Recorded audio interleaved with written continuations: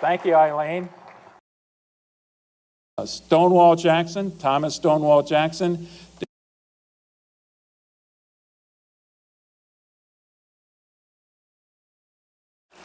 Thank you, Eileen. Looks like I got here just in the nick of time. And thank you all for coming this evening. For those of you who heard my presentation about Vicksburg last time, a couple, 3 weeks ago, you heard me explain that I agree with many historians that think that perhaps Vicksburg is the more important battle strategically in the history of the Civil War. But I have been constantly reminded over the last few days as this flood of information coming out of the media that as far as the American public is concerned, Gettysburg is the battle to be paying attention to. And I've been thinking about why that might be the case, and there's plenty of very good reasons. There's no question that it is one of the turning points of the war. And that coupled with Vicksburg, in my mind, plus the Emancipation Proclamation, those are the main turning points of the war. But it's also easily the largest battle in terms of those who are engaged, and especially in terms of the casualties involved. 3-day battle, all 3 days, very bloody, gruesome fighting that was going on. And it also has the distinction of being in the Eastern Theater. In other words, close to most of the newspapers of the day. So it got a lot of publicity because of that reason. And I think another big reason is that it was where a couple of the most prominent Confederate leaders served, and in the top of that list is Robert E. Lee. And that gets me to, I guess, thinking about more literary terms, and I don't know if this will work for you or not, but it makes some sense to me. There's something very tragic about this battle in some respects. Now, if you take the Union perspective, which most of us do, you think that's absolutely not the case. But there is this whole notion of the great lost cause, the glorious lost cause, and much of the Civil War history, the military history, has been written by Southerners. And so they look at this battle and try to figure out, how did we lose it? This is the place that we lost it. So it takes on the role of Greek tragedy, and I think that's in large part why Americans embrace this battle and are so fascinated by this battle, even to this day. But you didn't come here to hear me talk about that, so let's move on here quickly. And we have to start with a refresher of what happened just a couple months before, in May of 1863. Of course, right at the beginning of that month is this major, incredible victory that the Confederates had, led by Robert E. Lee, at Chancellorsville, just a few miles west of Fredericksburg, where they had also beaten the Union forces. In this case, it was Joseph Hooker who they beat.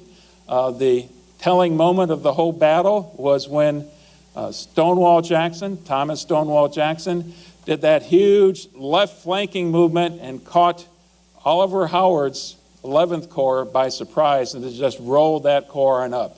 And after that, the Union forces were basically reacting and on their heels, and it just didn't turn out well. The problem with that battle, as far as the Confederates were concerned, was the casualties that they had. 1,700 killed, over 13,000, almost 13,500 casualties altogether. A lot of those people the Confederates are not going to be able to replace. And right at the top of that list is Stonewall Jackson, who was killed. He died a few days after the battle. The Union, coming out of that battle, had their own problems. In that case, they had 2-year regiments that had enlisted, instead of the 3-year norm, 2-year regiments, and a bunch of 9-month regiments. And a lot of these folks are now going to be getting out of the Union Army somewhere in May, June, July, into August timeframe. So there's a real imperative as far as Hooker's concerned to get this army fighting. That's one of the main reasons he fought when he did at Chancellorsville. If we look at what was going on in the West, it's an entirely different picture for the Confederacy.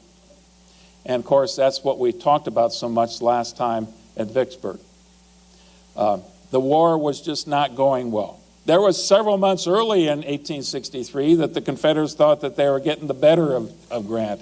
But he was nothing but persistent, and by the time you get to late April, he's already south of Vicksburg, moving north towards the siege that would eventually lead to the surrender of the garrison at Vicksburg.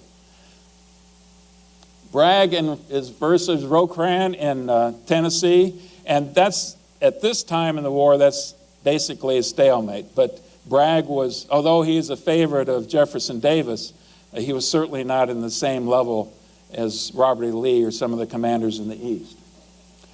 And here's the bottom line for the Confederates. They've got a shrinking pool of manpower to play into. Now, politics always plays into warfare more than we'd like to admit, and that's certainly the case after Chancellorsville. This was an incredible defeat for Hooker. Part of that defeat can be explained because he got injured early in the campaign and got a concussion. But it wasn't so severe that it took him out of the battle. So he was foggy for much of the battle and didn't perform well. But regardless, he came out of it, and he blamed 3 other commanders, corps commanders, for what was going on. A couple of them were up here. Near the top of the list was Oliver Howard, the commander of the 11th Corps that got rolled up by Jackson's forces. Another one was Sedgwick, who was the commander of a corps, 6th Corps, in Fredericksburg. And Hooker had given him a lot of responsibility, and it just didn't seem that Sedgwick was up to the task to act independently. That was the assumption that Hooker had given him. You've got to act independently. So Sedgwick took some of the blame. Although most of the Union didn't recognize it at the time, he was deserving that blame. And then General Stoneman, who was the commander of the cavalry, was absolutely not aggressive enough when he went on a major raid towards Richmond, but basically to cut the Confederate railroad lines and to burn the bridges over the rivers. That never happened. So those are the 3 people that Hooker is glad to blame for this. And May 13th, though, Hooker writes to Lincoln that he hopes to commence his campaign the next day. And here's Lincoln's response.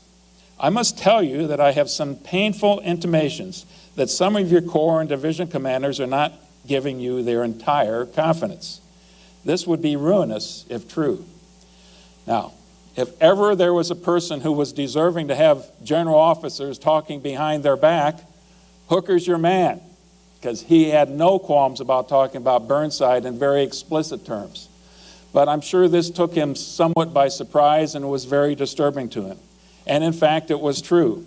General Halleck, the general-in-chief, had talked to several of these commanders on May 7th, a few days before this, and 3 of them came up and were basically actively advocating that Hooker be replaced. General Slocum was leading that course, and also in that group is General Darius Couch and General Sedgwick. Those 3 were actively looking to try to replace Hooker, and generally with General Meade, who really didn't want to have anything to do with it. He wasn't interested in having his name thrust forward like that. Reynolds and Howard, 1st Corps commander and the 11th Corps commander, were also somewhat on the fence, but they would have certainly been willing to go along with the notion that it was time for Hooker to step down. So all of that is going on at this time, at the very time that Hooker's trying to convince Halleck and Lincoln that he needs to go on the offensive. Lee's strategy then, coming out of Chancellorsville, what does he want to accomplish? Well, the first thing is he's going to look at what he wants to do with his army and where he does not want to fight his army. On May 13th, he and Longstreet kind of brainstormed some of this out, and by that time already, Lee was talking about going north. They knew at that time that Vicksburg was a big problem. It looked like the siege was going to be inevitable. In fact, the siege starts on the 18th of May. And that if the siege was inevitable, it was inevitable that Vicksburg would eventually fall. So part of the rationale was we need to do something to kind of counterbalance this impending disaster we're going to have in the West. He had a low regard for Hooker. he liked the idea of going north and living off the fat of the northern land. Maryland was good in that respect when he went during the Antietam campaign. He thought Pennsylvania would be even better in that respect. He doesn't want to fight south of the Rappahannock River. His army was essentially starving for lack of supplies there. Better to go north and do that. So he seeks to have battle on the South's terms. There is still this notion, although I don't think it's realistic at this time, that doesn't mean that they didn't hope for it, that they could get either England or France to recognize the nation, especially if they had success in this battle up north. So what is his objective, Lee's objective? Northern morale and peace Democrats. And let me just read one quote here. Robert E. Lee, when he's writing to his wife. If successful this year, next fall, there will be a great change in public opinion at the North. The Republicans will be destroyed, and I think the Friends of Peace will become so strong that the next administration will go in on that basis.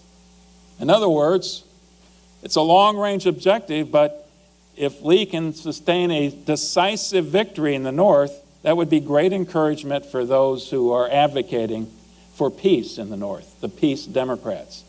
And by 1864, we know that George McClellan is going to be their candidate. The other objective, then, is a decisive victory. And this is always in the mind of the ever-aggressive, audacious Robert E. Lee, to thump him to the point where they'll be begging for peace. And here's a perfect example of his mindset. Robert E. Lee it was not in his makeup to back off and let the enemy have the initiative and let the enemy take the offensive. Here's what he said. Oftentimes, he that played a very bold game, but it was the only possible one. Now, we're going to hear much more about what Longstreet has to say about this campaign in a few slides here. Here is the Army of Northern Virginia. Before this campaign, there were 2 corps. And you notice all these corps are over 20,000 men. These are much larger than the Union Corps, and we'll see that in a few slides. But Lee has to reorganize because one of his corps commanders, Thomas Stonewall Jackson, had just been killed in the last battle. So he still has James Longstreet, the old warhorse. Longstreet is a West Point officer, 54th out of 56th in the class of 1842. But you find out when you study military history that doesn't necessarily mean there'll be a failure once they get to the battlefield. And Longstreet was Lee's closest, most trusted advisor by this time. Originally from South Carolina, he'd served in the Mexican War, as almost all of these people had, and he was the perfect foil to what Lee had, who could take initiative on the battlefield and make things happen and move things forward. But, as we're going to see later on, by this time already he's starting to really work on Lee and trying to convince him, go on the strategic offensive, but once you get to the battlefield you like, go on the tactical defensive. Hunker down and let the enemy attack you on your choice of a battlefield.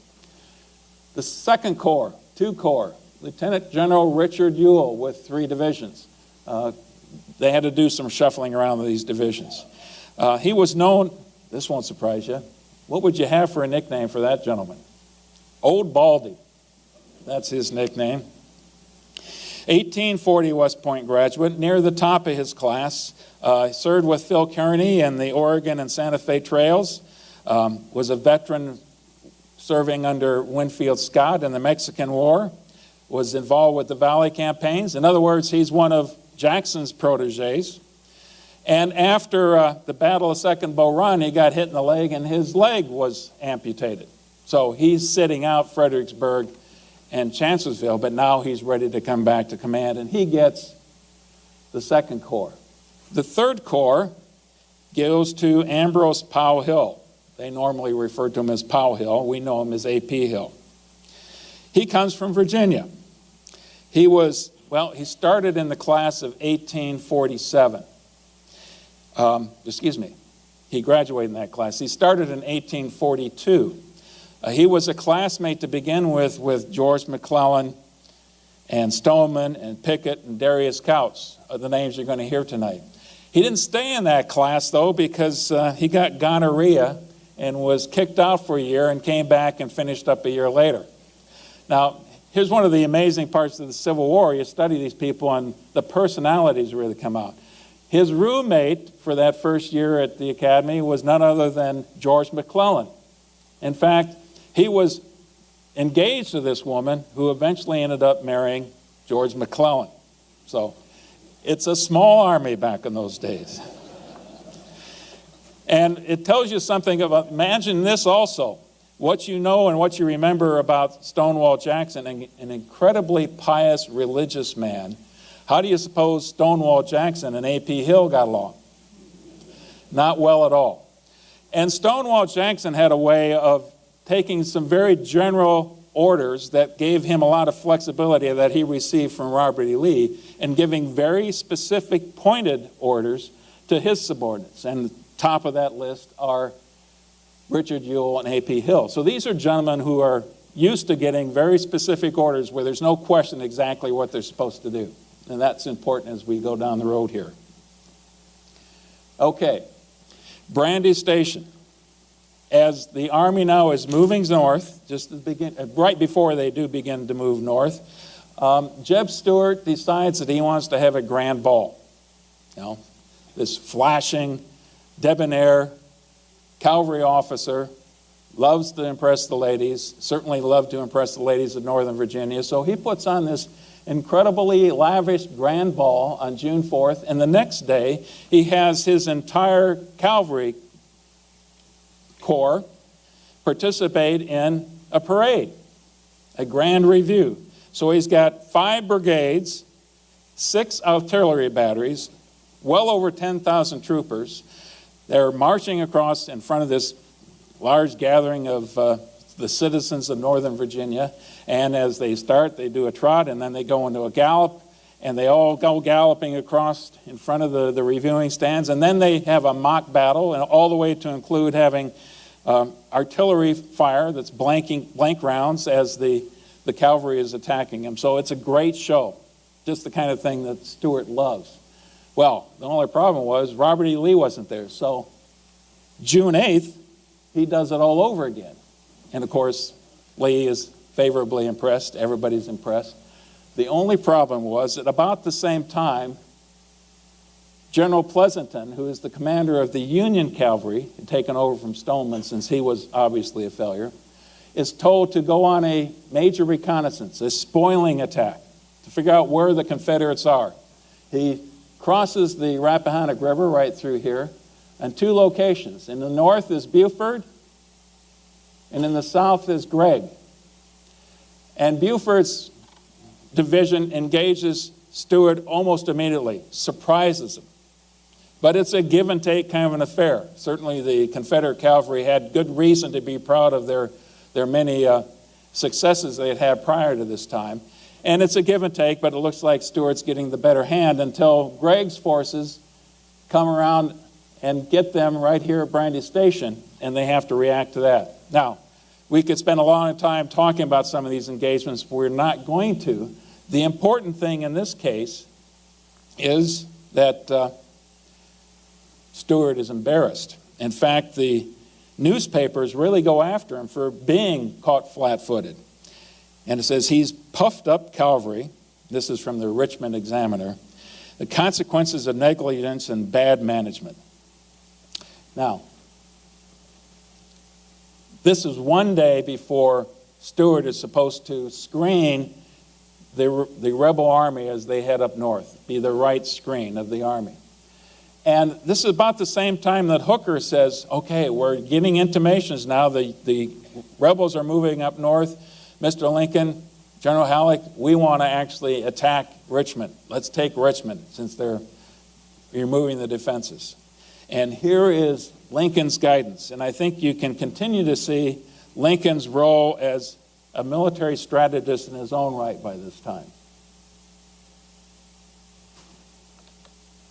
Your long dispatch of today is just received. If left to me, I would not go south of the Rappahannock upon Lee's moving north of it. If you had Richmond invested today, you would not be able to take it in 20 days.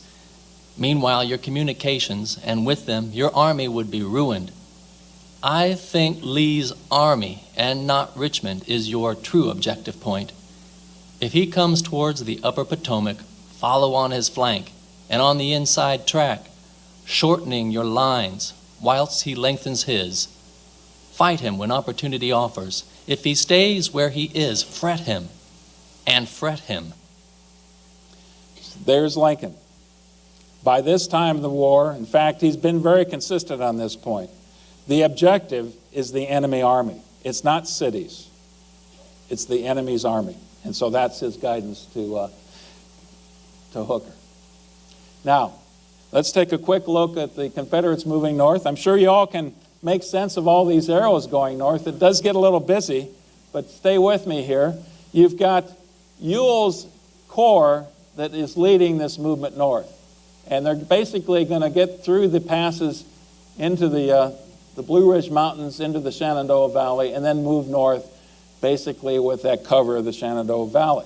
You can see here some cavalry. This is the Confederate cavalry here in the screening operation.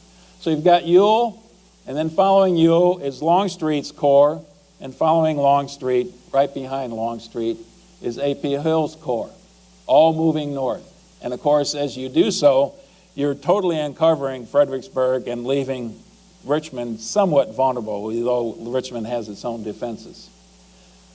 The first major engagement they get at is right here at Winchester. And the Union commander was instructed to evacuate.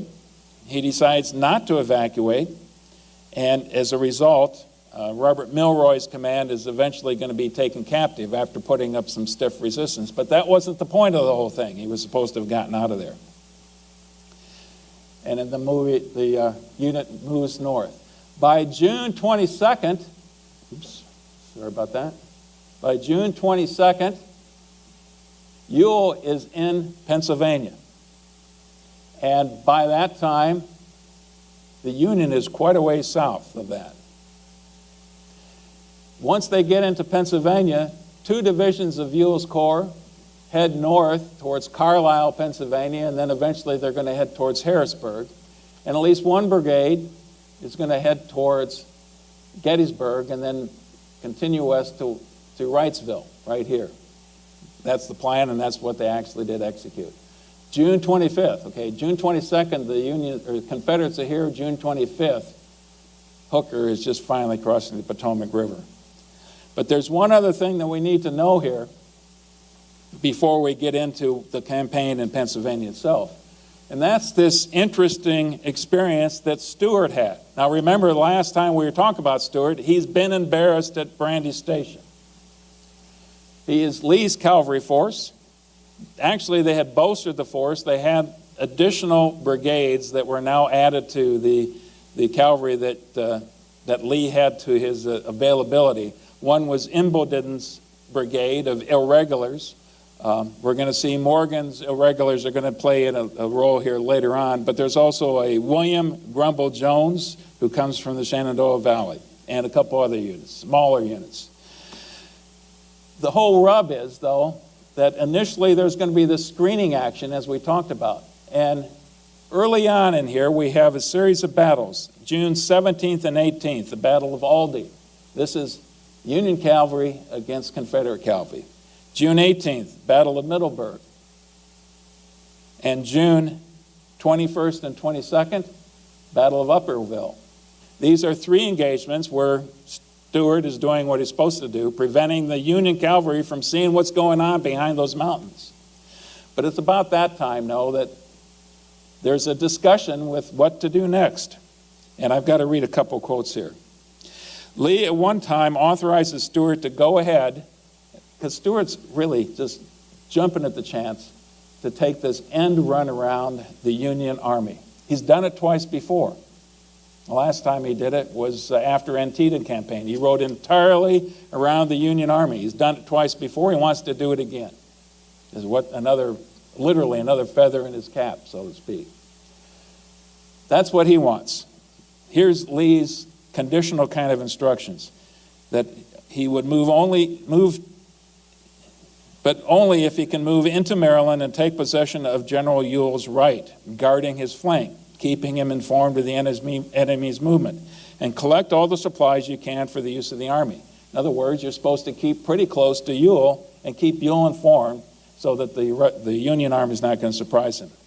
But that order goes to Longstreet, and then it goes to Stuart. It gets altered a little bit, and there's some discussion now. And Stuart's still gnawing at the bit to do the run around the Union Army. And finally, he gets these instructions from Lee. If you can pass around their army without hindrance, cross the river east of the mountains. Okay, didn't say which mountains. And he gives them enough rope to hang himself. And that's exactly what Stuart is now going to do. So June 25th, he starts this ride. He goes across the Potomac River. He actually raids far enough towards Washington, D.C. that he can see the Capitol Dome. He captures this very substantial wagon train with lots of supplies, a lot of forage, and then he continues north. He gets into a little engagement here in Hanover, right here, runs into some Union cavalry, and instead of going straight west from there, he realizes he's got to head east and then a little north. And so for a long period of time, as far as Lee's concerned, he's blind. Stuart's supposed to be providing reconnaissance and telling him where the enemy is. And Stuart's not telling him anything because, quite frankly, Stuart doesn't know where the Confederate army is. In fact, they find out about some of these things by reading about it in the Baltimore newspaper. So, bit of a problem.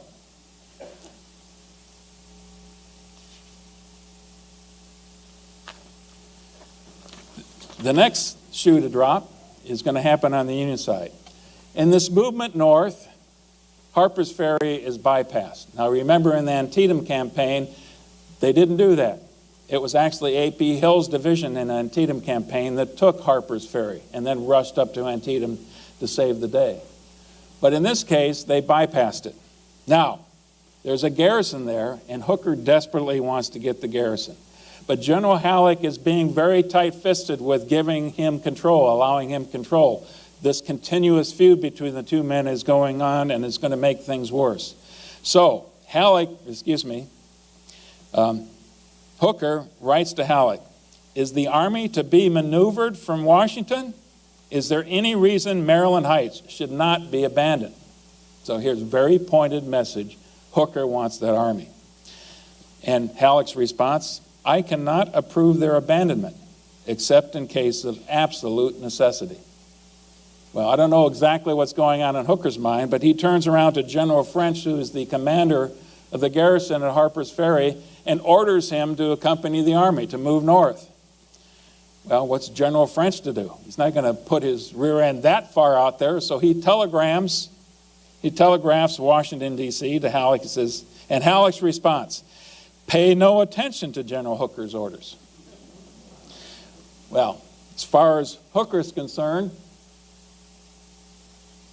this is throwing down the gauntlet.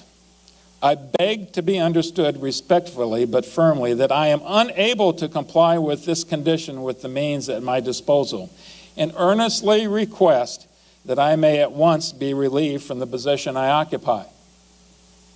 He's asking to be relieved. Probably doesn't really want to be relieved, but he's going to, throw down the gauntlet and see what happens. It takes Lincoln and Halleck very little time to decide that they're going to replace him and put George Meade in his stead. Now again, George Meade was the general officer that everybody else was recommending take the command. I kind of jumped over a couple things. Lincoln and Halleck had actually offered the command to several officers. One of them was Reynolds, another one was Couch, another one was even Hancock, Winfield Scott Hancock. All of them turned it down. Reynolds turned it down at one time because he said, well, I'll take it, but only if I know Washington, D.C. is not going to interfere with my command. Well, Those were conditions that Halleck wasn't ready to accept. But everybody thought that Meade was the right guy. And so on June 28th, George Gordon Meade takes command. Now think about it. July 1st, we know, if we're jumping up ahead, 150 years ago today is day 2 of the Battle of Gettysburg. July 1st is day 1. This is 3 days, 4 days in front of that. You're taking command of an army that's rapidly on the move north, heading for an engagement. You don't know where the enemy is. Imagine the uncertainty and what's going on in George Meade's mind at that particular point in time. It's incredible to even think about it. Here's the Army of the Potomac. Much more robust, but again, this concern over the 2-year units leaving soon. There's 31 New York regiments and 2 Maine regiments that are 2-year regiments. There's 16,700 9-month regiments, primarily from Pennsylvania and New Jersey. And these were ones that were raised when the fear of Antietam was going on. 25 units are scheduled to muster out in June alone. So that's already going on. In the midst of this, this number is being depleted on a daily basis. Looks like a big number, but it's being depleted steadily. And 48,000 fewer troops by July 1st versus May 1st.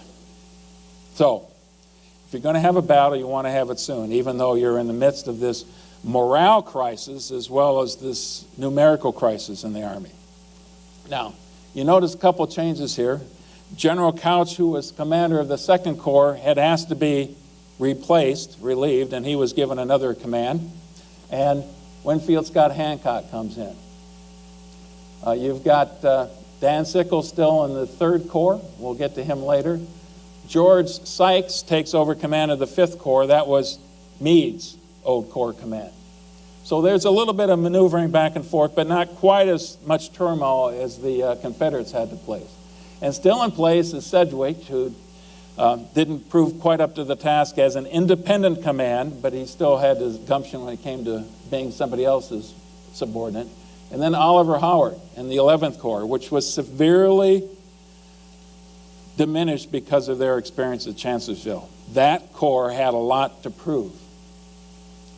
And a couple of these corps, 3rd Corps and Slocum's 7th Corps, are quite a bit smaller. 12th Corps. There is an artillery reserve, but one other thing that the Union did right before this battle was revert to their old artillery organization, and General Henry Hunt, who was a staff officer under George Meade, was the artillery staff officer, and he's going to give a great amount of latitude to control the artillery on the battlefield, and that's going to be important later on. So, the Confederates are into Pennsylvania now. And what are they to do once they get there, other than hopefully Lee finds the conditions for the right kind of battle? Here's his General Order number 72, to live off the land, but prohibit plundering of private property. And when you do so, if you have to seize private property, because after all, that's why they're going north, to get provisions, food supplies, forage for their animal, their livestock, they're going to pay for it. Well, what's the Confederate Army going to pay with? Confederate scrip. So as long as the Confederates win, it might be okay for you, but I'm sure they didn't think too much of it. Wanted to play one quote here. One of the Confederates, and here's his image of what Lee had ordered that they do. We have inflicted serious injury upon the corpulent Dutch farmers of that loyal state in the destruction of bee gums, fowls, eggs, butter, cherries, green apples, cider, and apple butter. It will take at least 3 seasons to replenish the stock, besides playing sad havoc with their horses and cattle. Our army will not cost the Confederacy a great deal as long as we remain in Pennsylvania. So they're liking it.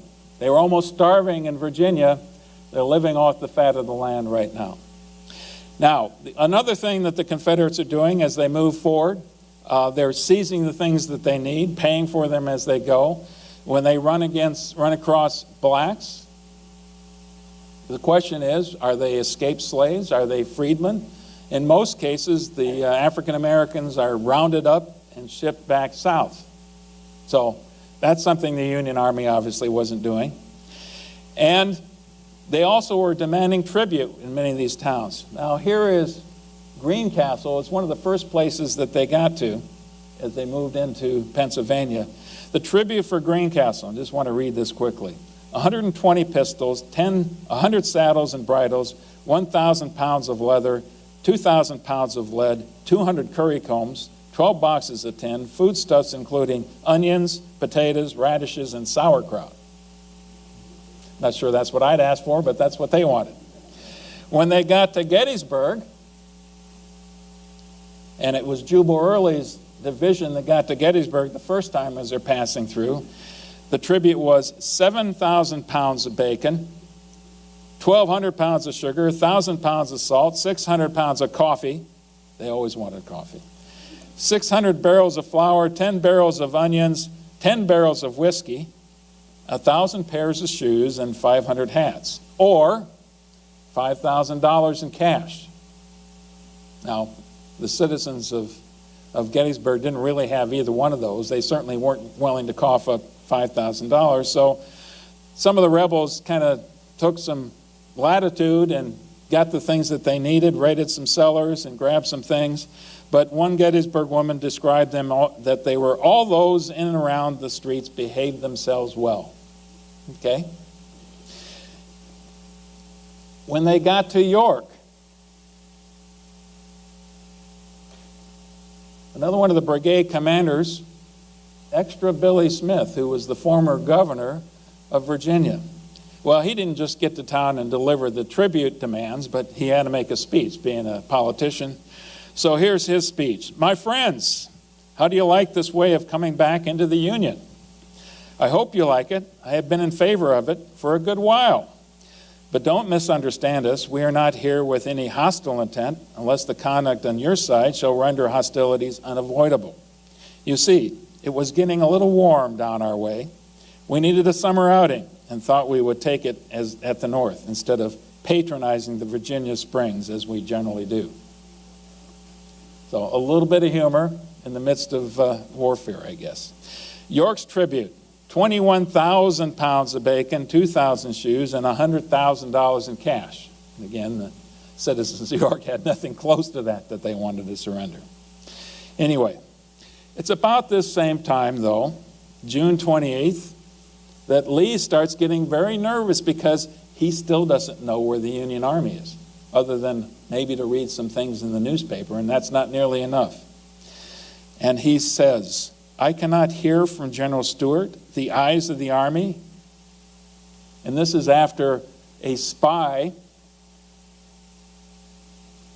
Henry Harrison, an actor and a spy who was a good friend of Longstreet, had reported into Longstreet with a report that he'd seen the Union Army and they were well into Maryland and heading north fast. And that's when you have Lee asking these questions.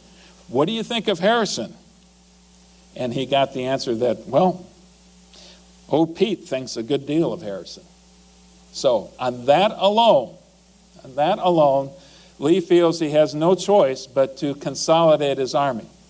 By that time, you've got elements that are up here near Harrisburg, over in Wrightsville, all over this vicinity.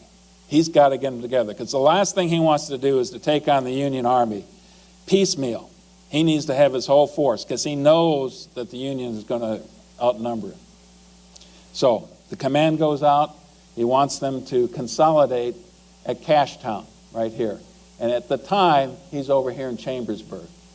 Now, this is where Gettysburg really becomes important because, as we'll see in a map here soon, in this region of Pennsylvania, all roads seem to lead to Gettysburg. Let's take a look at Gettysburg itself. It's not a big city. Remember, we were talking about Vicksburg. Gettysburg is only 2,400 people, so it's a small town. Those days, it probably sounded much larger, but it's a small town. But it's an important crossroads area. Look at all of the roads. Chambersburg Pike here is an important one. Here's the pike from York. Here's the Baltimore Pike.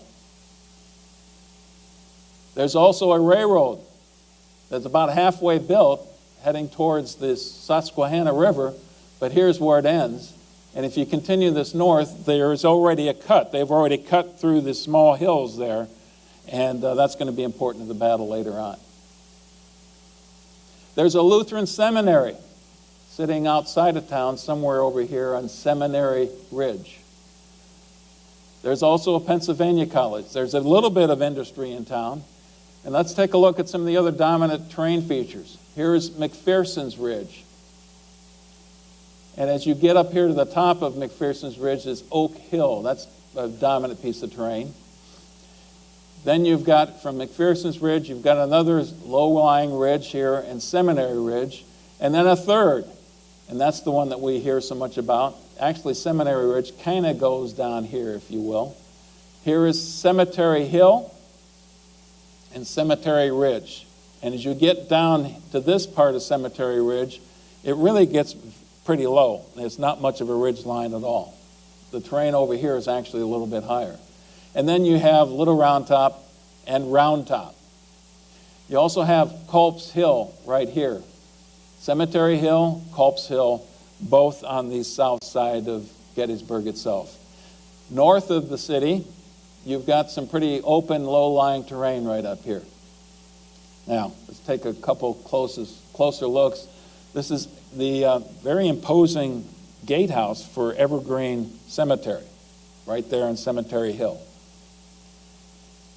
Here is the Lutheran Seminary, which will eventually be an important place both on day one and once the Confederates take it on day two.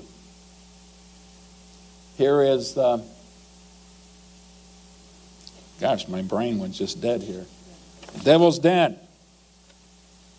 And Big Round Top and Little Round Top. I should point out, Devil's Den, very close to Little Round Top, Big Round Top. The wheat field, the peach orchard, all very important pieces of terrain as we get into the battle itself. So that's the terrain that they're going to be fighting over for the next 3 days. First contact happens on July 1st in the morning. Lee's intent actually is to kind of let General Heath, it's spelled H-E-T-H, but it's pronounced Heath, to do a little bit of reconning, thinking that you might just run into some local militia when you head towards Gettysburg. But they're feeling out where the enemy is supposed to be. And Heath's instructions are, find where the enemy is, but do not engage in battle. I want to get my army together before we get to that. So instructions, do not engage in combat. Meade's intent, he's in northern Maryland. He's hoping to entice the Confederates down into his terrain. And it doesn't necessarily work out that way, but he gives some latitude to a couple people, primarily to Reynolds, who's going to be the first Corps commander on the scene. He wants to have battle at Pipe Creek, and he's just a few miles south of there. Those are locations that he feels comfortable to have battle with. But Buford is the one who first encounters the Confederates as they're moving eastward from Chambersburg and Cashtown towards Gettysburg itself. At 7:30, a small picket of Buford's soldiers is the first to encounter it, and it's actually the 8th Illinois, a lieutenant by the name of Marcellus Jones, who's out on the picket line, picket station, dismounted soldiers, and they spot in the distance some Confederates. So Buford asked for a carbine. They got Spencer carbines, and uses a fence rail, takes aim at the Confederates, fires one round, and doesn't hit a thing, which is typical for the Civil War era. That's the first round, fired by an Illinois soldier. Heath knows that he's encountered the enemy, still thinks it's probably not much, so he continues to push. And at the same time, Buford deploys his cavalry along McPherson's Ridge. He tells them to dismount. There are a certain percentage of the cavalrymen who are always behind the front lines holding the horses, while the dismounted cavalry go forward and get in prone position and get their their carbines ready to go. Because they have carbines, they can put out a much higher volume of fire than the Confederates would expect. Make them even think that perhaps there's infantry there once they get there. So, Heath continues to attack. About 10 o'clock, Reynolds gets to the battlefield at the very beginning of the first Corps units that are getting there. And now you've got both Heath and the Confederates slamming straight up against first Buford, who's holding his own pretty well, and then Reynolds replaces his First Corps regiments with Buford, who is pulled back now, because that's not what cavalry is supposed to be doing. And Heath decides, we've got the better of these people. We're going to press the attack. Now remember, that wasn't in the cards at all.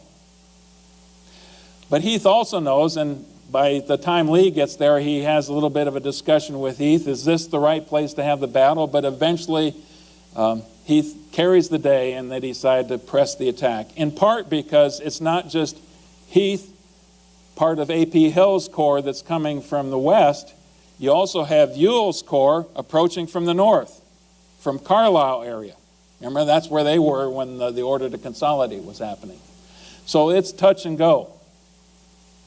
The First Corps replaces. You've got the Iron Brigade is anchoring the left side of the Union line. They'd been famous at the Second Bull Run and very prominent thereafter. Been in a lot of battles, had their ranks depleted, but they proved their nickname at this particular battle once again. And you have reinforcements showing up from both sides, continuing to do so. The Confederates are initially repulsed at McPherson's Ridge by Reynolds' forces. Only an hour afterwards that Reynolds gets to the battlefield, he's hit in the head, actually in the neck. By the time he hits the ground, he's dead. But what he had already done is steel the nerve of the Union forces that were there, and most importantly of all, he had decided this is good terrain to fight a major battle on. He had basically committed the Union Army to fight at Gettysburg. The terrain wasn't the town itself. The key terrain, as far as Reynolds was concerned, were those two hills south of town. You've got Cemetery Hill and Culp's Hill. That's where he thought the battle ought to be fought. Those are the two pieces of terrain that must be held at all costs.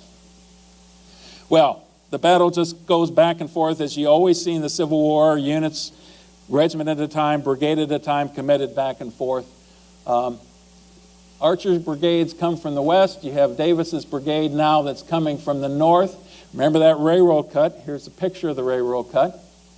And the problem, once you get in the railroad cut, you can drive the Union forces up, but the Confederates got inside the cut, and that's way too deep. They can't fight themselves out of it. At a critical moment in time, the replacement for General Reynolds was General Doubleday, of Doubleday fame, the founder of baseball. At least that's the theory. Anyway, he takes over command of the First Corps, and he commands the 6th Wisconsin, which was one of those regiments of the Iron Brigade, which was in reserve, to march all the way across the back of the battlefield, from the south end all the way to the north end of the battlefield, and charge right into the railroad cut. And they actually do that, an amazing speed and celerity, get to that cut, and some vicious fighting, but it ends with the commander of the 6th Wisconsin taking the surrender of the commander of the 2nd Mississippi in the midst of the cut right here. But that's the highlight for the Union. It doesn't all go well for the Union at that time. General Pender, another one of the divisions, part of A.P. Hill's corps, continues the attack, and here's the numbers. Because you've got one Union Corps versus one Confederate Corps, and the Confederate Corps is so much larger, it's just not going to go well if the Confederates deploy everything. They've got 8 rebel brigades versus 6 Union brigades. A little bit of a feel for what the combat is like in this part of the terrain. Remember, this is just day one. It's just getting started. Up and down the line, men were reeling and falling.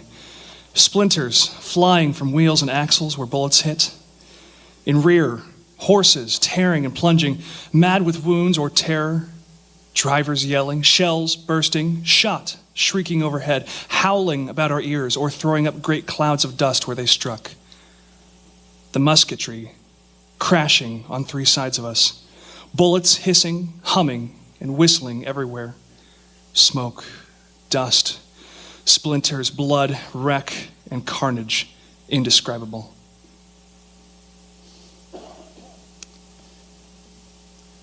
That's only half of what's going on in day one. The other half is what's going to be happening to the 11th Corps, which is arriving approximately at 12 noonish time frame and then moving north straight through Gettysburg, north into these positions. And at that same time now, General Early of Ewell's Corps is driving down from the north. So right here, this is a position right here it's worth taking a look at. Barlow's Knob. Named Barlow's Knob because Barlow is the commander in that area. He moves forward because it's the most prominent piece of terrain in an otherwise very inconspicuous area of the battlefield. This is all pretty level terrain. But he's moving forward well in front of the rest of the Union lines. These are the units of the 11th Corps. And if you remember, von Gilsa's unit was the first unit to encounter Jackson's troops and the first unit to break back in May in Chancellorsville. Now they're put in an incredibly precarious position. A couple brigades against Early's division. And you can just see by the map right here that Avery's brigade is easily going to outflank them. Once you get outflanked, you've got the enemy in front of you and you got the enemy to your side with nothing else out there, you start to panic. And unfortunately, once again, Ames and von Gilsa are going to buckle under the attack of Jubal Early. There's 9 brigades here versus 4 brigades of Union.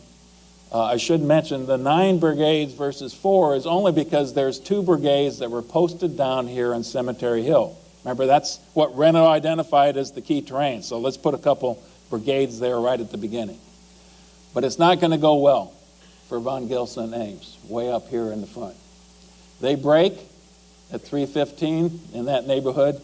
By 4:15, you have a general retreat that starts in the 11th Corps and eventually is going to include the entire 1st Corps over here, which has done incredibly well, but suffered horrendous casualties trying to hold off an entire corps of the Confederates. And they retreat, move back through town. It gets really ugly. Many of them are captured as they retreat through Gettysburg. The Confederates are right on their heels. One general officer actually doesn't get captured only because he hides behind a woodpile, and he's going to spend the rest of the battle hiding in the wood near this woodpile and relying on the kindness of a citizen of Gettysburg to give him a few scraps of bread to keep him alive. But the rest of the army now goes to Cemetery Hill. 2 demoralized corps. The 11th Corps is really in a shambles, and the 1st Corps, as I mentioned, has taken a tremendous bloodletting. Now, what do the folks over here in the 1st Corps think about their colleagues, their comrades in the 11th Corps?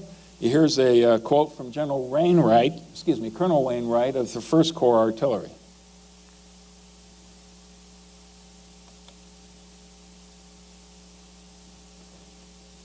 Not supposed to do that. As soon as the rebels began to fire, the 2 lines of Deutschmen in front of the batteries began to run, and nearly the whole of them cleared out. I pitied General Ames most heartily. His men did not stand at all, save one. I believe not a single regiment of the 11th Corps exposed to the attack stood fire, but ran away, almost to a man. Stuart stretched his men along the road with fence rails to try to stop the runaways, but could do nothing. Officers and men, however, got a supper. They had been without food all day.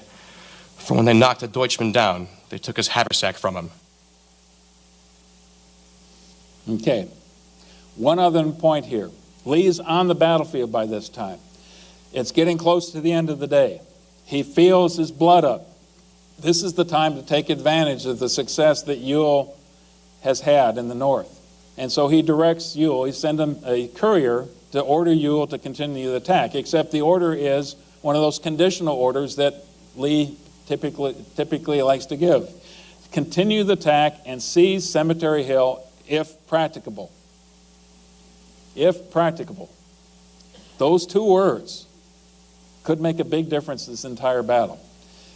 As far as Ewell's concerned, his soldiers are pretty well exhausted. It wasn't practical for him to continue the assault. So that doesn't happen on the night of day one. And this is where they form up. By this time, General Hancock, who's the commander of the 2nd Corps, has ridden forward with instructions from General Meade to take command of all of the forces that are already there at Gettysburg. And the rest of the Union Army is rapidly going to be occupying the town that evening. It's an interesting choice because Oliver Howard easily outranks Hancock. He's got the data rank by a long shot, and I think Doubleday does as well. But by this time, Meade had the authority given to him by Halleck, I believe, to ignore data rank and appoint the people he thought were best able to command. And Hancock was definitely the right choice for this. And as soon as they get there, they're going to start to build barricades and to dig in, because they're expecting the Confederates to attack, obviously. Meade's plan then. What should they do? Once they've got the commanders there, to stay on the defensive.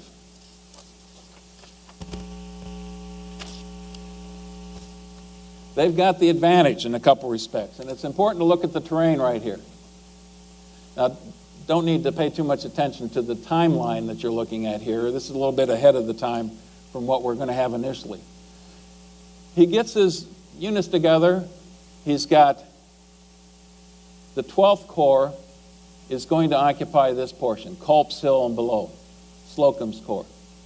You've got the 11th Corps, Howard, and the 1st Corps right here, basically on Cemetery Hill and just below that.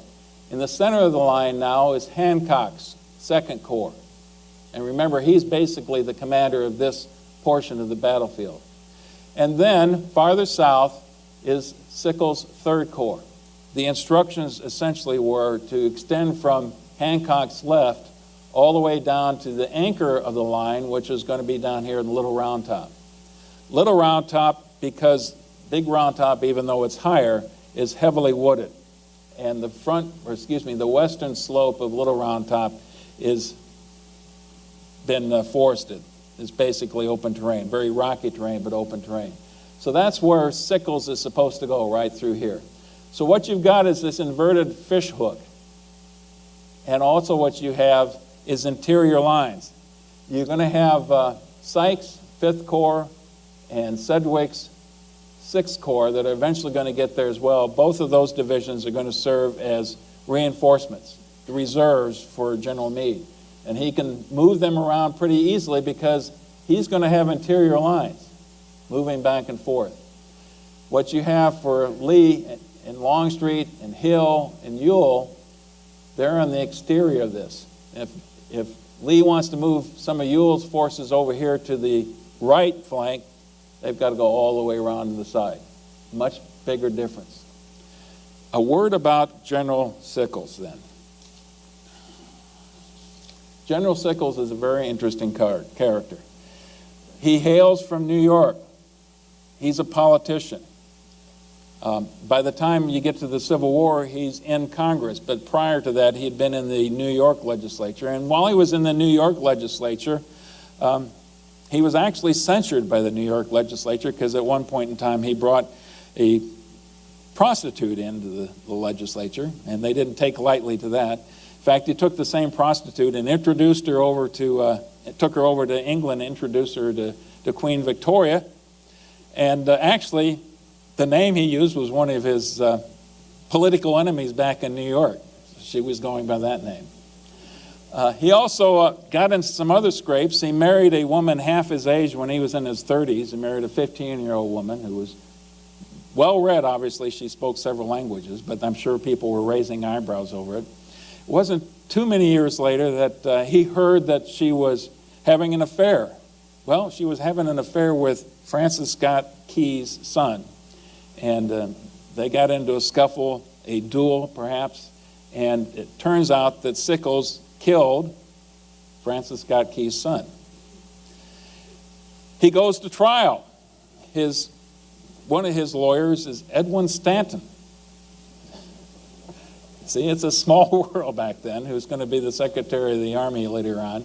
And Stanton manages to get him acquitted, claiming that he was maddened and temporarily insane when he committed this act. So I guess you could say he was the first guy to get off because of temporary insanity. But now he's commander of the 3rd Corps in the Union Army.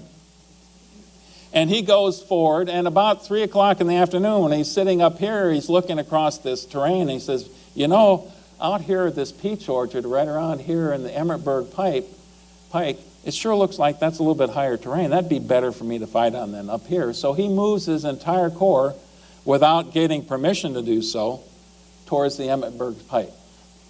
And when he does so,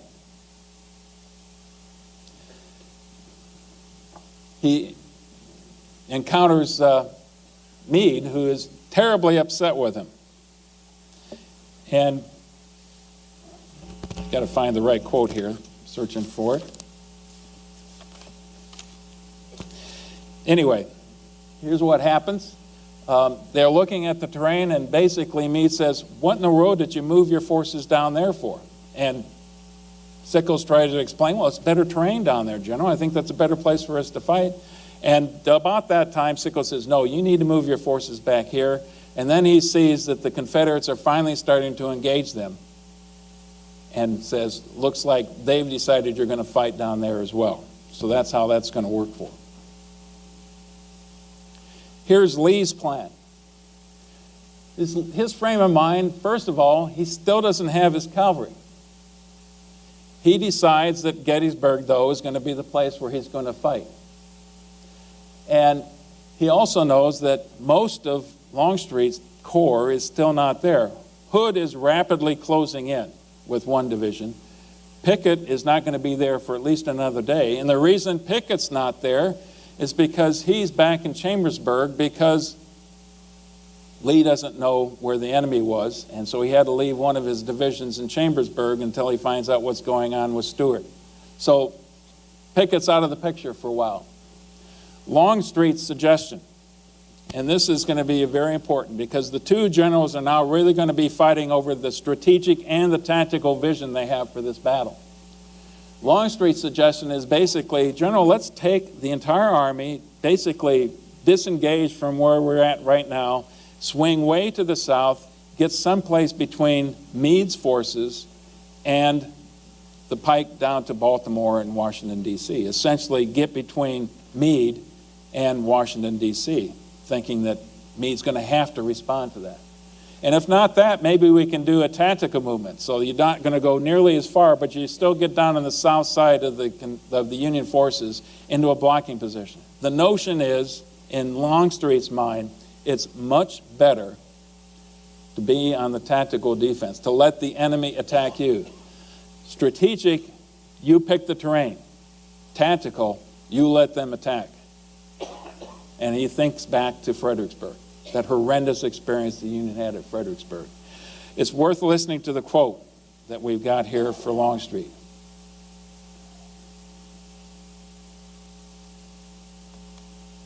If we could have chosen a point to meet our plans of operation, I do not think we could have found a better one than that upon which they are now concentrating. All we have to do is throw our army around by their left, and we shall interpose between the Federal Army and Washington. We can get a strong position and wait. And if they fail to attack us, we shall have everything in condition to move back tomorrow night in the direction of Washington, selecting beforehand a good position into which we can place our troops to receive battle next day. Finding our object is Washington, and that army, the Federals, will be sure to attack us. When they attack, we shall beat them, as we proposed to do before we left Fredericksburg. And the probabilities are that the fruits of our success will be great. Lee's response essentially was, if the enemy is there tomorrow, we must attack him. Lee knows exactly where they're at. He's audacious. He always wants to be on the offensive. He wants to be on the offensive because that means he has the initiative. Longstreet's response, if he is there, it will be because he is anxious that we should attack him. A good reason, in my judgment, for not doing so. So, there's real tension. For the first time, you're really seeing some real tension between the senior leaders in the Army of Northern Virginia. And I'm not sure that it's something that Lee was used to or entirely comfortable with. Who would be? You've got some serious contention from some of your most respected officer. Later on, he gets with Ewell and basically suggests to Ewell, maybe we should move south, kind of borrowing some of Longstreet's plan. And Ewell says, General, we fought over this terrain. My soldiers would be demoralized if we were to leave Gettysburg now, leave the city. We won this terrain. We should stay here and fight. And so now you've got another general trying to argue with him. Lee opts to stay and fight at Gettysburg. That's the bottom line for day 2. At the time, it's going to be a coordinated attack. Somewhere in the morning, he wants Ewell to attack up Culp's Hill and Longstreet to attack on the Union left flank. And when they were discussing it, they didn't think there was any Union forces down here. In fact, Longstreet had done a brief reconnaissance, hadn't got all the way that they should have, but thought that Little Round Top was totally vacant, that there was no Union forces here. And for a while, they were probably correct. So that's the plan. The other part of the plan then, once they do a launch on Longstreet's front, to do en echelon, which means that first you have a unit on the right flank attack, and then right down the line, like dominoes, each brigade attacks in succession. And the thought was those first brigades would push forward and start to cave in the Union line.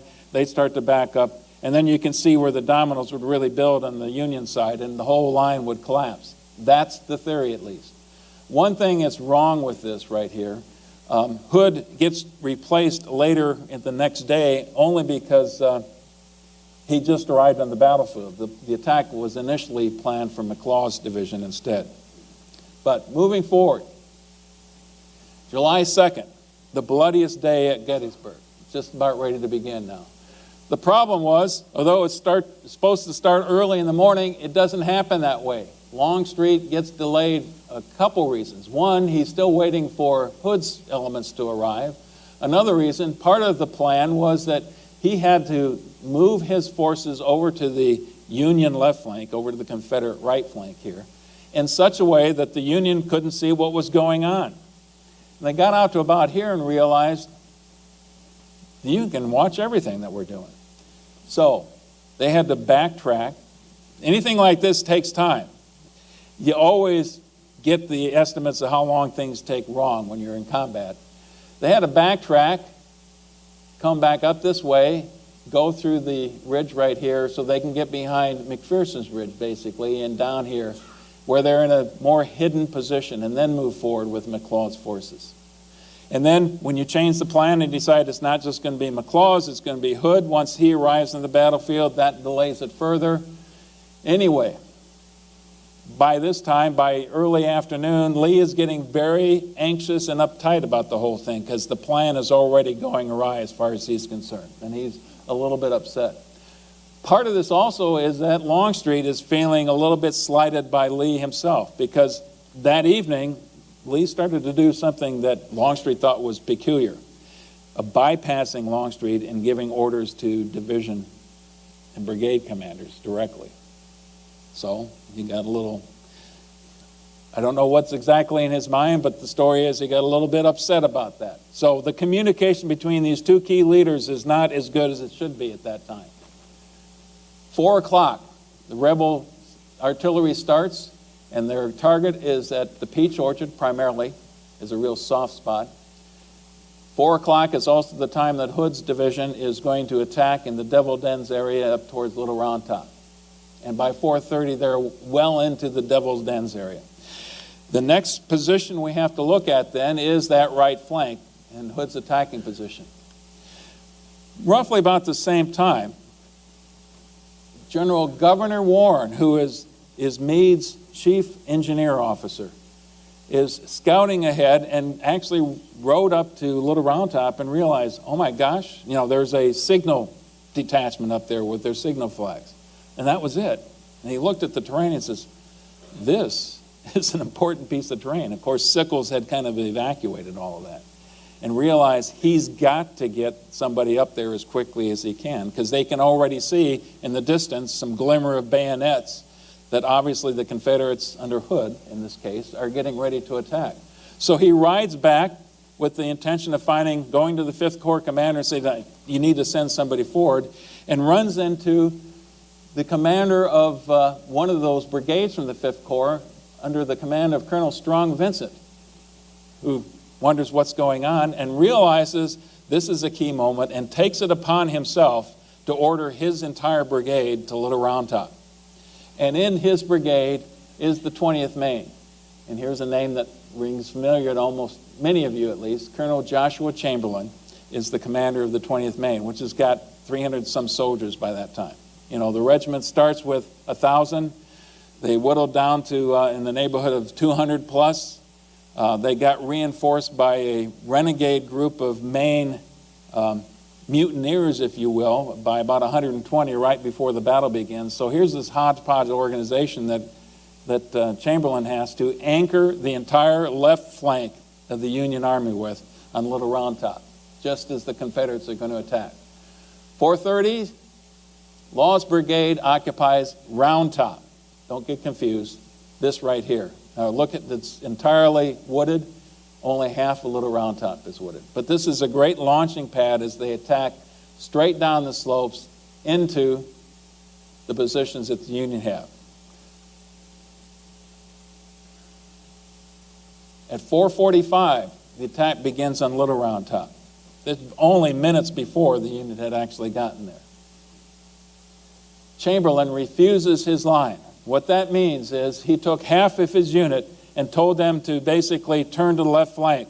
So now he's got this angle, and he's going to be attacked by the 15th and the 47th Alabama. Two regiments are going to be bearing in on him in his position. The rebels, the 15th and 47th, continue the attack. And we need to see what Colonel Oates, the commander of the 15th, says about the battle. In this very brutal back and forth campaign. I again ordered the advance, waving my sword, shouting, "Forward, men, to the ledge!" and was promptly followed by the command in splendid style. The 20th Maine fell back to the next ridge, then charged my line, coming right up in hand-to-hand encounter. A Maine man reached to grasp the staff of the colors when Ensign Archibald stepped back and Sergeant Pat O'Connor stove his bayonet through the head of a Yankee.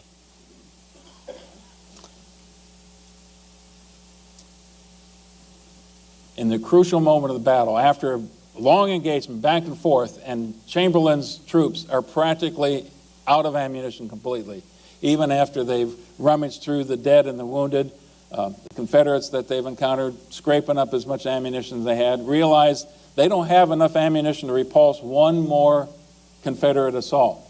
So here's a crucial point in American history, if you will, because this is an important piece of terrain. Chamberlain decides, rather than withdraw, to have his soldiers fix bayonets and charge into the advancing Confederates. And imagine the surprise of the 15th Alabama as they see these Union forces spilling off the top of the ridgeline and carry the day. Here is a short excerpt of how Chamberlain described the battle years later. We opened a brisk fire at close range, which was so sudden and effective that they soon fell back, only to burst forth again with a shout, and rapidly advanced, firing as they came. It did not seem possible to withstand another shock like this now coming on. The edge of the conflict swayed to and fro, with wild whirlpools and eddies. At times I saw around me more of the enemy than of my own men. Gaps opening, swallowing, closing again. Squads of stalwart men who had cut their way through us, disappearing as if translated. All around, a strange, mingled roar. That happens at 6 o'clock. We're going to jump back a little bit because the combat that's going on in the rest of Longstreet's line is every bit as brutal and desperate. But this is a key moment in part because if the Confederates had gained Little Round Top, then been able to haul their artillery up, they could have fired right down the line of the Union forces as they were, the rest of the Union forces on Seminary Ridge, they would have been pretty vulnerable. The wheat field and peach orchard. 4 o'clock again is when that initial artillery barrage begins against the peach orchard, some artillery units that the Union had there. 4:30, you've got the 1st Brigade under Robertson attacks into Rose Woods. Now that's actually not into the peach orchard area, but towards the wheat field, if you will. By 5 o'clock, another brigade moves forward and attacks towards the wheat field. And I want you to notice a couple things here. I did this deliberately. In this, boy, I didn't do that deliberately. In this case, the wheat field is lowercase. These places, Devil's Den, wheat field, peach orchard, become so significant in the lore of the Civil War and the lore that's attached to the Battle of Gettysburg that they are now proper names. Wheat field and peach orchard.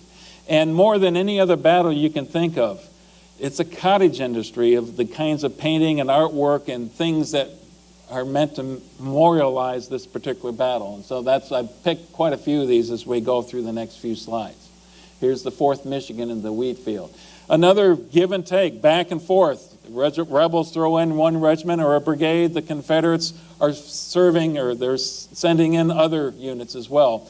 Meade is coordinating much of this. Hancock is coordinating much of this. And what's happening as the battle goes back and forth over the next few hours, the 3rd Corps isn't all that's going to be able to hold the line. Everybody recognizes that. So Meade starts sending in units from the 5th Corps and from the 6th Corps. He starts pulling units from the 12th Corps on Culp's Hill and from the 2nd Corps, all being fed into this part of the battlefield as it goes back and forth. Both sides are committing reinforcements.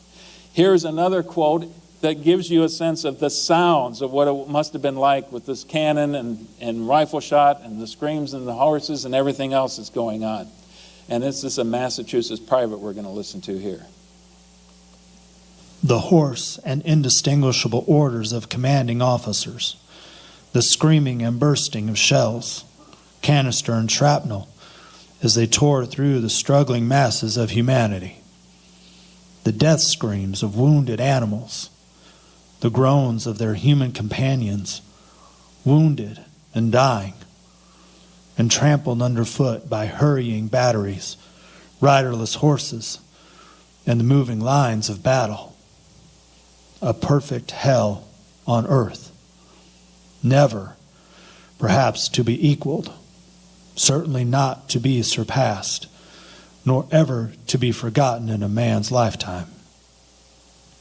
It has never been effaced from my memory, day or night, for 50 years. He's not the only one. This battle, for whoever was there, this battle is going to stay with their memories. 6 o'clock, Barksdale Mississippian Brigade attacks the Union forces at the peach orchard. Now, they'd had attacks there already, but this is the one that's really going to carry the day. And they move forward. Now, this is exactly the same time, as you recall, that the final climactic action at Little Round Top is going on. 6 o'clock, it's going exactly the opposite direction. The Confederates are beginning to move forward. And suddenly there's this huge gap in the Union lines as the Union starts to withdraw. 2 more brigades are fed into the attack. Sickles' headquarters, which is a little bit farther up the slope, is taking fire. He mounts on. He's nothing if not brave and conspicuous in his performance in the battlefield, but he takes a round shot through his leg, and he's seriously injured now. Taken off his horse, put on a stretcher, and here's the next chapter of Sickles' very colorful life. He's on the stretcher, smoking a cigar, still encouraging his soldiers forward as they haul him off to the battlefield, and once he gets to the surgeon's tent, insists that they hold on to his leg so he can preserve the leg bone that had been cut off. And that's what it is right there. That's Sickles' leg bone that for the rest of his life was going to be on display in a museum up in Washington, D.C. And how do the soldiers from the 2nd Corps feel about this now that Sickles' been injured? Here's one quote. "The loss of his leg is a great gain to us, whatever it may be to him."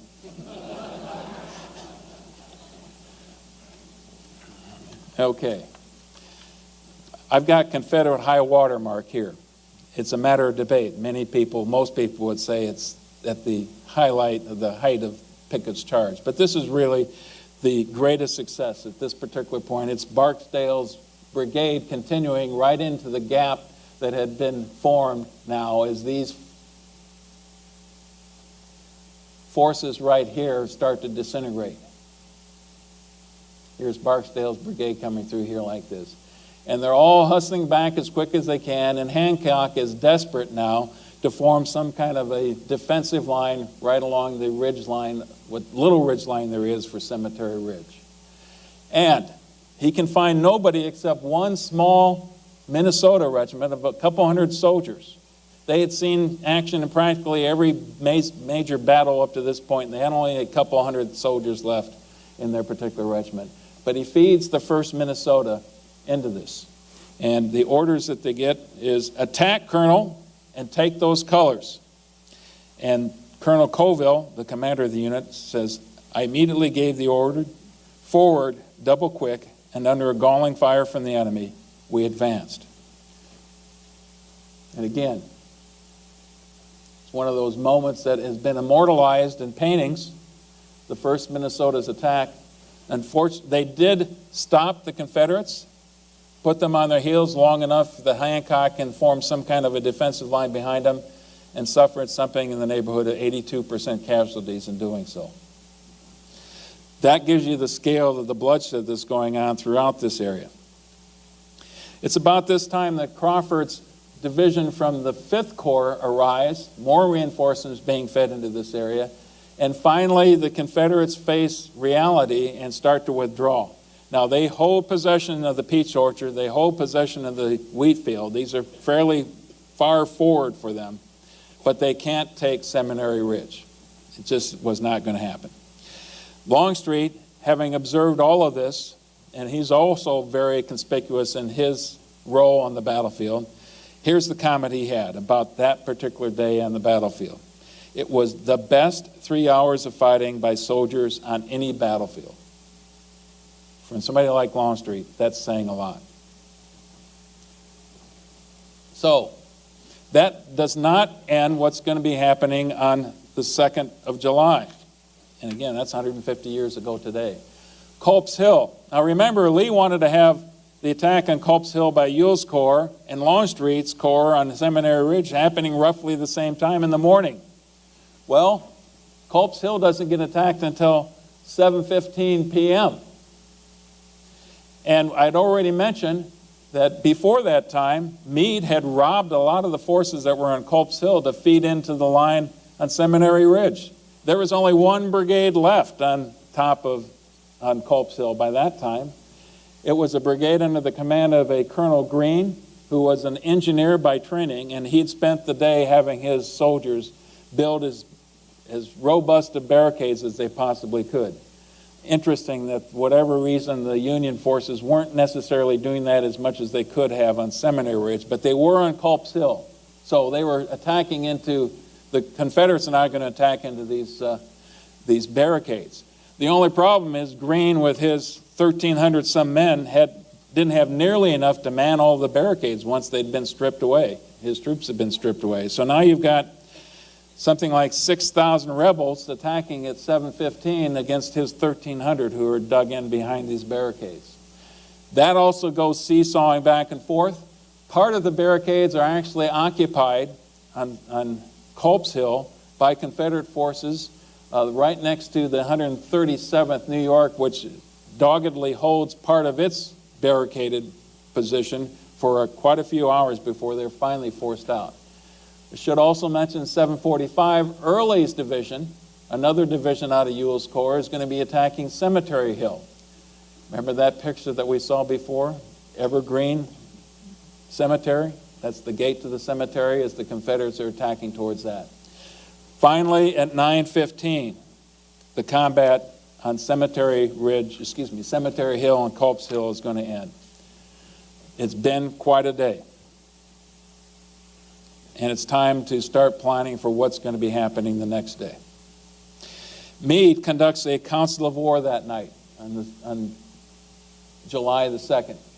He gets all of his corps commanders together. He gets Governor Warren, that engineer officer, General Hunt, his artillery officer, together, and basically gives them 3 questions to consider. Should we stay where we're at? Should the Army of the Potomac stay right here in Gettysburg? And the answer was a unanimous yes. Should we defend or attack? And almost a unanimous consent on this one as well. Defend. Once you got to that point, then the third question was obvious. For how long? If Lee doesn't do anything, how long should we wait? And the answer was generally, at least a day, and then we'll see what Lee's doing and respond to what Lee does. But the thought was, knowing Lee's mind, that he probably was going to attack. The last piece of advice then that Meade is going to give,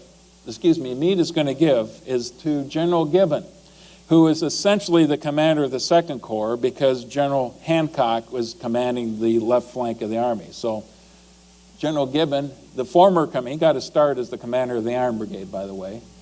A seasoned soldier, an excellent commander. This is the advice he's given by Meade. Meade says to me, if Lee attacks tomorrow, it will be in your front. I asked him why he thought so, and he replied, because he has made attacks on both of our flanks and failed, and if he concludes to try it again, it will be on our center. And here's Gibbon's thoughts. I expressed a hope that he would, and told General Meade with confidence that if he did, we would defeat him. So you're almost inviting Lee to attack exactly where Meade wants him to. So what's going on the other side, on the Confederate side? That's a very different story. And you can begin to see the relationship of the Confederate commanders. It's strained already on day 2, but it's going to continue that way. And what doesn't happen this night, and that's a reflection in part of how Lee likes to command, is he doesn't have a council of war.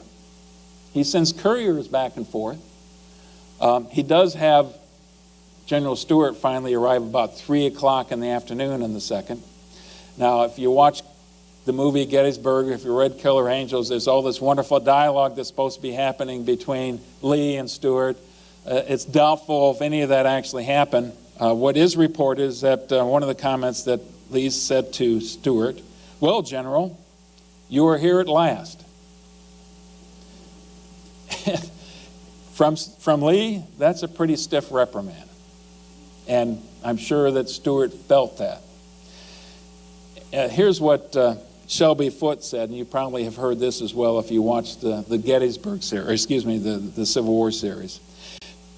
General, I bring you 200 Yankee wagons full of supplies. And Lee's response, General, they are an impediment to me now. I ask that you help me whip these people. So, Stuart's finally there. His troopers are riding hard. They're going to be there later that night.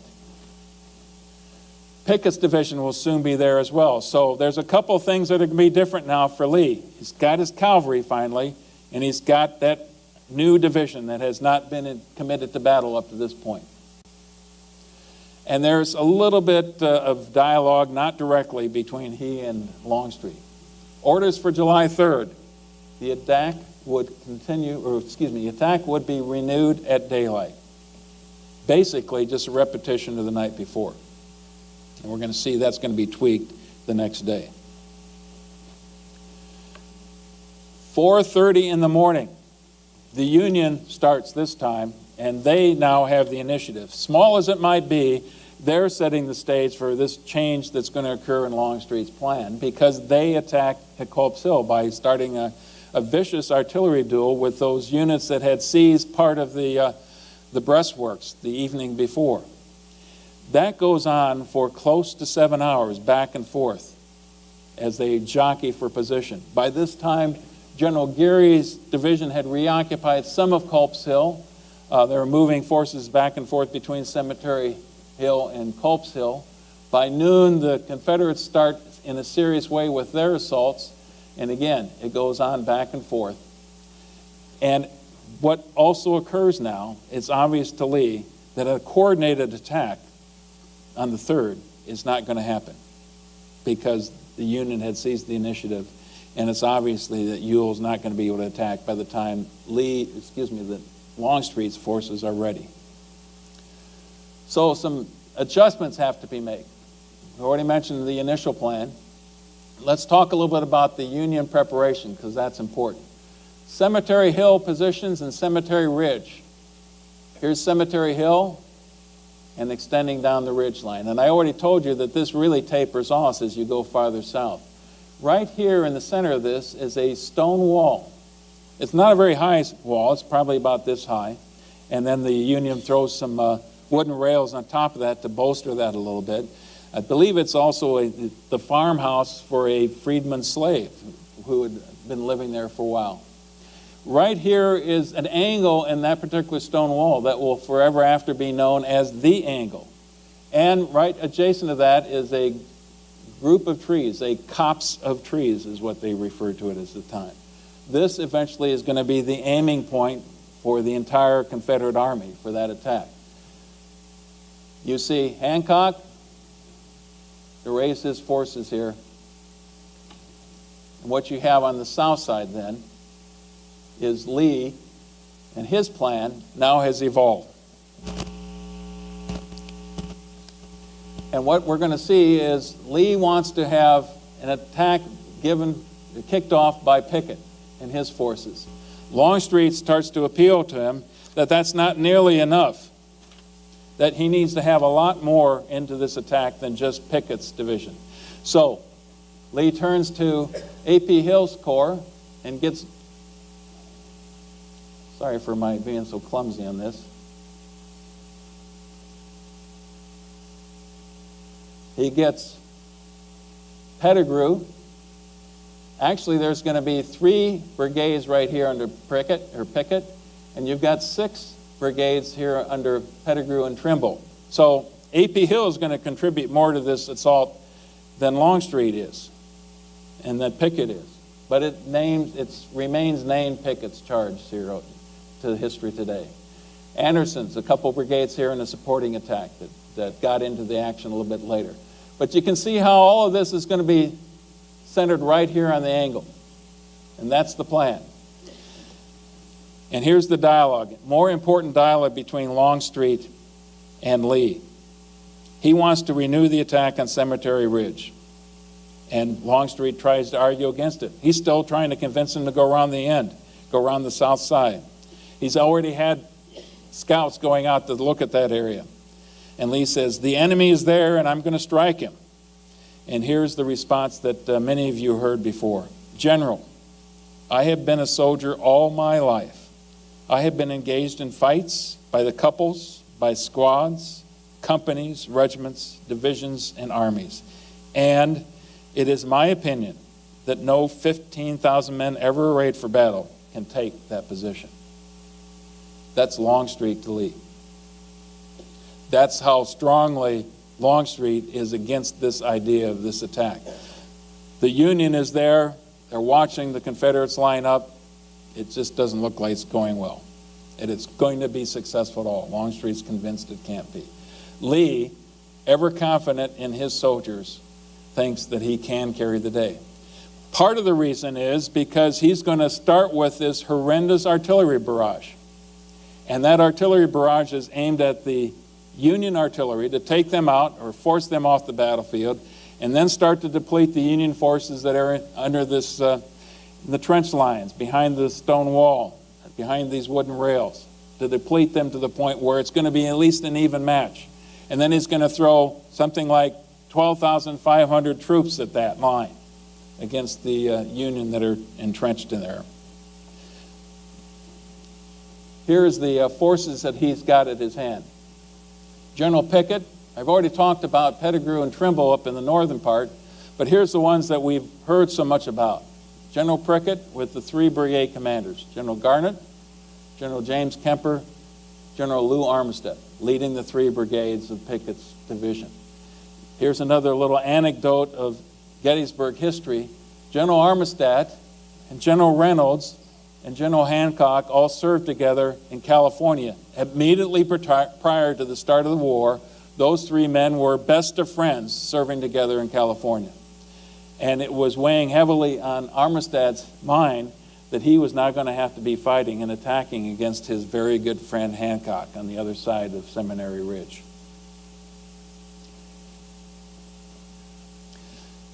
A little bit more about the artillery barrage.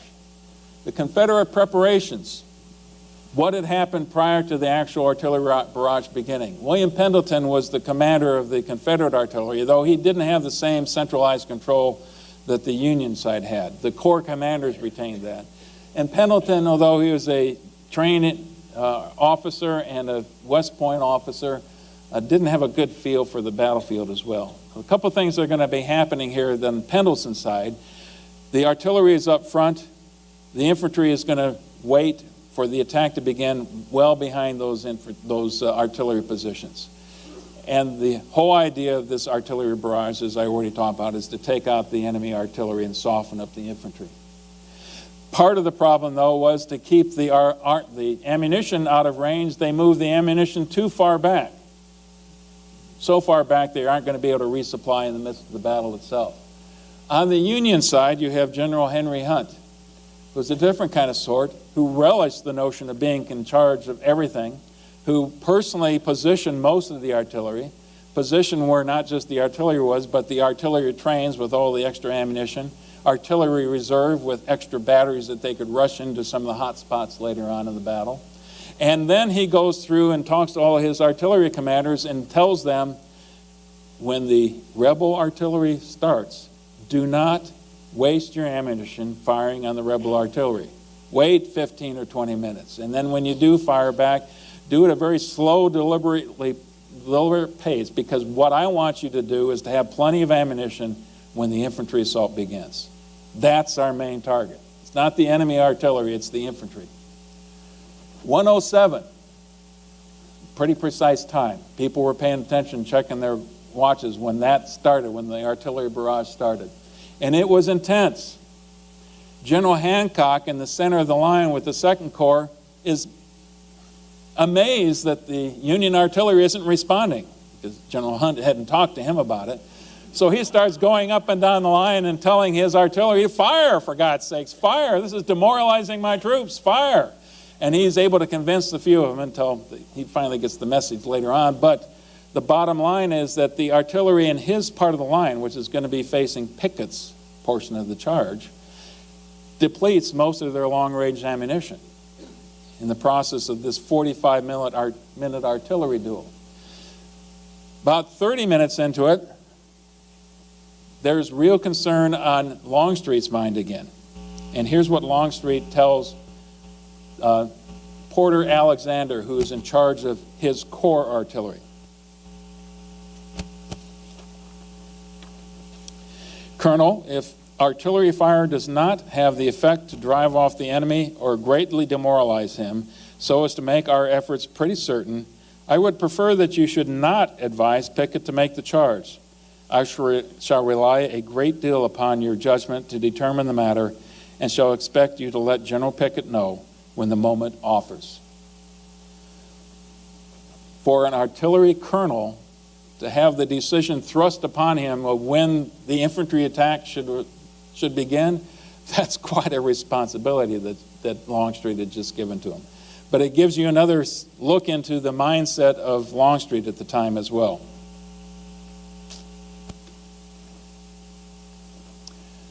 The artillery barrage goes on for 45 minutes.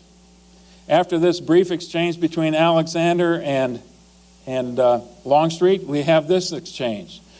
Porter Alexander sends a message to Pickett. General, if you are to advance at all, you must come at once, or we will not be able to support you as we ought. Meaning that he was running out of ammunition. He had little else to fire.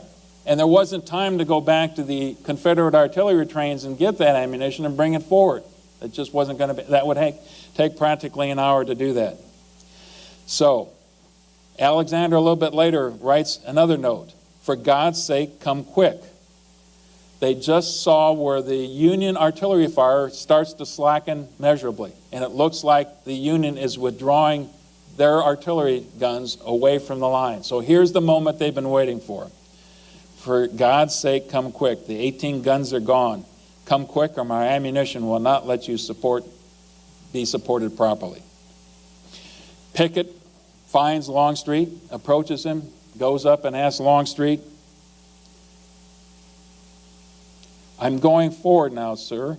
General, shall I advance? Longstreet says nothing. He merely nods. And that's when Pickett says, I'm going to move forward, sir.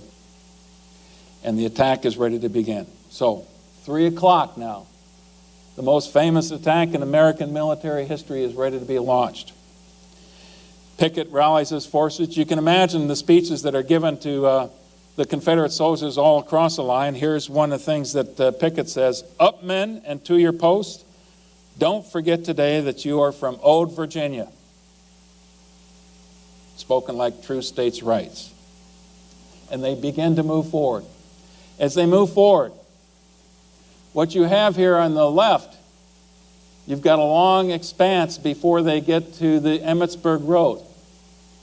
And in this part of the line, the Union artillery has not wasted their ammunition, so they can engage the Confederates at a long range with shell and shot, exploding shell. You get over into the midst of them, and sometimes you get an exploding shell that hits at the right place. You can take 5 or 10 men out. And what the Confederates do every time something like that happens, they're taking a swath of the line out as they move forward. They just simply close ranks. And again, everybody is focusing in on this one place of copse of trees right here at the angle. That's where they're all headed.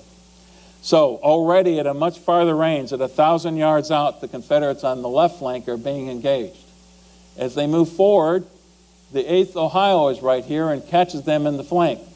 As they get close to the Emmitsburg Road right here, they discover, they knew already, they just couldn't get to it, there's a fence on each side of that road that they have to climb over.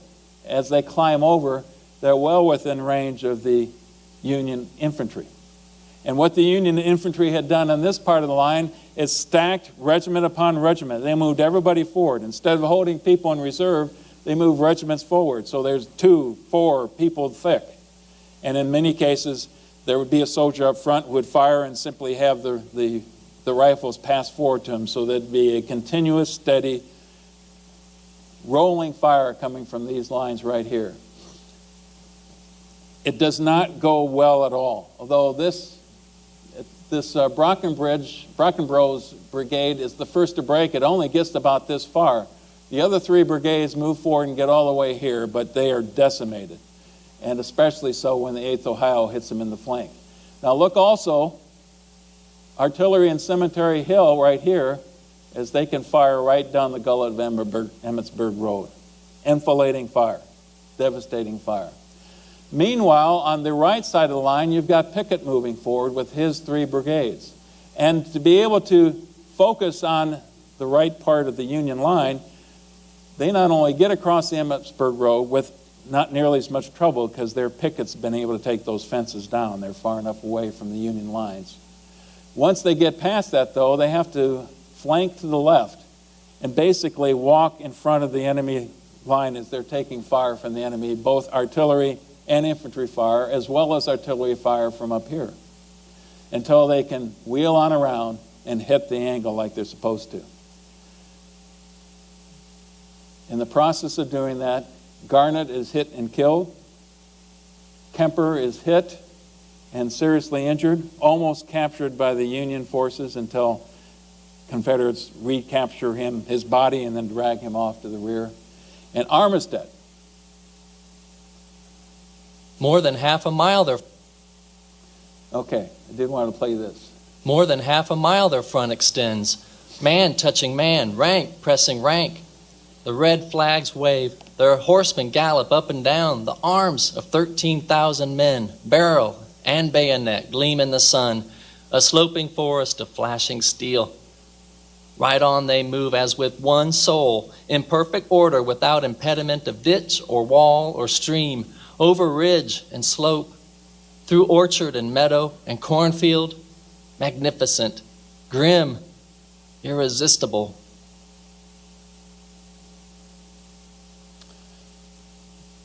So that's one artist's rendition of what the battlefield looked like that day. Here is one of the most famous moments of the Civil War. Armistead leading his troops, his Virginians, into that angle, into the enemy artillery, as they begin to turn the enemy artillery. And he does so by having them guide on the hat that he put on his sword and moving forward. And he tells them, give them cold steel, boys. But we know the story. Not too long after this, he's shot, collapses right next to one of the enemy artillery, and soon the Union feed more reinforcements in there. And this is the high point that many people look at. There was a brigade of Confederate infantry that made the angle, at least the remnants of a brigade that made it, a few hundred men, and they are forced back. And by 3:45, the whole Confederate line now is collapsing back towards friendly lines on Seminary Ridge. And as they get back, they encounter Robert E. Lee. And his comments to them as they come back into the Seminary Ridge line, it's all my fault. It's all my fault. He also encounters General Pickett when he comes back, and tells Pickett, General, get your division ready for a counterattack. And Pickett's answer to General Lee, General, I have no division now. And to a certain extent, he was right. At least a third to a half of his forces were out in the battlefield someplace, captured, injured, or killed. Okay, I'm going to move very quickly through the last couple slides here. Just the couple highlights. I wanted to put this up just to say that there was cavalry action also on the 3rd of July.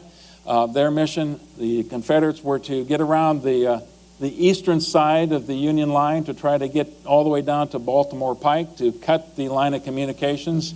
Stuart tried to do that. He ran into a couple divisions under David Gregg, and for those of you who are interested in people like George Armstrong Custer, this is where he comes to prominence and basically turns the tide in some swirling melees of cavalry action, sabers and against sabers and pistols, etc., like that. One of the things that he is known for saying at this time, he leads a brigade, a brand new command form, by the way, a brigade of Michiganders, and he says, "Come on, you Wolverines," as he charges in, always at the front.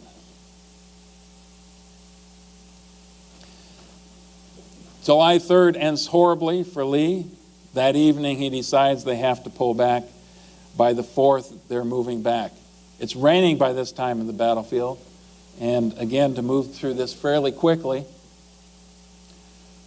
the Confederates go this direction, through the gap in South Mountain, swinging down to the south into Pennsylvania and Maryland, with the intent of crossing here at Williamsport and Falling Water. Because of the rain, the Potomac was flooding at the time, so they're going to be bottled up there for a few days. But they get to the river long before the Union gets there, because the Union is going this route, much longer route. And you can criticize Meade for not taking after Lee as quickly as he should have, but roughly a few hours or a day afterwards, he's already got his soldiers on a forced march as well. But here's where the debate really begins. Lincoln is pleading and prodding with Meade, crush the Confederates now. You've got them bottled up. They can't get across the Potomac. That's the time to attack. They're demoralized. You've got the advantage. Meade gets another general's council and asks his council, what should we do? Should we attack? And basically, the unanimous consent was no. By this time, Hancock was not in command of the Second Corps. He'd been injured, severely injured. Reynolds is not in command of the First Corps. He had been killed that first day. Those were his two most aggressive, best commanders. They're both out of the picture. Howard, well, his corps had failed twice miserably. Sedgwick wasn't necessarily the kind of commander you want to put your trust into. So Meade had a real conundrum. and the decision is that they would not attack. By July 13th and 14th, the rebels are able to get across the river and get back into Virginia again. The aftermath of the battle, this is just some of the many people who were killed or injured. And obviously it picked the senior leadership. It's especially painful for the Confederates. You can't replace leaders like this. Archer had been captured the first day. The ones that are in red here were killed. Pender, Garnett, and Armistead, of course, brigade commanders in the Pickett's division. Pender was a division commander. Hood was injured seriously on day 2. Heath was injured in his attack. These are people that Lee is not going to be able to replace. The same is true for the Union, although not quite as bad for them.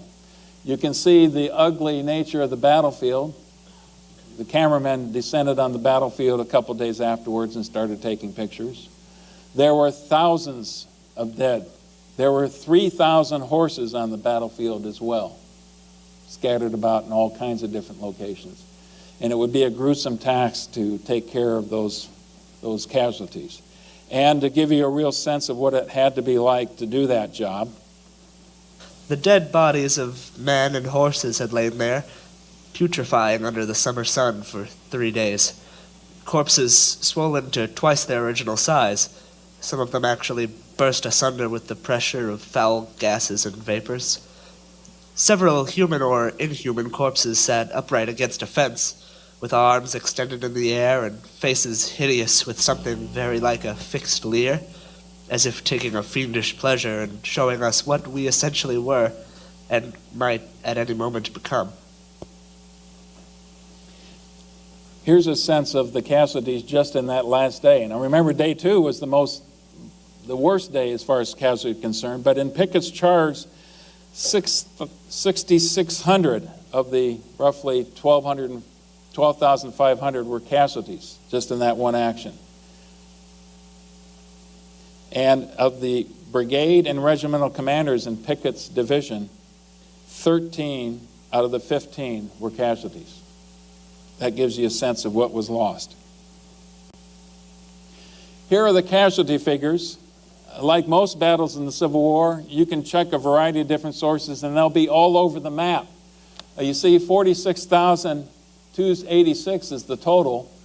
Most people would tell you that this figure right here, which I got from some official records by the regiment, was well below the mark for the Confederates.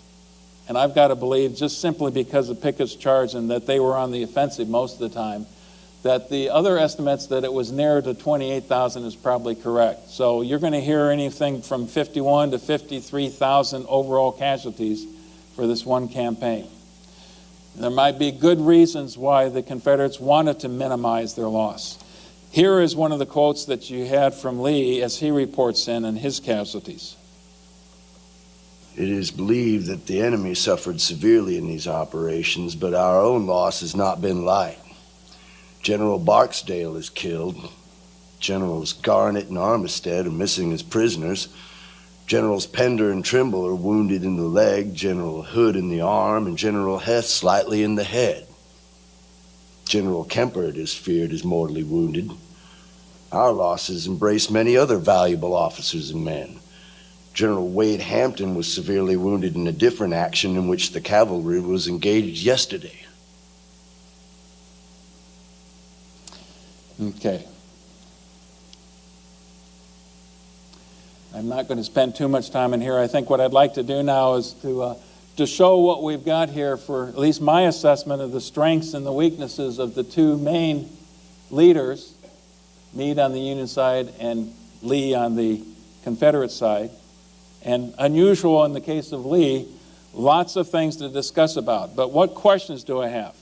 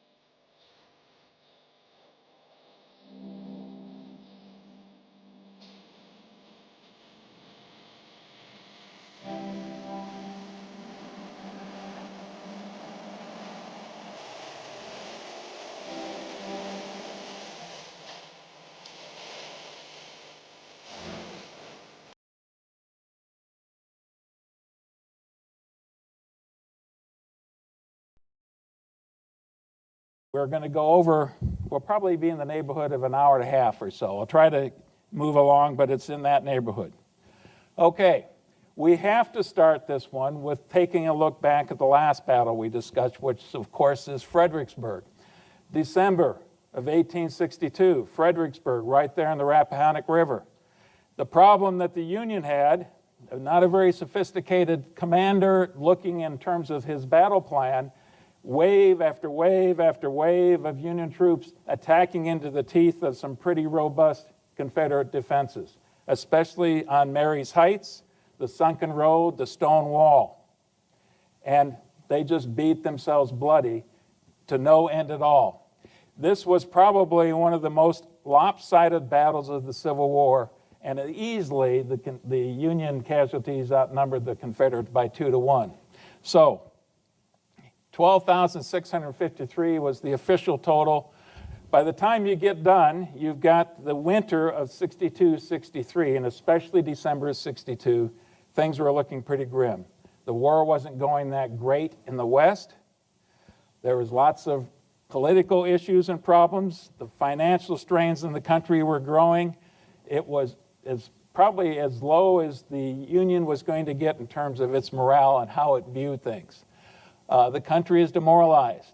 The press, as the press was likely to do then and now, were savaging Abraham Lincoln. And I want to just play a real quick quote from the Chicago Tribune that will give you a flavor of the kind of criticisms that you heard. Failure of the Army, weight of taxes, depreciation of money, want of cotton, increasing national debt, deaths in the Army, no prospect of success, the continued closure of the Mississippi, all combine to produce the existing state of despondency and desperation. Now, not unlike today also, political cartoonists were active, and here's a fairly typical cartoon. Columbia says, "Where are my 15,000 sons murdered at Fredericksburg?" That was the approach. For no good cause, thrown away. Lincoln's response, well, this reminds me of a little joke. Go tell your joke at Springfield. Burnside's reputation was absolutely in the dumps after this battle. He was very tarnished, and the Army's morale had dropped precipitously. In fact, the number of desertions was sky high. Some of the problems the Army was having, Burnside proved himself not to be a very good administrator, and that counts in the long run. He didn't manage to figure out how to get his Army paid on a regular basis, so most of these soldiers were serving and hadn't been paid for a long time. The food was growing increasingly poor. Hardtack, but there was no soft bread. The soldiers kept screaming for soft bread or fresh meat or fresh vegetables, anything like that. So even in an army that, for all rights, should have been well supplied, scurvy was growing as well as other diseases. And what time of the year is it? Virginia, we might think of Virginia as a balmy place. The winter is 62 and 63. It was by no means that way. It was at the same time that the generals, who were also disgusted, had totally lost confidence and faith in their commander-in-chief, Burnside, Ambrose Burnside. And on the 30th, you've got two people in the background here, Major General William Franklin and Major General William Smith, who are both involved in this cabal of quite a few officers, trying to figure out how to get Burnside removed from command. This is serious stuff.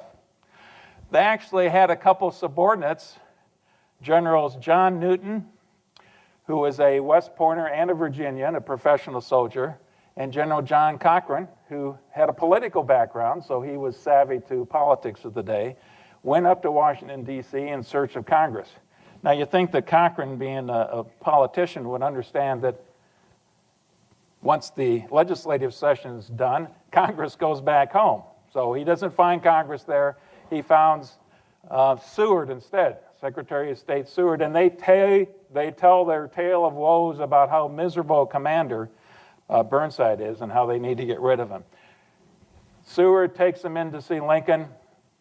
That wasn't what they expected, but now they're in with the commander-in-chief, and they tell this story again to the commander-in-chief. And Lincoln quickly sends a message to Burnside without explaining what's the background of his message. And the message is this: I have good reason for saying you must not make a general movement of the army without letting me know. The reason for that was these generals had told the commander-in-chief that Burnside was planning another offensive.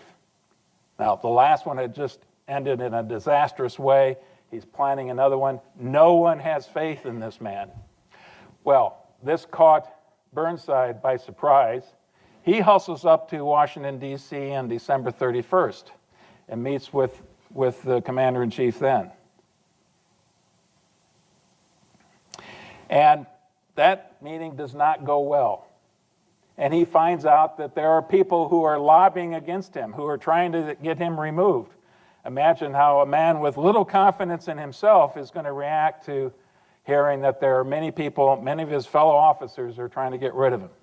So he goes back very despondent. Now, one person I haven't mentioned yet is Fighting Joe Hooker. He was, without a doubt, the most vocal. He wasn't necessarily involved with the same cabal of officers who are working behind the scenes to get Burnside removed, but he was out there and he was very obvious in terms of what he was doing. In fact, he told one newspaper reporter from the New York Times of the day that he denounced the commanding general as incompetent. Well, he didn't stop there. He had to go farther. And the president and the government in Washington as imbeciles and played out. That's our man, Joe Hooker. And certainly this is no surprise to Burnside hearing these kinds of things.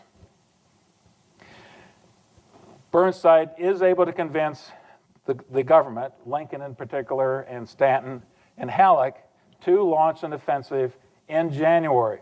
Now, if you know anything about soldiers, we don't like to fight in the wintertime necessarily. Can you think of a more miserable kind of an experience? Typically, you wait till the spring or the fall campaign seasons. But he launched an offensive in the height of the winter campaign. He attempts to outflank, so he's going to move up the Rappahannock River and then cross at some fords and get Lee's army in a compromising position on the flank. It goes well for maybe 2 or 3 hours, and then it starts to rain. And it rains for 4 days, and it rains hard in January in Virginia. And it doesn't take long for everybody to get very miserable. That's the least of the problems. They're on just a handful of roads that they're trying to move through, and those roads are dirt roads.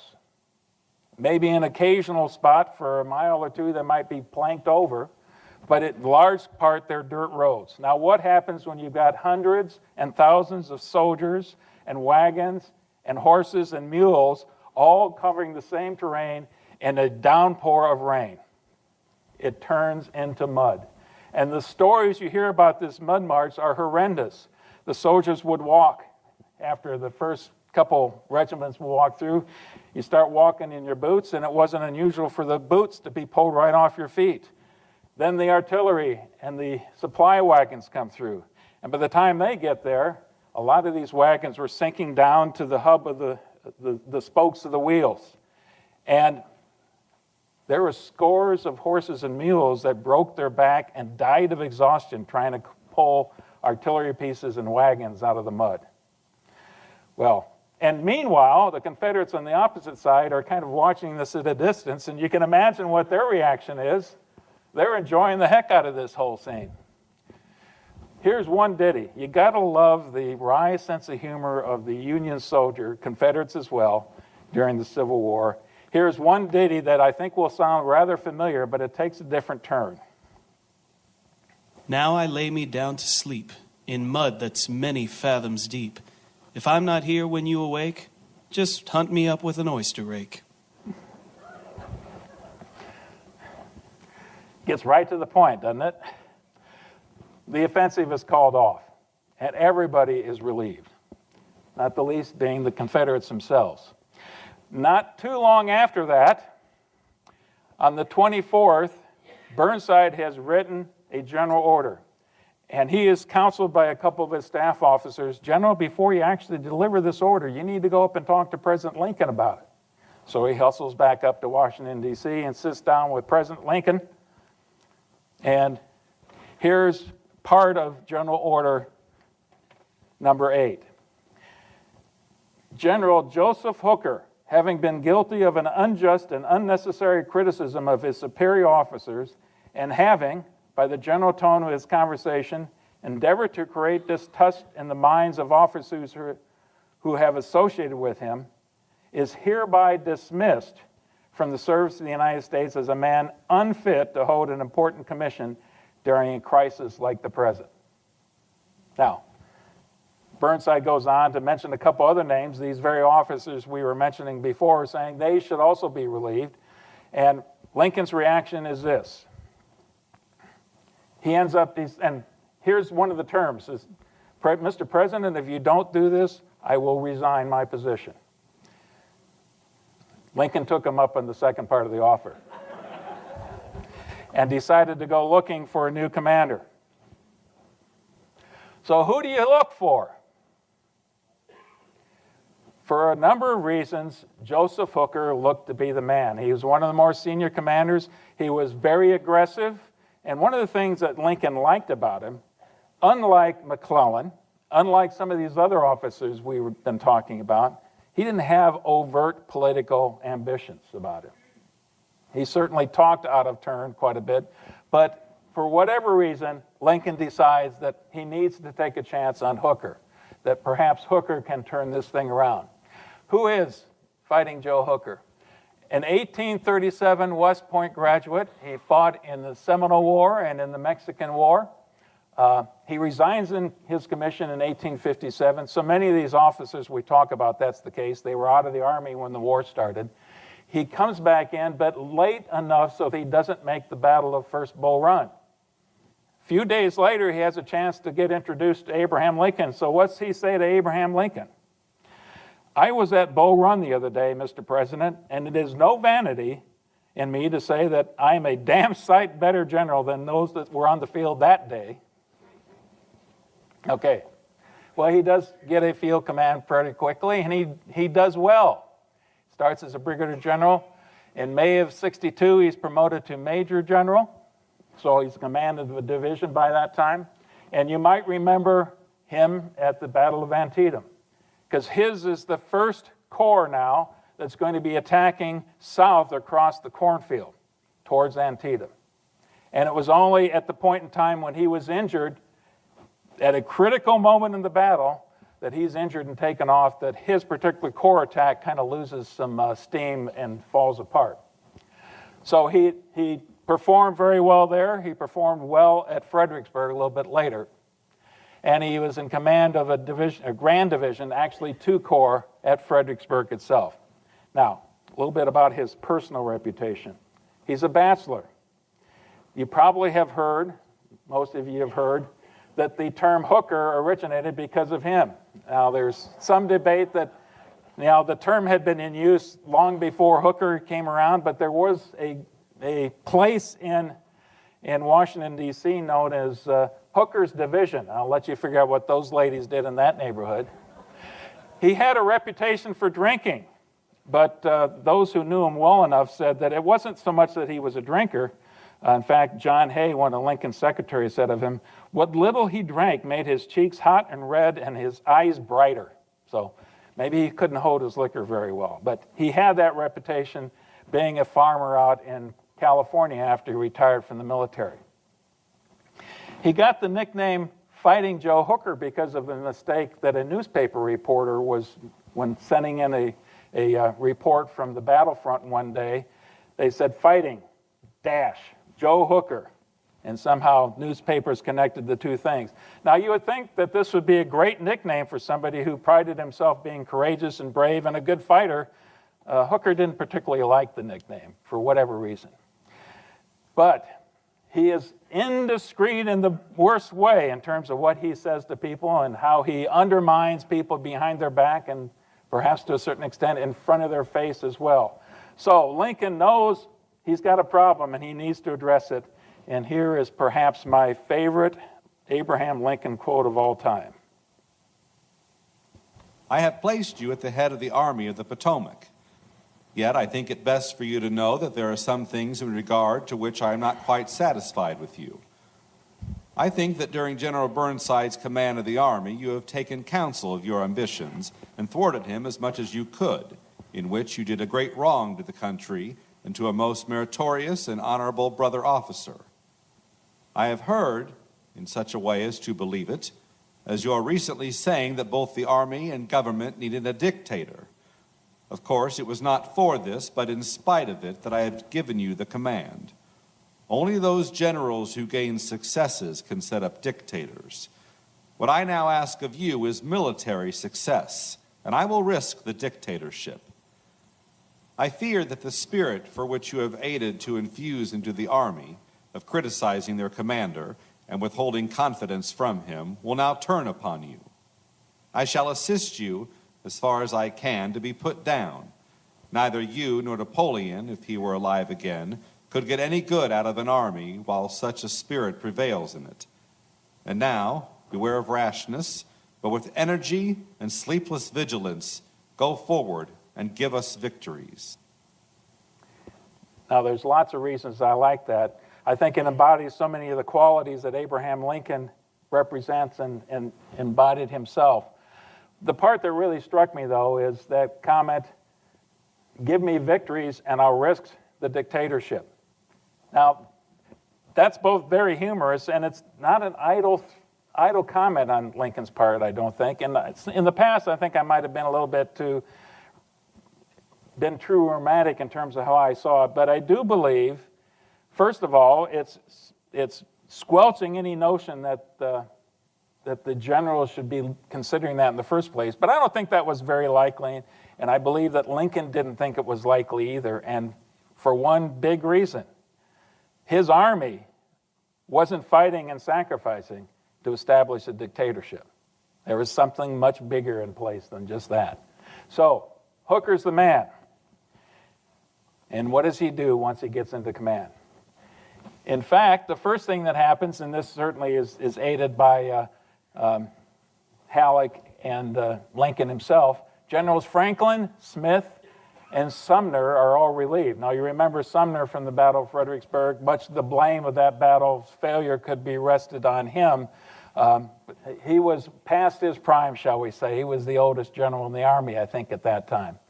The Ninth Corps was ordered to the peninsula. And that's going to be a distraction now for Lee for the rest of this campaign. The peninsula, as you recall, way down south. On the southern approaches to Richmond, you have to fight all the way up through the Peninsular Campaign, just like McClellan wanted to. But now let's get to the important part of what Hooker did in revitalizing the Army. First of all, he reorganized the Army in a couple of important parts. He got rid of these grand divisions. They were much too large, and so he's going to have a series of corps, perhaps a bigger expanse of command and control than most people would think is wise. He's going to command up to 8 corps once he gets to the battle. But he didn't find that the grand division concept worked. But even more important, he came up with this new concept. Each one of our corps ought to be able to identify who we are in the battlefield. So if you're in the 1st Division of the 1st Corps, you're going to have this red disc on your cap, on your kepi. And right down the line, you can see what they did in terms of here. Here is the earliest days now when what we know about the military today, they all have their unit patch, and they're very proud about that. They identify with that.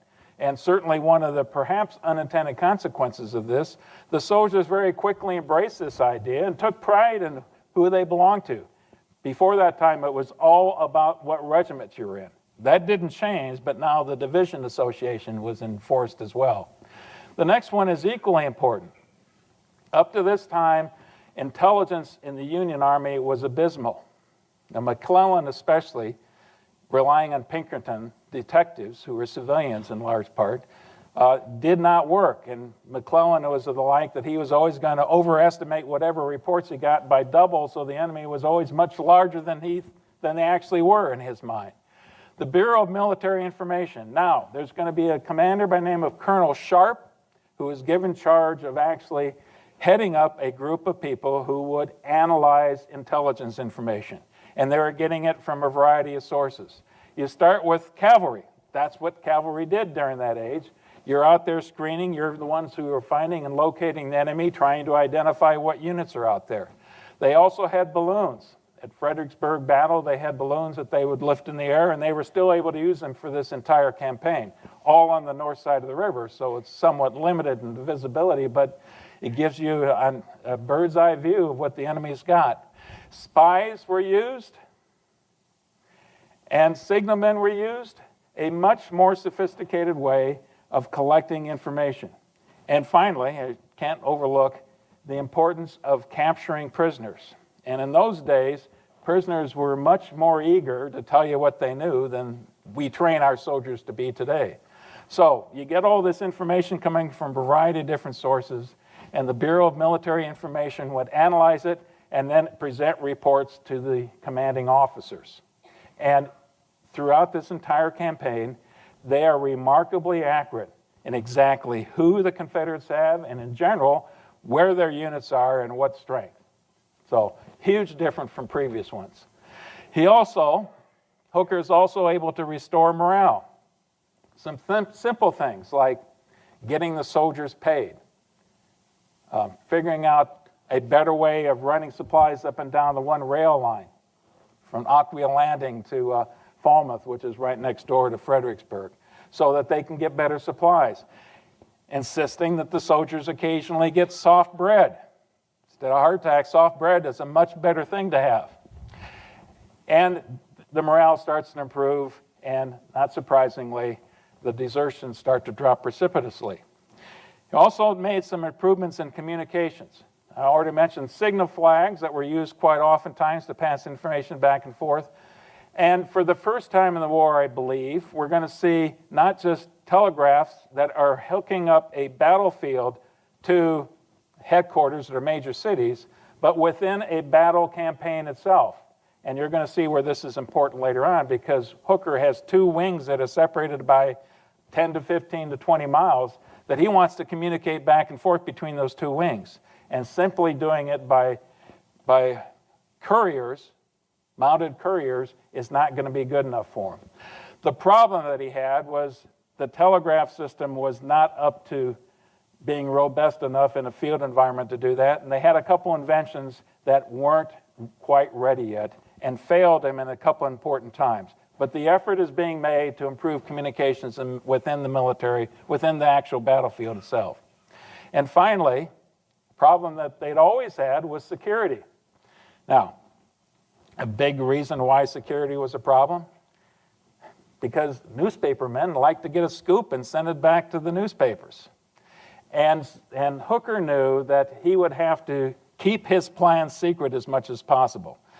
This worked to great advantage for him, because that meant that if it gets in the northern newspapers, eventually it's going to pass across the Rappahannock River and trade for some tobacco, and the Southerners are going to read about it. So if it never reaches the newspaper, the Confederates don't know what you have in mind. The problem was he kept his information to himself most of the time and didn't even tell his subordinate commanders what he had in mind, what he intended to do. So there was a double aspect to that one. The Confederate Army. So far, this has all been about the Union. They had, in the winter of 62-63, serious problems, and primarily rested on horrendous logistical shortages they had.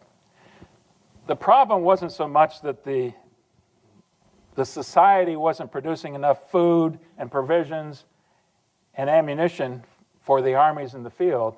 It was as much or more to do with the one thin, precarious rail line that stretched from Richmond, Virginia, up to the battlefield and the army in Fredericksburg. It just wasn't able to support the army, and especially if it's not double-tracked. If it's not double-tracked, trains go one way and they wait. You can't have anything else going in the other direction when that's going on. So they were near starvation. The cavalry had to be dispersed for obvious reasons. But in the middle of this winter, they experienced something of a religious revival. And some of that had to do with Thomas Stonewall Jackson. He certainly didn't discourage the religious revival, an incredibly devout man himself. But the Confederate soldiers were going through a religious revival. After this incredible victory, but they're starving, it's a tough, tough winter. Many of these young men, kids in many cases, were from far southern states. This was the first time they'd ever seen snow, so they had a couple pretty hellacious snowball fights to begin with. But I'm here to tell you, and don't have to exaggerate too much, you can understand in the snow and the wet and the cold where you're living in tents or primitive huts with maybe an inadequate stove of any type, you're cold, you're starving, you're miserable, and disease follows shortly thereafter. One way to solve that problem is that Lee sends a couple of his divisions, part of Longstreet's corps, to the south, and we're going to see that, talk about that a little bit more in just a bit. But this is a serious problem for the Confederates.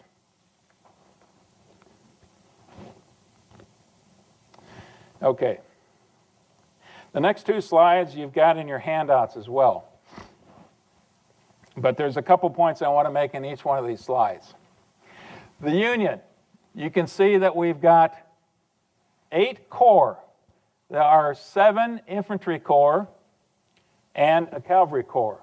And what's not listed here is the 9th Corps that Hooker has now sent down to the peninsula. So it's out of the picture.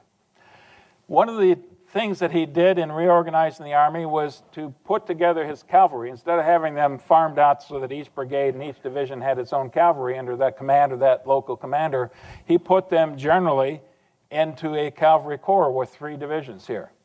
Smaller unit, but still a specific mission now can be established for that particular corps, and you'll see that in just a minute. The other couple things I wanted to talk about here. This is a mammoth army, 130,000 plus. But it's not all that rosy as far as Hooker is concerned.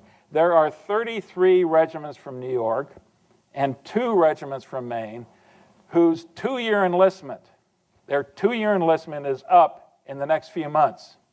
In other words, if I don't use this army in the next couple months, my army is going to start to melt away. That totals over 20,000 soldiers right there. And if you look back at the Battle of Antietam, early in the campaign for the Battle of Antietam, Maryland and Pennsylvania raised a lot of regiments that were strictly 9-month regiments. And guess when the clock was going to run out on those 9-month regiments? So you've got a lot of new green recruits in this army, plus you've got close to 40,000 of your troops that in the next 4 to 6 months are going to be marching back home. And let me tell you, that's going to cause a huge problem morale-wise in these units as well. What do you suppose these soldiers are talking about? And what do you suppose their reaction is when 2 weeks or a month before their enlistment is up, they got to march and face the enemy in another brutal battle? It starts to eat on your mind, I'm sure. A couple more comments here on the 6th Corps. You look at the division strengths here, 17,000 in the 1st Corps, 22,000, close to 23,000 in the 6th Corps. By far the largest corps. General John Sedgwick is in command of that. We'll find out about him later. But one of the reasons I think this is such a larger corps is that Hooker has specific designs for what he wants to do with them in the upcoming battle. On the other side of the ledger is the 11th Corps. Major General Oliver Howard is the commander of the 11th Corps. He's the new commander. The former commander was a gentleman by the name of Franz Sigel. It's a nice German-sounding name because he was from Germany. He left after the Revolution of 1848, came to the United States, got involved in politics and made a name for himself, and was a commander. But he was a miserable commander. Only problem is the troops loved him. And many of the troops that he commanded at this time, some of them were green troops, but a lot of them were more seasoned troops, and a lot of them were regiments that were made up overwhelmingly by German and other foreigners. And that particular corps, the 11th Corps, did not have a good reputation for whatever reason. The soldiers, again, they loved Franz Sigel. The slogan was, "I fights mit Sigel." I fights mit Sigel. So you knew it's not going to be popular. And instead, they bring in this new guy, Major General Oliver Howard, a professional soldier, but also a convert to Christianity in the 1850s. And he's going to earn the nickname the Christian General. And we'll hear more about him in a little bit. So that's the Union Army. The Confederate Army. Okay. Look at this. 130,000. Little over 62,000. Does not look good for the Confederate Army. Here's what you've got. 2 corps, very seasoned troops. They don't have problems with units that their enlistments are going to come up pretty soon. By this time, the Confederates had a draft, and these soldiers, they knew they were in for the duration. And all of these soldiers, most all of them, had been in very tough combat. These are seasoned troops. And Lee had incredible faith in them. 2 corps, James Longstreet with the 1st Corps, and Stonewall Jackson in the 2nd. Now, before we get to a few more comments on Stonewall Jackson, here's the problem. I already mentioned that because of a variety of reasons, because of the threat of the 9th Corps in the peninsula, and because his army was starving, and he needed to have somebody help round up more supplies, Lee sends Longstreet, Hooker, and Pickett's divisions south. And we're not going to see them for the rest of the battle. That's a loss of 20,000 soldiers that are not immediately available to Lee. Now, obviously, Longstreet is not going to be the commander of the 1st Corps any longer. It's going to be General Lee himself. So he takes direct command of the 2 remaining divisions in the 1st Corps. That leaves 6 divisions that the Confederates have. And if you think back to the last slide, how many corps does Hooker have at his disposal? And in general, his corps have 3 divisions. So he's got 7 corps, 8 if you count the cavalry, and Lee's only got 6 divisions. And as we go through here, you need to keep that in mind because I might get sloppy in terms of mentioning these things, what the differentials are in the terms of the strength. Let's talk about General Thomas Stonewall Jackson a little bit more, though, because without a doubt, he's one of the most colorful people of the war itself. He is West Point class of 1846. Started near the bottom of his class, but by diligence, hard work, he worked himself up to be 17th out of 59 when he graduated. He was a veteran of the Mexican War, like most everybody was. That was his first time to encounter Robert E. Lee. The men got to know each other just a little bit. But in 1851, just 3 years after the Mexican War, he goes to work for the Virginia Military Academy at Lexington, Virginia. And he teaches experimental philosophy and is the instructor of artillery there as well. He is not a popular instructor. They called him Tom Fool. The students made fun of him. The students, he had this tendency to memorize his lectures verbatim, and he'd stand up in front of the class and deliver this memorized lecture. They'd ask him a question, and he'd just regurgitate part of the lecture that he had memorized before. There was one account where they had actually tried to get him removed because he just wasn't an effective instructor. But he knew his tactics, and he knew artillery. He certainly had a good feel for that. By the time the war begins, most of you are familiar with the story of him having great success at the Battle of First Bull Run, where he got his reputation and his nickname of Stonewall Jackson. One of the reasons for that is that the regiments that he raised and trained, the brigade that he trained over at Harper's Ferry before he got to the Bull Run, was probably the best trained brigade on the entire battlefield. And from that day forward, there's nobody who's going to train his troops harder, and certainly not on either side of the military. There's nobody who's going to be able to get more out of his soldiers. They could march longer, they could march farther, they could surprise the enemy and fight ferociously. So he had that incredible ability. But it's also worth saying that he was probably one of the most, we would call him eccentric or insane. Some people at that time called him insane. What were the things that he was developing the reputation of being eccentric? Well, he had this notion that his innards were all kind of discombobulated. And so he would have to do things like he would stand for a long time with his hand up in the air to keep his balance, to get his equilibrium back. Most of you have heard about the stories of his love for lemons. I found it interesting. He avoided pepper because if he ate pepper, he found his rheumatism in one of his legs would act up. And he just was a very peculiar guy. And he was an incredibly devout, we would call him a zealot Christian, a Presbyterian, very Calvinist in his approach. And he was not the guy you'd want to invite to the dinner, dinner party. It just wasn't that guy. But you got him in battle, and it was amazing what he could do.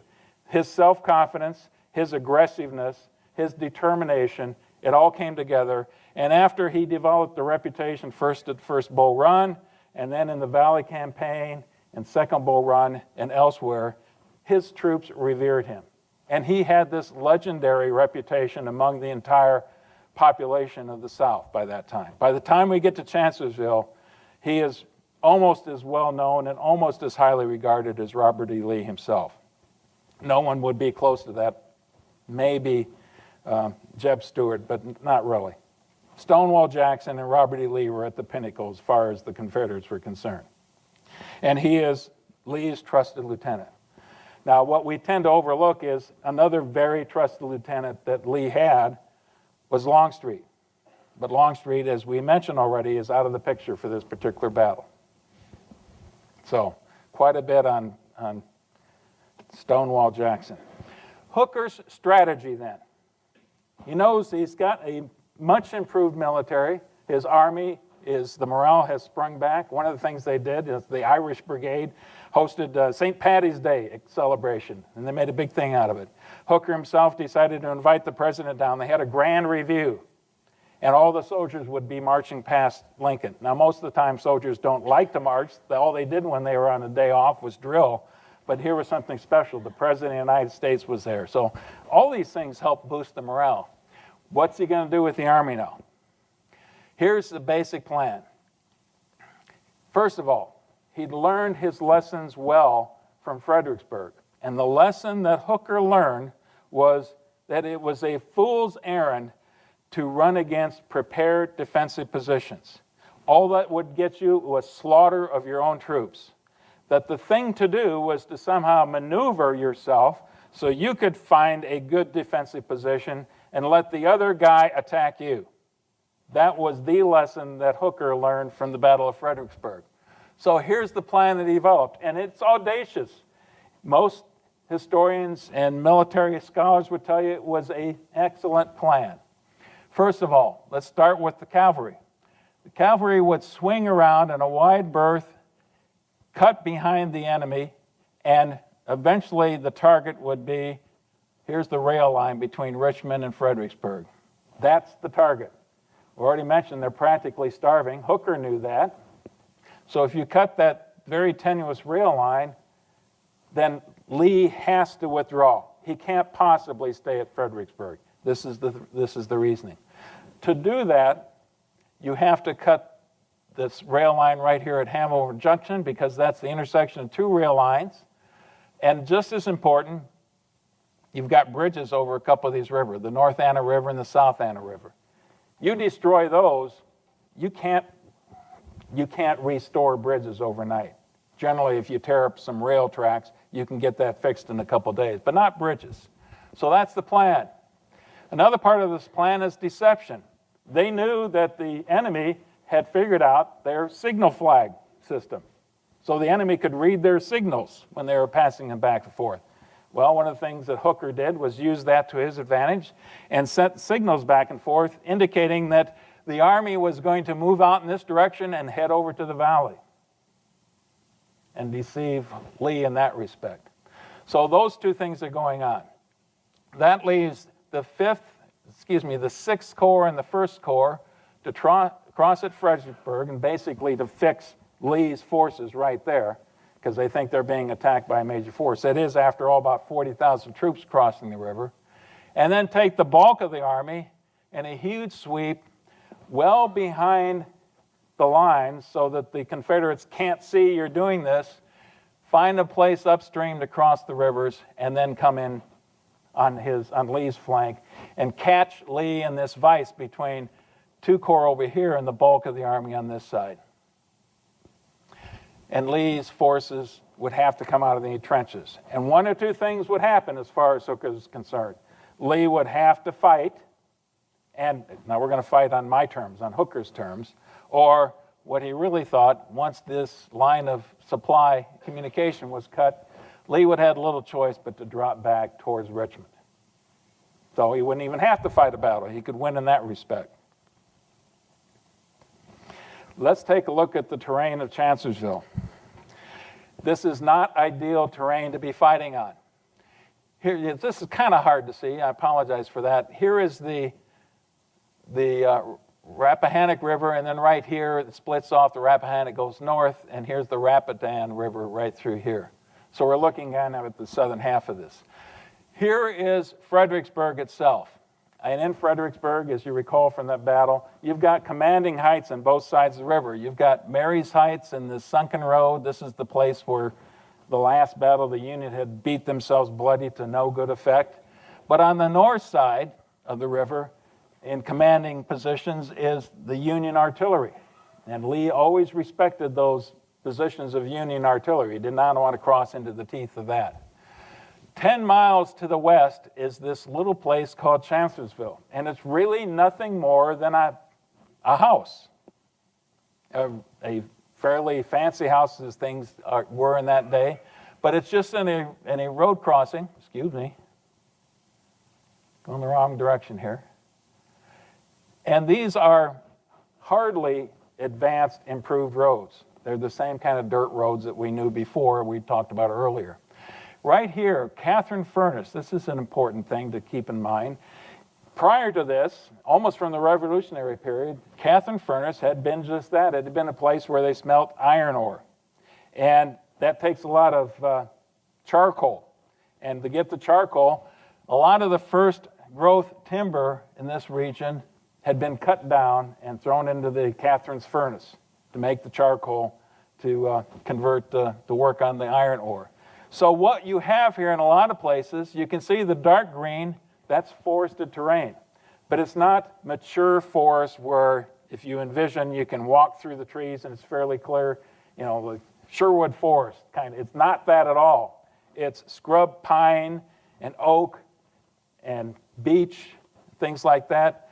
It's very tough working through here. It's second generation growth. You're just not going to cut your way through. And in most cases, soldiers says, well, we can't fight in that stuff until somebody orders you to, and they change their mind on it. And then you can see there's clearings around the Chancellor's house itself, a Wilderness Church over here, a Wilderness Tavern over here. But most of this is very rugged, rolling, forested terrain. It's not a great place to be fighting. In fact, for those of you who know your Civil War history, the Wilderness Battle is fought right here as well, just about a year later, a year and a half later. So that's the terrain we're looking at. And again, 10 miles distance between these. What I have circled in here in blue are there are no bridges, but there are fords, a place where perhaps cavalry or even infantry, when the river is low, can march across in good weather. The key is when the river is low. That's always a problem. That was one of the things that defeated Burnside in his mud march. You know, when the river rises a couple feet, you're not taking the soldiers across there anymore, even with pontoon bridges. So these fords are going to be important as we get farther into this. Okay, try to move along here pretty quick. The opening moves. 26th, the 27th is when all of this starts. That's when it kicks off. And initially, the first thing that happens, one of the things that he had done to reorganize his units was to insist that they strip down and be able to move light. We ought to be able to move our troops just as quickly as the Confederates are able to. So the troops are issued 8 days of rations, mules, but no wagons. Obviously, you want to take the artillery, but you try to strip out as much of the supply lines as you can. We want to move this army quickly. And they do so. And they do so in a way that keeps it hidden from the Union. You've got 2 corps down here, about 40,000 troops, right in the eyes of the Confederates. They think that's where it's all happening. And within 2 days, April 28th, in the evening of April 28th, at nighttime, the engineers are able to put across a pontoon bridge here against very light resistance. It's strong enough to be able to alert the Confederates, but it's still light resistance. The next day, they march, and you've got the 11th Corps and the 12th Corps that come down here. This is the Rappahannock River. This is the Rapidan River down here. 1 day later, they're already across the Rapidan River. They're on the south side of the river now with 2 corps here and Meade's 5th Corps right here. And you've got the 2nd Corps moving close to another ford right here. I think that's U.S. Ford. This is all going like clockwork for Hooker. It's just like he was laying it out, and it's going well for him. By the next day, by late on the 30th, he has 4 corps on the south side of the river. The 11th, the 12th, this is the 5th Corps with Meade, and here's Couch's 2nd Corps coming on strong. And it can position a couple more to quickly follow on here. So this is going well, and I think it's at this time that we can hear Hooker's comments to his army having accomplished this.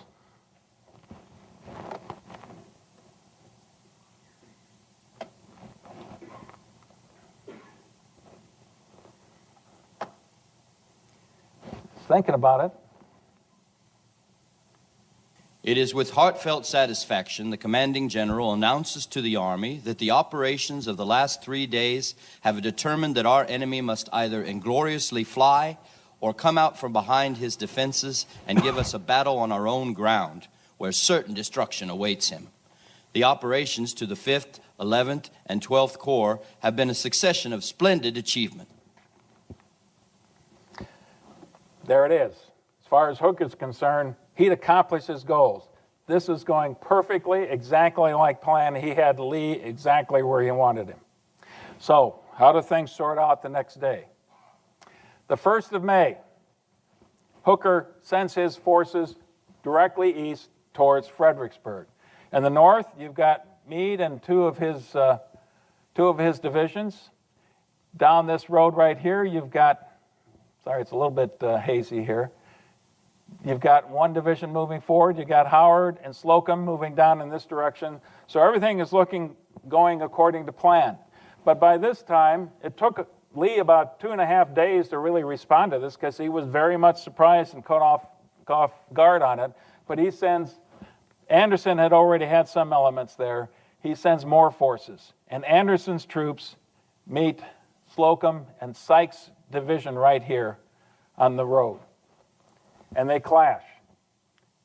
And very quickly after that, suddenly the Union troops start to withdraw. And Lee can't quite figure out what's going on. What had happened, though, is Hooker decided that he didn't want to have the major engagement. He didn't want to keep pushing forward. He wanted to find that good defensive position to fall back on. But having not explained this to a lot of his subordinate commanders, many of them were just as mystified as I think Lee was at that time.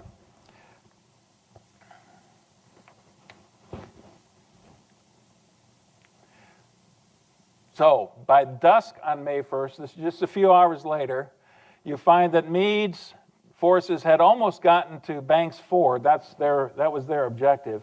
And even though meeting no resistance whatsoever, they were called back and returned back to this location here. You can see these dotted lines. That's as far as the Union Army got before Hooker ordered them back into defensive positions. And here's the defensive position he selected. And it's centered basically on Chancellor House, right here in the center.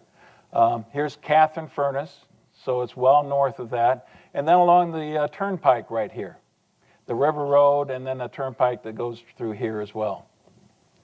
So that's where he decided he wanted to fight his battle.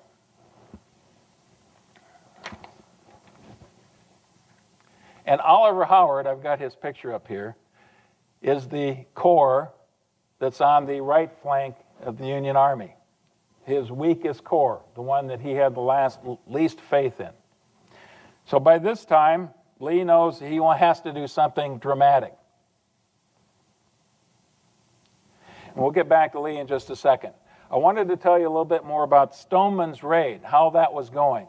Is because, as you recall, what Stoneman was supposed to do was head towards Richmond and north of Richmond to cut the railroad line and sever that communication line that was so critical to the Confederates. By May 1st, and that's what we're talking about, May 1st, Hooker's already in this defensive position. Hooker was kind of hoping that Stoneman would have already accomplished that mission. And he kept waiting for word on the first and the next couple of days. Did Stoneman cut the line? Are railroads, are trains still arriving at Fredericksburg? That would be the key. If trains no longer were arriving in Fredericksburg, you knew that the line had been cut. So, Stoneman was here on May 1st, 34 miles away from those rail lines. And not until about 2 or 3 days later did he finally reach the rail line. And you recall, when I talked about this earlier, here's Hanover Junction. Here are the bridges, railroad bridges, that were supposed to be the target for Stoneman. Neither one of those had been cut. And here were the instructions that, according to history, that Hooker had given Stoneman when he let out. Let your watchword be fight, and let all your orders be fight, fight, fight. Celerity, audacity, and resolution are everything in war. So in his mind, Hooker had given him great latitude, and that Stoneman should know exactly what he had to do. He was a big part of Hooker's plan. Stoneman wasn't up to that task. It had been Jeb Stuart. All those things we talked about, celerity, audacity, resolution, those were Jeb Stuart, but by this time in the war, they weren't necessarily George Stoneman. He was a bit too tentative in moving south and never did accomplish the mission he was supposed to accomplish. But back in the front around Chancellorsville on May 2nd, early in the morning, in fact, the night before, May 1st, you've got this classic scene right about here at Catherine Furnace. Now, this is a bit deceptive. The line's up here at the evening of May 1st. And Lee and Jackson meet here, and they sit on a log someplace in the middle of the forest, and they discuss what they should do. And Lee now has left, imagine this, he has taken the huge chance and left one division, Early's division, plus another brigade, over in Fredericksburg, facing the 2 corps that were across the other side of the river. Greatly outnumbered. And Lee brought his entire rest of his army over here to take on Hooker. And he's still grossly outnumbered. As they're sitting there talking about this, basically he's got 5 divisions, short of 5 divisions against, I don't know how many corps by that time, 5 corps. They're greatly outnumbered. They're sitting on this log. What should we do? And here's the classic conversation that's recorded in history. It starts off with Lee talking. Well, General Jackson, what do you propose we do? Jackson points to the map, and he points over here, because they had heard that the 11th Corps was in the air, that it wasn't anchored on anything. It was just out in the middle of nowhere, and just there. And it did appear that it was all oriented towards the south, not towards the west. So I started with Lee's comment, and Jackson points to the map. I propose to go right around there. What do you propose to do with it? With my whole command. So Jackson's going to take 3 divisions he's got, move his entire command over. What will you leave me here to hold the Federal Army with? The 2 divisions that you have here. Well, go ahead. Talk about audacious. Talk about laying it entirely on the line. Why would Lee take such a horrendous chance? Because for almost a day, Jackson has to march. I'll master this someday. Jackson has to march down here, and these are rough roads with forest and encroaching on both sides. down here, all the way around the flank, and then up here, and then deploy his troops. That doesn't happen overnight. It takes a couple, 3 hours just to deploy your troops before he can attack. So by all rights, it was probably going to take till the afternoon, maybe the late afternoon, before he can kick off this attack. And in the meantime, Jackson's not any help to Lee. So here's Lee with 2 divisions, McLaws and Anderson, while the rest of the army is marching over here. Why does he think he can get away with it? Because in his mind, he remembers from the day before, Hooker had been driving forward. There really was no reason why he should stop, but suddenly he did stop. He withdrew in these defensive positions, and that night they're hearing chopping, and they're hearing digging in. They're hearing lots of commotion, like the Union is digging in, preparing for us to attack him. So Lee says, okay, I'm offensive-minded. I'm going to attack him. Now here I think it's the critical moment of the battle, and it's partly psychological. But Hooker started this knowing that there was strength in the defense. And there were people on both sides of the military who thought the better strength was in the defense, that these new weapons that we had in the Civil War always gave the defense the advantage. And we're going to hear this in future battles as well. Hooker, being a student of Napoleonic warfare, embracing the principles of war that as he understood it, realized that defense wasn't one of the principles of war. Offense was one of the principles of war. And why was offense and not defense? Because whoever was on the offense had the initiative. The guy in the offense is the one who calls the shots, that determines where the battle's going to be, who determines when the battle's going to be, and under what conditions the battle's going to occur. And that's a huge advantage in most cases. So Lee seizes the initiative because Hooker led him.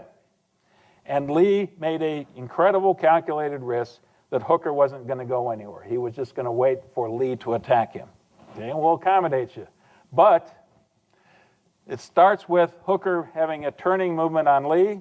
Now Lee is going to reverse the tables and have a turning movement in the form of Jackson attacking his very vulnerable right flank. And again, remember, this terrain right here is mostly thick overgrowth. It's not open plains by any means. But that's the nature of the combat that's going to occur. Jackson's attack. Hooker orders seizure of Fredericksburg because he doesn't know what's going on here. And Howard and his 11th Corps, Hooker's concerned that they are out in the air. So early in this whole arrangement, Hooker orders the 1st Corps that had been over in Fredericksburg to march west, cross the river, and to form a line that stretched from here all the way up back to the river, so that that vulnerable line wouldn't be exposed anymore, that you protect your flank. On top of that, twice early in the morning on the 2nd, Hooker is sending commands, messages over to Howard, dig in, shift your forces, redeploy so that you can handle an attack that comes from the west. What's Howard's response? He does nothing. For whatever reason, he does nothing, nor do his subordinates really do much of anything that would address the threat that might be coming in through the west. Now, part of it is they're looking through this thicket and saying, nobody's going to attack through there. Now, I shouldn't speculate, but that was part of the assumptions that were going on. So now you have this series of errors and bad luck. First of all, Jackson's forces had done a superb job of being relatively quiet. It wasn't the Confederates' way, but they had march discipline and they kept themselves quiet and out of the eye of the Union as much as possible, although there were a couple occasions where they were spotted. In fact, I need to go back here one. General Sickles, in charge of the 3rd Corps, when this march first started, kept seeing troops marching past Catherine Furnace and then turning south. And one regiment after another, one regiment after another. What's Sickles thinking? They're doing exactly what Hooker wanted them to. They're withdrawing to the south, where they're retreating. And later in the afternoon, Sickles keeps imploring Hooker, let me attack these guys before they get away. We've got to attack them now. And right at the end of the day, he attacks the trail elements of of Jackson's forces. And if I can find this quote, it's a good one. He actually captures a few Confederates. You'd think that they would be demoralized by that time, but the Confederates tell him, you may think you have done a big thing just now, but wait till Jackson gets around and you're right. You'll catch hell before night. So you're passing this information forward. And okay, what is Hooker to think? What is Howard to think? It's easy to think what you want to believe that we're drawing. Hooker wasn't nearly as sure as Howard was about that, by the way. Anyway, going to the next day, the beginning of the attack. Errors and bad luck. I wanted to address what I mean by errors and bad luck in this respect. 2 errors. One, the error that you had in calling up, the error that you had in watching all these troops marching past Catherine's Furnace and think that you're heading south. The bad luck was Reynolds was late in getting to that position on the flank of Howard. He was late because there was a breakdown in communication going back to Fredericksburg that lost several key hours. So he wasn't in position like he was supposed to be. Other part of the bad luck was having your weakest corps in that vulnerable spot. Why were they there? Because that's the last place that Hooker expected to have to fight, so he put his weakest corps there. This is the luck of war. Sometimes you need both those things going in your favor. 5:30 p.m., late in the afternoon. You've only got a couple, 3 hours of daylight to fight now. Jackson's attack is launched, with General Rhodes' division leading the attack, followed by Colston's division, and then you can't see it down the bottom, but that's A.P. Hill's division. That's the 3rd division in line. Before the attack is launched, here's Jackson's message to General Lee. The enemy has made a stand at Chancellor's, which is about 2 miles from Chancellorsville. I hope as soon as practicable to attack. I trust that an ever-kind providence will bless us with great success. And it did. The Union forces are overwhelmed, very quickly start to break. And you can see just by the disposition of these troops right here, you don't want to have the enemy forces overlapping you. So you are being attacked right down the throat of this road, and you're also seeing troops break through on either side of that road. And you start to have units. Some units stand fast and fight hard, and many of the units broke. The next quote I wanted to play here then is basically Colonel Leopold von Gilsa, who is right at the tip of this. His unit is right here,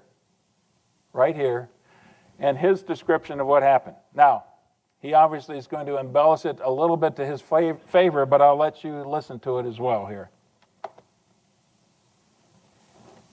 The whole line was at once engaged furiously, and my brigade stood coolly and bravely, fired 3 times, and stood still after they had outflanked me already on my right. The enemy attacked now from the front and rear, and then, of course, my brave boys were obliged to fall back.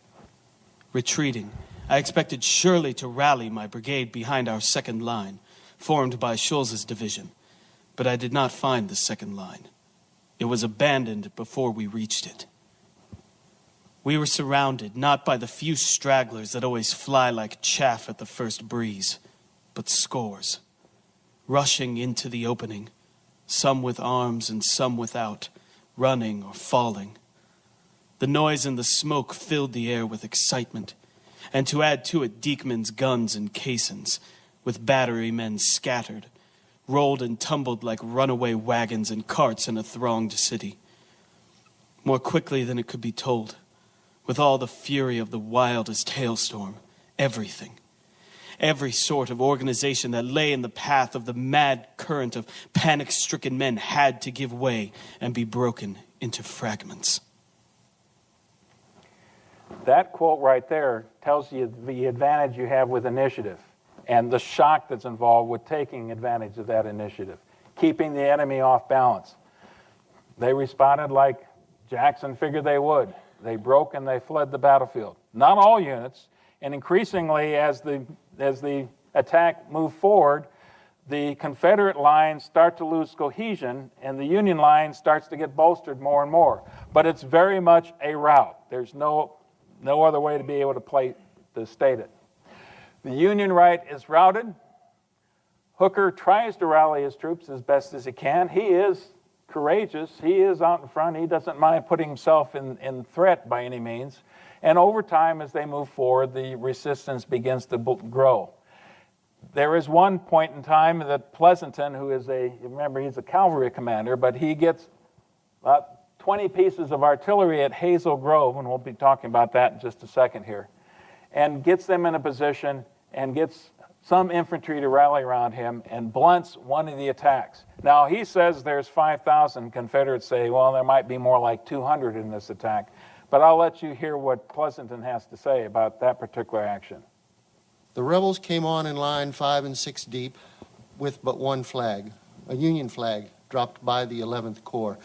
I suspected deception and was ready for it. They called out not to shoot, and they were friends. At the same time, they gave us a volley from at least 5,000 muskets. As soon as I saw the flash, I gave the command to fire, and the whole line of artillery was discharged at once. It fairly swept them from the earth. Before they could recover themselves, the line of artillery had been loaded and was ready for a second attack. I poured in the canister for about 20 minutes, and the affair was over. It was about this time that Jackson was fearing that he was losing momentum. By this time, Rhodes' units, that 1st Division, had pretty much exhausted themselves, and now Colston's units were in the fray as well. And Jackson is riding wherever he can, imploring his troops to go forward. And this was his comment over and over and over again that evening. Press forward, press forward, press forward. When he did discover that they had pretty much taken the ground as it was getting towards dusk, and by the time you get to nightfall, he still wanted to be on the attack. But his soldiers had pretty much gone to ground by that time. About 9 o'clock, he and a few of his staff officers actually venture out in front of the lines. Now, they think that they're still quite a ways away from where the Union lines are, and I think they were. But it's forward of the Confederate lines. And normally you do this, and there's somebody who knows you're passing through the lines. They expect you to come back through again.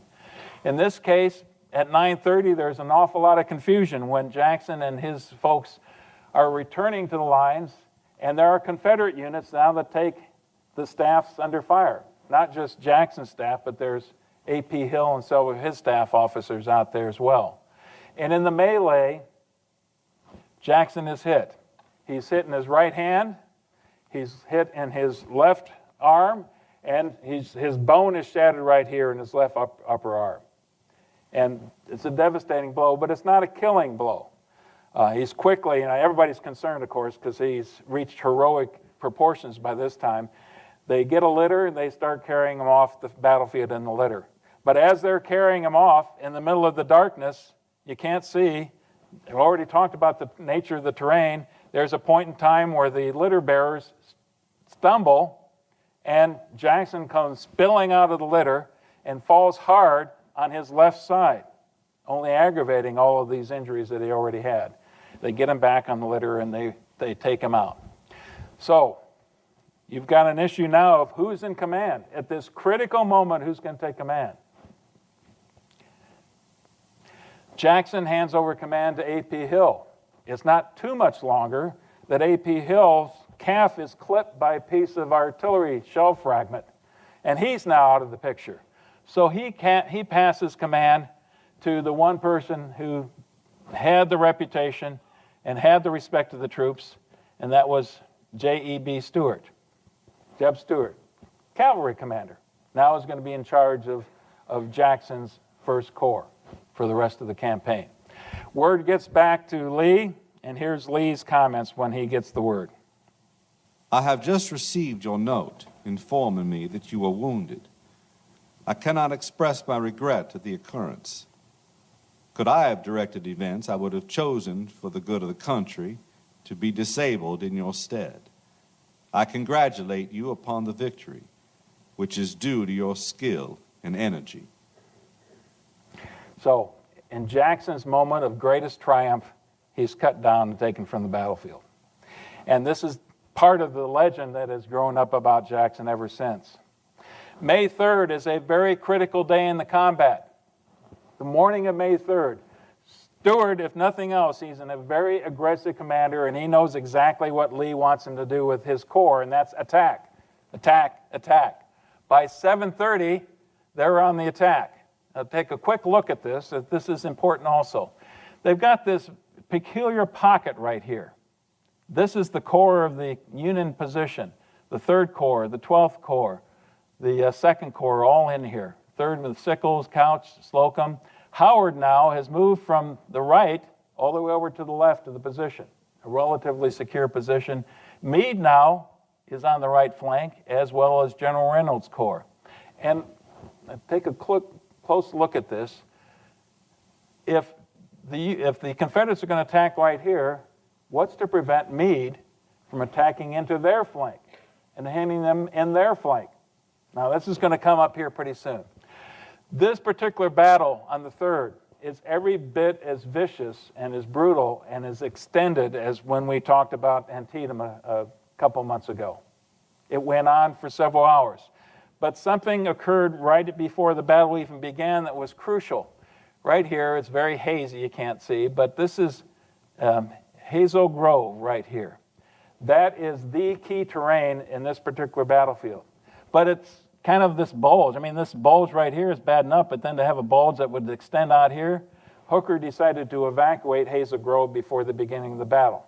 The problem was, whoever controlled Hazel Grove had the best artillery position and controlled the entire battlefield. So Hooker made a mistake there as well. He surrendered that. And that's basically, eventually, what's going to turn the tables on this whole battle. It's a brutal combat. Wave after wave. One side would attack, the other side would counterattack, back and forth kind of a thing. As the Union forces were depleted their ammunition, another unit would be brought forward. And Hooker was trying to control all these things as much as possible. And meanwhile, Lee with his 2 divisions are conducting attacks simply to hold this portion of the Union line in place. Now, what you can also see here, these 2 armies, the 1st Corps and Lee's 2 divisions, are still essentially separated. They're not able to coordinate. And the key now in this battle is to rejoin these 2 forces together. You can see now that the Confederates are starting to make inroads. Here is Hazel Grove, high ground, with a commanding position on Fairview Heights. That's where the Union artillery was.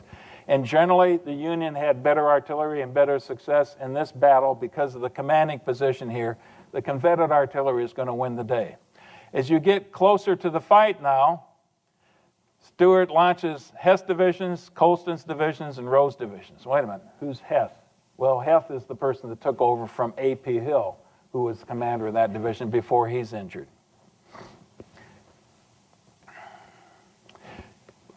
Just a little bit later, a couple hours into the battle, in this crucial day, the Confederate artillery is taking fire from Hazel Grove, as I mentioned, and one of the places they're able to target is right here. That's Chancellor House. And by that time, the Confederates know that Chancellor House is the location of Hooker's headquarters. So why wouldn't you take that under fire as well? And the Confederates have a couple rifled artillery pieces that have the range to be able to do that. At 9:15, Hooker is just entertaining General Couch, who's coming to the headquarters to coordinate some units relocated.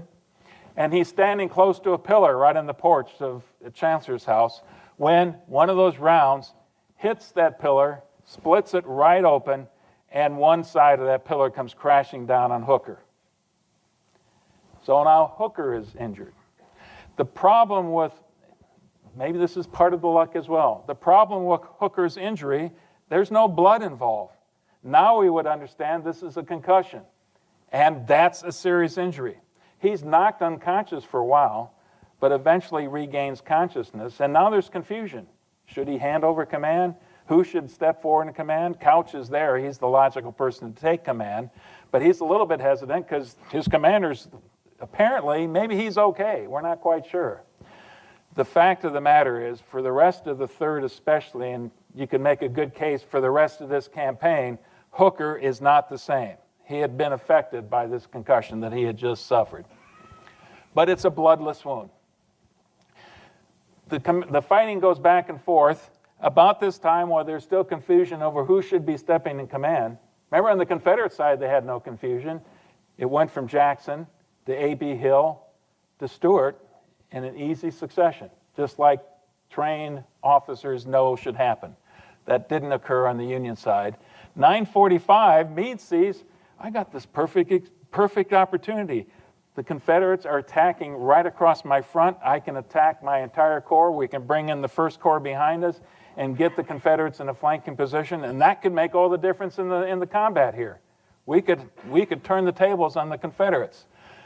Hooker rejects that. Instead, he hands the command over to General Couch temporarily, but I want you to listen to the instructions that he gives Couch when he hands over command. I turn the command of the Army over to you. You will withdraw it and place it in a position designated on this map. So, did he turn over the command? No. That's just march orders. Take the Army, move them here. That whole cul-de-sac we were looking at before, now the Union Army is going to withdraw back away from that and retreat from Chancellor's House, which was already ablaze by that time anyway. And by 10 o'clock, now with the withdrawal of the Union forces, Lee is able to ride over to Hazel Grove, sees what an amazing location this is to observe the entire battlefield. And at that moment, this is his greatest moment of triumph, perhaps, in the entire war. He's rejoined the 2 wings of his army, taken this incredible chance, and now it's worked to great advantage for him. Now, there's still a lot more of the battle to come, believe it or not. May 3rd, what's going on in Fredericksburg? Several times over the last couple days, Hooker had sent messages onto John Sedgwick directing him to take whatever action seems to be most appropriate, trying to encourage Sedgwick to attack against Marye's Heights, but giving him some discretion so he didn't have to do that. Sedgwick, kind of the George McClellan school, very cautious, not going to be willing to take big chances, never is willing to do that, not stick his neck out unless he's going to be directly ordered to do so. There's some confusion on the Confederate side. There was a moment in the battle when Colonel Colston, who I believe is Lee's chief of staff, sends out a confusing message to General Early, and Early's forces over here withdraw from the entire Fredericksburg area. And then they find out their mistake and quickly send them back. Well, it's in that point in time that the Union intelligence picked that up and thought the Confederates had evacuated the trenches, and it was the perfect opportunity for Sedgwick. And I think that got in Hooker's mind, and he always thought there wasn't much resistance there. So he expected Sedgwick to be able to attack across the river and then drive straight west into into Lee's flank. That never quite happened. Anyway, on May 3rd, Hooker finally is able to convince Sedgwick to attack. And there's only one division there. Remember, in Fredericksburg, the entire Confederate Army was there. The attack begins with Burnham's Light Division. That's still part of Sedgwick's corps. And they attack over here in the center of the Confederate lines and are repulsed. Same kind of thing that has happened in Fredericksburg. It looked pretty bad for them. But the next wave came in.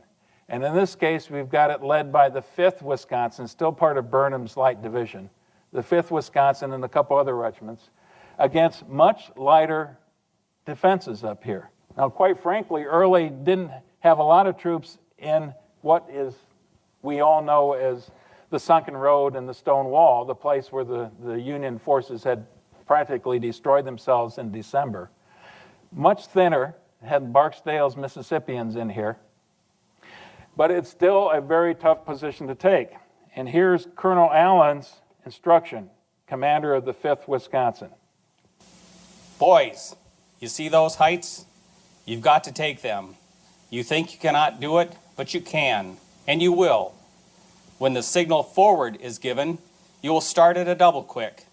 You will not fire a gun, and you will not stop until you get the order to halt. You will never get that order. You will not fire a gun. You will not stop to fire.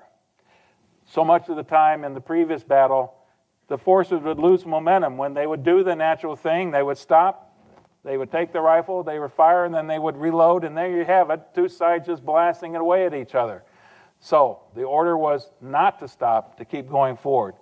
The units suffered horrendous casualties, but they did breach the line. And once they got there, this is some of the carnage that they saw on the other side of the trench line in Mary's Heights. A couple of very famous photos from the war itself. Okay, that means, again, in Hooker's mind, it should be easy now for Sedgwick to drive straight west and to attack Lee on the opposite side of the army. In fact, Early helped him out to a certain extent. He withdrew his forces straight south. But by that time, Lee knew what was going on. He had the advantage of interior lines, and he had shifted McLaws' division to meet Sedgwick on the road, that one road. And that McLaws extends his line quite far. And basically, General Brooks and his division essentially walk into a trap. They expected about a brigade there. They encountered a division of Confederates, and they went to ground pretty quickly. So the Union attack there is halted. May 4th then, yet again, Lee takes some huge chances. He decides that he wants to consolidate half of his army, 3 of his divisions, against Sedgwick's corps near Fredericksburg. In other words, that leaves Stuart with just a couple divisions guarding Hooker's massive force over in Chancellor's area. Again, if Hooker had wanted to do something with it, this would have been the perfect opportunity. He could have overwhelmed that small force that was against him, but Lee thought he had the measure of the man, that Hooker would stay in the defensive and wait for him. And that's exactly what happened. So by the 4th, you've got 21,000 Confederates against about 19,000 Union troops in this pocket right here. Sedgwick is not an aggressive man in the first place. It takes, again, the Confederates quite a while to organize their attack. Can you imagine how exhausted the Confederate troops had to be by this time, after 2 or 3 days of hard campaigning? But by 5:30, they launched the attack, and the 6th Corps. They'd done their job. They had dug in. They were ready for this attack. They held their ground, except for one New York regiment, one regiment that was Zouaves, whose enlistment was up in about a week or so. And they decided that was the time to leave the battlefield. So except for that glitch, Sedgwick's troop held their ground. And he's given some options. He can either go towards Fredericksburg, or he can withdraw across the river, and he elects to withdraw across the river that night and slips away from Lee. So now what's Lee do? Yet again, he shifts his forces over to face Meade, who's in a pocket right here up against the Rapidan and the Rappahannock River with U.S. Ford as his safety valve. And that's now the night of May 5th and May 6th. Lee's intention is to attack, a full-out attack at sunrise on May 6th against overwhelming odds. You've got the 1st, the 2nd, the 3rd, the 11th, and the 12th, and the 5th Corps all in this pocket. And he has 5.5 some divisions to face that. But he's going to attack the next day. However, that night, Hooker calls a council of war. And he gives his corps commanders the option, should we attack or should we withdraw? Meade was the most vociferous, says, we got to attack. We got them exactly where we want. Reynolds was in agreement, and General Howard, the one whose corps had been humiliated a couple days before, wanted to resurrect his own reputation. He wanted to attack as well. That was the opportunity. General Sickles, we'll hear a lot more about General Sickles when we get to Gettysburg. Fascinating guy. Anyway, General Sickles was not a professional soldier, was an amateur. He had a lot of skills as a commander, but he did not want to venture forth. He abstained. I'm not a professional. You guys decide. Slocum was absent, and Couch, who was still angry now that Hooker hadn't handed over command to him, was fed up with Hooker and says, well, okay, let's just call it quits. We'll cross the river and we'll start over again. So it looks like the majority calls for staying put or actually attacking. Hooker, of course, decides to withdraw and assigns Meade and the 5th Corps rear guard. And the withdrawal begins that evening. So a couple hours later, that night I should say, a couple hours later, very early on the morning of the 6th, Hooker crosses the river with the artillery, and by the time you get to early dawn, some of the remnants of the infantry are crossing the river as well, and they kind of catch the Confederates off guard. Lee wasn't quite expecting that to happen. He was bound and determined to attack, and was upset because he didn't have the chance to attack. Yet again, they've been able to slip away. So, that pretty much ends the Battle of Chancellorsville. And here's the tally for it. Union killed, wounded, and missing, a huge number here missing, are actually prisoners of war. 17,000. Confederates, 1,700. Actually, there's more Confederates who killed outright in this battle than on the Union side. They won overall, but primarily because of this huge disparity in those that had been captured or missing. So you've got 30,000 in this one battle. Now to put that into comparison, 23,700 at Antietam, the bloodiest one day of the war, but this is an extended campaign. It's much bloodier than Antietam. Casualties at Fredericksburg, 17,000. The majority of those being on the Union side. But here's the killer for the Confederates. 23% of the infantry in this one battle for the Confederates are casualties. 12 brigade commanders are either killed or wounded on the Confederate side. And then you've got Stonewall Jackson. And how do you compare the loss of Stonewall Jackson? The newspapers in the South over the next couple months were speculating what his one loss meant to the Army. 25,000, 50,000, the morale, the impact. Now, they could overplay that, but that was the impact that it had. It's the costliest battle of the war to date. The aftermath then. Hooker, here's what he tells his soldiers. And take it for what it's worth. The Major General commanding tenders to this army his congratulations on its achievements of the last 7 days. If it has not accomplished all that was expected, the reasons are well known to the army. It is sufficient to say they were of a character not to be foreseen or prevented by human sagacity or resource. The events of the last week may swell with pride the heart of every officer and soldier of this army. We have added new luster to its former renown. We have made long marches, crossed rivers, surprised the enemy in his entrenchments, and whenever we have fought, have inflicted heavier blows than we have received. That's his official statement.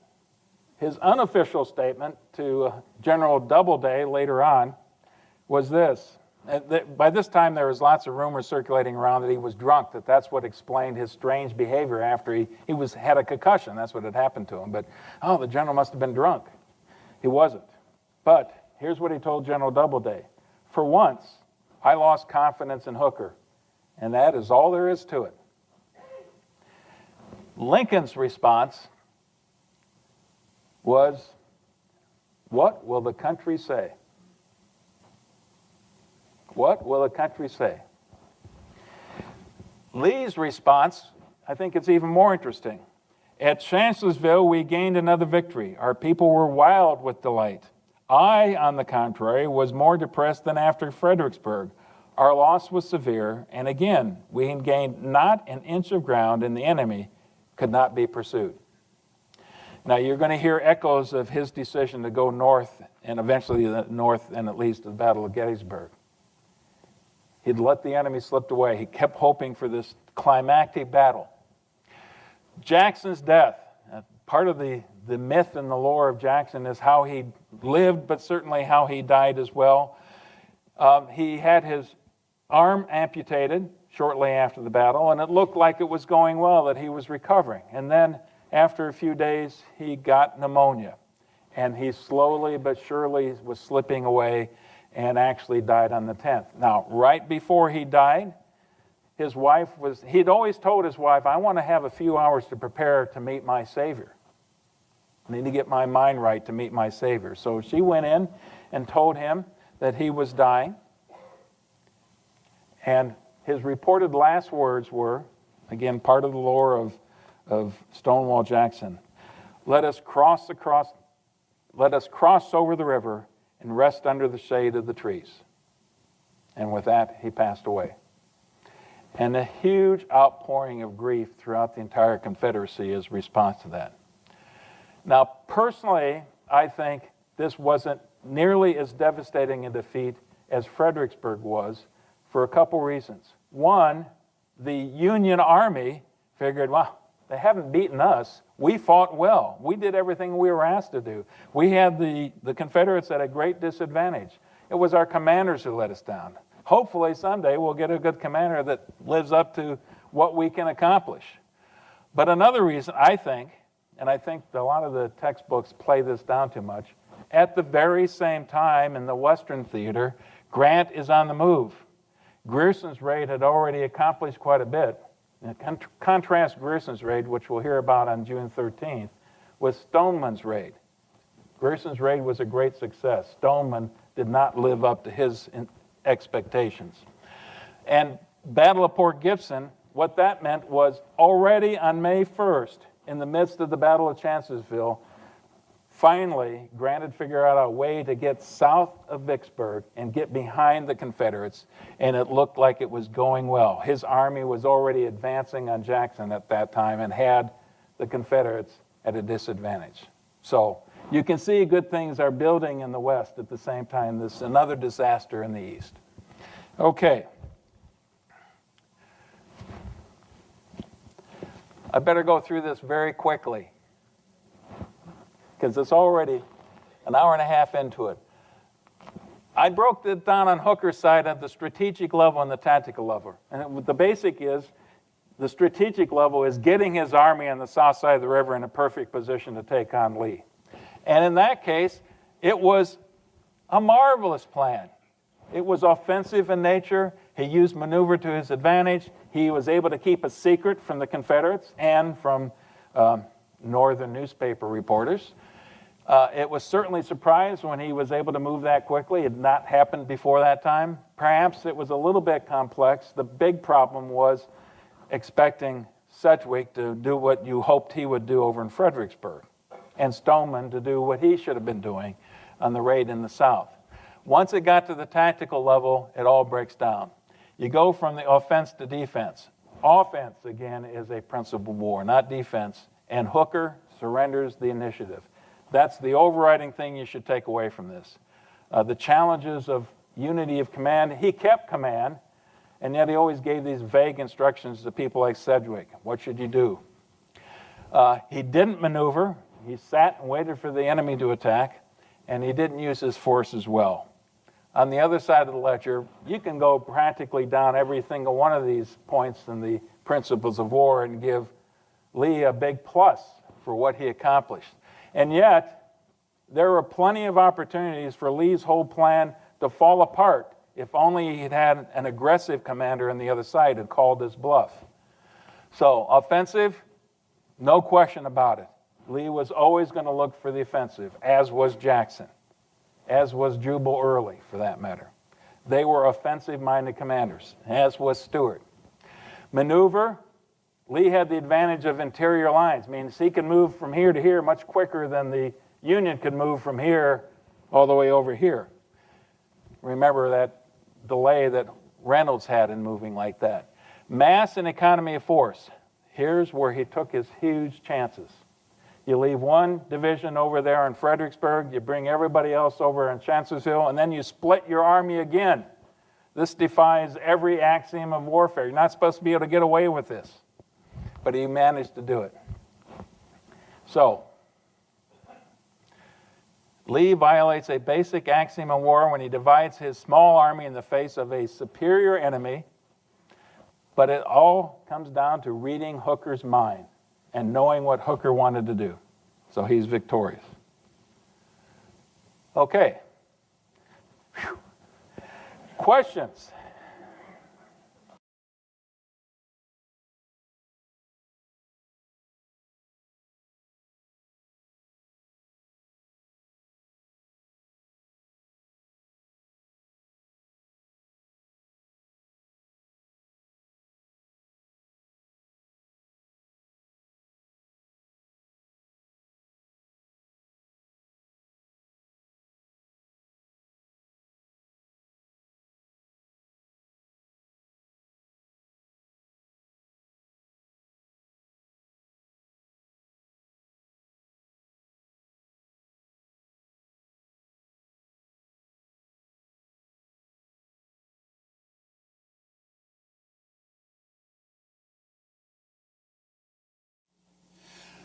Vicksburg.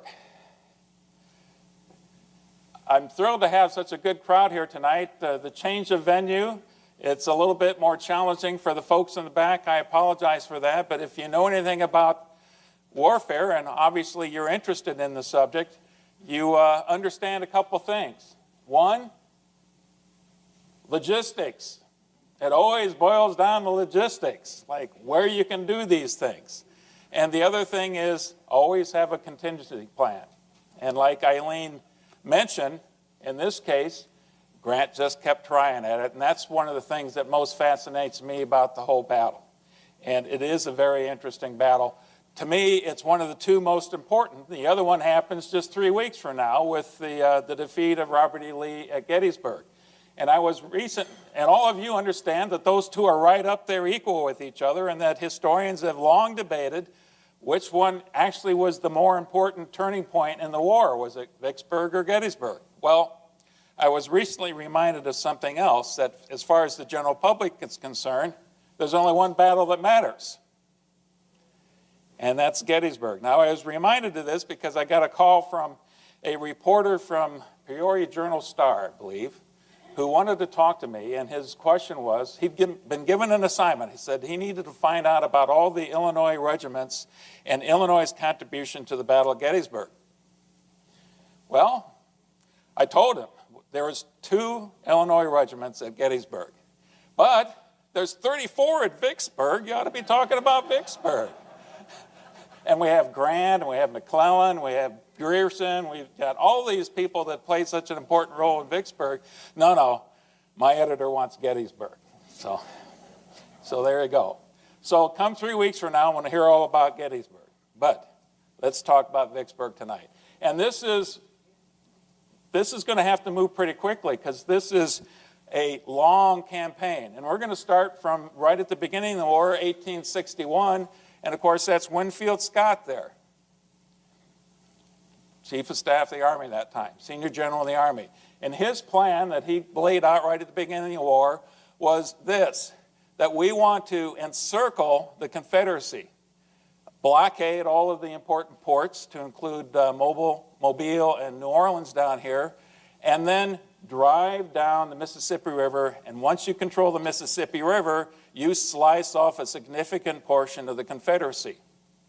And as you slowly tighten this grip, the Confederacy will collapse, and you won't have to expend a lot of blood in the process. Well, a big problem with that was the American public on both sides of the equation were much too impatient for that kind of plan to succeed. So they started, of course, in the Virginia area, in the Virginia theater. Now, one other thing I want to point out in this map before we move on.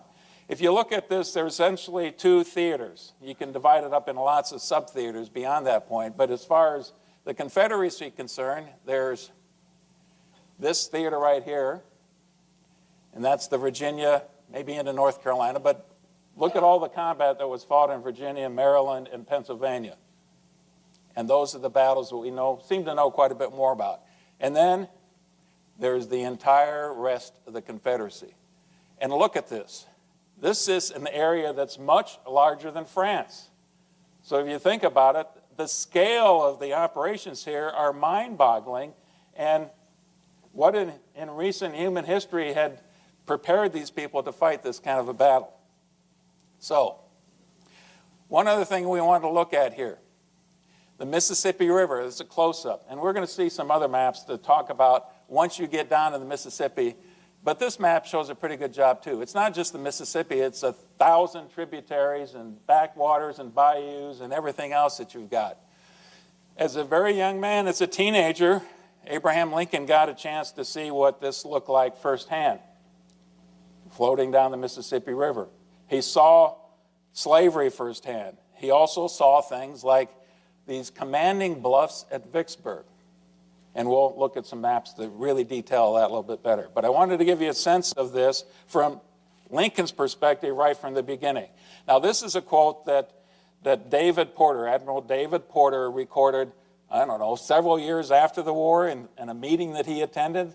So he must have either had an incredible memory, but maybe he took a little license in quoting Lincoln at length. But I think it's the kind of quote that illustrates the point. See what a lot of land these fellows hold, all of which Vicksburg is the key? Here is a Red River, which will supply the Confederates with cattle and corn to feed their armies. There are the Arkansas and White Rivers, which can supply cattle and hogs by the thousand. From Vicksburg, these supplies can be distributed by rail all over the Confederacy. Then there is that great depot of supplies on the Yazoo. Let us get Vicksburg, and all that country is ours. The war can never be brought to a close until that key is in our pocket. I am acquainted with that region and know what I am talking about, and valuable as New Orleans will be to us, Vicksburg will be more so. We may take all the northern ports of the Confederacy, and they can defy us from Vicksburg. It means hogs and hominy without limit, fresh troops from all the states of the far south, and a cotton country where they can raise the staple without interference. So that's Lincoln, his view of the importance of the river. A closer view of this, and now you can begin to see what the terrain is really like. This is Vicksburg right here, and if you can imagine, without all the units there, I don't want to get you confused by that. Look at here's the Mississippi River. I've highlighted that a little bit darker, but look at all the backwaters and other rivers and bayous and things like that. This is what happened over centuries, millennia, eons with the Mississippi River. It repeatedly would change its course. Oftentimes it would leave places like this, which are nothing more than where the river used to be, and then it changed its course, and now you've got all these backwaters and bayous and swamps and everything else. Now, on the eastern side of the river, the reason why I didn't go any farther east is right through here is a series of commanding bluffs, and Vicksburg is right at the heart of that. And notice the hairpin curve it takes right here at Vicksburg. What that means, especially in the sailing ship days, if you're sailing up or down here, imagine trying to change course as you're in a sailing ship. But it's just as difficult for a steamship or these gunboats. They have to slow down to take these hairpin curves as they're going around the river. And so you've got high commanding bluffs looking down into the river. You've got to slow down as you're going around. It's a tough place to get beyond. So it's not just at Vicksburg. This line of bluff extends well north. And as we'll see in a couple other maps, it's just tough to get around to the backside of Vicksburg. That was Grant's problem. Over here, well, look at it. It's all low ground, especially up in here. This is all low ground, easily flooded. Most of this is as well. And then you get down on the south of Vicksburg on the eastern side, on the Mississippi side. You got a little bit better land, flatter land, less broken up by rivers and streams. The city itself, you can see the terrain. For those of you who had some military experience, you're used to reading topographic maps, you can basically see the commanding nature of not just the cliffs here along the river, but also this plateau that defined what Vicksburg was at the time. So it's going to be a tough nut to crack, and everybody recognizes it. And you recognize also that you might control parts of the river, but until you control that, you're just not going to sever the Confederate supply lines. So there's the bluffs from the river itself. You see, doesn't look like much, but I can tell you if you're trying to fight your way up in that, it's not going to be easy at all. The first attempt, notice that we're starting this discussion about Vicksburg, April 1862. Well, that's like over a year beyond the point where it actually was going to be decided. April 29th, fall of New Orleans. The reason New Orleans fell to Farragut and not to the Army for a couple reasons. This is about the same time the Battle of Shiloh was going on. So the garrison from New Orleans had been stripped to be sent north for Albert Sidney Johnson's army to take on the Union force and hopefully gain victory at Shiloh. We know it didn't work out well for the Confederates, but that's why there was really no garrison to speak of in New Orleans.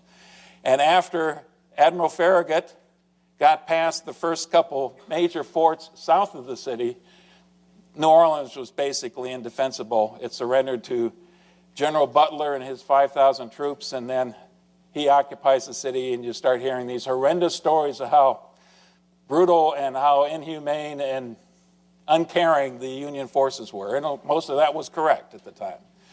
May 18th, Farragut sails north. Now I want you to take a look at this. Most of the ships he's got are blue water ships. These are old sailing ships. A lot of them had been converted or were steamships, but they also could be powered by sail.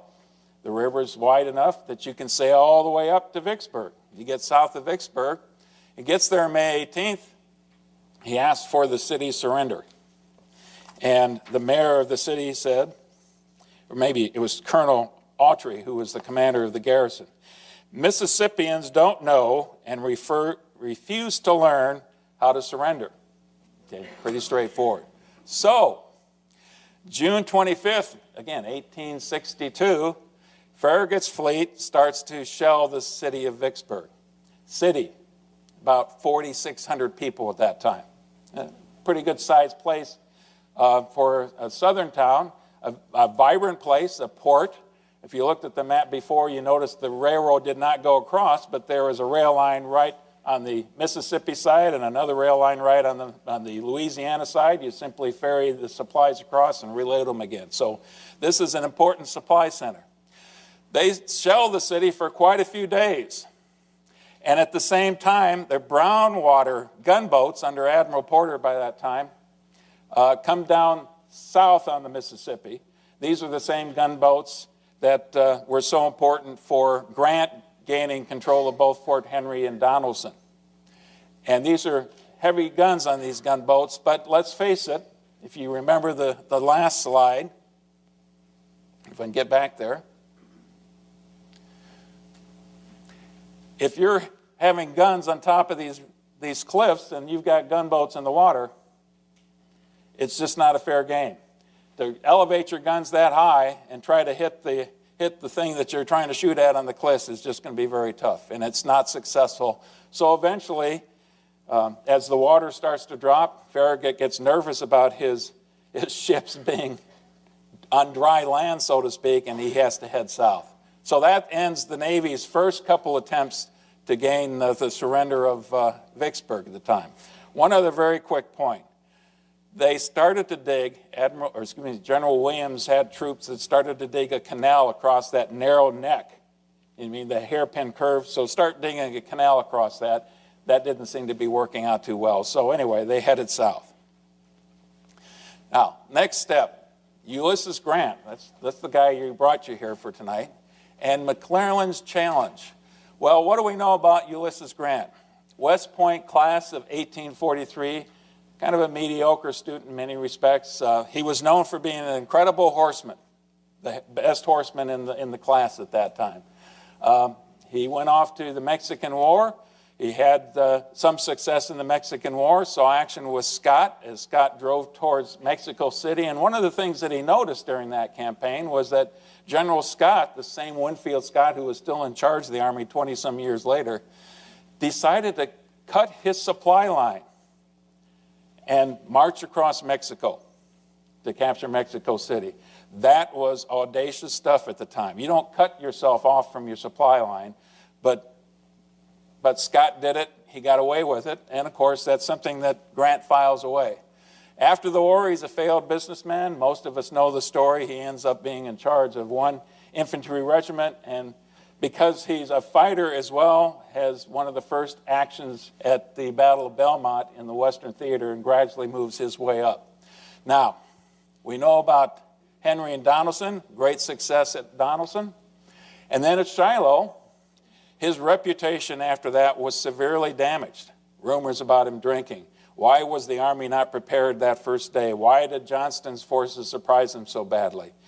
And even though they won the battle on the second day, he was kind of in the doghouse, so to speak, and he was relieved by General Halleck, who replaced him, and it was General Halleck that then took the city of Corinth, the very important rail center that was just a few miles south of Shiloh.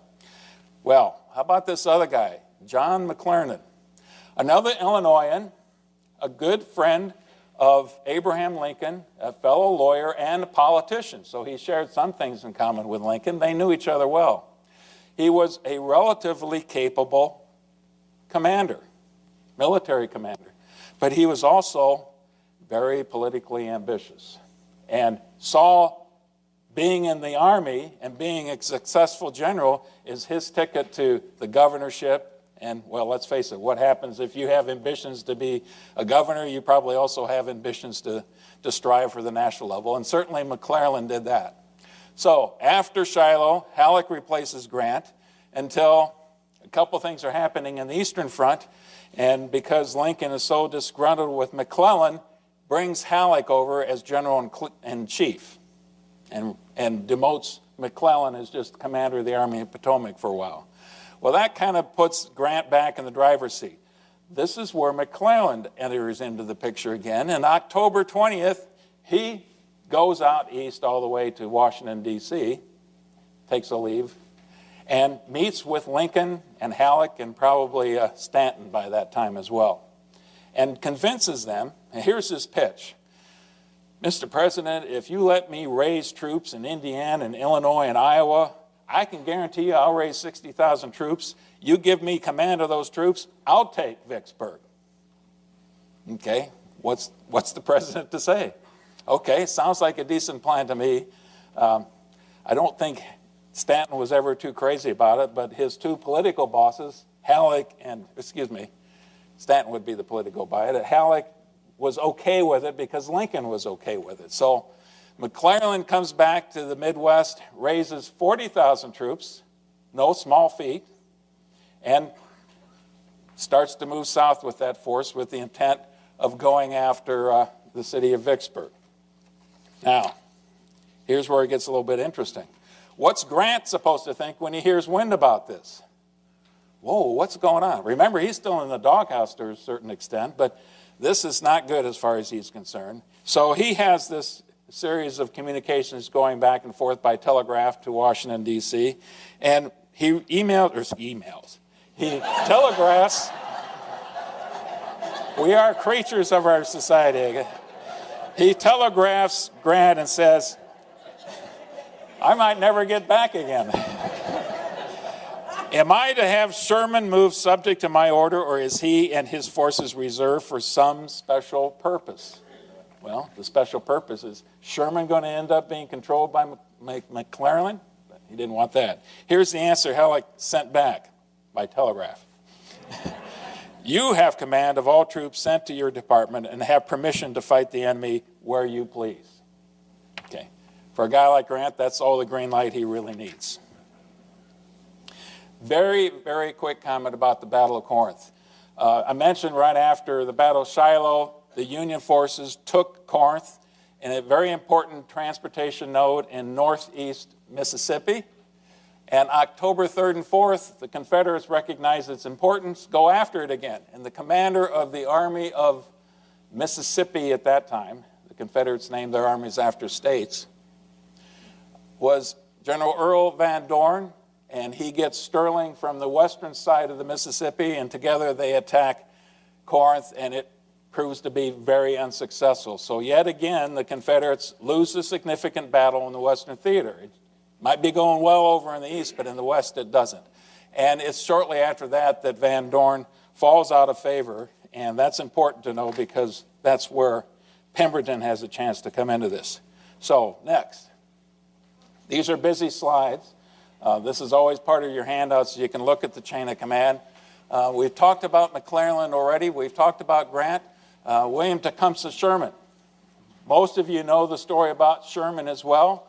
He started off fairly successful in the war, got command of the Army of Ohio, looked south and saw forces in the south that looked like they well outnumbered his, expressed his vehemence about how he needed to have more reinforcements and the enemy was very sizable, and was in part, and that's part of the reason why he was labeled to be insane and removed from command. He got back into favor while he was working under Grant at Donelson and especially at Shiloh, where they both, Grant didn't prove to be a good commander leading up to the battle, but once they got into the combat, they were unquestionably valiant, brave, and calm and collected once they were in command. So that's where Sherman is. He owes a lot by this time to his friendship with Grant. And I wanted to play this quote because this is one of my favorite quotes of the Civil War, actually. And this is Sherman's comments about Grant. I am a damned sight smarter than Grant. I know a great deal more about war, military history, strategy, and grand tactics than he does. I know more about organization, supply, and administration, and about everything else than he does. But I'll tell you where he beats me, and where he beats the world. He don't care a damn for what the enemy does out of his sight. And it scares the hell out of me.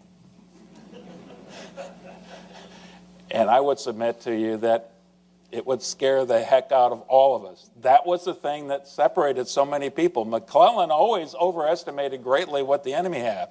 We're going to see a couple Confederates that did the same thing over and over again. You don't know how people are going to perform until you put them in that position.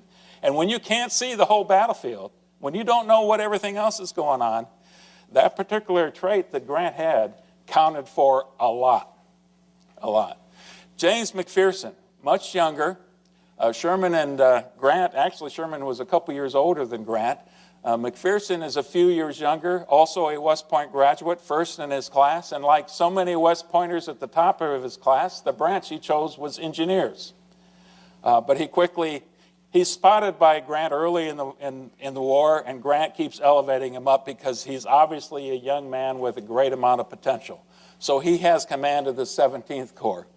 I've got this 9th Corps down at the bottom. You might remember hearing about the 9th Corps in Virginia.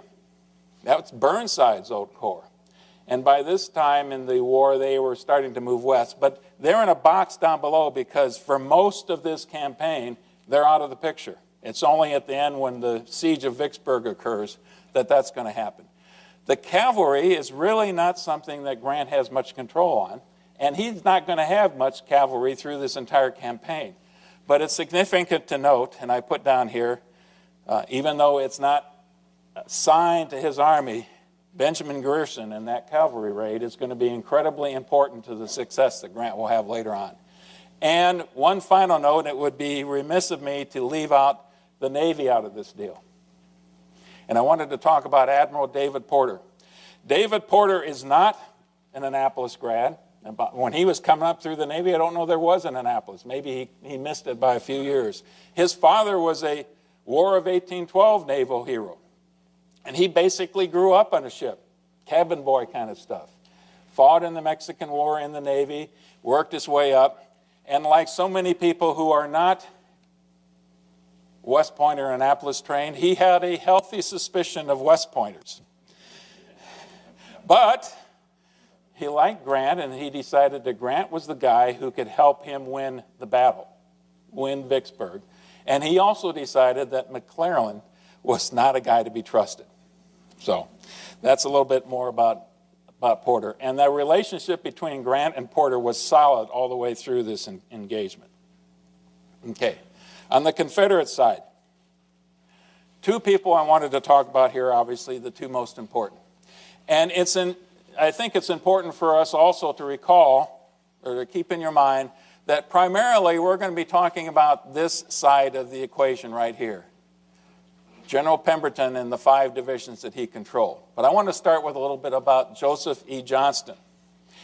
You should remember Joseph E. Johnston from our discussion about the first Bull Run, because it's Beauregard, and then Johnston's bringing forces in late. Johnston takes control of the overall battle, and the Confederates win that battle.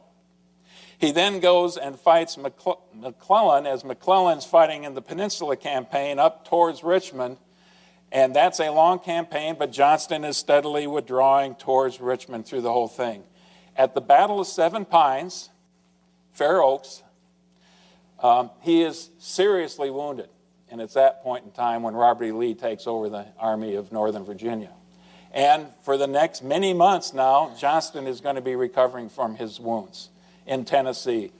But it's about this time that Johnston now is given command by President Davis, Jefferson Davis, of the entire Western Theater. That includes Braxton Bragg in Tennessee.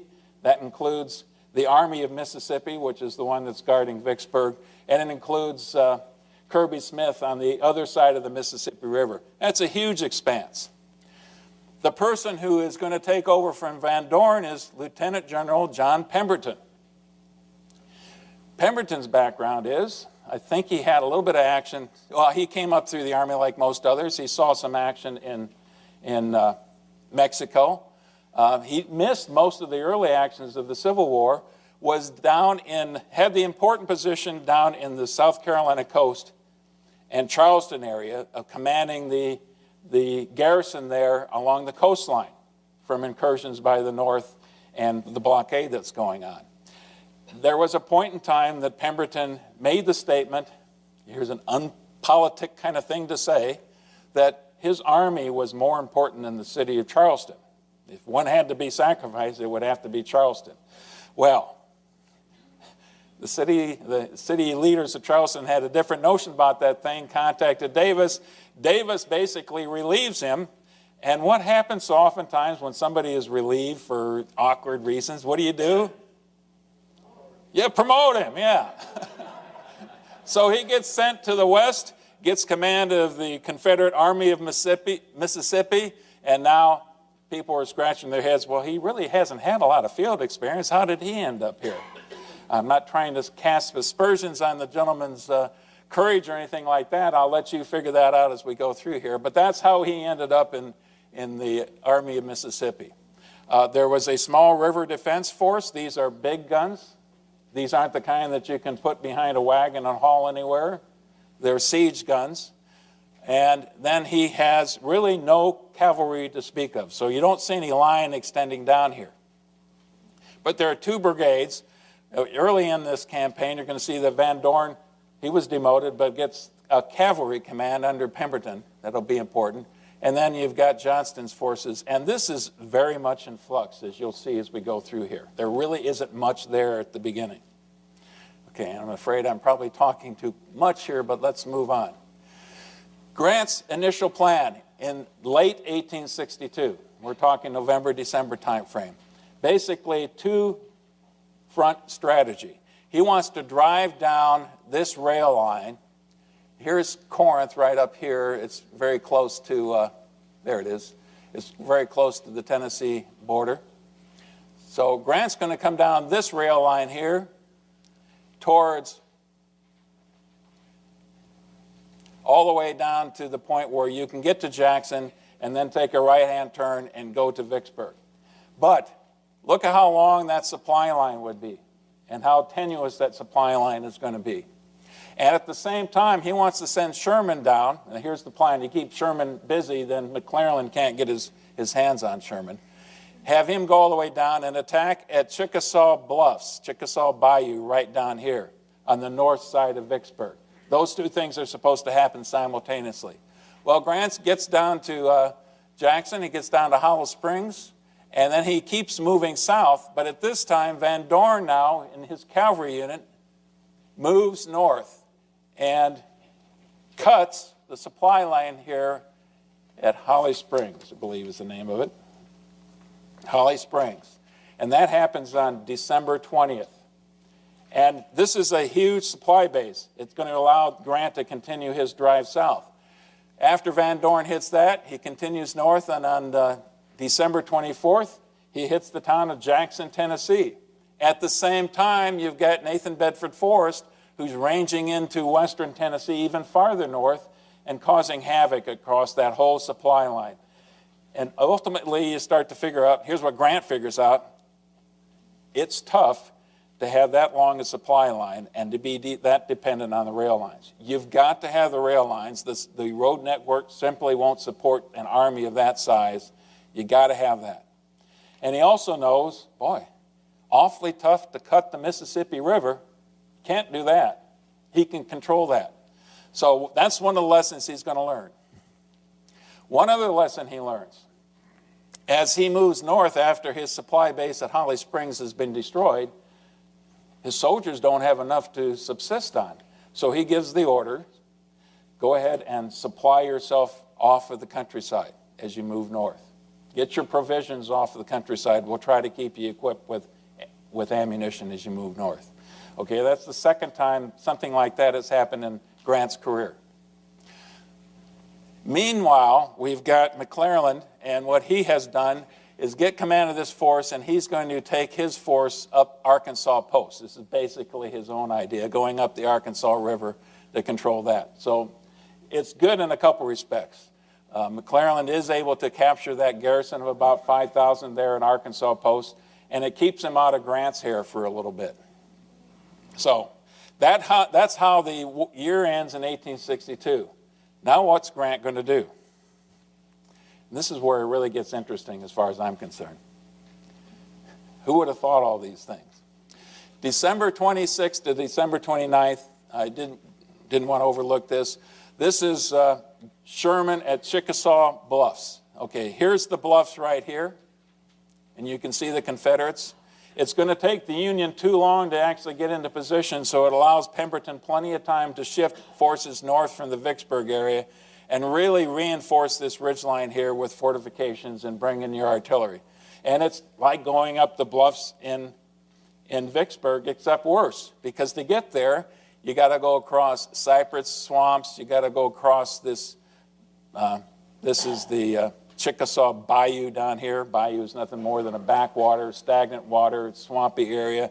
The whole place is a mess, impossible to maneuver in there. And you're doing it in December. Yeah, not when I'd want to be doing it, when I'm wet and miserable all the time.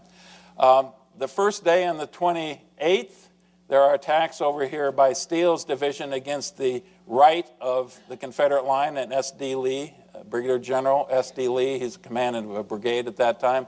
That's a miserable failure. The next day, the attack is across the entire front. And just to give you a sense of what they recognized when they were in the midst of this, one of the commanders, a brigade commander, gets the order from a colonel from Grant's staff to attack. And this is in Morgan's division right here in the center. And here's what this person says. This is John DeCourcy says, "My poor brigade, your order will be obeyed, General." That message is taken back to Sherman, and here's Sherman's response to this. "Tell Morgan to give the signal for the assault. We'll lose 5,000 men before we take Vicksburg, and may as well lose them here as anywhere else." Yeah, these are the kind of quotes that tend to be preserved in history, I'm afraid. Here's the casualty rates. Pretty lopsided affair, isn't it? 1,776 Union and 207 Confederate. So, Grant knows a couple things. That long supply line that you're relying on the rail line is not going to work. Chickasaw Bluffs, we can't get up that. That's not going to work. So what's next? Bypassing Vicksburg. And he's going to look at several different things. Now, you can decide if you thought at the time Grant was figuring that any of these things were going to be successful. Later on in his memoirs, he was saying he was just keeping his army busy. That's not the kind of thing you tell the soldiers once they're actually doing it, that they're just keeping you busy. But you're going to hear a sequence of these, and they're all amazing to me. The first one is to go back here and this canal that General Williams' troops were digging a few months earlier. It goes right across here. It's going to be, I think, 60 feet wide and 13 feet deep. You got to dig this canal. On each end of the canal, there's a dam. You just haven't dug out the dirt at the time. You've got thousands of troops and thousands of contraband. Now, we all know what contraband are. Those are former slaves. And so they now start working for the Union cause. And they dig in January, in February, in miserable conditions, marshy terrain, poor health conditions by far. You start to see the number of illnesses go up. But McClellan's Corps is given this task. He manages to bring down a couple steam-powered shovels that go to work on this thing. The only problem with that is there is one Confederate gun called Whistling Dick that is in range of these steam shovels and can start the pots out at them. And it becomes something of the thing to do for the citizens of Vicksburg to go out in the bluffs and watch the Union forces dig the ditch. Well, a little bit later, the river starts to rise with the spring rains, and the dams, basically this earthen embankments on either side, gives way. And what was supposed to happen when that occurred was that the river would rush through there and scour off the rest of the canal, and then you can get past. Well, all it did is it basically flooded this whole area around here. And they figured, well, the Mississippi doesn't want to go in there. You know, why would the Mississippi suddenly take a right-hand turn instead of, I think physics will tell you it's just going to keep going around this way. And that's what happened with this particular attempt. The next one, to dig a canal around Lake Providence. Now get a scale of this. Here's this first canal right here. There's Vicksburg, there's this first canal. So way upriver, they're going to cut a canal from the river to Lake Providence. And there was something of a dam there. And this used to be, the reason this lake is here, because that used to be the way the Mississippi River went. Now the problem wasn't so much right through here. The problem was from here to what you see on the map here is Bayou Marone. I just think the Macon Bayou, I think the names here are important. Here's what they wanted to do, what the Union wanted to do. First of all, they had to dig to Lake Providence. Then they had to connect to Bayou Baxter, and that's basically the stretch right here. That was the big problem area. Once they got there, they can hook up with Macon Bayou, and then the Tensas River, and then the Red River, and then the Mississippi River. That's a couple hundred miles or more. And that would put them well south of Vicksburg, and in fact, just a few miles north of Port Hudson, which was the other big, heavily defended spot on the Mississippi River. And then the Union could go either direction here. The problem was right through here in this stretch. And McPherson is given charge of this. He's the excellent engineer of the group, and he does very well. One of the problems, though, is that this bayou that's between Lake Providence and right here is basically a cypress swamp. So how do you get rid of these huge cypress trees?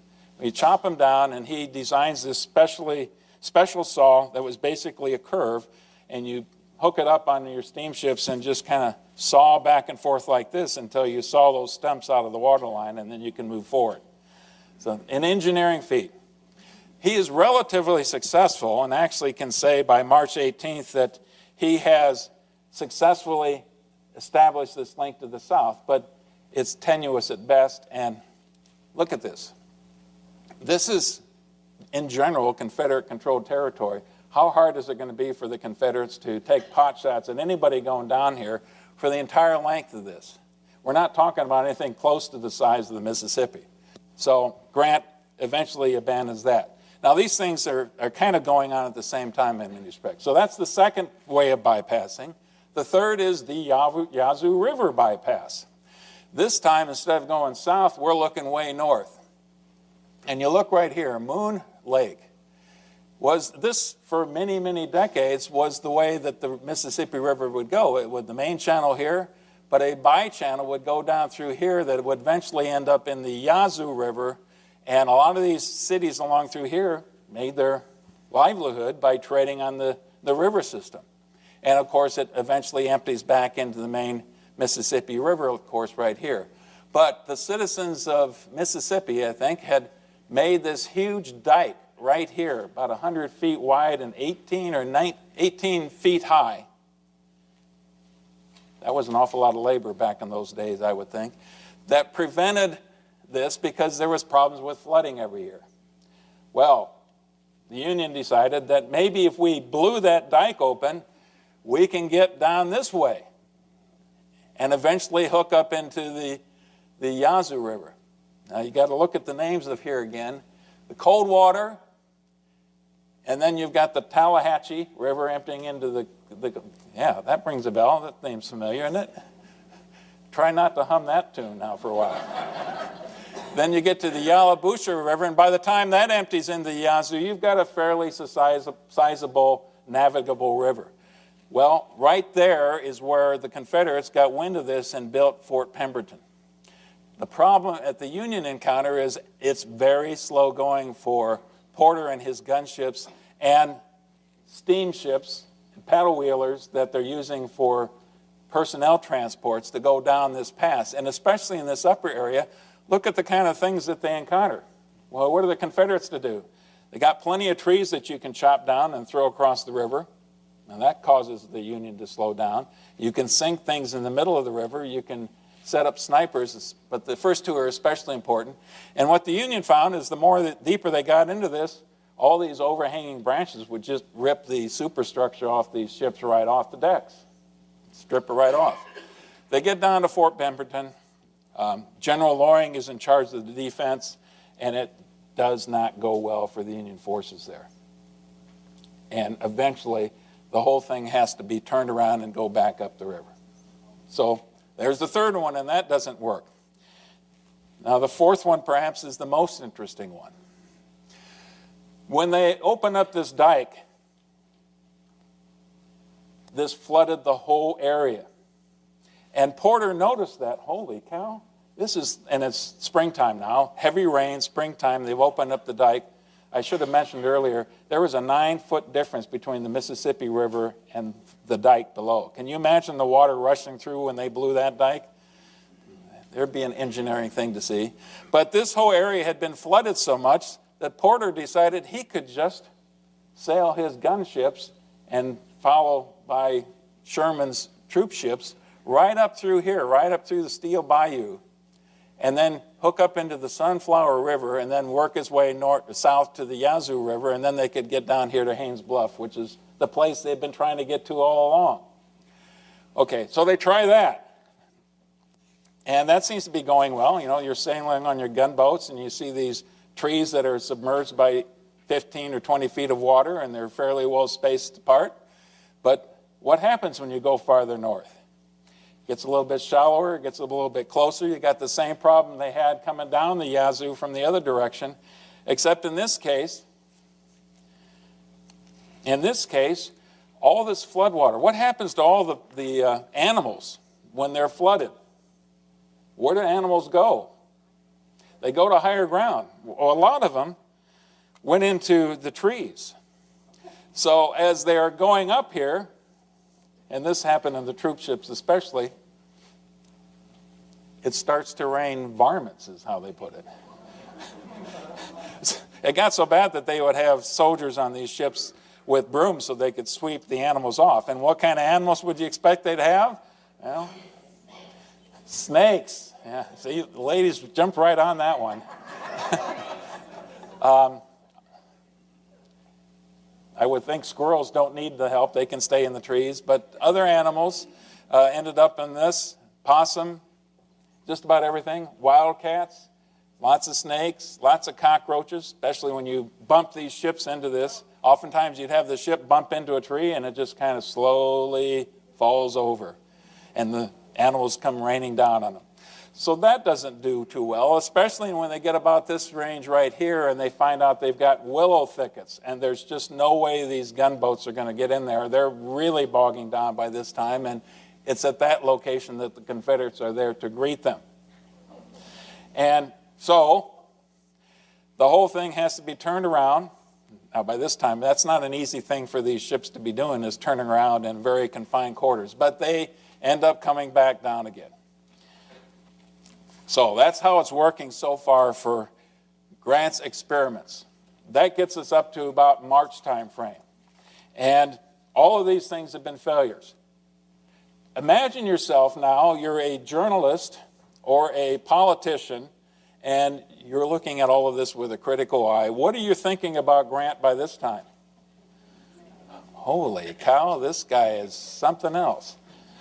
It's not working at all. One of the Union soldiers was captured, if I can find that quote here quickly, and he's being questioned about this whole operation, and one of the Confederates who had captured him says, "Hasn't that old fool tried this ditching and flanking 5 times already?" And the answer was yes, but he's got 37 more plans in his pocket. Yeah, you don't want to give him any credit here. Now we get to what Grant sees as a much more viable alternative in the spring of 1863. He now plans, and still getting below Vicksburg, getting to better land where you can get off. And he wants to march 2 corps, McClellan's and then McPherson's, down here through this marshy terrain, but he can find the roads. It's going to take a while, but eventually they're going to get to a little spot on the western side of the Mississippi named Hard Times. I love the names in this one. It's just great.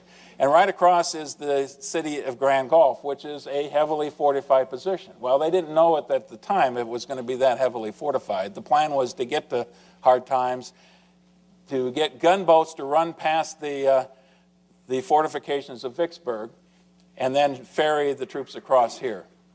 At the same time, there's going to be 2 distractions going on. One is going to be Sherman up here in the same place in the Chickasaw Bayou area is going to have a feint to draw the Confederates away in that direction, and then Grierson's raid, which we'll get to in just a minute.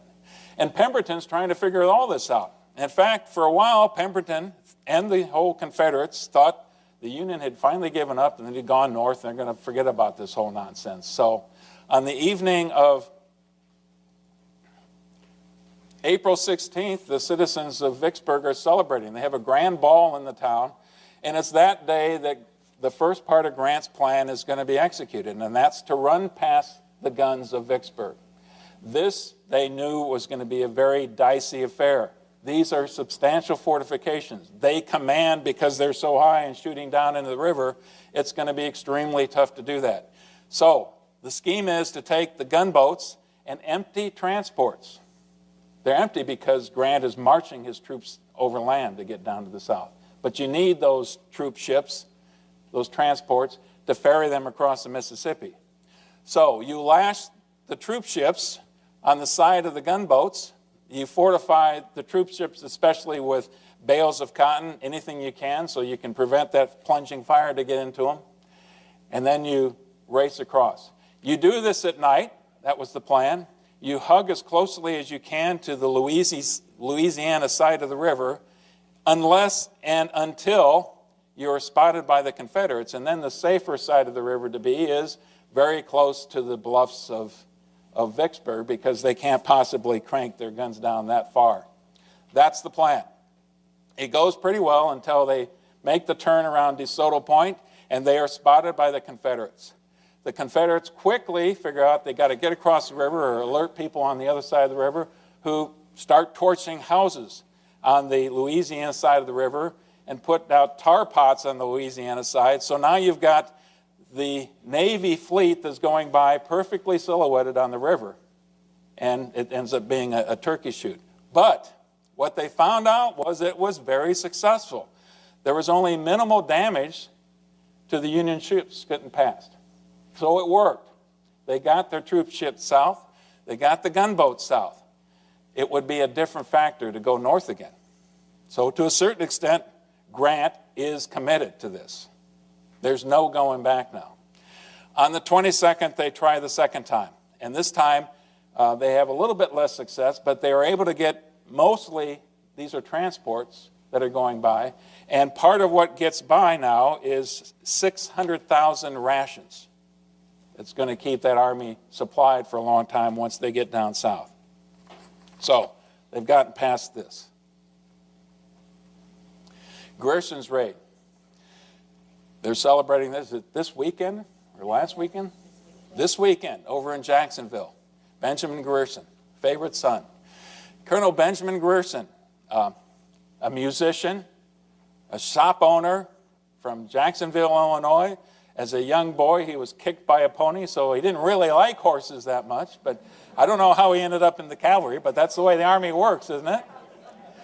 He ended up in the cavalry and did very well for himself, had experience going after Nathan Bedford Forrest in a couple campaigns. So he is selected by General Hurlbut, and certainly got the blessing from General Grant, to lead this raid. And here's Grant's instructions to Grierson. Do all the mischief you can. You know, it's pretty general, broad marching orders, if you will. He's going to start from LaGrange, Tennessee, right up here, and the plan was to move south to get down here to Newton Station, destroy this important rail center at Newton Station. Here's Jackson, here's Vicksburg. So this is going to sever that supply line for the Confederates, and then somehow after that make your way up through Alabama and get up north again. That was the original plan. So Grierson goes south with 3 regiments, 2 from Illinois, 1 from Iowa, and gets down to this vicinity and sends, I think, the Iowa regiment back north. It's kind of hard to see it, but this is their route as they go back up north. Part of the intent was to deceive the Confederates. So you're going to ride right over your hoof tracks in the road and make the Confederates think that the whole thing has gone north. But they continued south. One of the problems the Confederates have at this time is they really have no cavalry of their own. And you might say, well, what's going on with that? Van Dorn, by this time, was working in support of General Bragg in Tennessee, and Nathan Bedford Forrest had always been assigned, was already assigned at that time. And in fact, there's another raid that was going on at the same time that came from Rosecrans' force, the Army of the Tennessee. And this one is commanded by Colonel Abel Strait, 1,700 troopers. And since they were going through rugged terrain, these troopers got mules instead of horses. But they had a pretty successful raid until they got to Alabama and were cornered by Nathan Bedford Forrest, and the whole group was captured. But it took Forrest out of the picture, and Van Horn was out of the picture. So most of what was done in terms of trying to chase down Grierson was done by foot troops and local militia units, and that's not nearly as effective. He gets to Newton Station, they do all the damage they possibly can, and then at that point Grierson decides to head further south all the way down here to Baton Rouge. And incredibly successful. 600 miles in 16 days, captured or paroled 500 Confederate soldiers, destroyed 56 miles of track and telegraph wire, 3,000 firearms, lots of horses. He lost 3 killed, 7 wounded, and 9 missing. So, success in anybody's definition. Grand Gulf. Okay, again, here is the route that the Union forces are marching down to get to Hard Times, which is right here, right across the river from Grand Gulf. The assumption was that Porter's gunboats would be down here, would shell Grand Gulf until he puts them into submission. The Confederate defense would collapse, and then they could ferry the troops across. It did not happen. After something like 5 hours of bombardment, it still did not happen. So, it's time to adjust again. They find a slave and interrogated, talked to the slave, and the slave told them, General, if you were to get down here around Bruinsburg, that's a good place to land. There's an excellent road network here, and there's no defenses there. So that's what they tried. They boarded a few miles downstream from Grand Gulf. They took the ferries down to Bruinsburg, and they disembarked at Bruinsburg against no resistance at all.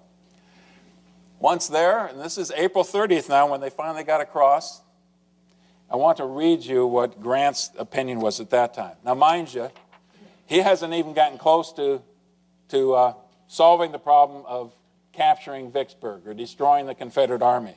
But here is his opinion after how many months he's been working on this in this particular point in time. When this was effected, crossing the river and getting to Mississippi, I felt a degree of relief scarcely ever equaled since. Vicksburg was not yet taken, it is true, nor were its defenders demoralized by any of our previous moves. I was now in the enemy's country, with the vast river and the stronghold of Vicksburg between me and my base of supplies. But I was on dry ground on the same side of the river with the enemy. All the campaigns, labors, hardship, and exposures from the month of December previous to this time that had been made and endured were for the accomplishment of this one object. So that gives you an idea into what Grant is thinking. He'd finally achieved the thing, that the first and most important step was to get on the right side of the river in a position where he could then maneuver successfully against Pemberton. And he had the initiative. The ball was in his court. General Bowen was the commander who had deployed south. He was at Grand Gulf. His soldiers did so well in defending that position. But once they found out that the Union forces had landed south of the river, he quickly put them on the road and drove them south of Bayou Pierre River, which is the main river that now Grant is on the south side of that. He's got to get north of there. And that's the first place now that Grant's army is going to encounter the Confederate force. It's only one division. What's Bowen to do but to scream as loud as he can for reinforcements from Pemberton? Time is on Grant's side, but only if he acts quickly. And that's exactly what he does. Most of these battles, we're going to move very quickly because there's just so many of them. There's so much terrain to cover here. So, Bowen gets south, puts up a good defense, but quickly McClellan is able to outflank him, 3-1 odds, and Bowen is forced to retreat. In the process, he burns the bridges across Pierre Bayou, but the Union forces quickly put up pontoon bridges and get across. Now, so here's just an image from that. This is the important point now. What is Grant to do after this? He's got a couple of choices and people telling him what he should do. First of all, President Lincoln and General Halleck are telling him, we want you to go south, about 20 or 30 miles down south at Port Hudson, and to support General Banks, who is besieging at that time Port Hudson. That's what we want you to do. Well, that wasn't exactly what Grant wanted to do for a couple reasons. One, Banks had data rank on him. So if the two men got together, that meant that Banks might be a commander. But maybe more importantly, or more justified in this case, is that Banks was working his way up the Red River, going after the Confederates there. He didn't have that much going on at Port Hudson. So Grant used that as an excuse to kind of ignore what he was being told by the commander-in-chief. And he decides to advance against Vicksburg and to do so quickly. And to do that, he's going to have to cut loose from his supply base. He recognizes that there's no way that he's going to get this army supplied, that you're just going to have to forget about it. Now, that's an overstatement, and oftentimes when you read about this, a lot of authors do overstress that point. One of the things he did was he rounded up everything he could get, gigs and surreys and cotton wagons and buggies, everything you could find, and he told his soldiers to go out and get them, and they were good at doing that kind of thing. And they put together this makeshift wagon train. But the wagon train was only going to provide a few things. Ammunition, that was top of the list, hardtack, salt, coffee, and sugar. And everything else they would provide themselves from the countryside. And you start off with 3 days' provisions, and you start marching northeast. And basically, you're on your own.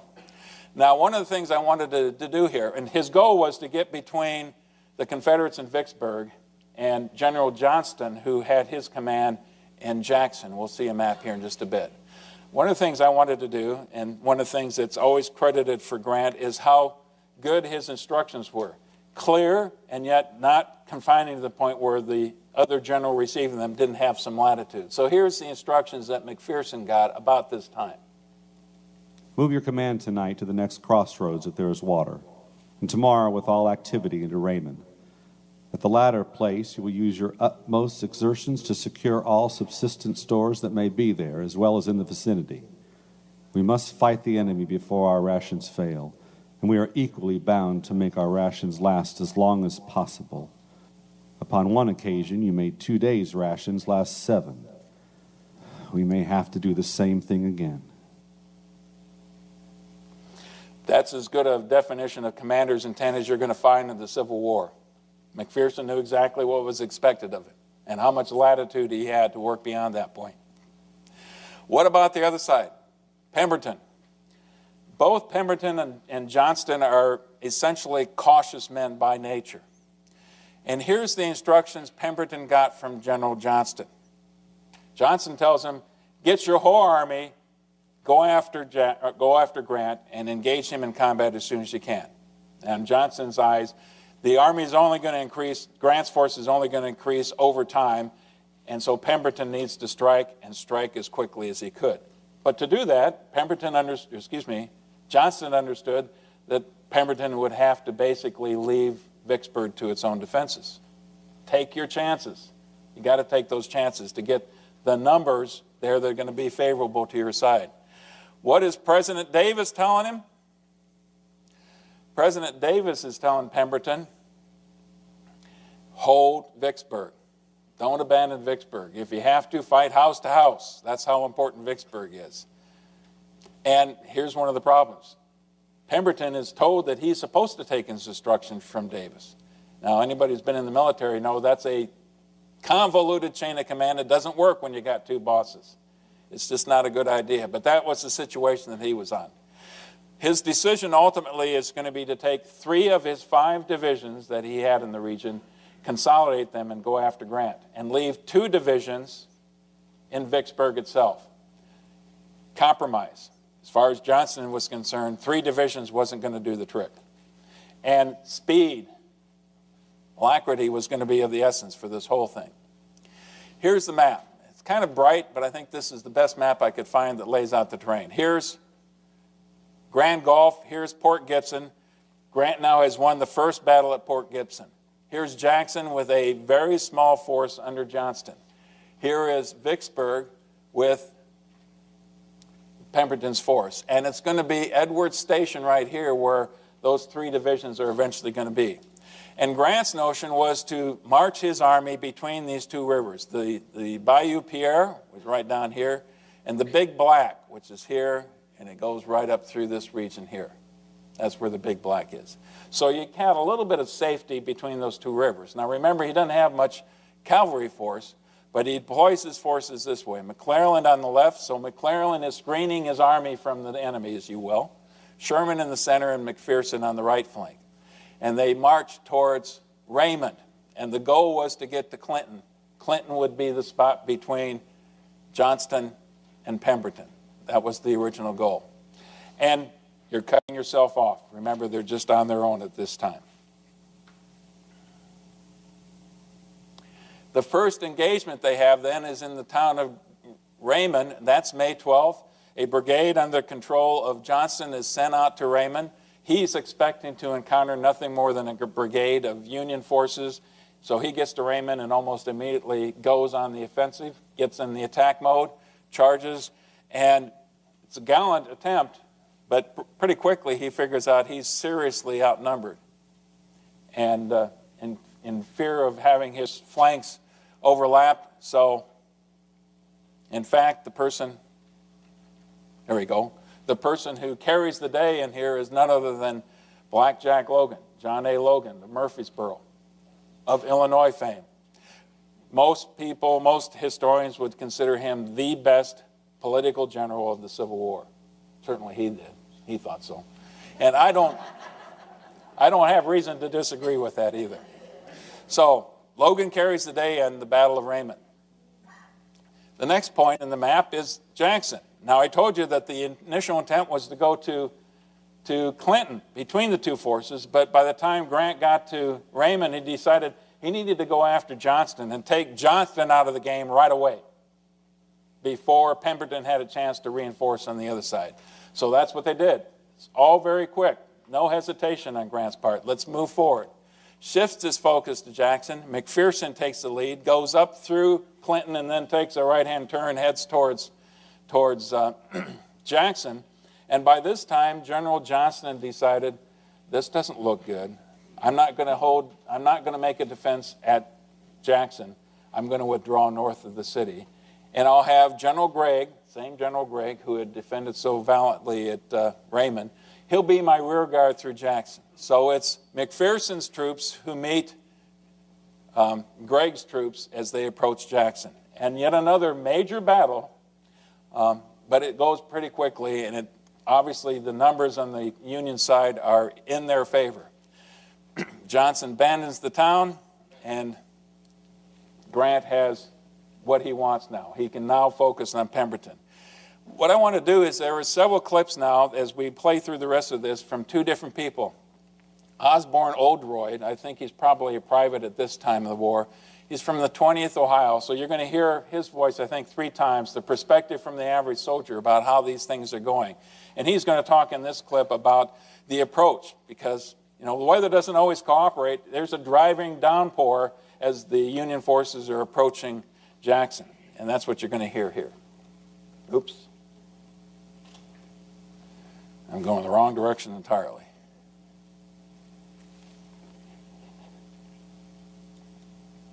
May 14th. Started again this morning for Jackson. When within 5 miles of the city, we heard heavy firing. It has rained hard today, and we've had both a wet and muddy time, pushing at the heavy artillery and provision wagons accompanying us when they stuck in the mud. The rain came down in perfect torrents. What a sight. Ambulances creeping along at the side of the track, artillery toiling in the deep ruts, while generals, with their aides and orderlies, splashed mud and water in every direction in passing. We were all wet to the skin, but plodded on patiently for the love of country. Johnson had been in Tennessee. He arrived shortly for the Battle of Jackson. He surmised what he was looking at, determined the size of the enemy force, knew what he had, and here's the comment he made, and he telegraphed back to Richmond. I am too late. That gives you a little bit of window into who Johnston was at the time. Champions Hill. The most important battle in this entire campaign, is the largest battle, is going to happen at Champions Hill. What that is now is Pemberton has been forced out. He's finally moved out of the defensive works at Vicksburg, and he's going to meet Grant's forces in the field. The plan hopefully would have been that Johnston would be on one side of Grant, Pemberton would have been on the other, and they would have relatively equal numbers by that time. But you recall, Pemberton only wanted to take 3 divisions. He's got Stevenson's division here in the north. He's got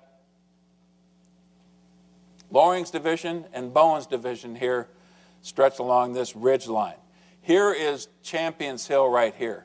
And you imagine that initially this was held by the Confederate forces. Champions Hill is the predominant piece of terrain. It's 70 feet higher than everything else around it. It can see this important road intersection right down here, and from Champions Hill you can look right down this ridgeline and see the rest of the Confederate Army. McClellan is marching up, suddenly encounters this Confederate force at Champions Hill, and the Confederates are in defensive positions by this time, and Grant immediately takes the initiative and says, let's go for it. We're going to attack here. General Hovey of McPherson's Corps. Now, you're going to look at your map here. A couple things about this, I should have mentioned earlier, a couple things about this chain of command that you had. Early, by the time you get to this point in the battle, that chain of command for the Union forces makes sense. Several months before, there was a lot of units that were moving around. But for whatever reason, at this point in the battle, Hovey's division, which I believe is part of McClellan's Corps, is actually under the control of McPherson. So you've got Logan's division up here, you got McPherson's division or corps right here, and Hovey is the one that we really need to focus on. His division is going to take the brunt of the attack. First 1 brigade and then a couple regiments from the 2nd Brigade of Hovey's division attack right down the throat of Champions Hill, and eventually are able to take 4 guns right at the crest of Champions Hill and force the Confederates off.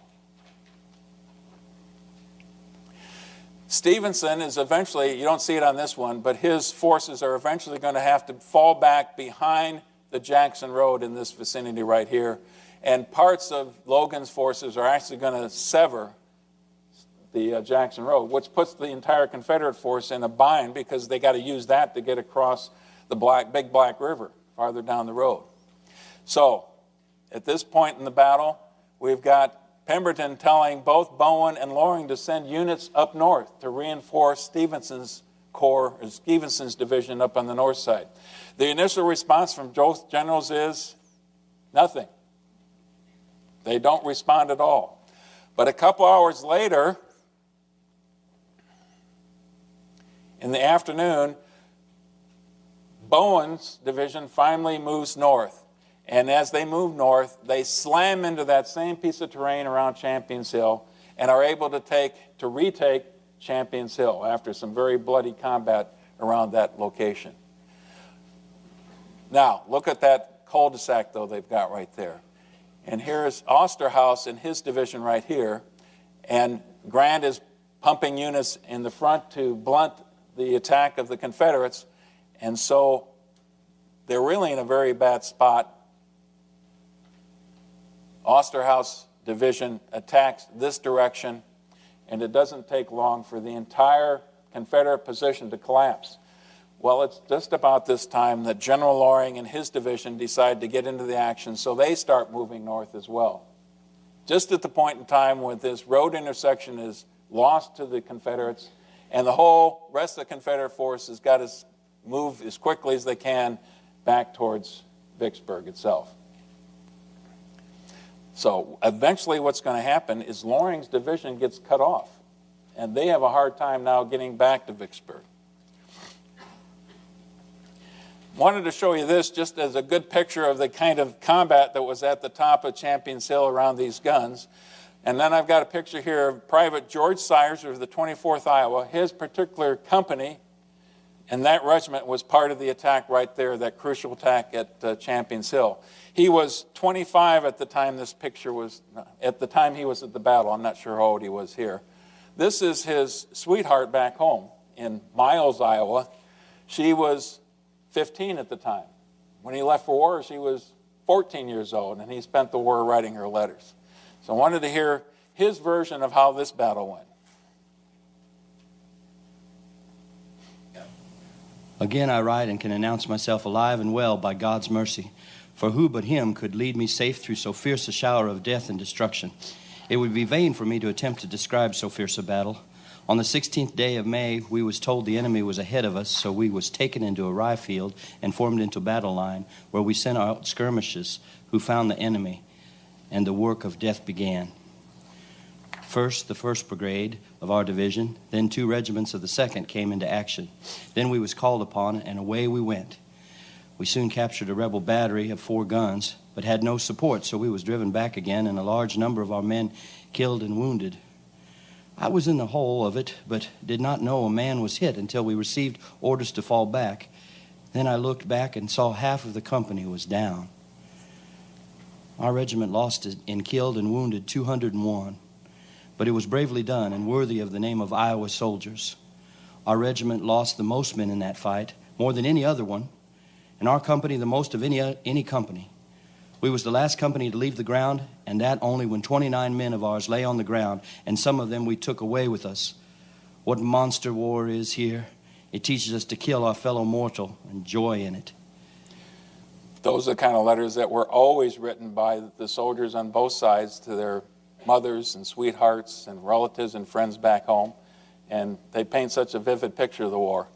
And I can say, to a certain extent, I can thank George Sizer for my interest in history and in the Civil War in particular, because these 2 people are my great-grandparents.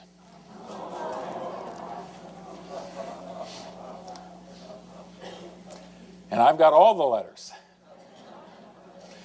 The next step on the battle, then, is the Big Black River. The Confederates are withdrawing straight west towards Vicksburg. The Big Black is the next terrain feature that's going to be really important, because you got to fight across that. It's not an easy river to get across. And they set up their defenses right here. 3 brigades, and guess which division ends up getting this task? It's Bowen's division again. That's the workhorse division for Pemberton. So you got Cockrell's brigade, Vaughn's brigade, and Green's brigade set up in pretty good defensive positions. And McClellan comes charging down the road and encounters this. And immediately, once again, they go into action. McClellan's corps goes into attack. There is one brigade right up here, Lawler's brigade. These are actually 3 divisions and through here, Smith, Osterhaus, and Carr. But one brigade peels off and gets in this area, and they find themselves in a piece of terrain where they're basically en defilade from the enemy position and can approach close enough so they fix bayonets and they figure out if we just make a determined assault, they can get only 1 round fired at us before we can overwhelm their defenses. So it's an ideal position. Lawler's brigade kicks off the attack. They hit Vaughn in force right here, just as it was planned. And the whole left side of the Confederate position starts to collapse, which leaves Cockrell no choice at all but to withdraw as well. Now, oftentimes in a position like this, where would be the best side to defend the river? You'd want to do it from this side of the river. The reason that they're on this side is they're still hoping that Loring's division is going to make its way back into the defenses of Vicksburg. And once this line collapses and Cockrell has to leave the field and they all pour across a railroad bridge and a pontoon bridge, which is really nothing more than a steamship that had been turned sideways across the river. Once the force is back there, Loring is on his own, and there's going to be no way that Loring is going to make his way back into the defenses of Vicksburg. So at that point in time, he heads straight south and then loops up north and starts heading for Jackson to join himself with Johnston's troops, what little Johnston had at the time. And the rest of the Confederate force now is going to stream across the river. Doesn't take the Union forces long to put across a pontoon bridge over the Big Black River. You can see that's a sizable river. And here's the other voice we're going to hear a couple times. This is from an anonymous diarist who's writing about her experiences and what she's saying during the campaign and during the siege of Vicksburg. May 17th. About 3 o'clock, the rush of the retreat began. I shall never forget that woeful sight of a beaten, demoralized army that came rushing back. Humanity in the last throes of endurance. Wan, hollow-eyed, ragged, footsore, bloody, the men limped along unarmed, but followed by siege guns, ambulances, gun carriages, and wagons in aimless confusion. At twilight, 2 or 3 bands on the courthouse hill and other points began playing Dixie, Bonnie Blue Flag, and so on, and drums began to beat all about. It's about this time now we can finally turn our attention to Vicksburg. And for most people who don't know much about it, that's where they think the whole thing occurred. It's just what's going to happen now the next couple months here at the siege of Vicksburg itself. I hope you understand why we needed to take that much time in setting it all up, because it's so much more than just the Vicksburg siege itself. The Confederates now have 4 divisions, the 2 remaining divisions that Pemberton had taken out, and the 2 divisions that had stayed there at Vicksburg in the first place. And you can see them arrayed around the defensives. The Union has 3 corps and growing, so it's roughly about 29,500 in that neighborhood the Confederates have besieged, and 35,000 plus. And we're going to see those numbers growing for the Union side over time. So by the time you get to the actual surrender, it's going to be 71,000 for the Union. Plus, you've got the gunboat supporter. So that's what you got. These 3 pictures is simply what different fortifications, different strong points along this defensive wall are going to look like. And you set these kind of redans, redoubts, those kinds of things, so that you can get the right kind of enfilading fire on the enemy as you're looking down through these angles. A little bit about siege warfare, not a whole lot. The Confederates had dug in well, and this is going to be one place where we really see siege warfare. You're going to see it in 1864 as well, but here's one of the first places. A deep ditch, a parapet. Once you get down in the ditch, it's very tough to get out of there, and that's the Union's problem. Right here, you've got an abattis, and this picture right here is about as good a picture of what the abattis looked like at the time. Think about barbed wire in today's military. They didn't have it at that time. What they would do is they would just topple over trees, sharpen all the branches that were pointing towards the enemy's lines. And now imagine as you're trying to move information across the landscape and you encounter this kind of stuff. There's no way possible, one, that you can get through there quickly, or two, that you're going to hold any formation at all as you move through. Gabions here, it was simply a way to load lots of dirts and rock and then use those to make your defensive positions. Bombardments would be going on the whole time. Now you might recall at the beginning, town of about 4,500. Now with the army there, it's 34,000 plus that are in that city. Bombardments from Grant's guns, and you'd either hit these defensive positions. If you didn't hit them, it would sail over, and then where would it land? Somewhere in Vicksburg, where all the civilians were hiding out. Porter's gunboats, the guns couldn't elevate that well, but this is where you would have these huge siege mortars. And these are very high trajectory weapons, so they go up like this and they come straight down and raise havoc. And you're not hitting the trench lines as much as you're just bombarding the city on both sides. Snipers start to do their work on both sides. Anybody who sticks their head up too far for too long is likely to have their head blown off. And it became something of a game over time. And of course, this is the Western Army on both sides. They got plenty of people who knew how to fire a rifle. And mining operations that we're going to see a little bit later. Now here's the second quote we've got from Osborne Oldroyd. May 24th, Sunday, and how little like the Sabbath day it seems. Cannon are still sending their messengers of death into the enemy's lines, as on weekdays, and the mini balls sing the same song, while the shovel throws up as much dirt as on any other day. What a relief it would be if, by common consent, both armies should cease firing today. It is our regiment's turn to watch at the front, so before daylight we moved up and took our position.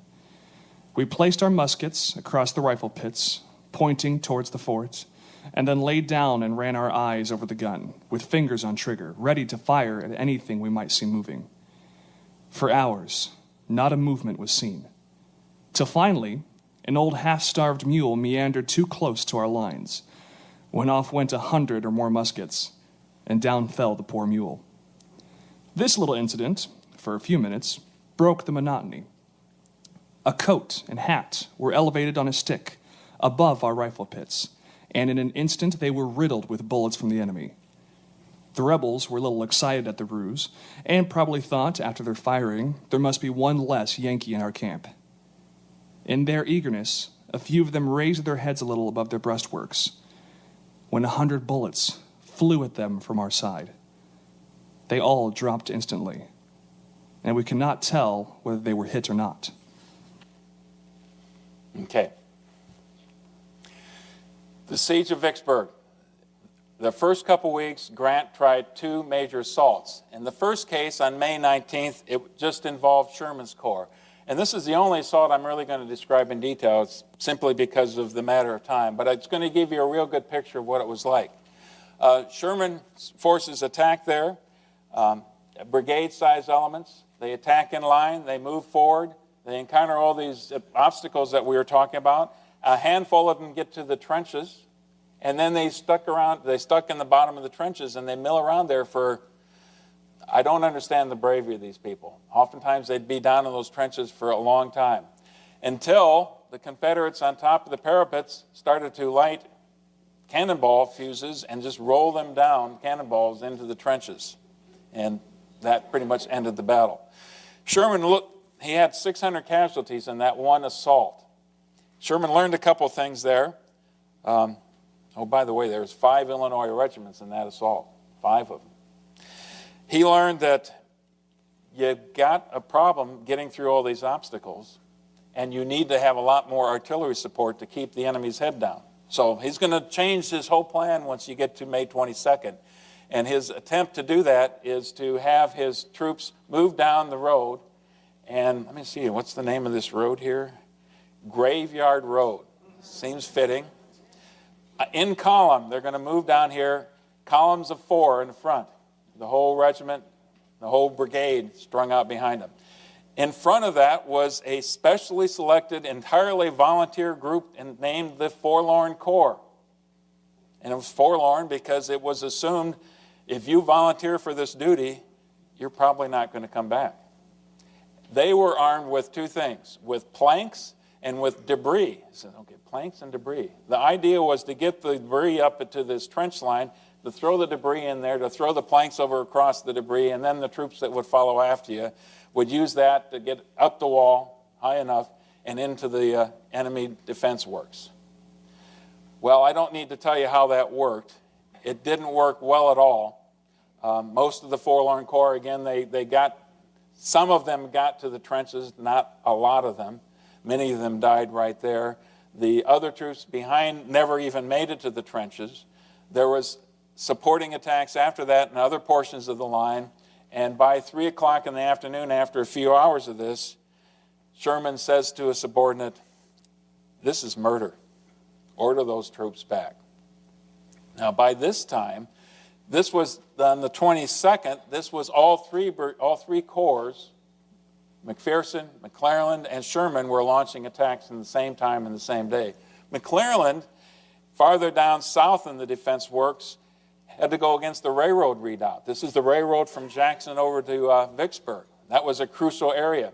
There was a couple Iowa troops that actually made it to the top of the railroad redoubt. You can see it right here. They were able to plant the flag and then were stuck there. They were basically isolated. They couldn't get any farther.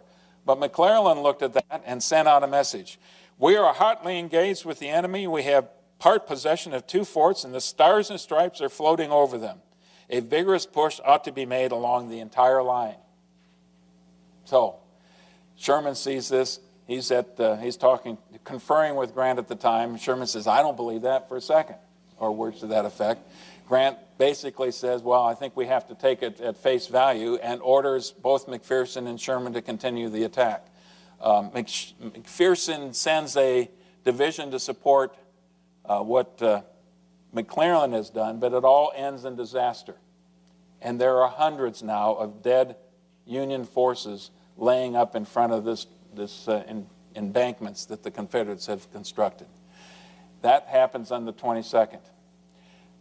Several people wanted a truce. They made appeals to Grant. Grant says, "I'm not going to give him a truce until his surgeons convinced him, 'General, we've got some serious health issues involved here, cholera and some other things. We need to have a truce just to collect the bodies up.'" So finally, 3 days afterwards, in the hot summer sun, the troops went out to the field and collected up the dead and wounded. Imagine being wounded out there for 2 or 3 days. Okay. Civilians. I wish I had more time to spend on this. You can see what the civilians did as a matter of coping with this. The clay cliffs of Vicksburg were an ideal place to dig in. You could dig fairly quickly and easily. Once you had a cave, some of these things got to be pretty elaborate. With more than one room, they'd haul in furniture, they'd haul in rugs, put up pictures on the wall. But they're still living in a cave under a bombardment, and life was very risky. And in terms of what it was like to live there, I think our anonymous diarist does as well as anybody. But before I do that, let me just mention that as time went on, 1st of June, the entire Army went on half rations. The civilians had to cope with getting their own provisions, and that meant skyrocketing prices when they went to the market. By the middle of June, 1/4 rations. So the clock is ticking, because if something's going to happen to break out of this, the longer you're there, the weaker the soldiers get, the less they're able to actually do. But just take a look at this, or take a listen to this quote. I think it's pretty graphic. Gives you an idea what it was like. May 28th. The regular siege has continued. We are utterly cut off from the world, surrounded by a circle of fire. The fiery shower of shells goes on day and night. People do nothing but eat what they can get, sleep when they can, and dodge the shells. There are 3 intervals when the shelling stops, either for the guns to cool or for the gunners' meals, I suppose, about 8 in the morning, the same in the evening, and at noon. I am so tired of cornbread, which I never liked, that I eat it with tears in my eyes. We are lucky to get a quart of milk daily from a family near who have a cow they hourly expect to be killed. I send $5 to market each morning, and it buys a small piece of mule meat. Rice and milk is my main food. I can't eat the mule meat. We boil the rice and eat it cold with milk for supper. Martha runs the gauntlet to buy the meat and milk once a day in a perfect terror. Yeah, I think she does a pretty good job of giving you an idea of what it was like for him. There were relief efforts. Remember, Johnston's over there in Jackson with forces. And quite frankly, this is the part of the whole battle that I quite don't understand. There's one number that's incorrect here. By late May, Johnston's got something like 22,000 troops. And that number is going to be increasing over time because he's doing everything he can to convince Davis and the rest of the Confederate leadership to ship him reinforcements. He's even going to get a division from Bragg's command. That's when General Breckinridge is going to be sent over. So while he's calling for reinforcements, poor Pemberton over here is getting two conflicting messages. What messages can get to him in the first place? Johnston says, break out of Vicksburg as quickly as you can. Let's join forces and you evacuate Vicksburg. That's not what he's hearing from Davis. That's not what he understands Davis wants him to do at all. So he's never going to attempt to break out of Vicksburg at the time. Johnston, on his part, is never going to attempt a relief effort. Even though there's a couple points in time, I should say again, that's 22,000. And over time, that number is going to increase. So there was several moments in time when the combined Confederate forces outstripped what the Union had. Grant is going to try to get reinforcements as quickly as he can. He gets the 9th Corps that you saw on your chart in June, in middle June. He also is going to bring a couple divisions from Hurlbut's Corps up in Memphis down there as well. So by the time you get to July 4th, you're in the neighborhood of 71,000 troops.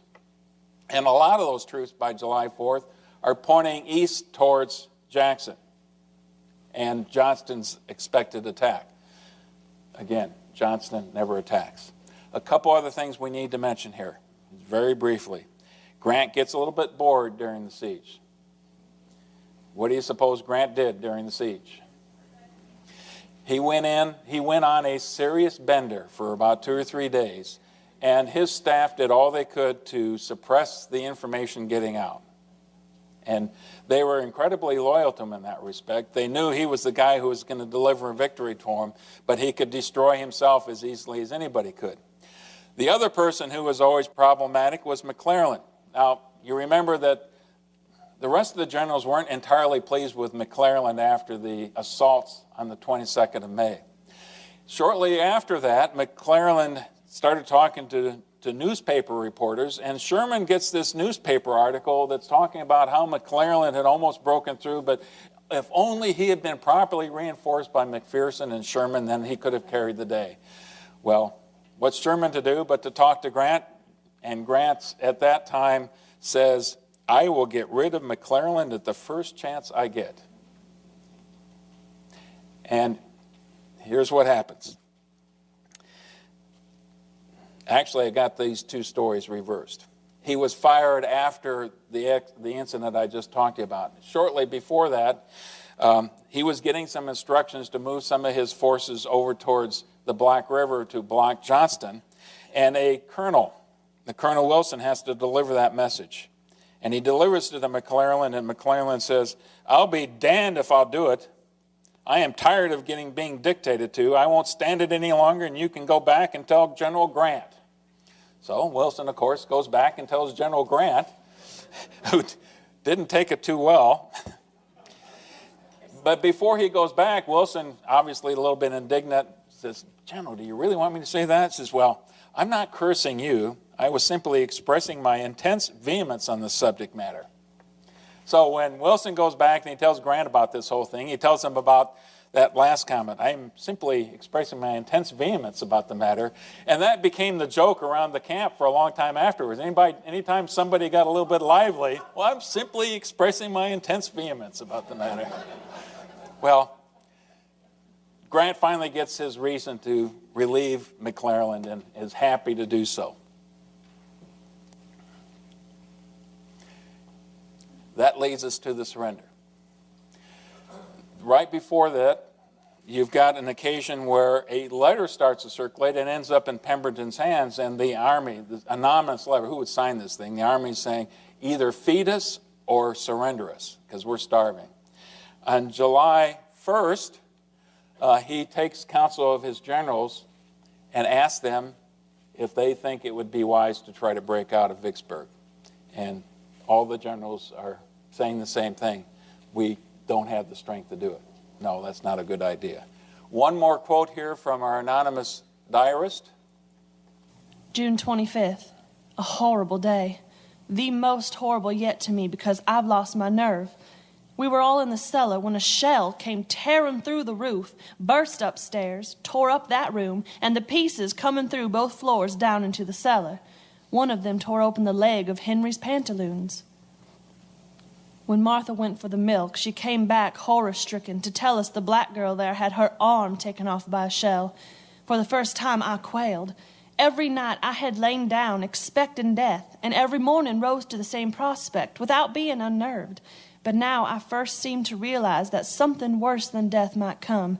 I might be crippled and not killed. Life without all one's powers and limbs was a thought that broke down my courage. I said to Henry, "You must get me out of this horrible place. I cannot stay. I know I shall be crippled." Now the regret comes that I lost control. You can hear the desperation where they've gotten by that time. July 3rd, negotiations begin. And General Bowen, once again, is the courier between the two armies. He goes and meets with Grant's command under a flag of truce. And in the process, he managed to convince both sides that the other general officer would be willing to meet his counterpart and sit down and talk. Well, that wasn't true. He was stretching the truth quite a bit. But the two men, Grant and Pemberton, did meet on July 3rd. And Grant was able to tell him in person what his surrender terms were. Now, what would we expect Grant to say? Exactly the same thing he said at Donelson. And at that point in time, Pemberton says, "I can assure you, you will bury many more of your men before you will enter Vicksburg." Well, the negotiations aren't going well at all. So Bowen convinces the two generals to go off and talk. I mean, these two gentlemen probably knew each other before the war. It was a small enough army. And now the negotiations occurs between subordinate officers on both sides. And they were able to negotiate the surrender terms. And the surrender terms are pretty straightforward. That Pendleton's entire force would be paroled. They would surrender their weapons. The officers would be able to keep their firearms, their personal property, and that meant they would be able to keep their horses. For a while, they thought that meant they would be able to keep their slaves or their servants that were with them as well. But that part of it was renegotiated. That would not be the case. But the entire force would be paroled, and they would be able to leave the city honorably in that respect. The way parole worked at that time is you were on parole until you could be exchanged with a person of the equal rank on the opposite side. And pretty elaborate structure by that time. Why did Grant agree to this? He had a force in Johnston that was about 30,000 strong by that time. He had to worry about them. He had other things to concern himself with. And what was he going to do with close to 30,000 captured soldiers? That's how it's ended. The other issue at hand was July 4th. July 4th, do we really want to surrender in July 4th? Now, I failed to mention earlier something that I should have mentioned definitely. Pemberton was born in Philadelphia. He was a son of a Quaker. He was a Pennsylvanian. He was only a Southerner because his wife was from Norfolk, Virginia. And he stayed with the Southern cause in part because of that. So I'm sure there was suspicion about his true intentions all along. But he said, "I know the Northerners. We will get better conditions. We will be treated better if we surrender on the 4th of July. And that was the reason he decided to do that. So, the 4th of July, you can see the Union forces marching in. Logan was given the distinction to lead them. and the deed was done. Now, there's agonizing stories to talk about afterwards about their entry into the city, what happened to the city afterwards, what happens to Pemberton's forces afterwards. Generally, they had to march out and then surrender their weapons and then come back into the city, and that at point in time they would do all the parole paperwork. But I don't want to spend too much time on that.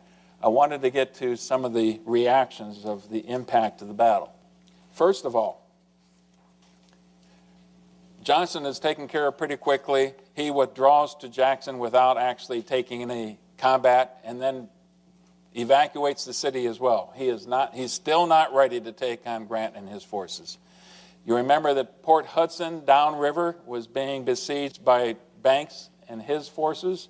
It surrendered a few days later. And once that happened, the entire Mississippi River now is controlled by the Union forces. And here's the reaction. You've heard this quote, I suspect, before. Lincoln's quote, "The Father of Waters again goes unvexed to the sea." Grant, "The fate of the Confederacy was sealed at Vicksburg."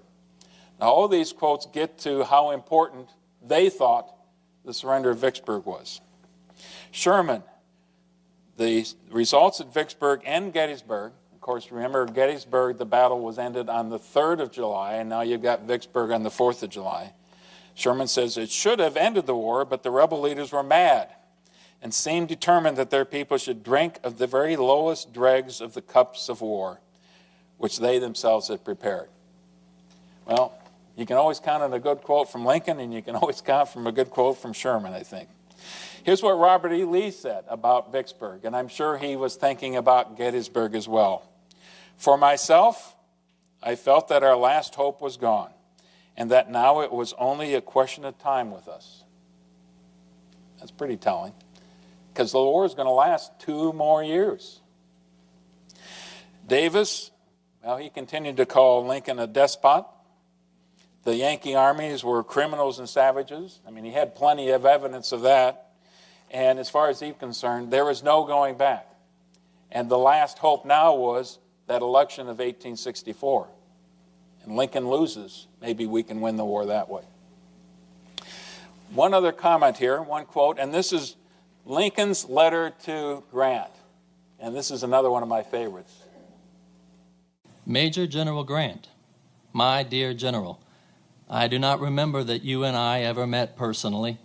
I write this now as a grateful acknowledgement for the almost inestimable service you have done the country. I wish to say a word further. When you first reached the vicinity of Vicksburg, I thought you should do what you finally did, march the troops across the neck, run the batteries with the transports, and thus go below. And I never had any faith except a general hope that you knew better than I that the Yazoo Pass expedition and the like could succeed. When you got below and took Port Gibson, Grand Gulf, and vicinity, I thought you should go down the river and join General Banks. And when you turned northward east of the Big Black, I feared it was a mistake. I now wish to make the personal acknowledgement that you were right and I was wrong. Yours very truly, A. Lincoln.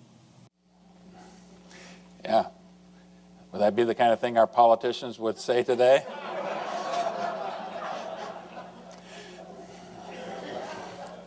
Okay. So that was the assessment. The casualties. Higher number for the Union, as we might expect. The Confederates were lower until you get to this crucial number right here. 29,500 Confederate soldiers are taken out of the picture. And for many of them, it dejected. They go back home after being paroled, and they're not coming back. No, quite a few of them did afterwards, but for many of them, that just didn't happen. And look at Port Hudson, more of the same. The Union casualty rate was much higher because of some really horrible assaults, but 6,340 more Confederates captured at that battle. You put all that together, and you get to some significant changes. And as you heard in all these quotes, the Union now controls the entire Mississippi River, and almost a third or more than a third of the Confederate territory and resources are cut off from the rest of the Confederacy. So, I've gone way too long. Here is the campaign analyzed, and I think I'll just leave that up while I turn it over to questions because you've been very patient with me so far tonight.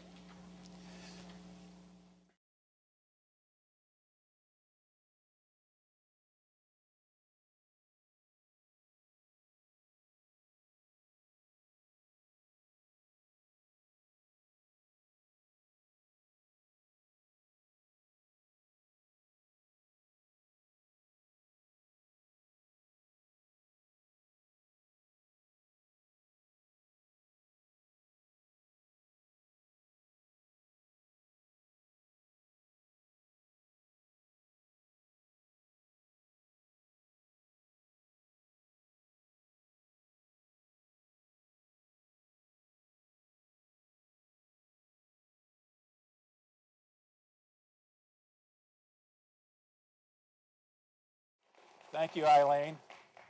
I was kind of hoping for a furlough after the Civil War. The wilderness to Cold Harbor, otherwise oftentimes referred to as the Overland Campaign, Grant's Overland Campaign. It's not one of the battles that is well known in the Civil War. Actually, it's a series of battles. And tonight we're going to focus primarily on the first two portions of it. It's going to be the wilderness, and then very shortly after that, the Spotsylvania battle. And between those two battles, they rank something like the third and fourth highest casualty rates of the war. So you add them together and you got a sense of what we're going to be talking about tonight. And yet, people don't know about them nearly as much as battles like Antietam or Shiloh, certainly not Gettysburg or Vicksburg. But there's a couple things I want to have you keep in mind here. I've grappled with myself as I try to understand this.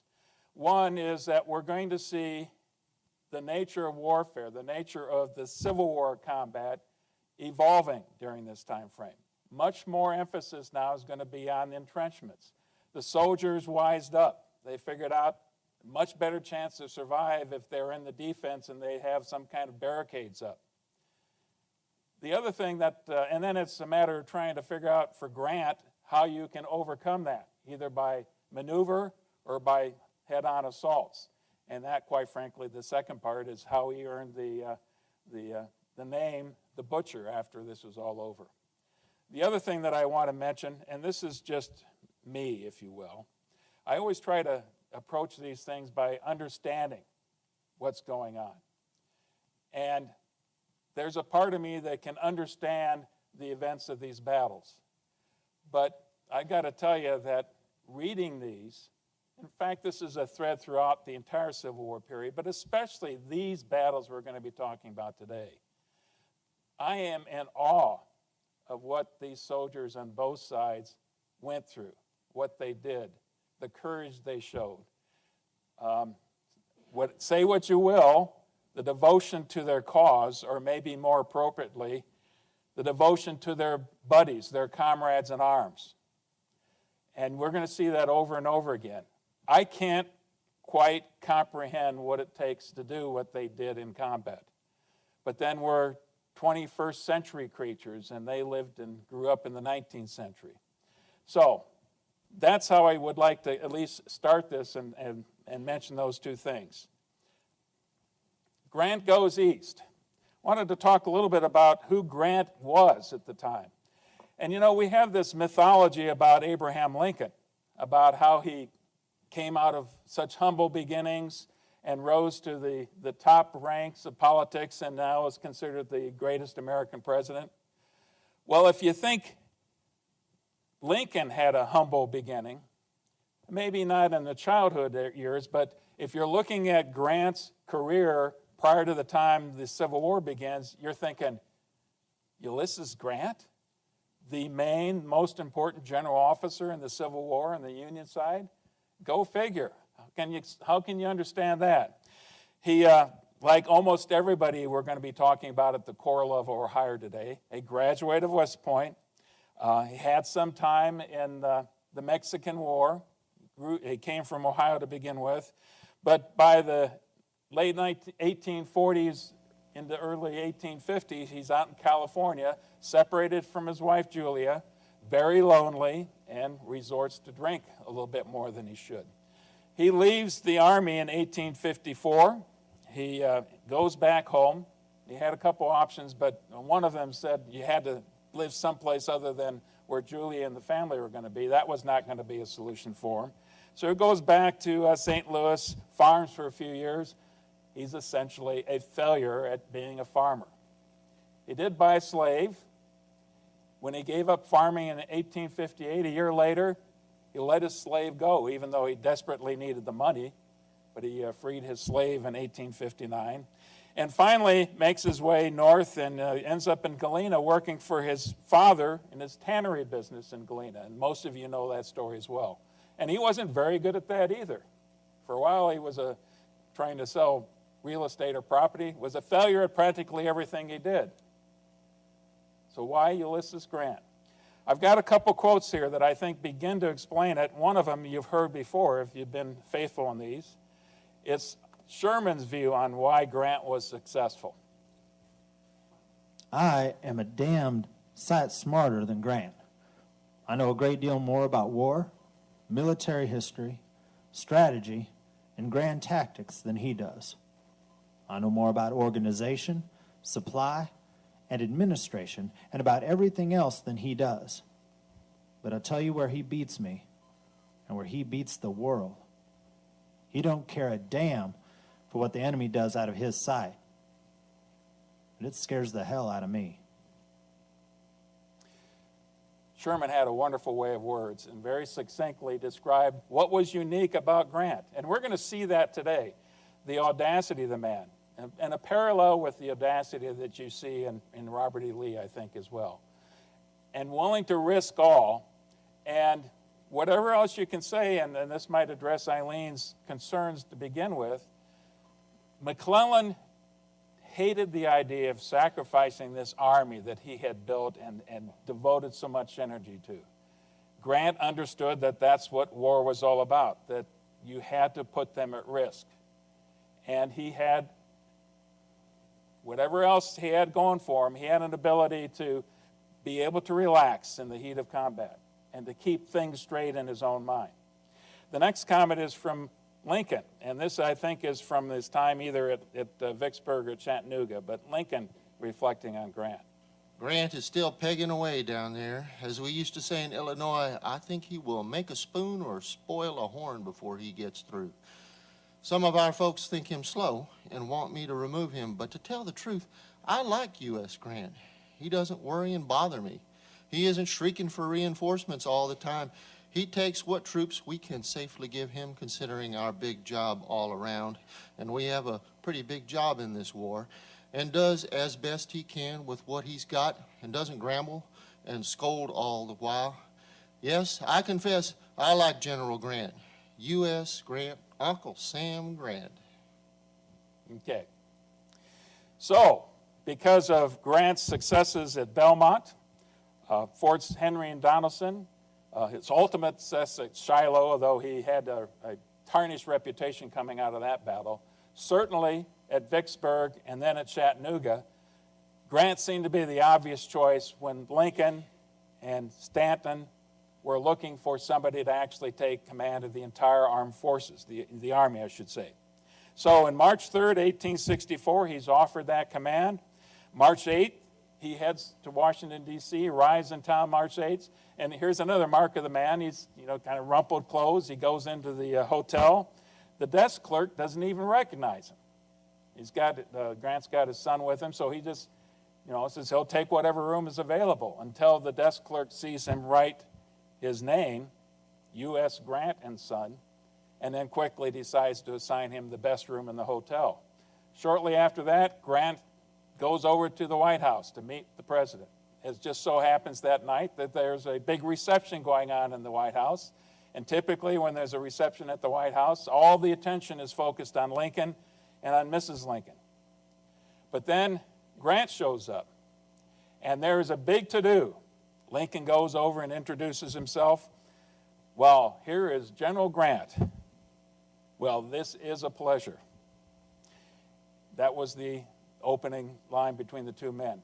After that, the crowd just kind of converged on Grant, and they made such a fuss that they insisted that he get on the couch. You know, he's not a big guy, so he had to stand on the couch so people could see him and check him out. That's his arrival in Washington, D.C., and it gives you a sense, again, about who he is as a man as well. Now, the comment here about decision to go east, what that's in reference to is now Grant has given command of the entire Army. One of the most important decisions he has is, where is he going to put himself? Is he going to go back to the West, where he's been so successful, and continue to lead the armies in the West? Or is he going to stay east? Now, when he left from Chattanooga region, he had the notion that he would be coming back west. But after checking things out for a little bit, he decided the place he had to be was in the east. And so he stayed there.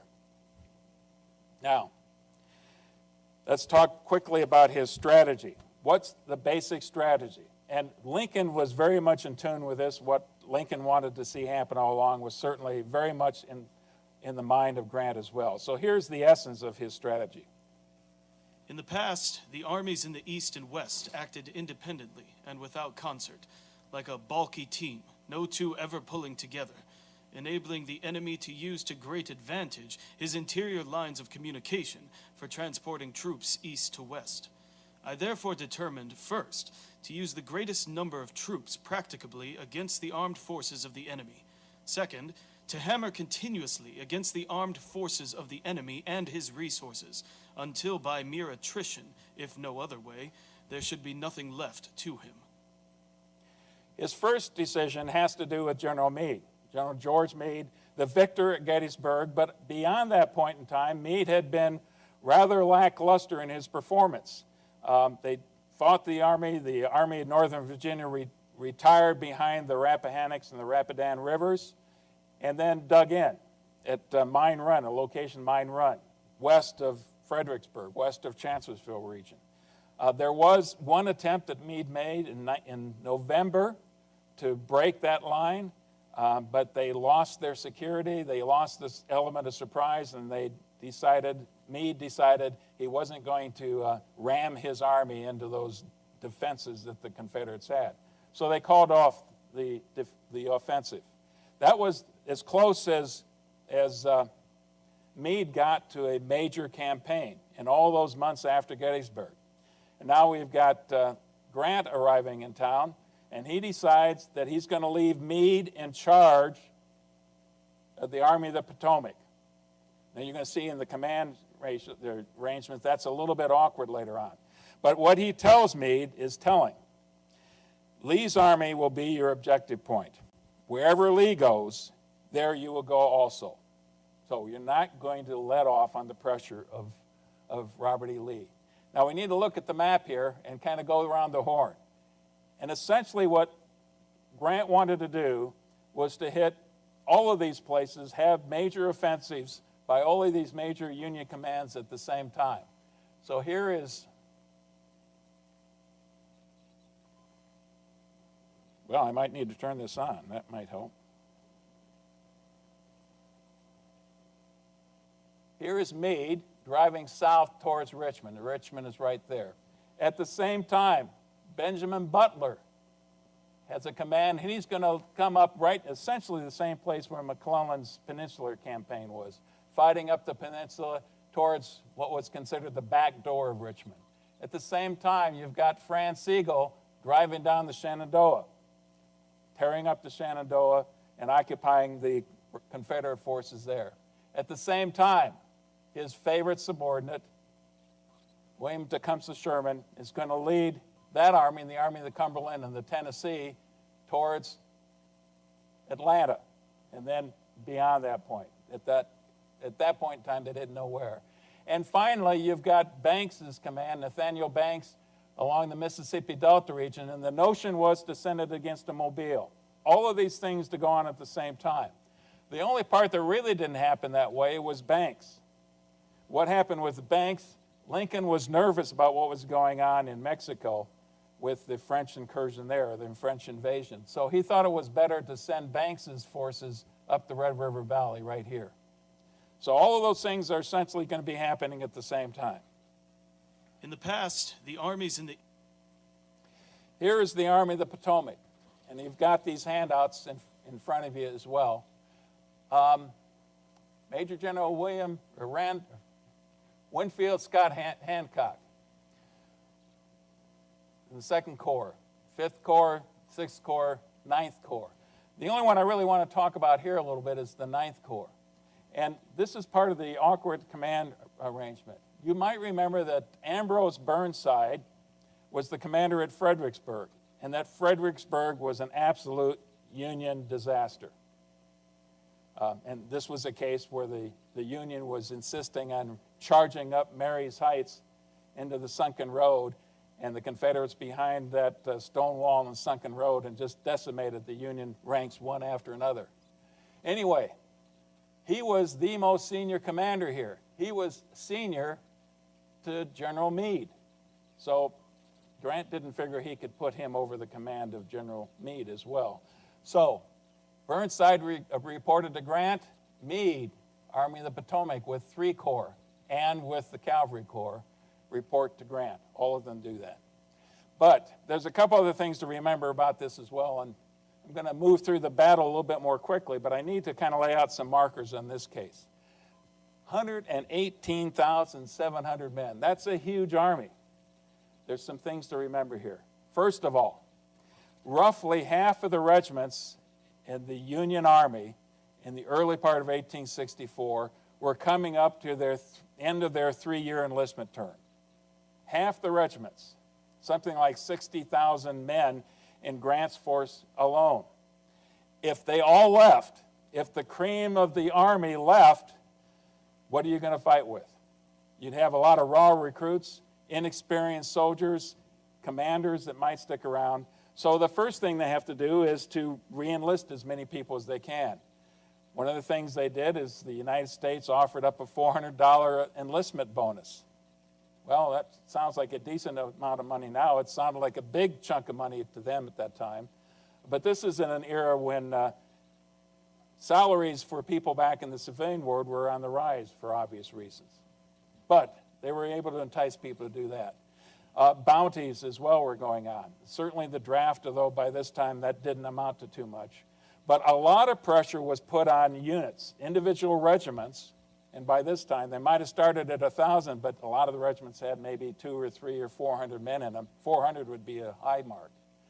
But to convince 75% of the people in a particular regiment to re-enlist would mean that the regiment can continue to keep its colors and to continue to be in existence. And that meant a lot to the soldiers. And they would start to pressure each other. You've got to join, you've got to re-up. A lot of them, they re-up because they wanted to see the end of it, and they thought they might see the light at the end of the tunnel, to use a bad metaphor.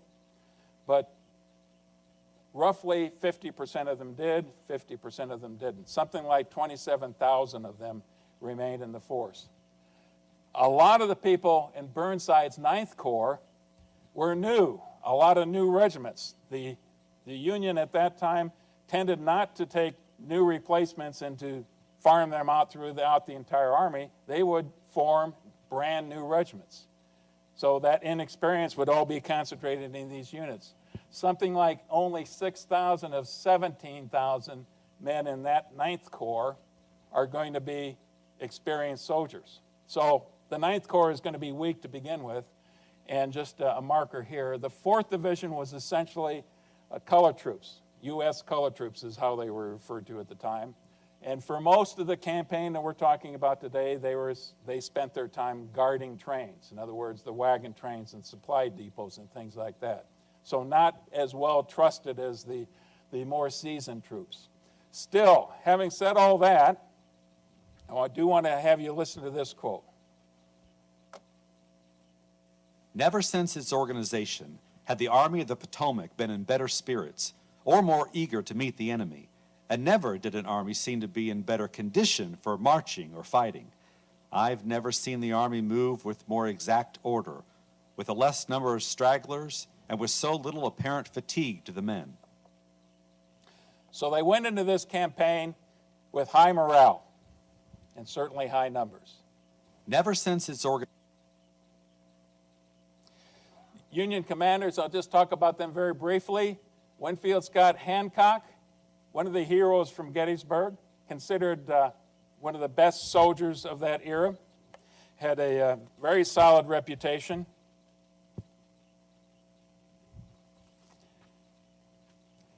And he was probably the best commander that Meade had at the time. In 5th Corps, you have Governor Warren, the new commander. You might remember Governor Warren from the Gettysburg presentation because it's Warren who's at Cemetery Hill and realizes just how important Little Round Top is, that that's the key position in the Union line on that second day of Gettysburg. And so sends the 20th Maine and then continues to feed more regiments and brigades into that area of the fight. So that's his main claim to fame by this time. He's young compared to the rest of them. He's quite a bit younger, in his early 30s. And like a lot of men at this time, he's very ambitious as well. He's got something to prove. Major General George Sedgwick, Uncle George, that's what they called him, is a more experienced, seasoned commander. He's in charge of the 6th Corps, and then we've already mentioned a little bit about Burnside. And here's George Meade, a nasty temper to the man, the old snapping turtle. Okay, it seemed to fit. Google-eyed snapping turtle. That seemed to fit. A lot of these people had nicknames at the time. So those are the main Union commanders that we've got. Grant's Virginia strategy, then. His strategy to start with, to move south. And you're going to start going through the wilderness region. We'll talk about that in just a second. But you want to get through the wilderness, heavy forest and scrub brush, just as quickly as you can. Maneuver is going to be important to Grant through this entire campaign.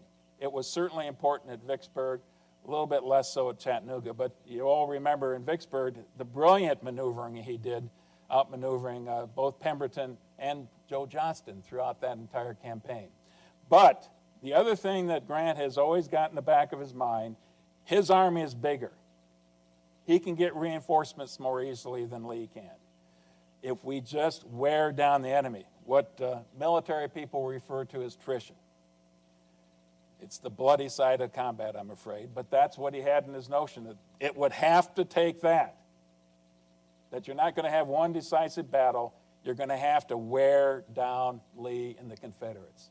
The other two things that were important to him is secrecy, especially in the early stages here, and speed, because he has to get his army through, both Meade and Burnside, through the wilderness region just as quickly as he can. If you get bogged down in combat with the Confederates in the wilderness, then your huge advantage in numbers, the big advantage you have in artillery and even in cavalry, is kind of thrown out the wayside because you can't deploy everybody in this stuff.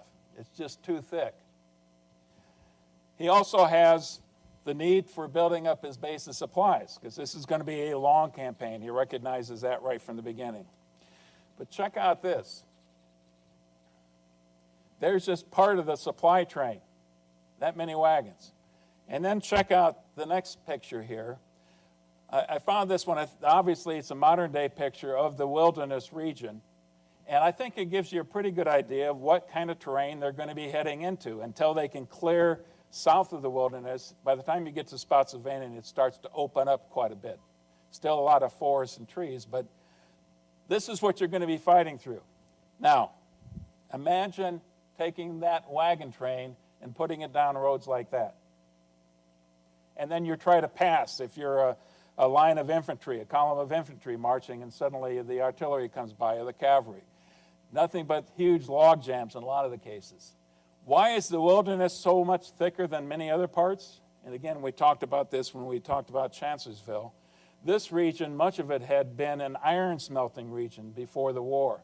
And so that original timber had been cut down and thrown into the furnaces. And what you have after that is a lot of scrub brush, oak, pine, cedar, nasty stuff, and it's much more difficult to maneuver through once you get that. So it's key. That's why speed is so important. You got to get through that mess. the Army of Northern Virginia.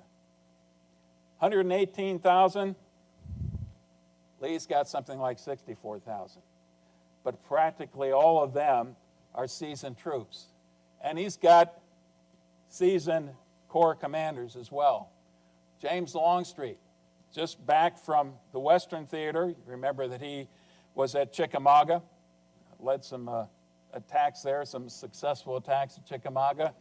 Wasn't at Chattanooga. But he comes back with two of his divisions. The division that's not there is Pickett's, which is in the Richmond area. So Pickett is out of the picture for the rest of this. Ewell, Old Baldy, that seems to be fitting. One leg, but a seasoned commander, did not perform well at Gettysburg. So Lee had his doubts about Ewell going into this, as he did for A.P. Hill, another new commander at Gettysburg. Essentially, these two men took over from Jackson when he was a corps commander, and they split the two corps into three corps. So they're both experienced commanders, but Lee's not quite sure about either one of them. And then you've got Major J.B. Stewart. Major General, who is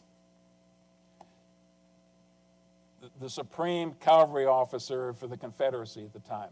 Yes, his reputation took a hit at Gettysburg, but he's restored it by this time and is considered to be a very loyal and important subordinate for Lee himself. May 4th, Meade heads into the wilderness. Early in this campaign, this is going to evolve over time, but early in the campaign, Grant very much wants Meade to take the lead, and for Grant to kind of stand in the background, to watch lead, and as long as Meade is doing a good job of managing this campaign, Grant's going to stay out of it. That's going to become more and more difficult over time. 3 a.m., they actually cross the Rapidan River right here. There are two forces. You've got General Warren, and the 5th Corps is leading. Remember, he's the young upstart who's got something to prove. And he's heading down the Brock Road. Here's Wilderness Tavern. Hancock and the 2nd Corps now is heading towards Chancellorsville. And that essentially is where they end up in day 1. Day 2, the intent is to drive south all the way towards Spotsylvania Courthouse, which is right down here. That's the intent at the time. Now, let me go back to this one. They overnight at the Wilderness Tavern and at Chancellorsville. Lee, he is thought to be over here, off the map, behind the Mine Run fortifications. Mine Run is actually a little stream that feeds into the Rapidan River. He reads the intelligence he gets, the feedback he gets from Stewart and from captured prisoners and others, that Grant is making his move, that he's trying to pull him out of he's trying to lock him into the fortifications, that Grant wants to get through this as quickly as possible. Well, Lee wants just the opposite. He wants to catch Grant and the Army of the Potomac while they're still in the middle of the wilderness. So very quickly, he's going to send Ewell and his corps and A.P. Hill and his corps down these two roads right here. I'm going to mention the names now because you're going to hear these quite a bit. Orange Courthouse Turnpike. So the Orange Turnpike is the north, a little bit better quality road, and the Orange Plank Road in the south. And they're both driving towards Warren's forces here. And again, you're on roads, and on either side is pretty dense forest on that terrain that they've got. The Army of Potomac beds down in those two locations at night with orders to move out again at 5 a.m. Things are going well up to this point.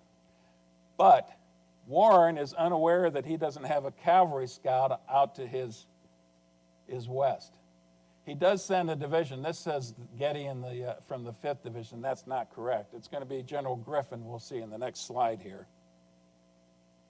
Sends General Griffin out just to block the road in case something comes up that road.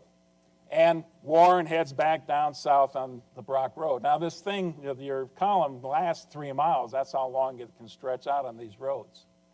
But what occurs now, and he's leaving at 5 in the morning. Griffin's out here in a blocking position. His lead elements go out there, and suddenly they see smoke in the distance, or dust. And they look harder, and a few minutes later, and they start to realize these are Confederates. Cavalry, okay, maybe it's just cavalry. No, then there's infantry. So the word starts to go back. We have a major Confederate force moving towards us. How big? They don't know how big it is. So Warren tells him to fix this position, hold where he is right now, or move forward a little bit.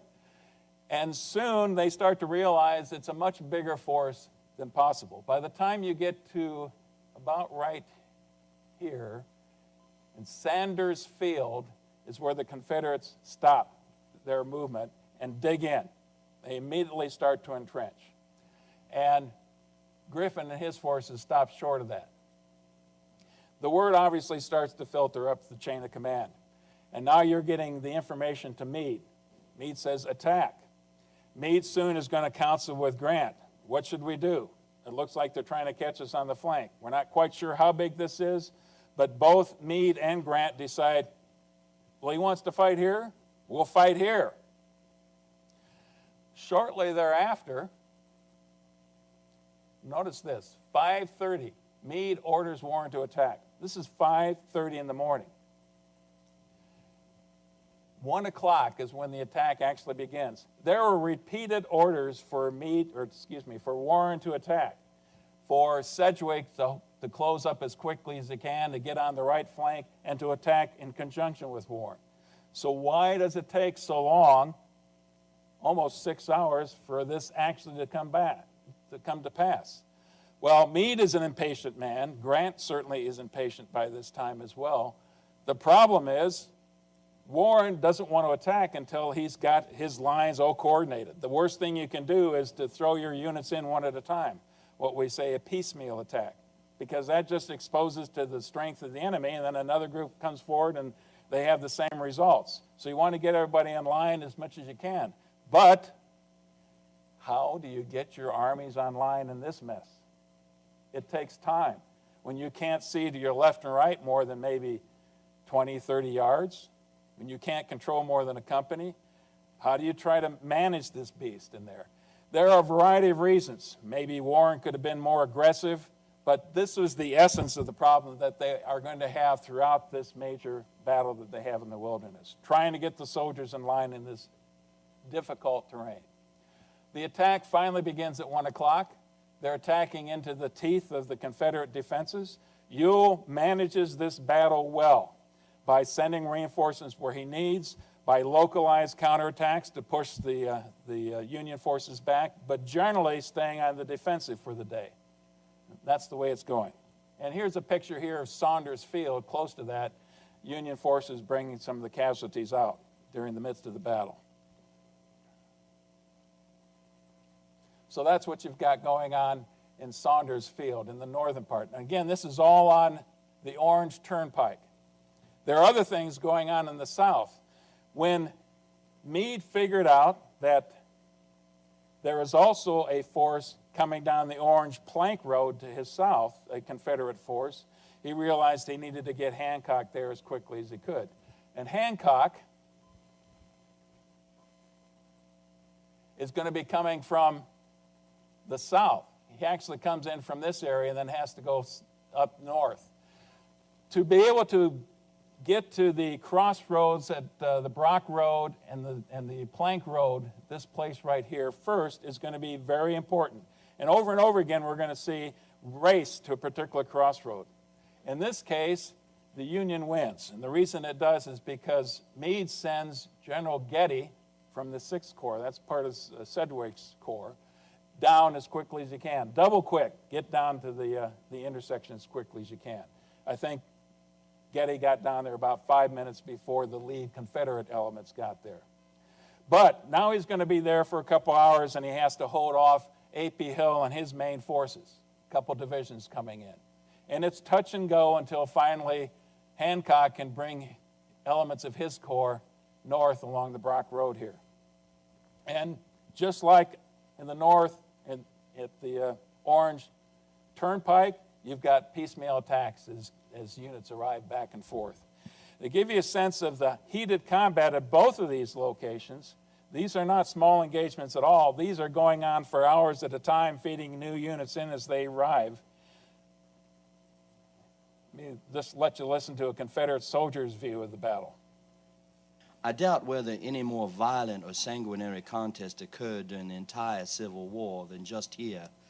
The road was swept by an incessant hurricane of fire, and to attempt to cross it meant almost certain death.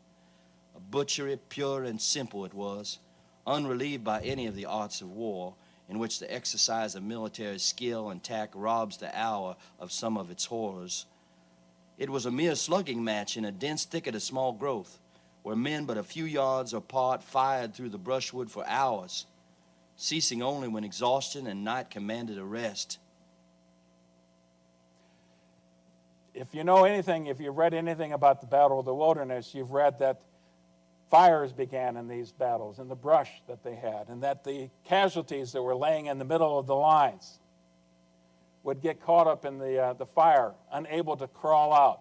And the comrades on both sides would just have to listen to them cry out for help, for water, or for some kind of assistance as the fire approached them.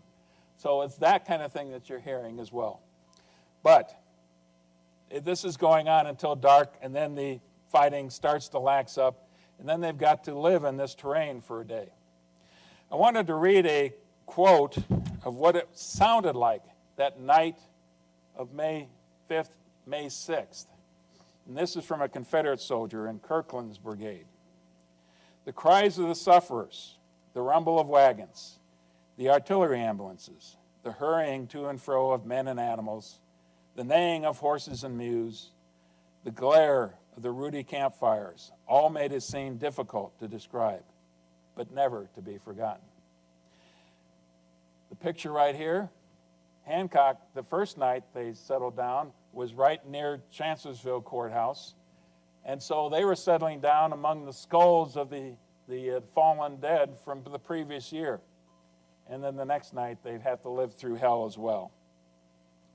Grant's plan and Meade's plan for the next day. This is where you can begin to see the logic behind what Grant is trying to do, even though his army probably isn't up to the task. His commanders probably aren't quite skilled enough. The soldiers aren't quite cohesive enough as units. Grant wants a very early morning attack by all four corps. In the north, the 5th and the 6th Corps are going to attack Ewell's position. So essentially you're going to have 5 divisions attacking 3 divisions in the north. But you want basically to fix Ewell's forces in the north to keep them occupied. In the south then, along the Orange Plank Road, you're going to have the main effort. You're going to have the 2nd Corps under Hancock, the main attack force, but you also are reinforcing, but from Wadsworth. You look at your chart, he is from one of those corps from the north, so he's not part of Hancock's force. And then eventually Burnside. The problem is Burnside's forces are just now crossing the Rapidan River. They're far behind. And the question is, how quickly are they going to get there?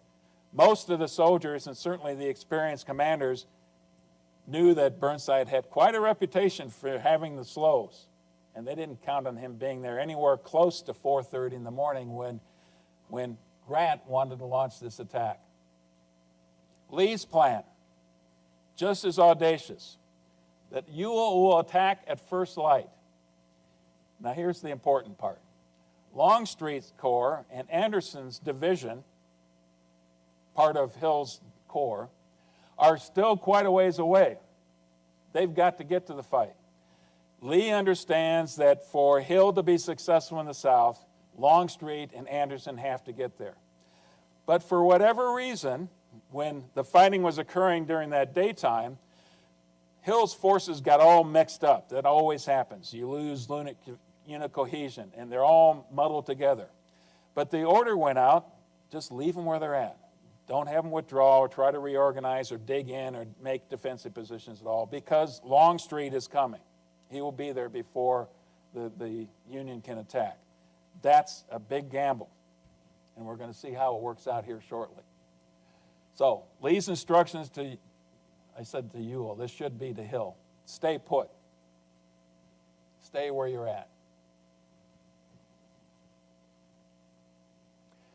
4:45 in the morning, Ewell attacks in the north. He starts first. And very shortly after that, the Union forces are already ready. So this is a seesaw battle going back and forth in the north. In the south, you see Longstreet is still far to the west. And actually, you can find this quickly, Longstreet's forces had marched something like, 30 miles, 32 miles in the last 24 hours. So at 11 o'clock at night, Longstreet beds down his forces because they're absolutely exhausted. I don't know how many here have tried to march with a full pack and rifles and ammunition that far in one day. It's close to the limits of human endurance, I think. So it's not surprising Longstreet wants to rest his forces, and yet that's the key to the battle. They've got to get there very quickly. And they pick up again at 11 p.m. and start marching forward. But they're still not there when the battle begins in the south. 5 o'clock, half an hour late, Hancock had asked for a little bit more delay to get his forces aligned. He attacks in a wide front. At the same time, Wadsworth's division from the 5th Corps is attacking this open flank. Now, if you've seen the map here, you see that there's a force on the turnpike, there's a force on the plank road, and there's this huge gap in between that both armies are trying to fill, but it's very difficult because of the terrain. So you've got an open flank here. Wadsworth hits that, Hancock hits this, and they start rolling the Confederates up very quickly. Hill's troops break, and they start to fall back, very much disorganized. They hadn't dug in the first place, so it's not surprising. By the time they get to the Whittle Trap Field right here, you can see this little opening. Lee had personally positioned, I think, about 12 artillery pieces right at the edge of the woods, on the front edge of the woods. And it's because of that artillery that you start to slow. With canister and case shot, you start to slow down the Union advance. And so you're running out of steam. Hancock's running out of steam. And that's what you've got here. Now, this picture, I think, shows better than anything as you look in here. Here's the nature of the terrain they're trying to line forces up in and fight in. That is just very difficult to control any kind of a force in that. Following along in the same line then, at 6 o'clock in the morning, Brigadier General Gregg's Texas Brigade is the first to arrive.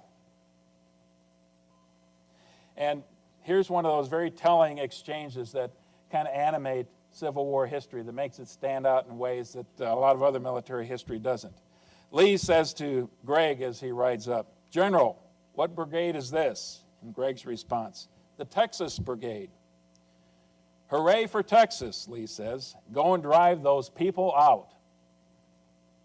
Gregg, "Attention, Texas Brigade. The eyes of General Lee are upon you. Forward, march." Now, that gives you a sense of just how much they venerate him. Now, then the soldiers start to realize that Lee intends to lead them in the charge. And so quickly, we hear this cry going out among the Confederates, "Go back, General Lee. This is no place for you. We'll settle this." And finally, "Go back, General Lee. Go back." And he has to practically be forced to go back. Now, this is going to be a pattern throughout most of this. He's putting himself in personal danger. The soldiers know that he is far too important to allow that to happen. Gregg's brigade goes forward. They suffer about 50% casualties, but they begin to blunt this advance. And then as Longstreet's units continue to arrive, they send them in.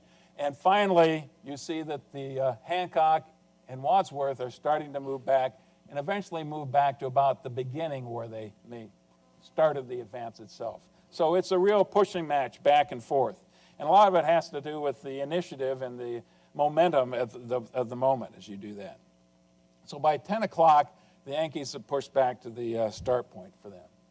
Now, here's the next interesting wrinkle. There is an unfinished railroad bed right down here that the Union didn't know about. The Confederates didn't know about it either until they did some reconnaissance And the engineer officer discovers this and says, he goes back to report to General Lee, this is perfect. We can catch them on the flank, on their left flank. It's hanging in the air. So General Lee orders his adjutant, Colonel Sorrell, to go forward with 4 brigades and to attack north into the flank of Hancock's forces, into Birney's and Mott's divisions right down here. And not surprisingly, they kept them totally by surprise and drive into them and start to push these elements right back here, and you have the beginnings of another disaster. It doesn't quite work out that way. The Union are able to restore the lines as best they can, but a couple of the units, especially McAllister's and Hayes, completely break.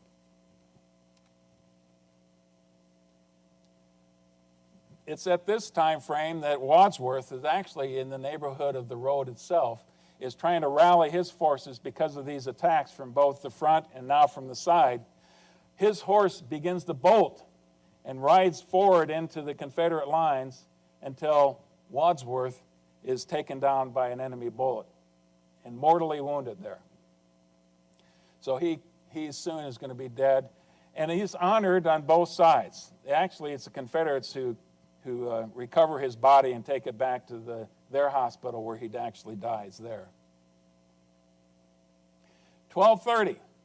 The Confederates start to lose steam on this. There's only so much time, and once you get these units all jumbled together, you lose command and control to a certain extent. It's hard to keep pressing the attack forward. By this time, the Yankees are along Brock Road right here at this point in the battle. And it's also about this time that another catastrophe happens in the Confederate side this time.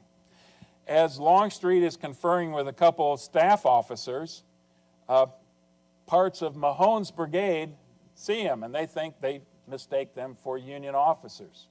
So the whole party is taken under fire. Brigadier General Kershaw says, "Friends, we are friends." But one of the staff aides is hit, and then Longstreet is hit through his throat and into the shoulder by a rifle bullet. And he is taken off his horse. Now, what's the irony of this?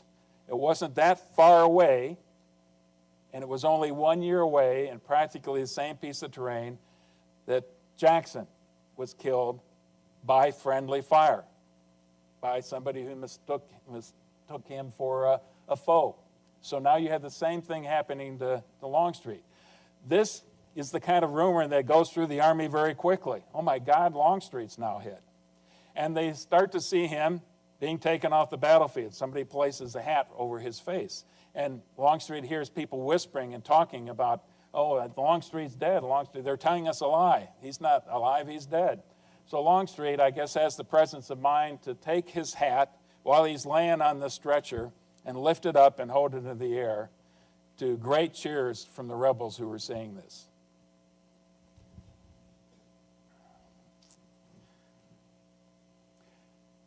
The next step,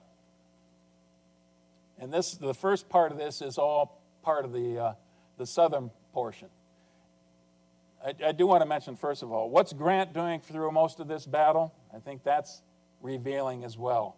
Most of the battle, Grant is back here at Wilderness Tavern. He found himself a tree stump. He sat down at the tree stump. This was both on May 5th and May 6th. He took out cigars, usually had a cigar going almost all the time, grabbed a stick and was whittling. So here you have the commander of the entire Union Army whittling next to a tree stump. And for all intents and purposes, it looks like he's totally distracted. That wasn't what was going on in Grant's mind, but that's how I guess he calmed himself, and it made an impression on everybody who saw him. 4 p.m., Lee once again orders an attack on Orange Plank Road. So let's try to push the Yankees off of here one more time. This is still on May 6th. It's about this time that Burnside finally arrives. Now, when was the hope that Burnside would get there? About 12 hours before. Most people knew that was really outside the realm of possibility, but Burnside finally got there and got his soldiers in line to make some kind of a difference. By this time, you've got Kershaw and his forces moving in the south, and they have one advantage now that they hadn't even counted on. The brush in front of the Union lines catches on fire, and the wind's blowing towards the east. So it actually blows the fire right into the barricades that the Union forces had made, and they have little choice but to evacuate portions of their barricades and to withdraw from that area. So that's what you're seeing in this picture right here.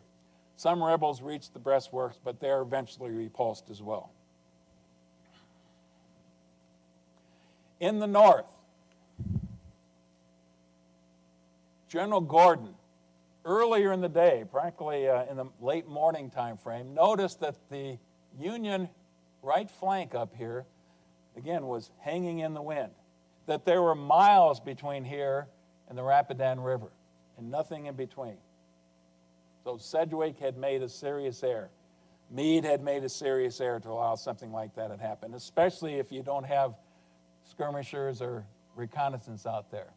Nobody believed Gordon. So they couldn't possibly be that foolish to let it happen again. So Gordon goes up personally and makes a reconnaissance of it and comes back, tries to convince Ewell. First of all, he talks to Jubal Early, then talks to Ewell. A couple of the officers go forward and confirm it. But it's not until Lee leaves the southern portion and makes his way all the way up to the north, then you have an officer who's willing to actually commit to Gordon's plan to attack that northern flank. And that's what you see happen. About 6 o'clock, the rebels attack Sedgwick's flank.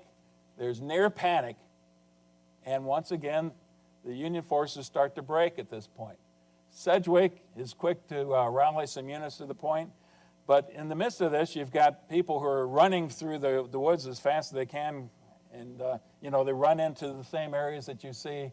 Here's Meade, and right next to it is Grant's headquarters, and they're seeing some of this stuff. And all these reports that Grant starts to hear that were about panicking. And here's Grant's response. Here's another measure of the man, if you will, about this near panic that we're going to be pushed into the river, that this is the end of the army. I am tired of hearing about what Lee is going to do. Some of you always seem to think he is suddenly going to turn a double somersault and land on our rear and on both of our flanks at the same time. Go back to your command and try to think about what we are going to do ourselves instead of what Lee is going to do. So, just the kind of thing that the commanders probably didn't want to hear, but it's reassuring them and bucking up their courage to go forward. That's pretty much how the Battle of the Wilderness ends. 2 days of very bloody combat. And here are the totals. You see that it was a lopsided affair. A lot more Union casualties than Confederates. Still 28,791. And I should say up front, the Union figures we can be pretty sure of. The Confederate numbers, they are suspect. These are the best guesses of a lot of scholars who have worked on it. But the numbers can be all over the place, range within 2,000 or 3,000 in terms of the overall casualty numbers here. Still, let's just say that it's certainly in this range. That places this battle, in terms of its bloodshed, behind only Gettysburg and Chickamauga. It's ahead of all those other battles that we've talked about up to this point. The third most deadly battle of the Civil War. And the Union forces lose 17%. The Confederates lose even more than that of their overall force.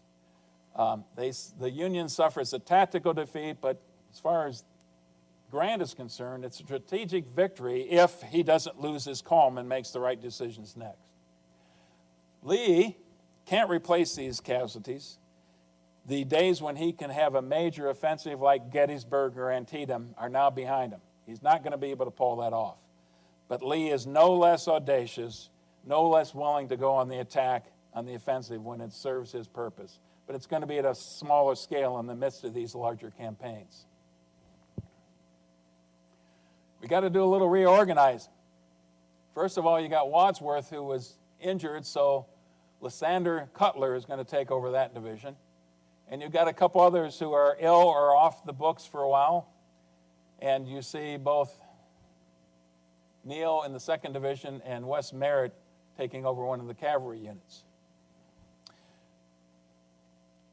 The Confederates have an even more serious problem at the corps level because they've now lost Longstreet.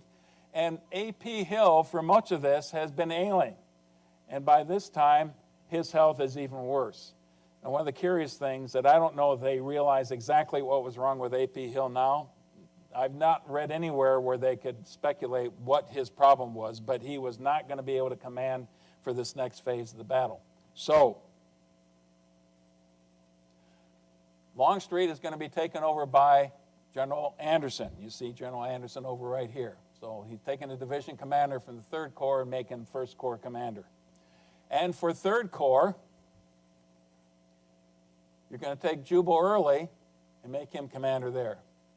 Jubal Early is an interesting fellow as well. I've got to find the nickname that Lee had for him because I think it's telling.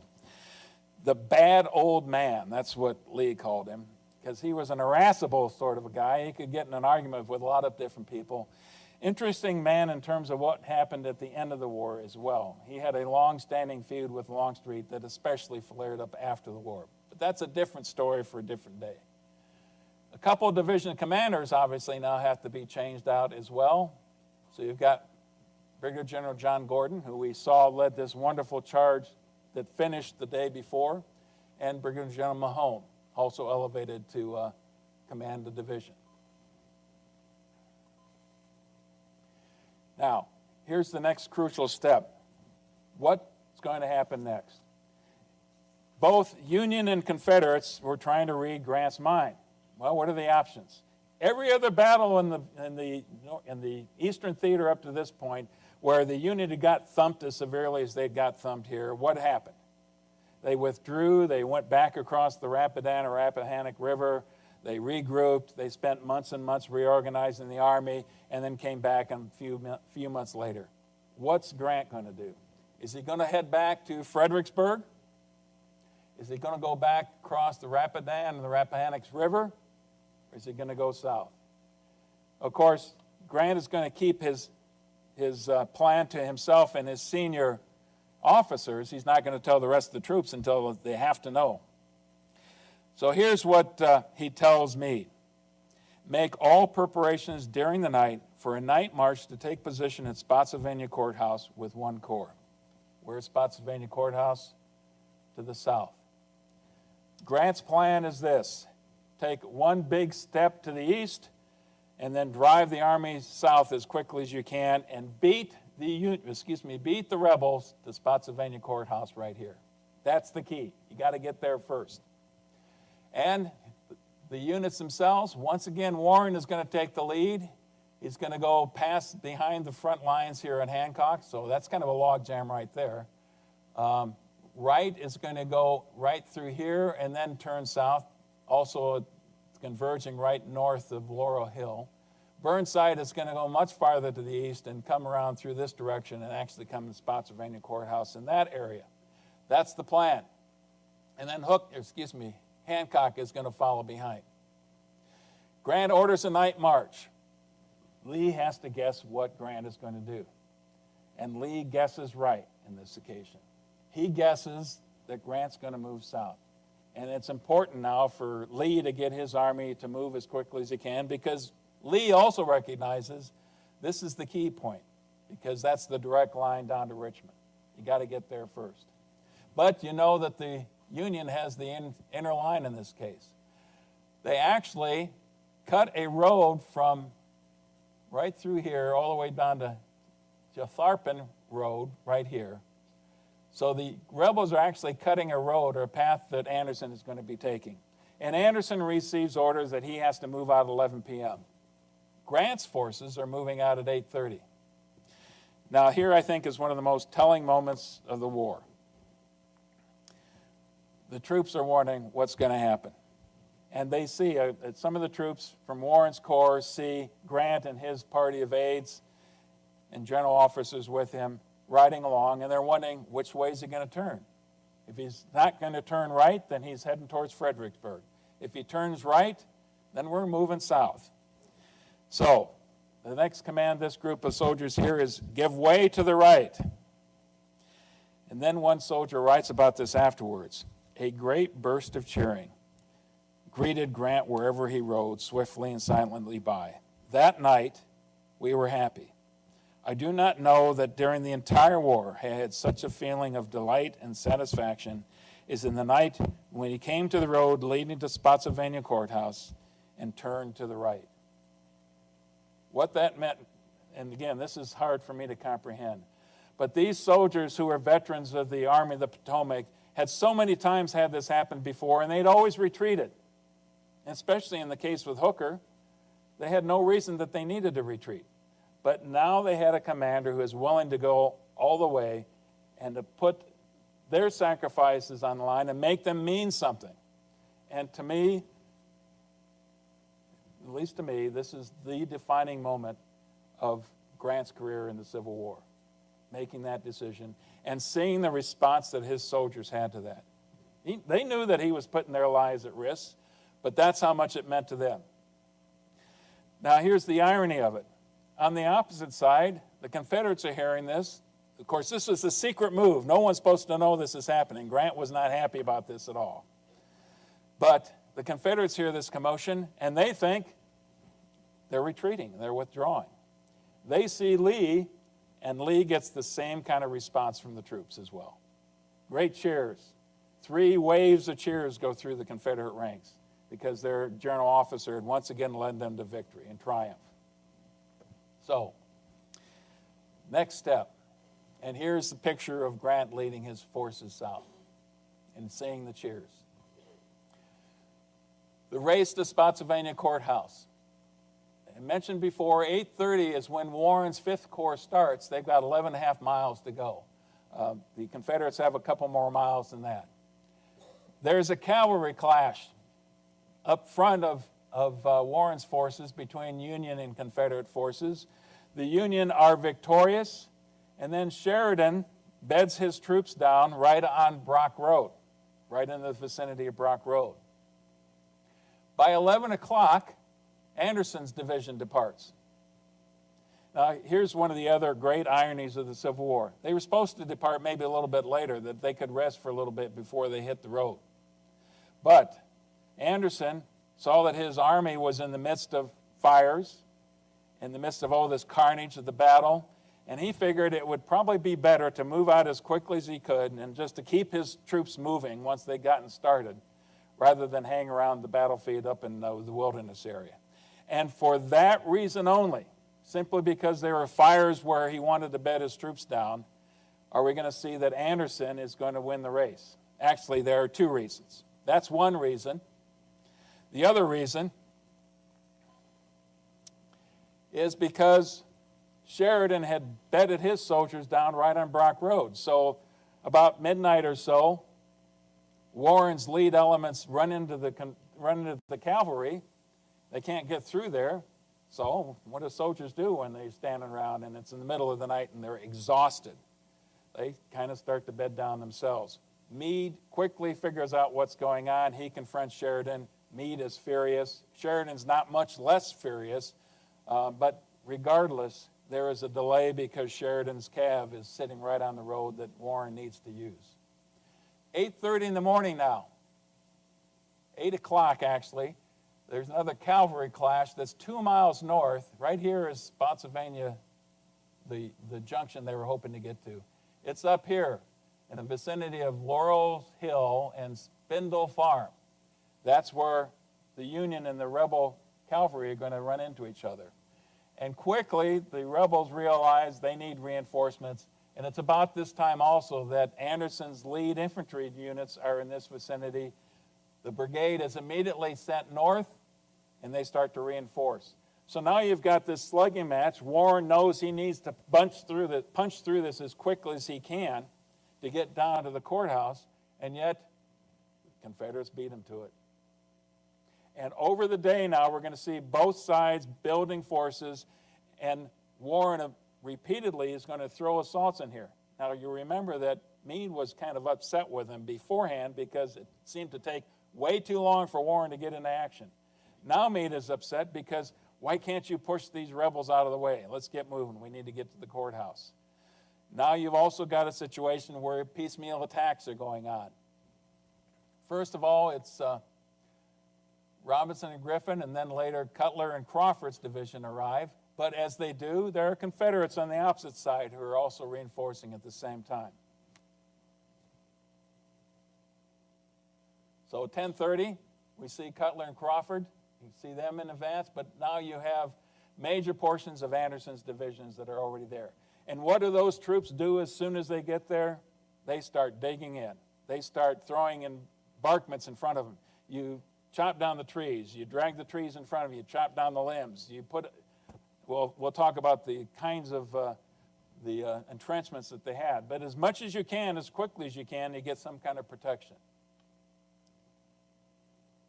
At 5 o'clock, General Sedgwick's corps actually reaches the area. And once again, you think, okay, when Sedgwick is there, we can have the forces necessary to make a difference. But by then, Ewell's corps is arriving, and those divisions are falling into place. And what you've got for the Second Corps in Hancock is up in this neighborhood right here, Todd's Tavern. They're in a blocking position, trying to figure out what Early is going to do now. So that's the situation at dusk. Now we're into the battle that we know today as Spotsylvania. One other thing I want to throw in here, we talked before about the clash between General Meade and his cavalry commander, General Sheridan, one of Grant's old associates from the Western Theater, who'd come east with Grant. At noon on May 8th, Meade and Sheridan have a climactic battle of wills, if you will. And Meade is furious, and he leads it off by essentially dressing down Sheridan as best as he can. Meade, and here's a quote from one of Meade's officers. Meade was possessed of an excitable temper which under irritating circumstances became almost ungovernable. He had worked himself into a towering passion regarding the delays encountered in the forward movement, and when Sheridan appeared, went at him hammer and tongs. I like that phrase, hammer and tongs. How often do we hear that? So these men are not getting along at all. Sheridan's immediate response is, well, General, you've insisted on commanding my forces. Instead of going through me, you've taken over my forces as well. And basically, both men had a lot to be argued for in their side of the argument. Sheridan didn't appreciate that much of his cavalry was assigned to guard trains instead of doing screening missions. Part of the problems early in the Wilderness Campaign is because there wasn't a screen out to the western portion of the Union as they move forward. So it kind of ended this way. Meade finally starts to try to calm down his subordinate. Sheridan is having none of it, and he says that he could whip Stuart's cavalry if only Meade would let him. Further, he'd let Meade take command of his cavalry if that's what he wanted. So that's kind of how it ends when Sheridan storms out. Well, Meade shortly after goes over and talks to Grant about this, and here's Grant's response. Did Sheridan say that? Well, he generally knows what he's talking about. Let him start out right now and do it. So, quickly the order goes out. The Major General Commanding directs you to, Major General Commanding, this would be Meade, directs you to immediately concentrate your available mounted forces and with your ammunition trains and such supply trains as are filled, proceed against the enemy's cavalry. So Sheridan is going to have a chance to take on Stuart directly, to try to crush Stuart and to try to cause just as much havoc as he can on his way down to Richmond. And that's what you're seeing here. Here's Sheridan's path south. Now we're not going to talk very much about the actual events of the raid. They had one place where they destroyed a major amount of rail stock and hundreds of thousands of Confederate rations, which Lee's forces desperately needed. But May 11th, they got to the vicinity of Yellow Tavern, and on May 12th now, there's going to be a major battle there. May 11th. The rebel got there first. It's kind of what Sheridan wanted in the first place, because he had the mass. He had much more forces. In fact, here's the mistake that Sheridan made when he left with his force. He took practically everybody with him. He left about 3 regiments with Grant. That's maybe 1,500 men at most likely less than that. essentially he's going to leave Grant blind during the Spotsylvania campaign. Now, Stuart left a much more sizable force north with Lee, and so he's going to be grossly outnumbered, but he knew he had to do that. He can't abandon Lee once again like he did at Gettysburg and leave him blind. So the rebels are in a blocking position. They meet with Sheridan's forces. The Union forces are victorious. However, in the midst of the battle, Stuart always liked to mix it up. He'd been in danger scores of time and during the war. And in this case, there was a Union soldier, I believe was dismounted, had a .44 caliber pistol, and took Stuart down. So Stuart is mortally wounded, and now the Confederacy has lost one of their most famous, most glorious commanders. And this one is really going to hurt Lee hard, plus the rest of the Army also. Now, going back to what's going on at Spotsylvania, I wanted to take just a minute here to talk about the nature of the defensive works that they had. This is a very idealized picture, but it gives you some idea. If you've got 2 or 3 days in a position by this time of the war, you want to get close to this. You clear out a field of fire in front of you, chopping down the trees as much as you can. You put out this abattis right here. What that was is fallen trees. You chop down trees, and then you point the branches towards the enemy, and you sharpen all the branches. The best thing they had, short of having barbed wire in the First World War era. That's what their version of barbed wire was. You're going to see a picture here where the abattis was right along the front line as well. But you also put out a healthy number of skirmishes. You want to engage the enemy just as soon as you can. And these are not just skirmishers. Many of them are sharpshooters. They're the best shots in each respective army. The trenches, you start off by throwing logs, anything you can in front of you, and if you got time, now you start digging the trench in behind you. And if you notice this, you got overhead cover as well, and you're firing through these cracks right here. That's the ideal kind of a situation for the defensive. And you've got that going on at Laurel Hill and the rest of these positions. Here are actually a picture from Spotsylvania. You can see the abattis. Not nearly as sophisticated looking as this, but there's probably another line of abattis farther out. And again, if you got more time, and another picture from Spotsylvania in the Mule Shoe area, much more substantial fortifications. And this especially would be seen in artillery positions and things like that. And angles, so that you don't have a straight line trench. If you're the enemy, you get in the trench, you can fire right down the trench. So you want to have angles in here as much as you can. That's the terrain now that Grant has to try to fight through. And that's his challenge. You can flank it, perhaps, but Lee has always proved very adept at anticipating any move that the Union makes and always getting there first. Or you can try a direct assault. Spotsylvania on May 9th now. Not too much fighting is going on, maneuvering and entrenchments, especially on the Confederate side, but both sides really. The Union disposition. Here's Warren. Wright falls into his left flank. Here we finally see Burnside coming into position. Huge amount of separation here, as you can see. And Hancock is coming down from this area, Todd's Tavern, and crossing the river with an attempt perhaps to be able to flank. He doesn't have enough time in the day to complete that action, so it's kind of a short a disappointment, at least that day. Now, Lee anticipates, he sends Mahone's old brigade over here, or the division, I should say, over here as a blocking position, and he also pulls a unit out of Early's forces over here, General Heth and a division, to try to outflank the people who are trying to outflank him. But none of this actually comes to pass, essentially, in the 9th. The area that you're looking at right here is what is known as the Mule Shoe. And for the next couple days, that's going to be the focus of much of the attention. Now, in the process of setting up the defenses, you see, I said General Wright. This is actually General Sedgwick's corps until a sniper, a sharpshooter, took General Sedgwick out. And here's what Sedgwick said right before he was hit. as his soldiers are trying to tell him to get under cover. General, get under cover. There's sharpshooters out there. Well, they couldn't hit an elephant at this distance. And shortly thereafter, he took a shot right through underneath his left eye socket and killed him. Once again, you've got a major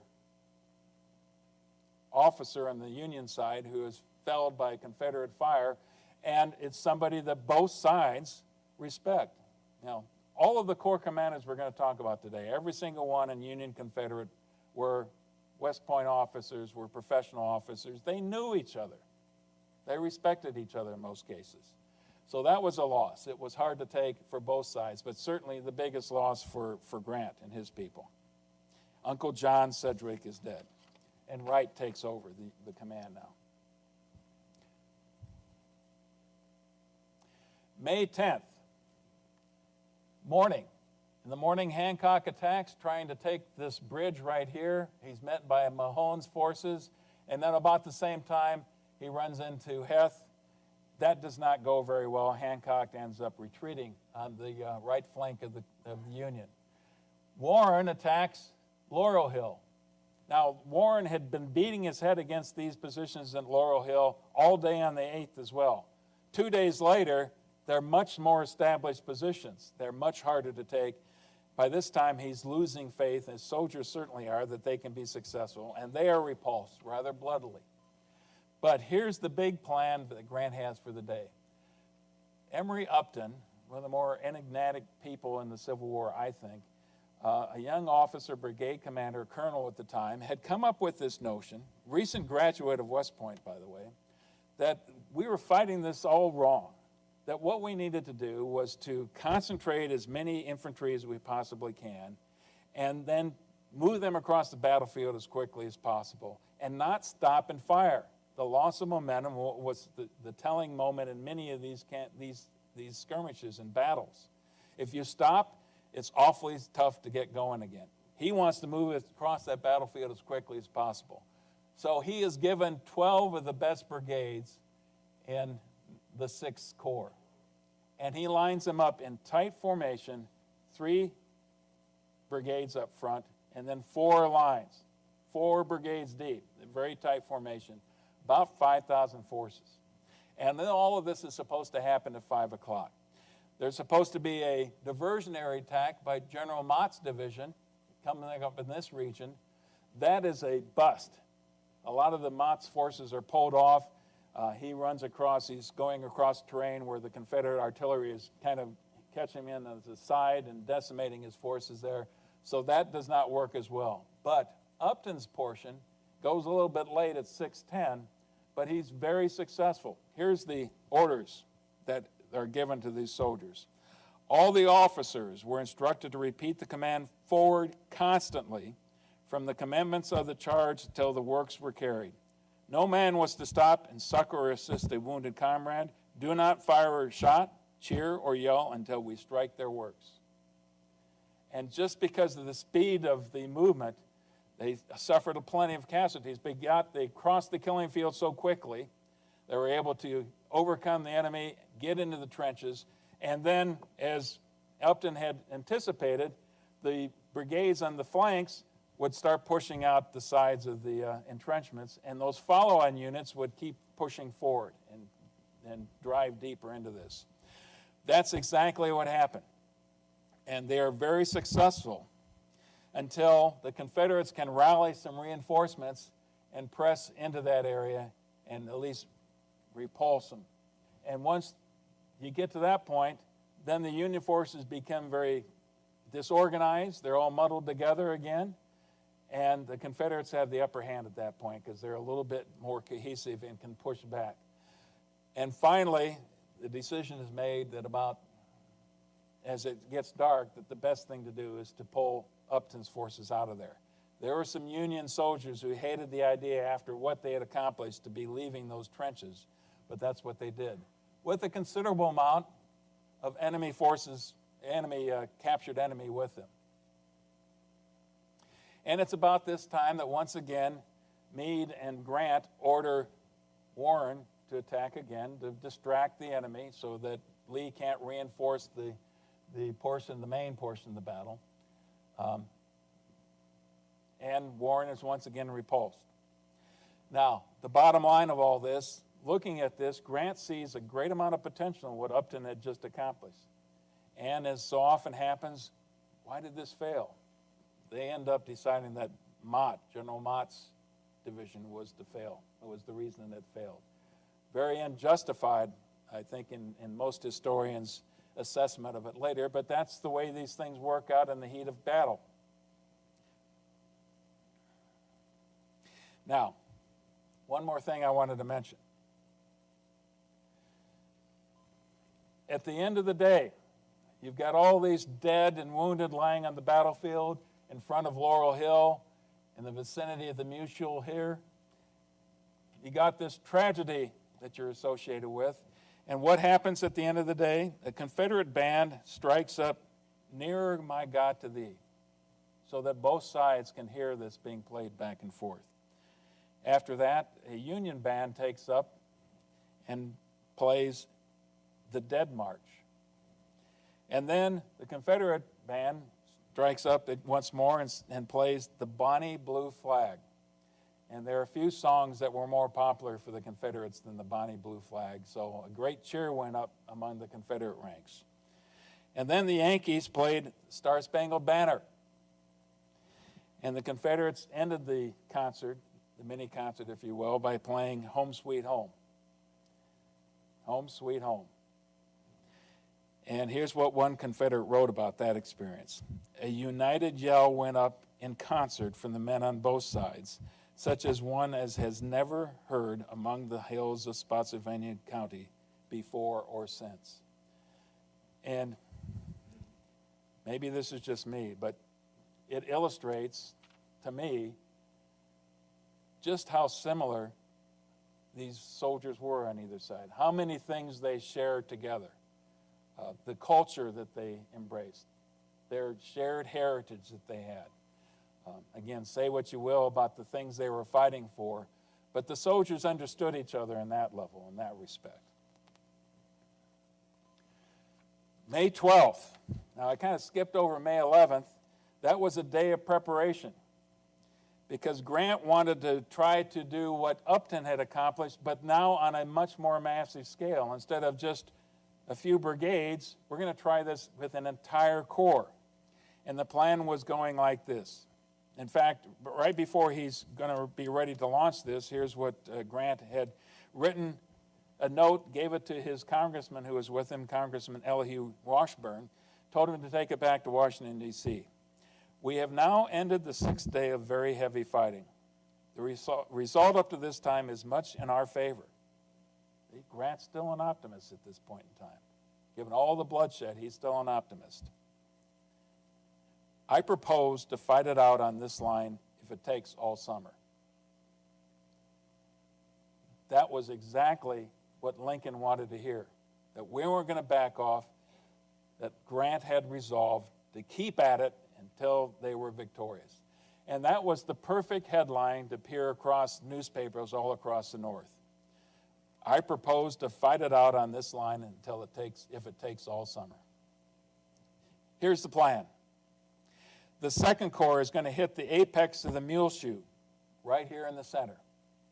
They're going to attack all at the same time. It, once again, is going to be an early morning attack, designed to begin at 4 o'clock. So you've got to have a day to get all of this stuff ready. The Fifth Corps was to attack roughly the same time period. That's Warren's Corps right here. And Burnside, let's finally get Burnside in the mix to throw that weight in and make a difference. Lee, hearing reports that Hancock had moved his forces from over here, hearing that they're moving in that direction, thinks now that they're trying to move to the east and then take a step and move directly south. He thinks they're evacuating the Spotsylvania area, so he anticipates that move. Some of his troops, I'm sure, thought they were retreating by this time. But in this case, Lee guesses wrong, because that's not Grant's intentions at all.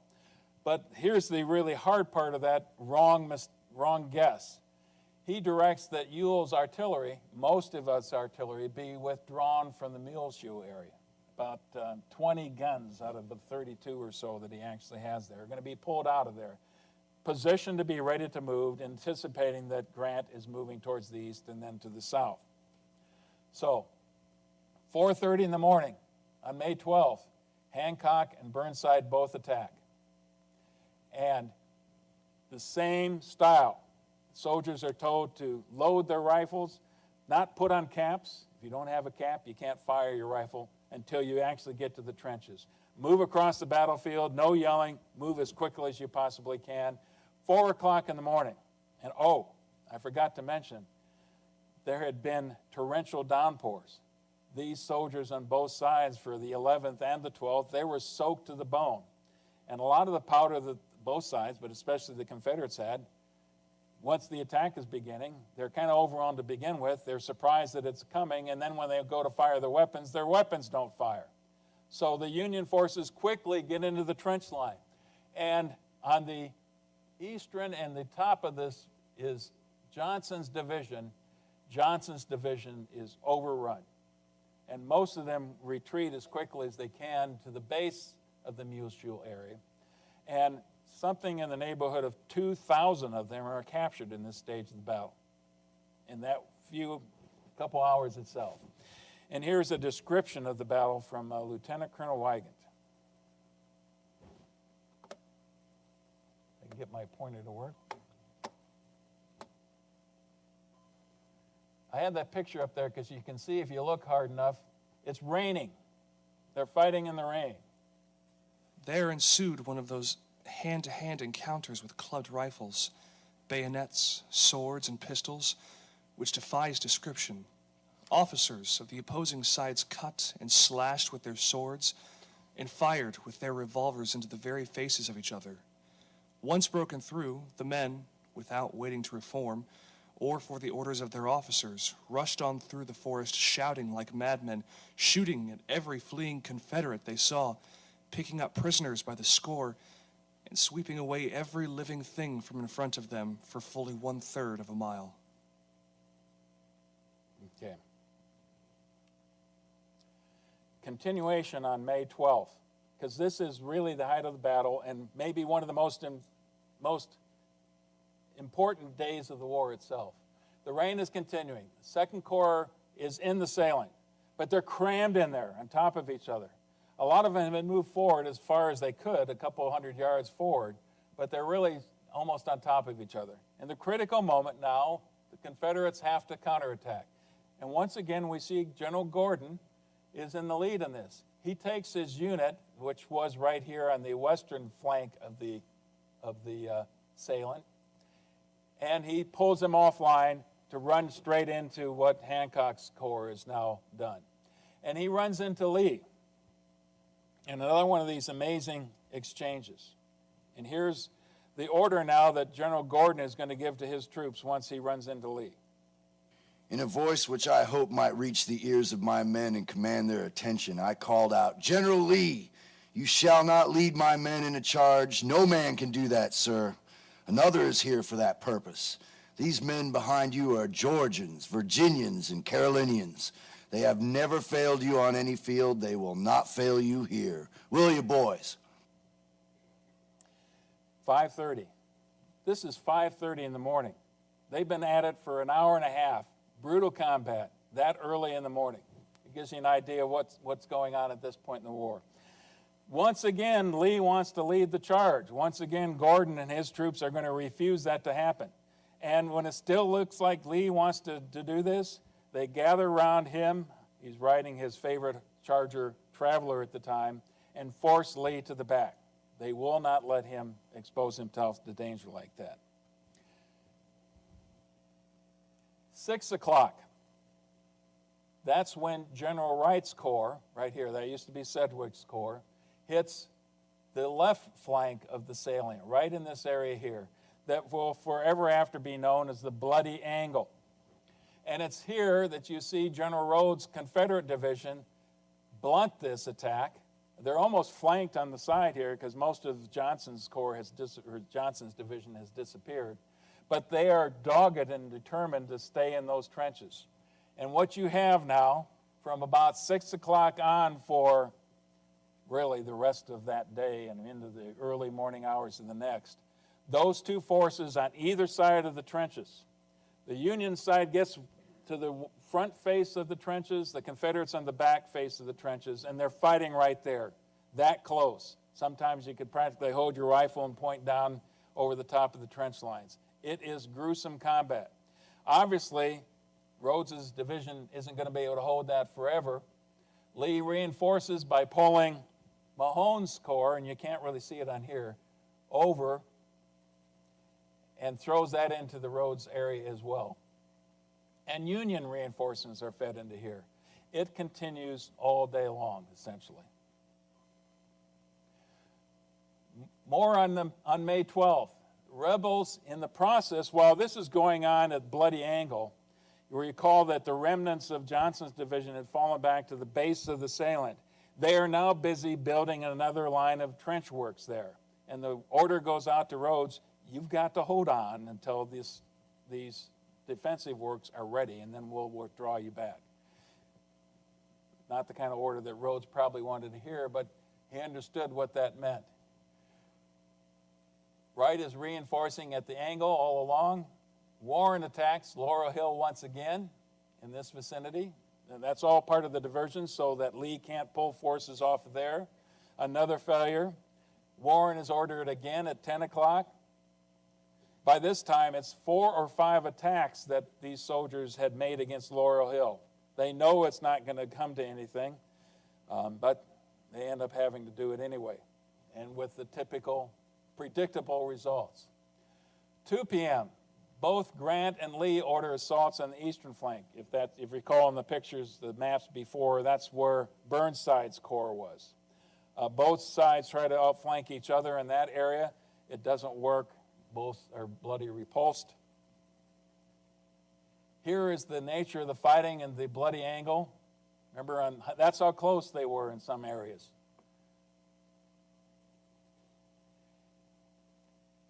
And then at 4 in the morning on May 13th, the word finally goes out that Rodes's remnants of what's left of his unit in the Bloody Angle can withdraw back and fall back behind those new trench lines.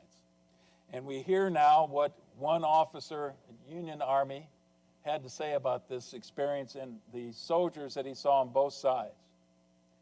And maybe before I play this, when the Union finally took over those Confederate trench lines that were just a few feet away from where they had been fighting, there was one area, in fact, 12 feet by 15 feet, that they found 150 bodies stacked on top of each other. In some cases, wounded had been buried by the dead who were falling on top of them. It gives you a sense of what this was. Not pretty at all. This was brutal combat and the kind of thing that most of those men would have to live and try to forget for the rest of their lives, I'm sure. My feelings while looking at the bodies of our dead enemies were not of joy alone. I thought how many hopes were bound up in the lives of those men whose broken, bloodied bodies were lying helpless on that muddy field. I had no enmity toward those men, not even any for their living companions who, from the woods beyond, were even then occasionally sending a whistling bullet after us. They are brave and believe in the cause they fight for. Okay. Battle is going to happen now for the next few days at Spotsylvania, but it reaches nothing like the crescendo that you saw on the 10th and on the 12th. Most of it is a matter of Grant moving his forces back and forth from one side of the salient to the other and back and forth. And he finally gets to the point where he has to wait for it to dry out a little bit because you just can't fight when you've got that much mud and sod. So he has to wait for dry weather. Now, this was the major part of the battles that I wanted to focus on. We're going to move much more quickly from here on out. But I think you get a real sense of what Grant and the Army of the Potomac and the Army of Northern Virginia were facing. Remember the casualties we had before? The casualties of Spotsylvania are just a notch higher than they were at the Wilderness. So now you've got the third greatest level of casualties and the fourth greatest level of casualties within a couple days of each other.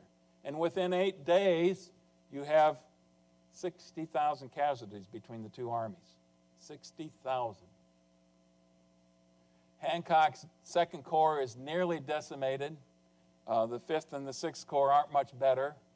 Ewell's 2nd Corps is down from 17,000 to 6. It's a huge drop. And still, Lee is going to look for opportunities to go on the tactical offensive, as you will see further on. Now, here's the rest of the overland campaign. What we have talked about so far is the Wilderness and Spotsylvania. Down here is Richmond. That's Grant's one objective. His real objective is to destroy the Confederate Army. The next move now is going to start on the 21st and take them all the way down to North Anna. Here is one of the classic pictures that some of you have most likely seen before.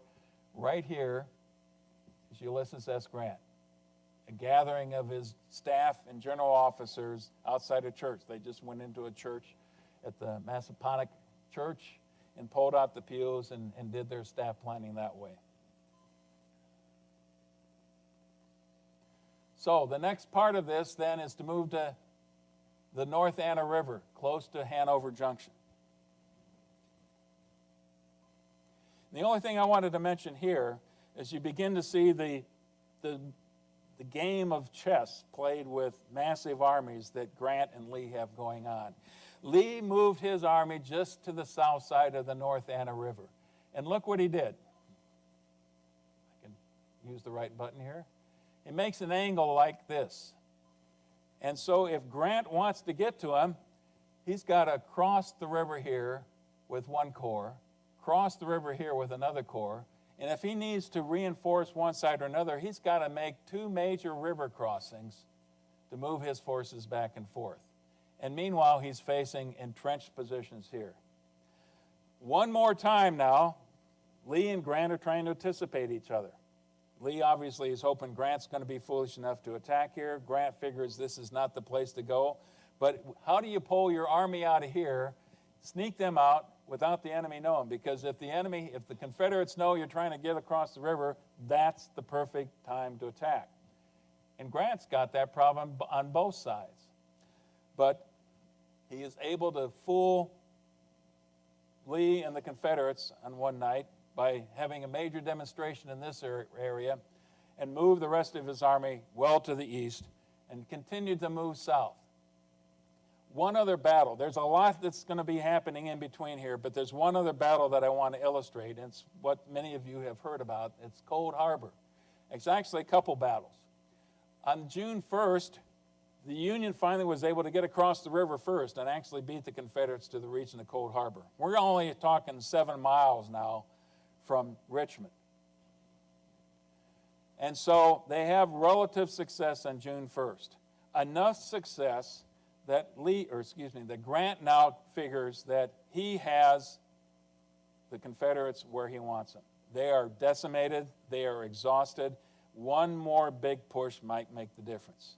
So he plans on the 2nd of June for that big push. He now has 5 corps because Smith's corps right here was brought up from, remember when Butler's army was moving up the peninsula? That corps was borrowed from Butler's army, so now he's got more forces to deal with. Lee has gotten a few reinforcements, but not nearly to the same extent. So 3 corps right here and a massive attack on June 2nd. The problem was that Hancock, in moving to the attack positions, got lost.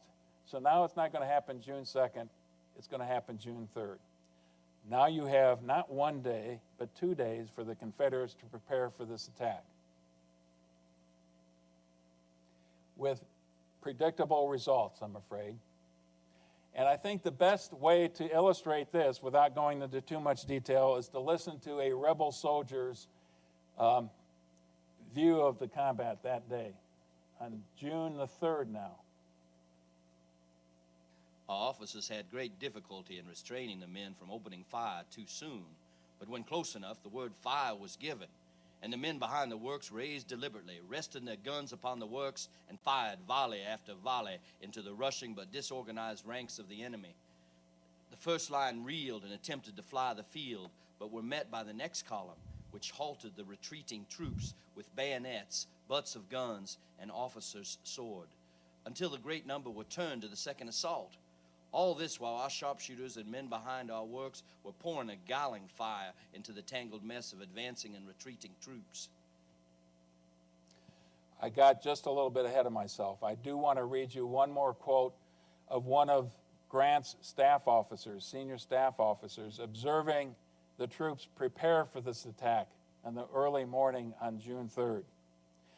He observed, the men were calmly writing their names and home addresses on slips of paper and pinning them on the backs of their coats so that their bodies might be recognized and their fate made known to their families at home.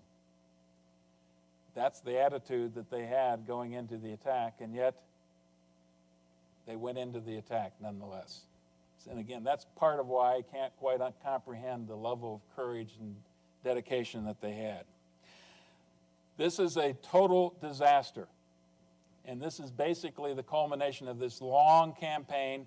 From here on out, it's going to be a siege at Richmond and Petersburg, which we'll talk about in January when we meet again. And here's a couple comments about it. That one New Hampshire officer called it the greatest and most inexcusable slaughter of the entire war. In Grant's own interpretation, I regret this assault more than any one that I have ever ordered. I regarded it as a stern necessity. He thought he'd have a chance to win. He thought he'd have a chance to finally break their backs. He even flirted with the idea that this would be a wonderful present to present to Lincoln when the Republican convention met in a few days. But it was not to pass. That he believed it would have compensating results, but as it proved, no advantage has been gained sufficient to justify the heavy losses suffered. That is the one major error that he had to live with for the rest of his life, basically. Our officers had Cold Harbor casualties on the top. That's not just on June 3rd, but for the entire Cold Harbor portion of the battle. And look at the numbers at the bottom. We're close to 90,000 troops, north and south. The Confederates had lost something like 51% of their men. The Union, 46. The problem was the Union had a better chance of replacing them. And finally, Grant's reputation was certainly severely damaged. I'll let you judge whether or not he earned the right to be known as the Butcher. But the other part that probably is just as important, and we're going to talk about this quite a bit in July when we talk about Sherman's march through Georgia, Lincoln is fighting for his reelection. And by the time you get done with that campaign, it looks less and less likely that Lincoln is going to be reelected. Not with these kind of casualty figures, not with this kind of result in the battle. So, thank you very much. I know I've gone on quite a long time, but I did want to cover the necessities of both of those major battles, the Wilderness and Spotsylvania. I think they're fascinating, and you can see how the nature of the war has really fundamentally changed by the time we get to 1864. So, thank you very much.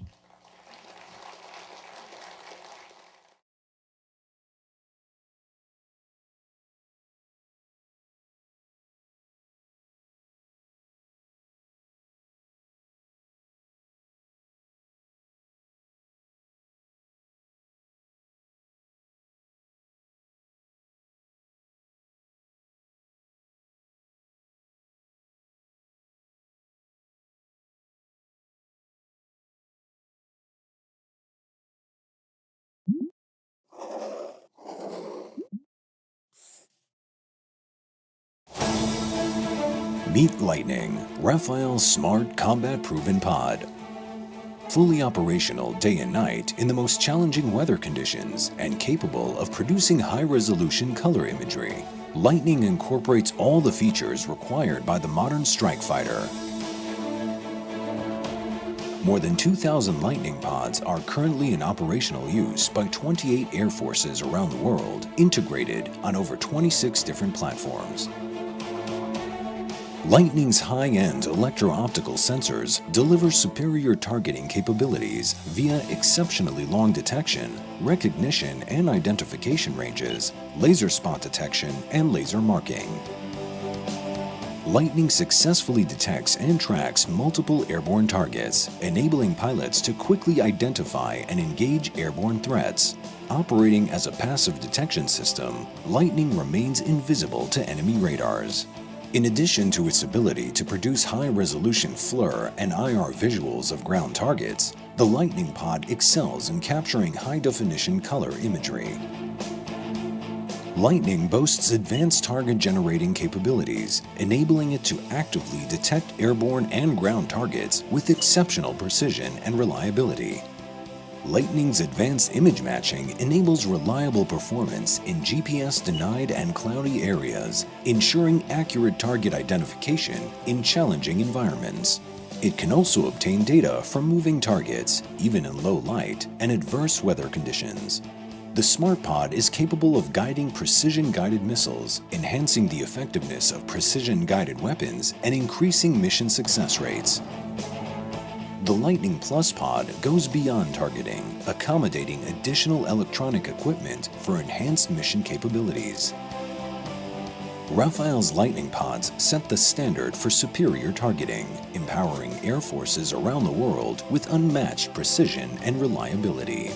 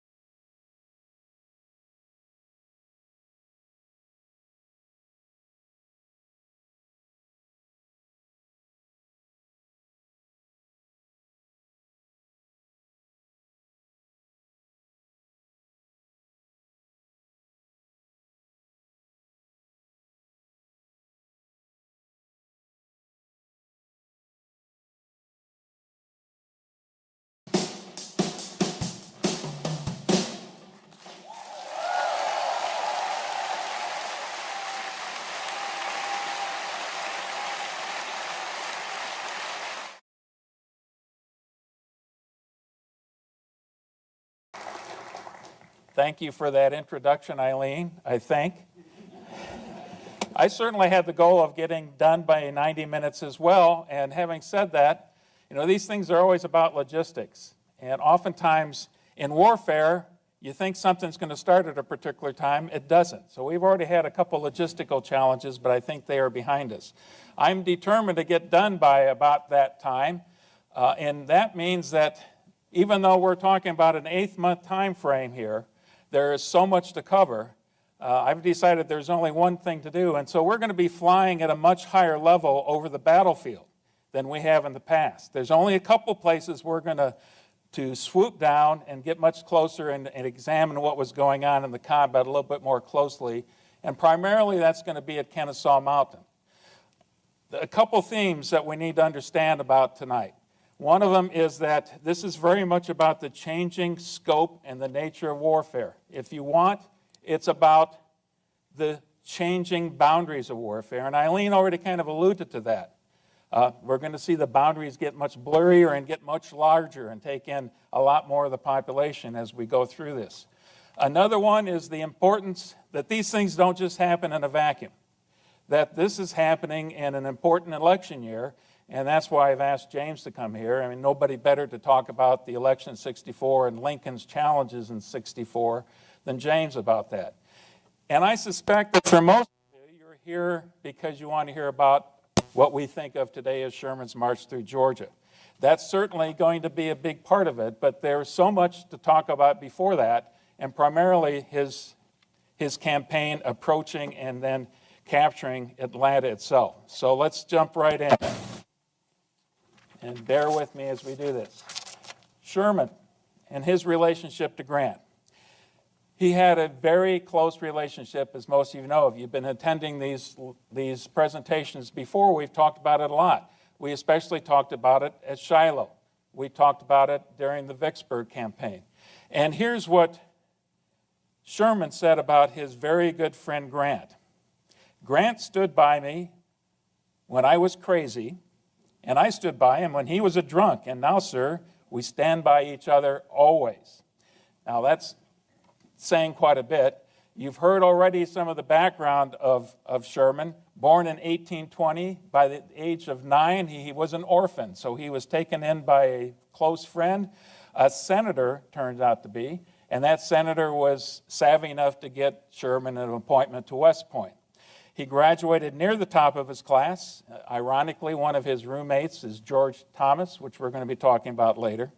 And it was in the early stages of the Civil War where we find out that he gets labeled by the newspapers as insane because he was a bit concerned when he was commander of the Department of the Ohio about the huge Confederate forces, much larger than they actually were. And he seemed unstable, unsure of himself. And it was taken out of that command, but not until after he was dragged through the mud in the newspapers. And here's a surprise. He never really liked reporters after that. He was brilliant, high-strung, modest in dress, had a real connection with his soldiers, and he was an incessant talker, and very much a counterpart to who Grant was. A different kind of personality together. But they clicked very early on. Now, a couple other people we've got here. I already mentioned George Thomas. He is the commander of the Army of the Cumberland. And we're going to see a chart later on of exactly what these armies are consisting of. Thomas has a reputation for being a stalwart defensive fighter and not necessarily good on the offense. But he comes out of this battle in the Chickamauga as the Rock of Chickamauga, had a great reputation. And then he performs very well at Chattanooga as well. The cross, if you will, the cross that Thomas has to bear in his own mind is that he's originally from Virginia, a West Pointer. But unlike so many of his other fellow Southerners, he decides to stay with the Union. And in his own mind, that kind of haunts him. He wonders if he's going to be advanced or taken care of properly. The next one I've got here listed is James McPherson. James McPherson is only 36 at this time, young. And as far as both Sherman and Grant are concerned, there's no better soldier in the Army. He is very highly thought of by both of those men. And they see that if they don't survive the war, and they wouldn't be surprised if they didn't, that McPherson would be the guy who would take over and lead the Union to victory. That's how highly they thought of McPherson. He was with Grant at Shiloh, at Vicksburg, and certainly at Chattanooga. So he's got a long relationship with both Sherman and Grant by this time. And then there's General John Schofield. The youngest of the group, I think he's only 33 at the time, another West Pointer like all of these gentlemen are. And in Schofield's case, he has a more obscure background during the Civil War itself. He's too young to get to the Mexican War. And he's spending some time in Missouri, and there's questions about whether or not he was truly all that loyal. So there's some suspicion about him. Anyway, let's move on. The theater's geography. The objective is Atlanta. In 1850, Atlanta's only 2,500. It's a small town. Even in those days, it's not a huge metropolis. It's a small town. But it also happens to be a place where railroads end up converging. And so by 1860, it's already grown to 8,000. And by the time of 1864 in this campaign, it's grown to 20,000. And it's a major industrial, as well as being a transportation node, major industrial base for the Confederates. It's probably the second most important city in the South that's still controlled by the Confederates in 1864. The mountain ranges we got to deal with is the Appalachians and the Blue Ridge Mountains. Appalachians at the very north, so we're talking about the Blue Ridge Mountains coming through right here. And there are some pieces of rugged terrain, especially in the northern part. It flattens out farther south. The major rivers that we'll talk about, Etowah, probably mispronouncing this, Etowah River, and where is it? Right down here, the Chattanooga, or excuse me, the Chattahoochee River. So, sorry about that. The thing to really focus in on, though, is the railroads going into Atlanta. And you can see 4 of them here. One goes up from Atlanta to Chattanooga. The second one over here goes all the way over to, let's go the opposite direction. This goes to Montgomery in Mobile, Alabama. In the south, you go to Macon and eventually to Savannah here. And then you've got one to Augusta and all the way to Charleston. So those are the 4 rail lines. That's why Atlanta is so important. Sherman's supply line is obviously this railroad. And here's the thing to remind you about the Civil War. Armies during the Civil War, especially massive armies like Hood and Johnston and Sherman are not going to get very far from these rail lines. They cannot support themselves in the long run.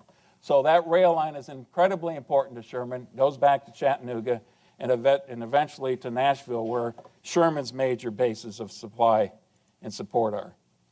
Okay, here's Sherman's army. We already mentioned the key people here.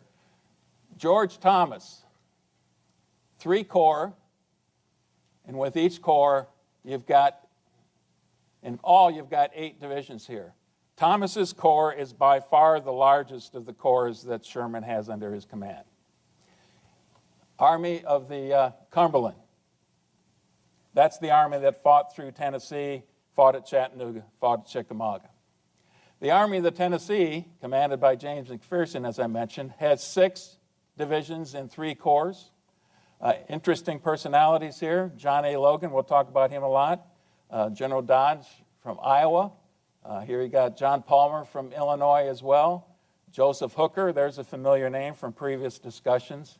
The 3rd Army, the Army of the Ohio, that's the one that John Schofield has.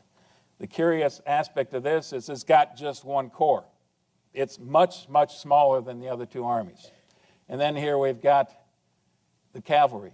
3 divisions, and then I've got Stoneman's division. That's actually part of Schofield's army. You might remember Stoneman from the Chancellorsville presentation.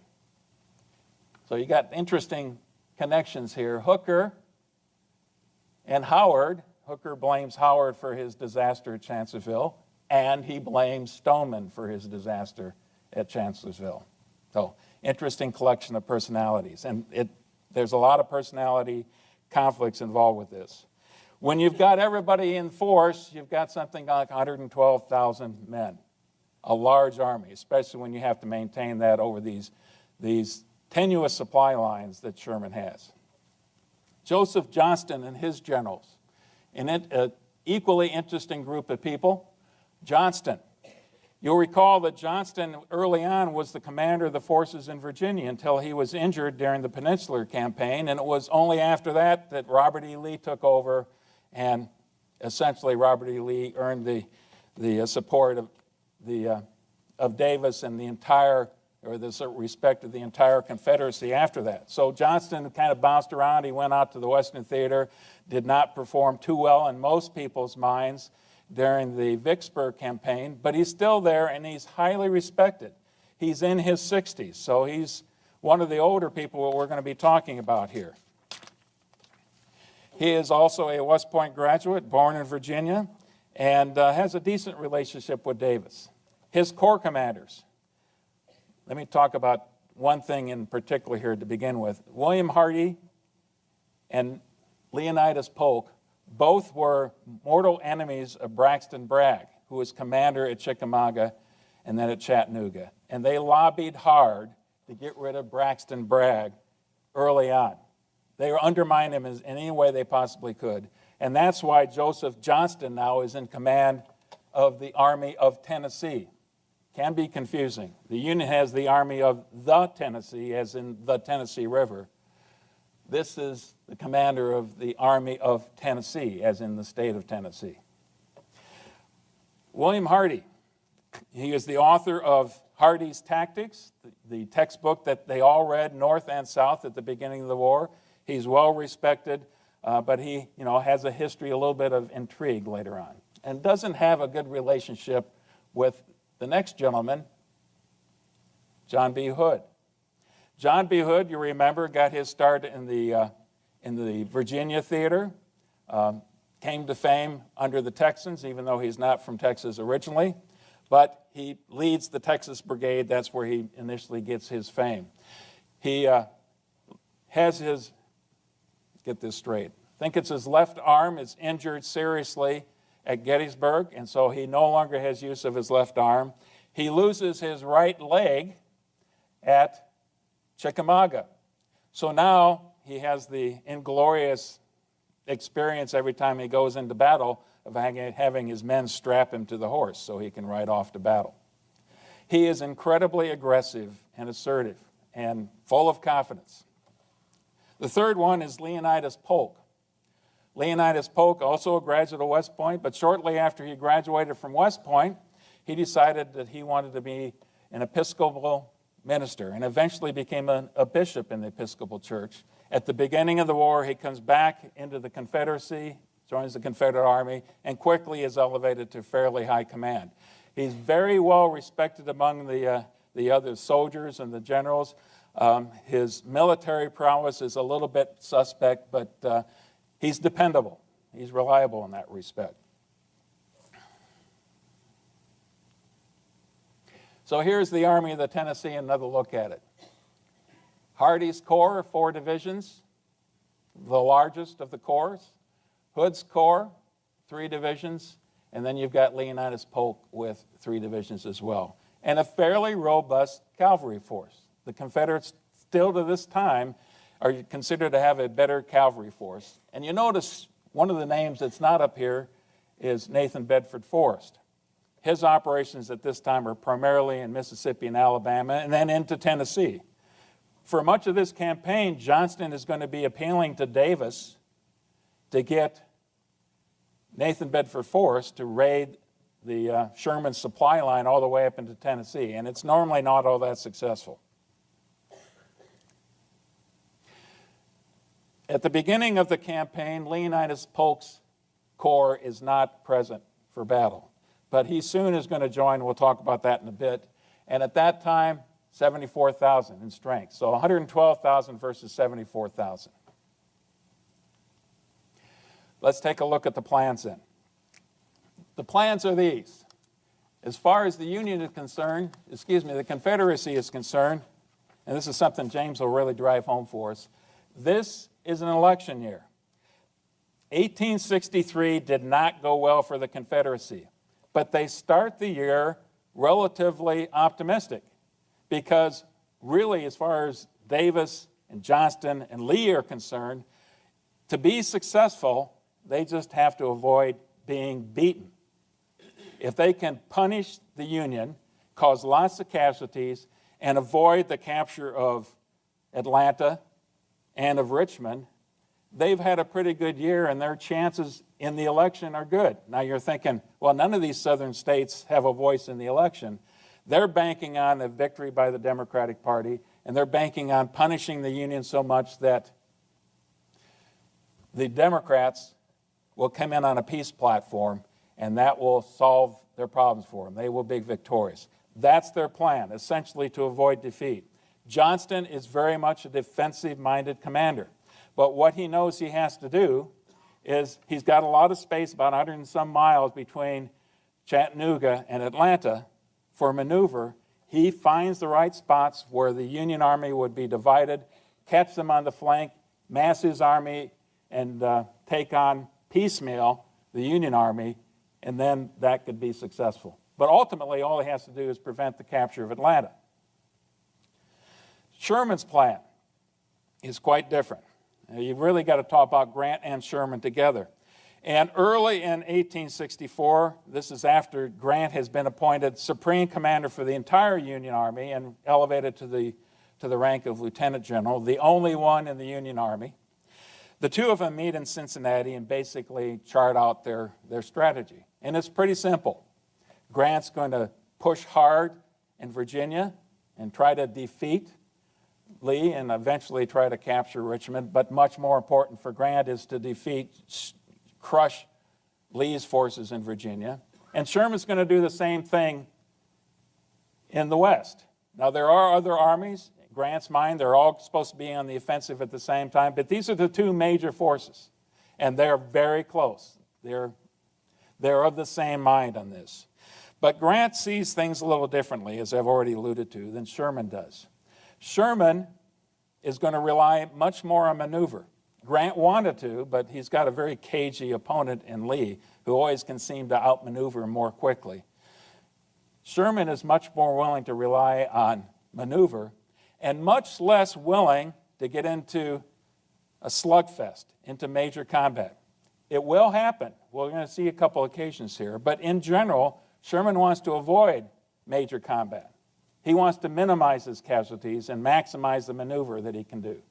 And he's much more interested in capturing Atlanta, once you really get down to the nub of it, than Grant is of capturing Richmond. So there's a difference in the two men's style. And here's one other comment about Sherman that we should make. And we're going to talk a lot more about this later on, but already by this time, he has started to develop a new concept of what warfare is really like. First of all, he blames the Confederacy for being in this in the first place. If they hadn't been traitors, this wouldn't be going on. And if that's the case, and that's the way he looks at it, here's how he views warfare, even early in the stages that we're talking about. War is cruelty. There is no use trying to reform it. The crueler it is, the sooner it will be over. And that's very much in his mind. If you make it painful, that's going to be that much quicker that they're going to be willing to surrender. That's going on in his mind. Okay. First of a lot of slides now in that campaign from Chattanooga working down to Atlanta. In the first place, you can see, and you've got a map here that kind of lays that whole area out, is moving from Rocky Face Ridge. May 6th, actually May 7th, the offensive begins. And look at what we've got here.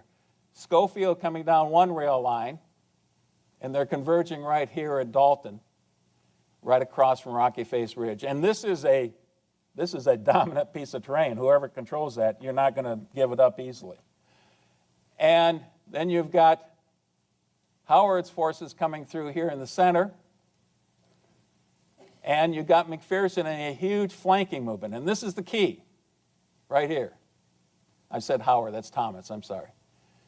McPherson, that's Sherman's key. This is his first major flanking movement. If McPherson can get through Snake Creek Gap and down here to Dalton, when the Confederates are primarily up in this area, then they've cut the Confederate supply line, and that might be the end of it altogether. So, May 8th, you've got Thomas's forces attacking at Rocky Face Ridge, is essentially a diversion. You've got Schofield's forces attacking there as well. And meanwhile, you're hoping that McPherson can sneak through here.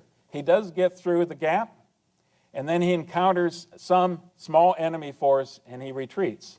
If he'd pushed forward much harder, they could have probably, at that point in time, secured Resaca in this area right here.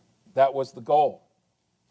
It's about this time that the beginning elements, the early elements of Polk's Corps start to arrive in Resaca as well. So, a piece of luck for the Confederates, and a piece of luck that McPherson doesn't push this harder than he does. Because this ends poorly, the Confederates realize they're cut off, and even after this fight, they withdraw to Resaca. And Johnston feels like he has no choice. And Sherman gets a hold of McPherson. He's upset, and this is all he really says to his lieutenant, his favorite lieutenant. Well, Mac, you have missed the opportunity of a lifetime. The casualties, and I'll go through quite a few of these as we work through here. Union 837, Confederate 600. Now, moving along pretty quickly. The Battle of Resaca is really the first place we see some major combat. Polk arrives in force on the 11th of May. As soon as he gets there, and while the rest of the Confederates are still north at Dalton, Hood comes down to Resaca and is baptized by Bishop Polk, and then goes back to combat. So a little sideline there. May 13th, Johnson withdraws his entire force to Resaca. Sherman's plan.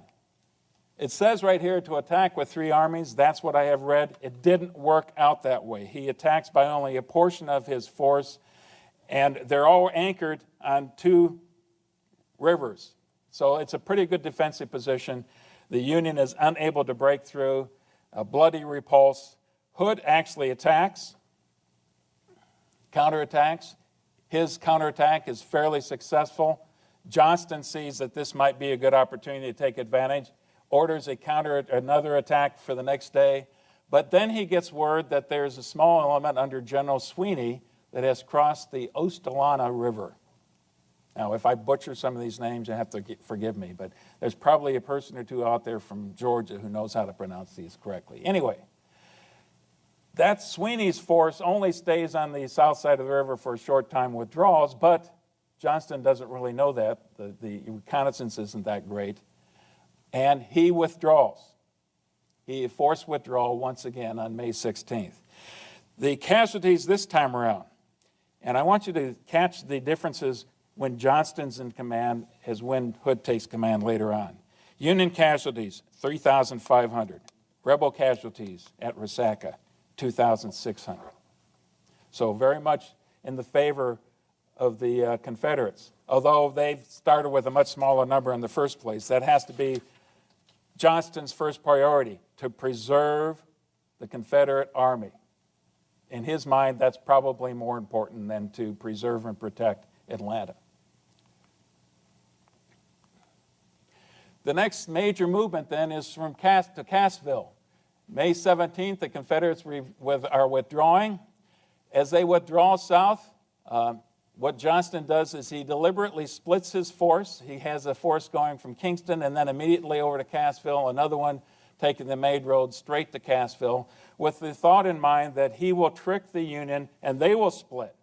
And once they will split, he can then defeat this isolated unit of Union forces, probably Schofield and Hooker, and then go after Thomas's corps. Now, yet again, Sherman is going to outthink him and outmaneuver him in this respect, because he's got Schofield coming through here with Hooker's corps as well. He's got Thomas coming through here, just like Johnston had hoped. He's got McPherson coming down this road and then angling over. But the key here is one of McPherson's divisions under Jefferson Davis. Yes, Union Commander Jefferson Davis. One of his division is heading down to Rome and then further south. Yet again, Johnston is in danger of having his supply line cut, because as soon as this happens and Davis is uncontested, he gets over here and gets over behind the Confederate lines and cuts that rail line. So, Johnson is forced to withdraw once again. Sherman, now at Cassville, with the bulk of his force, decides to break free from the rail line. And this is an important step in Sherman's mind as well. He's been tied to the rail line up to this point. But he directs that he has his force hit open country, 20 days of supplies, 20 days of rations, normally have a few days less for forage for the animals you've got. But now you're going to risk it and go into open country. And you only got a limited amount of time that you can move. May 23rd, the Union crosses the Etowah River. So there's yet another opportunity for the Confederates that's been lost. Yet, the rebels beat them, to Dallas, right here. And I'm going to have to move pretty quickly still. There are 3 battles in succession that happened just a couple days apart. Now, think about it. From May 7th all the way through May 28th, they've been in almost constant movement and constant combat. Both sides have to be close to exhaustion by this time. May 25th at New Hope Church, the Confederates are there first. New Hope Church is kind of tough to see. It's right about here. You've got Hooker encountering Confederates under Polk. Hooker decides to attack, puts his soldiers in column. And it's kind of hard to see here, but this is one regiment after another, very deep formation. The problem with that is if you're the Confederates and you're firing artillery or even rifle fire into this, if you miss that first rank, there's probably 20 or 30 or 40 ranks behind you there. So it's a little bit deadlier formation. It's got a lot of punch as you go through there, but it's pretty deadly, and you got to get across the killing field quickly. Hooker does not. And let me see if I can get some casualty rates as we go through here. For New Hope Church, Hooker loses 1,665 men. Hood loses about half of that number, because it's Hood he's defending against. The next one, Pickett's Mill, different kind of formation this time. The Union forces are on line. The Union forces are part of Howard's 4th Corps. Same kind of results, though. For this particular battle of Pickett's Mill, 1,600 versus 500. So this is all in the favor of the Confederates as we go through here. Dallas on May 28th. You notice I've got it here in a different color. In this case, it's because Hood gets in that position, and like Hood so often does, he decides to go on the attack. Actually, it's got, I'm sorry, I'm ahead of myself. Bates's division attacks here. He attacks into entrenched positions. And here's another theme as we go through all of this, that we're attacking. When you give anybody, a soldier at this time of the war, any time to entrench at all, they will do it immediately. They might have been lazy in 1861 and 1862. By this time, they realize it's a life and death matter. And the longer they have to stay in some place, the more elaborate their defensive works get. And so they've been in position for a couple of days. Bates's division is attacking an entrenched position. They attack John A. Logan's 15th Corps, and very high casualties. Now, Logan is in threat. His corps is in threat of being overrun in portions of it. He rallies his troops. Damn your regiments, damn your officers, forward, and yell like hell. And they stop the attack. Casualties in this case, Logan and the Union, 2,400. Bates and the Confederate, 3,000. So this one is in favor of the Union, especially when you consider that the Union's got a lot more to lose. Kennesaw Mountain. Now, we said we wanted to spend a little bit more time on Kennesaw Mountain. I'm going to have to pick up the pace a little bit, though.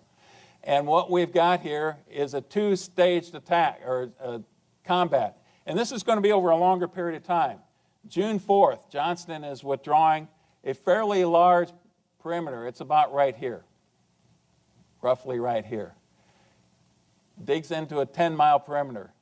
Yankees now are back connected to the railroad like they wanted to be. June 14th, leaders at Pine Mountain. What does that refer to? Well, up here in the northern sector, you've got Polk, you've got Johnston, and you've got Hardee observing the terrain. And in the distance, Sherman is watching this group of Confederate officers on top of Pine Mountain saying, wow, how saucy they are, and directs artillery fire in that position. Hardee and Johnston quickly run to cover. Polk is a little bit slower to run to cover.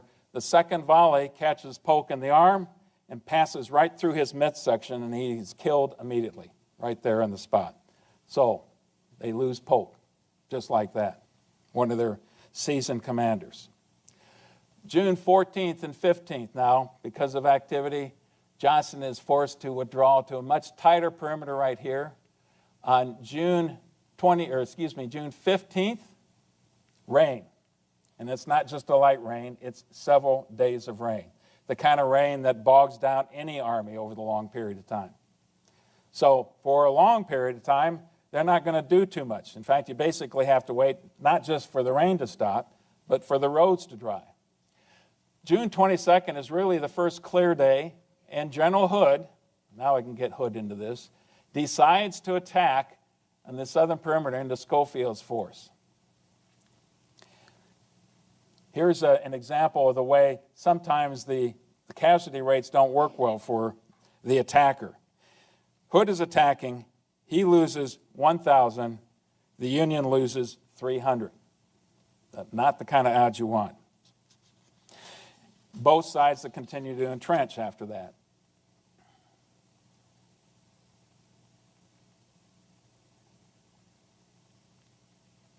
Okay, I've got to push the right button, I guess. Sherman's plan for the attack. What he plans to do, I'm going to show you on this, is attack throughout the entire front. Demonstrations up here, major attacks right here, major attacks right here. At this point in time, he doesn't feel like he has much option going south. The roads are too bad. So he's going to try this one time to really punch a hole through the center. And unfortunately, in neither case does it work well. You've got Logan's 15th Corps attacking right here. Starts with an artillery duel at 8 o'clock. Morgan Smith's division attacks. It ends up being a bloody combat like I've explained so many. You've got forces attacking up a hill. You've got entrenched position at the top. In between, as you're going up the hill, you've got abatis. These are trees with their sharpened branches. You've got all kinds of boulders, slippery boulders that you're dealing with. It's very rough terrain, and yet the Union forces climb up there, crawl up there as best they can, and are finally repulsed in a bloody repulse. Here's General French's view of the thing as it starts to roll out. General French is a Confederate commander. He's got a bird's eye view. As if by magic, they sprang from the earth, a host of men, and in one long line, waving line of blue, the infantry advanced. But it ends up poorly, obviously very poorly. And it's Logan's troops who are involved in this. The second part, farther south now, we've got Thomas's Corps, Newton's division. It's got, I thought this would be interesting, 9 Illinois regiments in this corps, 6 Illinois regiments as part of this attack.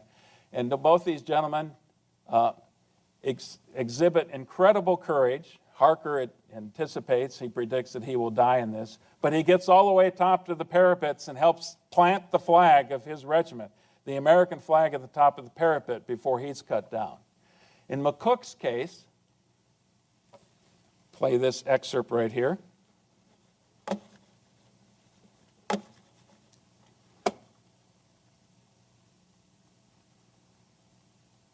Then out spoke bold Horatius, the captain of the gate. To every man upon this earth, death cometh soon or late.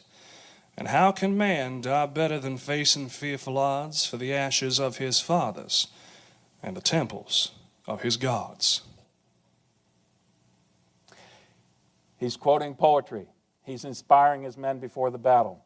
And he also leads his troop forward, very conspicuous, very obvious, riding a horse as he's going up the hill, leading his forces forward. They also get very close. before McCook is cut down. And in his troops' case, they stop. They're parked right below the parapets, just yards away from the Confederate positions, and they basically stay there for a day or two. There is a point in this battle where the Confederate commander of that particular portion of the line took a ramrod, put a piece of white cloth on top, took it up to the parapet, and offered a truce long enough so that both Union and Confederate could remove the dead and the wounded from the battlefield.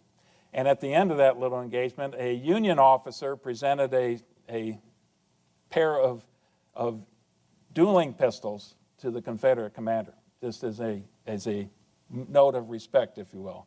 So you get these interesting notes of gallantry and chivalry through this incredibly bloody combat that they've got as well. In the case of Daniel McCook, he's one of the 17 McCooks who are part of the Union Army at that time, probably the most famous family that you've got. He's cut down, as I mentioned. And the casualty rates now, in this case, 3,000 Union, 750 Confederate. And that pretty much is the last time that a major assault of this scale Sherman's going to try. And Sherman, in fact, wants to do the same thing the next day, and Thomas gets a hold of him and he says, one or two more such assaults would use up this army.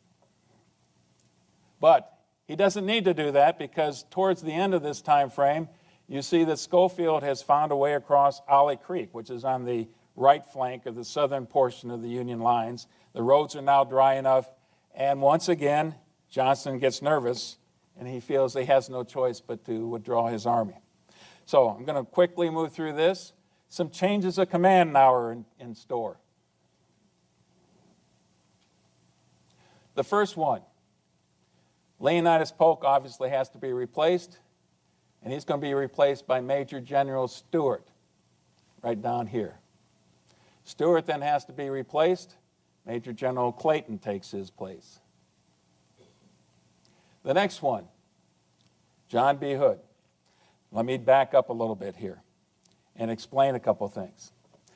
By this time, we're getting close to Peachtree Creek.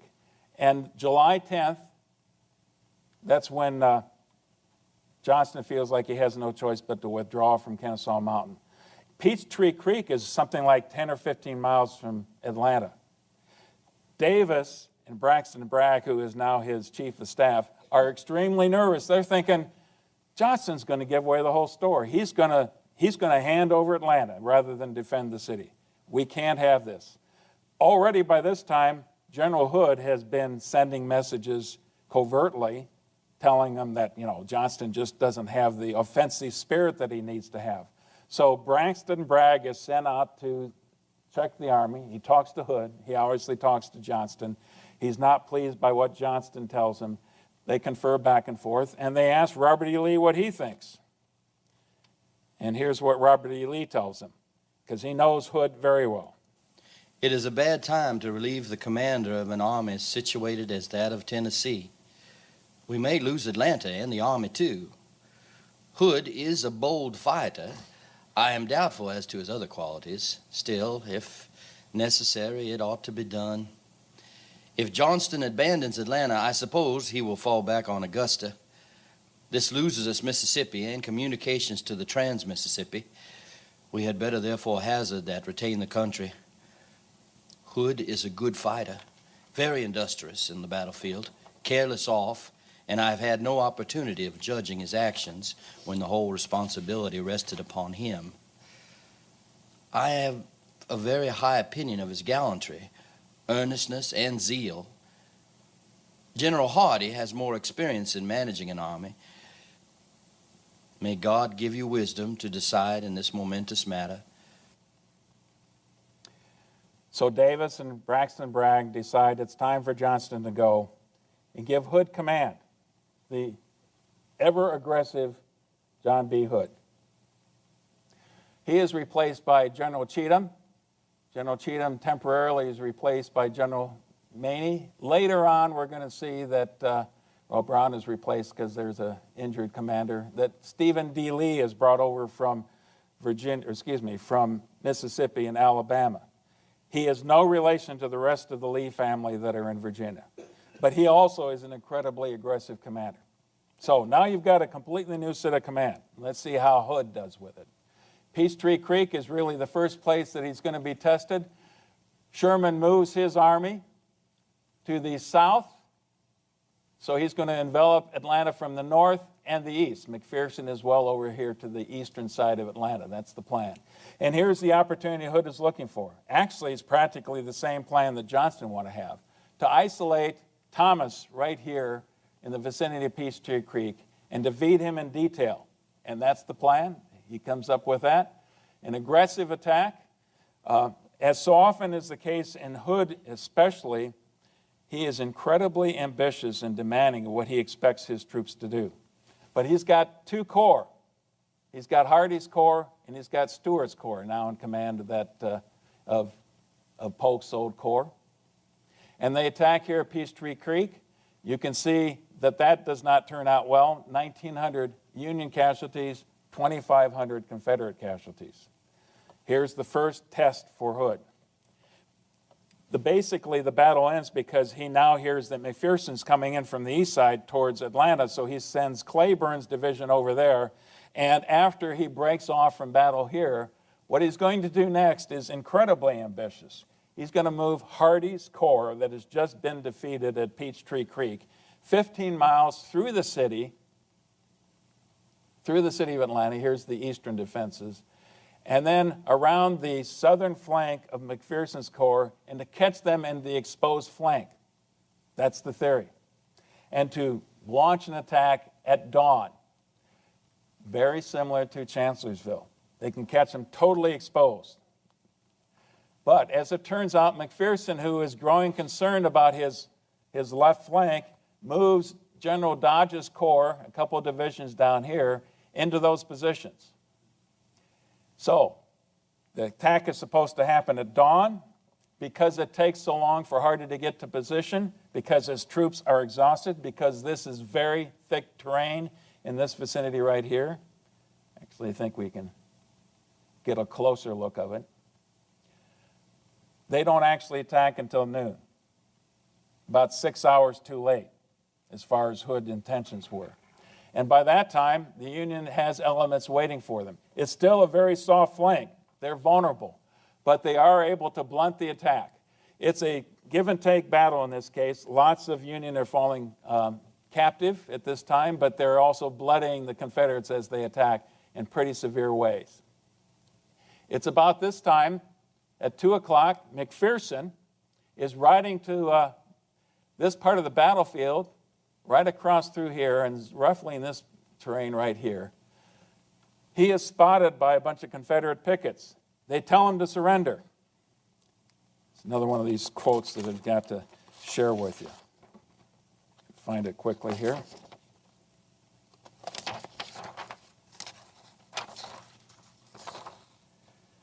He checked his horse. This is from one of the captains who has seen him on the battlefield.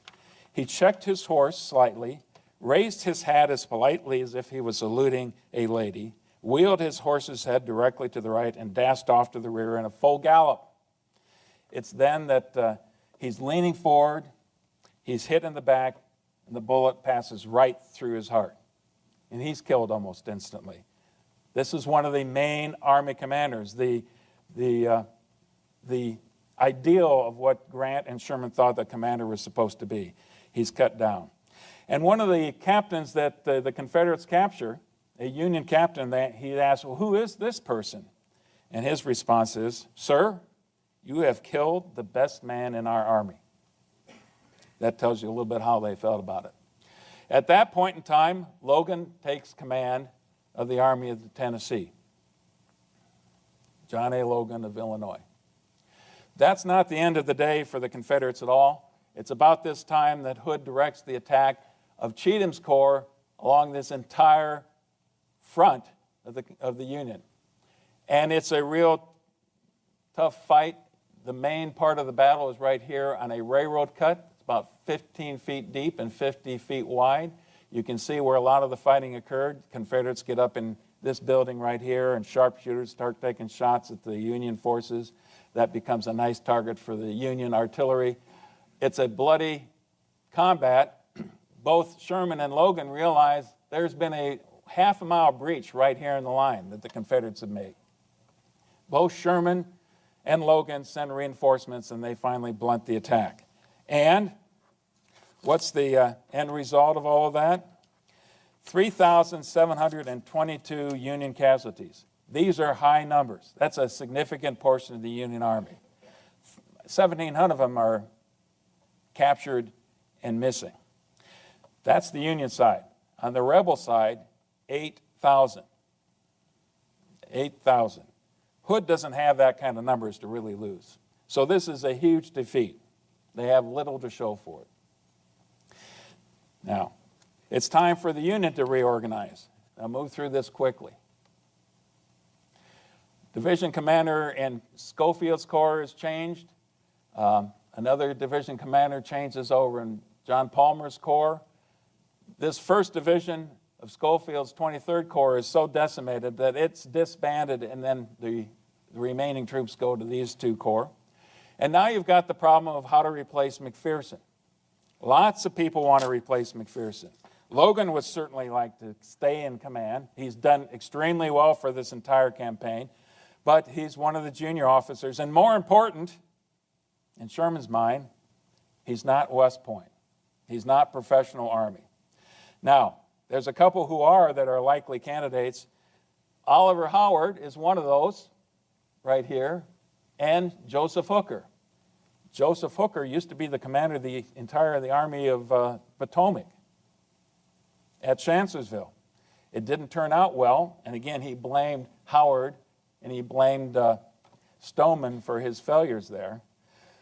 Sherman didn't really think too highly of Hooker. He thought Howard was more reliable. Howard was also known as the Christian general, also another officer who had an amputated arm. A safe bet, not taking risk. And Sherman picked Howard to replace McPherson. So that's what you've got. Howard has to be replaced by Stanley. Stanley is backed up there. And now you've got problems with Hooker. Hooker gets upset. He should have been the commander. He had date of rank. He quits. He resigns. And Slocum eventually is going to take over. Actually, Alpheus Williams takes over for a short period of time until Slocum can get there. One other officer, a couple other officers we need to look at. Sweeney gets into a fist fight, if you will, with his Corps Commander Dodge, and he is relieved after that. And finally, John Palmer. This is a little bit ahead of the schedule here, but John Palmer leaves in the middle of a combat action because he is upset over something that occurs in Utoy Station that we're going to talk about in just a bit. And Jeff Davison takes over Corps command there. Anyway, Ezra Church and beyond. The next stage. Already, Hood has been defeated decisively at two locations. Ezra Church is the same kind of an experience. It's over here on the eastern side, the western side of Atlanta on the defensive. And again, the Confederates are defeated there. Whenever they go on the attack, they're going to end up getting beat. Cavalry raids that the Union are taking, Lovejoy Station and Stoneman's raids, two different divisions are involved with those. Lovejoy Station starts well and then ends up in disaster. Another one of the McCooks, Edward McCook, is leading that force, and basically his force is almost entirely destroyed. Stoneman decides he's going to rescue all those beleaguered prisoners down in Andersonville, and he goes way south, and he's cut off, and his division is essentially destroyed. He ends up being captured himself. So a huge portion of the Union cavalry is out of the picture. It's about the same time that the Confederate cavalry is moving north. Wheeler's divisions moving north, trying to cut Sherman's supply line. So both sides have given up their reconnaissance ability. Utoy Creek goes poorly for the Union. Bombardment of Atlanta starts on the 9th. About 5,000 rounds in that one day are being pumped into the city. It had been going on before that, but it's really intensive by that time. And there's still 10,000 civilians in the city. But the defenses are incredibly strong, that the Union knows if they attack, it's going to be ugly. The key to the operation then is to figure out a way to get south of the city. And you can see that this kind of a continued flanking operation as the Confederates keep extending their entrenchments south as the Union keeps trying to envelop them on the south. So, Sherman now, it's time for a big gamble again. Basically evacuates all of his trench lines and starts moving his entire army to the west side of the city, and then this huge sweeping movement to the south, all geared towards cutting this rail line, the last remaining rail line for Atlanta, right through here. And they finally get beyond the entrenchments. On August 25th, Thomas and Howard's Corps and the 26th move out. On the 28th, the two corps in movement cut the rail line right here, the Atlanta and Western Rail Line. Remember, that goes over to Alabama. And then they continue moving east by this time to Rough and Ready, to this vicinity, and all the way down here to Jonesboro, where you see, I think that's Thomas down there. Hardee and Lee now are being sent from Atlanta, two of the corps, to meet this threat. And because the supply lines, the rail line has been cut, they have to march down to Jonesboro, where they're going to encounter the enemy. And here's the problem as far as Hood is concerned. If they lose Jonesboro, if they lose control of this entire rail line here, they essentially have lost Atlanta. So Hood sees no other choice than to attack very aggressively. You've got Howard, and Logan's 15th Corps again is across the flank river right here. And that's going to be the defensive position that the Union are in when you've got two corps, especially Hardee, and some of Lee's forces in the north as well, attack. The attack goes awry almost immediately, but they press the attack very hard. The problem is entrenchments, well-developed entrenchments, fresh troops, well-fed, well-armed, against 26,000, but about 6,000 of them being stragglers, totally exhausted, tired to the bone, and dispirited. And that attack ends in disaster. And it's worthy to check the numbers on this one in particular and get to it quickly. 172 Union losses, perhaps up to 2,200 Confederate losses. That's August 31st. The next day, the Confederates go on the defensive. Stephen Lee's corps is sent back up north, working his way up because there's a couple places north of there that the Union has already cut the rail line as well. And this time it's the Union's turn to attack. You've got Davis's division, attacking in this vicinity right here, almost break through, but they are repulsed. Still, Hardee doesn't have much choice. He withdraws his corps to the south. And Sherman basically lets him do it. Sherman could have closed the gap here again. And for whatever reason, he didn't push hard in the first day of this on August 31st. He could have pushed some more forces down rather than have them busy tearing up rail lines. And he lets Hardee's corps basically slip away, for whatever you say. But September 1st, Hood has little choice but to evacuate the city, orders a withdrawal, and in the process, they order the destruction of lots of supplies as well. 5 locomotives, 81 boxcars.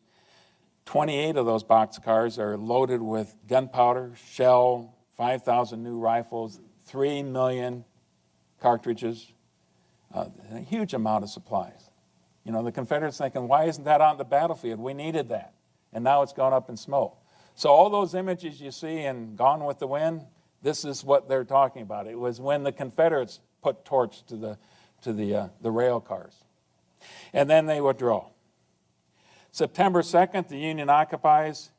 Sherman orders the cities the next day, or next couple days, the civilians to be evacuated. There's a peculiar move, but he has no intention of trying to feed somewhere between 5,000 and 10,000 civilians still in Atlanta. He orders the civilians evacuated, arranges with Hood and with Hardee to accept passage to their alliance. And here's what he tells the mayor. First of all, he sends a message north. Atlanta is ours and fairly won. One of the most famous lines of the Civil War. And here's what he tells the mayor, who doesn't like being evacuated. You can qualify war in harsher terms than I will. War is cruelty. You cannot, excuse me. War is cruelty, and you cannot refine it. You might as well appeal against the thunderstorm as against the terrible hardships of war. We don't want your Negroes, or your horses, or your houses, or your land, or anything you have. But we do want and will have first obedience to the laws of the United States. If it involves the peace, destruction of your improvements, we cannot help it. But, my dear sirs, when peace does come, you may call on me for anything. Then I will share with you the last cracker. That's basically the attitude that he had. So, casualties. And what I've done here is compare the casualties for the Atlanta campaign, about 5 months versus 2 months for Grant's Virginia campaign.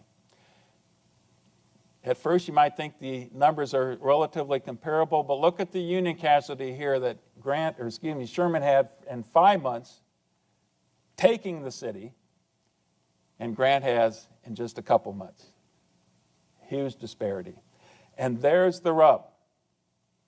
Until September 2nd, that was the problem.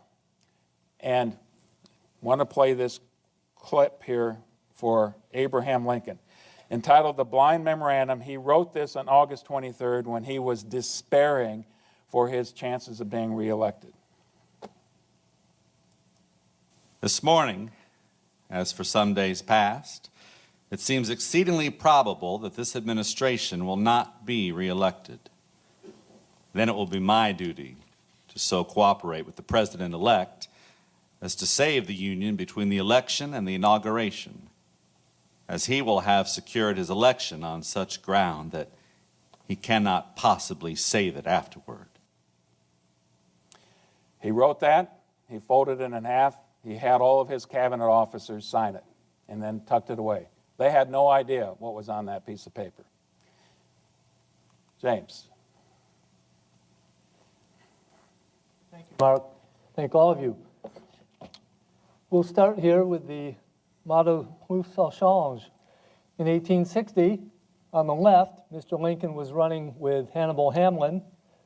Wide Awakes were leading the campaign, and they won. So why not use the same image in 1864 when he's running with Andrew Johnson on a new party, the Union Party?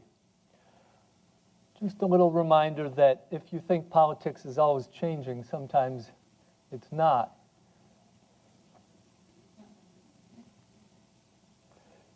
At the upper left, you see evidence that in the 1864 campaign, women did have influence, even if not the ballot.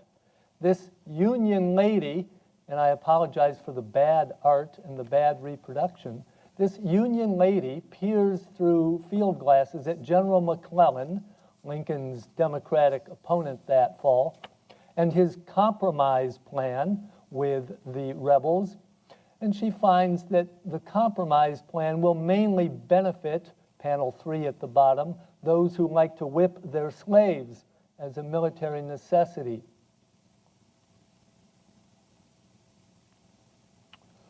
There are other difficulties for Mr. Lincoln in 1864. The French-Canadian newspaper that you see here is simply a symbol of the ongoing problem that Confederate agents working from Canada, not just from Quebec, but also from Ontario, were aiding elements, including those who raided into St. Albans, Vermont in 1864, robbed a bank, took some money, and caused people to have to look north rather than looking toward Virginia and toward Georgia all summer. This is simultaneous in 1864 with two other developments overseas, which Mr. Lincoln can barely do a thing about.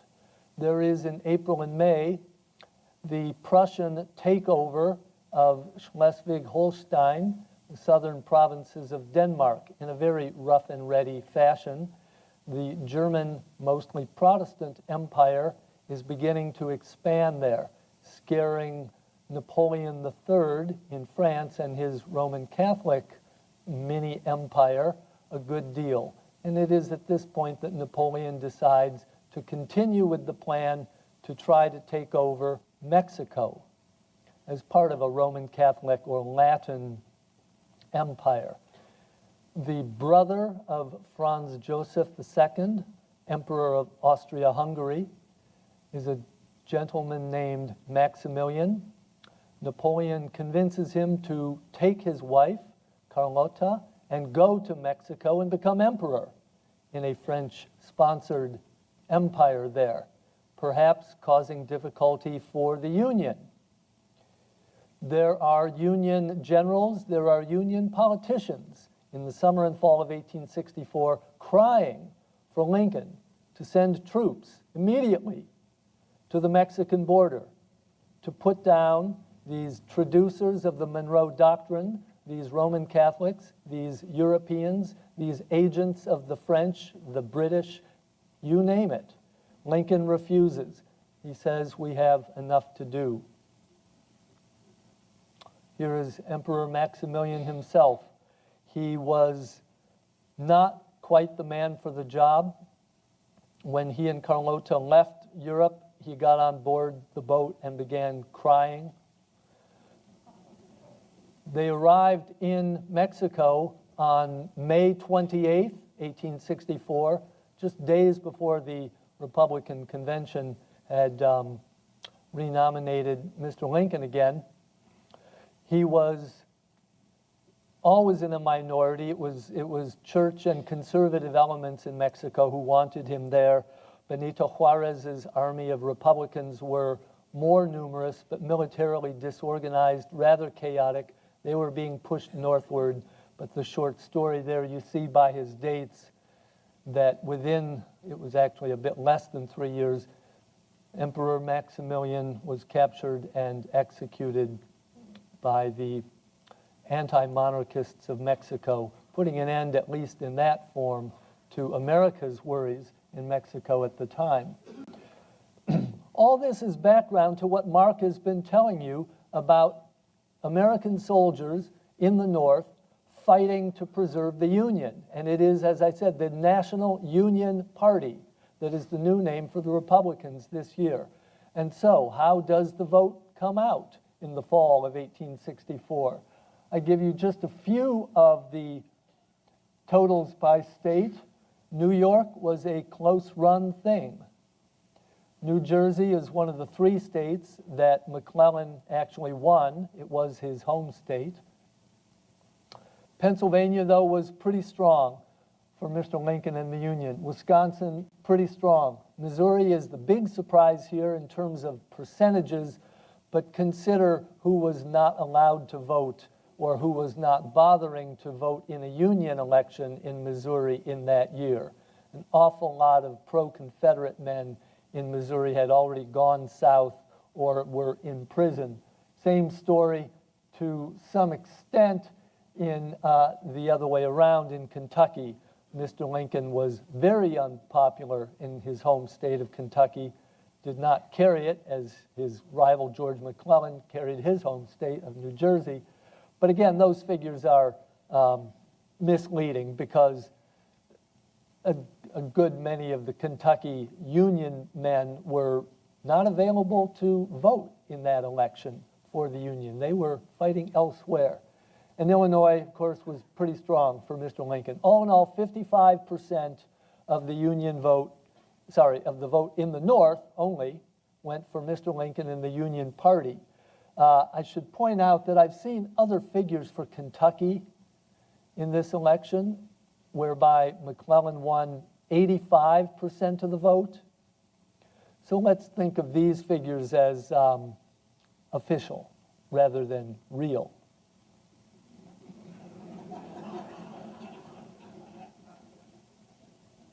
It is the soldiers' vote that in some older histories of the Civil War were given credit for carrying Mr. Lincoln up and over the top. It proves not to be true. It seems pretty certain that Lincoln would have won the election anyway, even without the soldier vote. But it's worth pointing out here, again, you see these big disparities, 78%. And this is only in those few states where the soldier vote was counted separate from the civilian vote. Some soldiers had to go back home to vote. They weren't allowed to vote in the field. And this was a complication for Mr. Lincoln. He worked with his generals to try to get men leave to go home and vote. But it wasn't always possible. It wasn't necessary in some states. It was in others. So we think, in general, probably it was maybe as much as 85, 90% of soldiers fighting for the Union did vote for Lincoln, but we'll never know for sure. Some were never counted. Apparently, back in about 1945, a researcher from the University of Wisconsin went to Columbus, Ohio, to examine this whole question and found what he thought were about 50,000 soldier ballots still sitting in the state archives, never counted. And the result is that Mr. Lincoln was reelected and allowed to use the presidential seal again, which we have in our collection here. 36 stars around that little eagle on the presidential seal. 36 states in the Union. I'll leave you with this thought. It was William Seward, Secretary of State, back in 1861, who proposed to Mr. Lincoln that rather than fight against the South, that the North and the South together ought to declare war against the British, that this would unite the country in a way that our own political differences could never be easily or quickly united against. Mr. Lincoln rejected this idea, but if you consider that in some respects, the Americans in 1864 were voting against the Europeans' incursions in Canada and in Mexico, and that they were supporting Mr. Lincoln as the leader of the Union. Protestant, perhaps.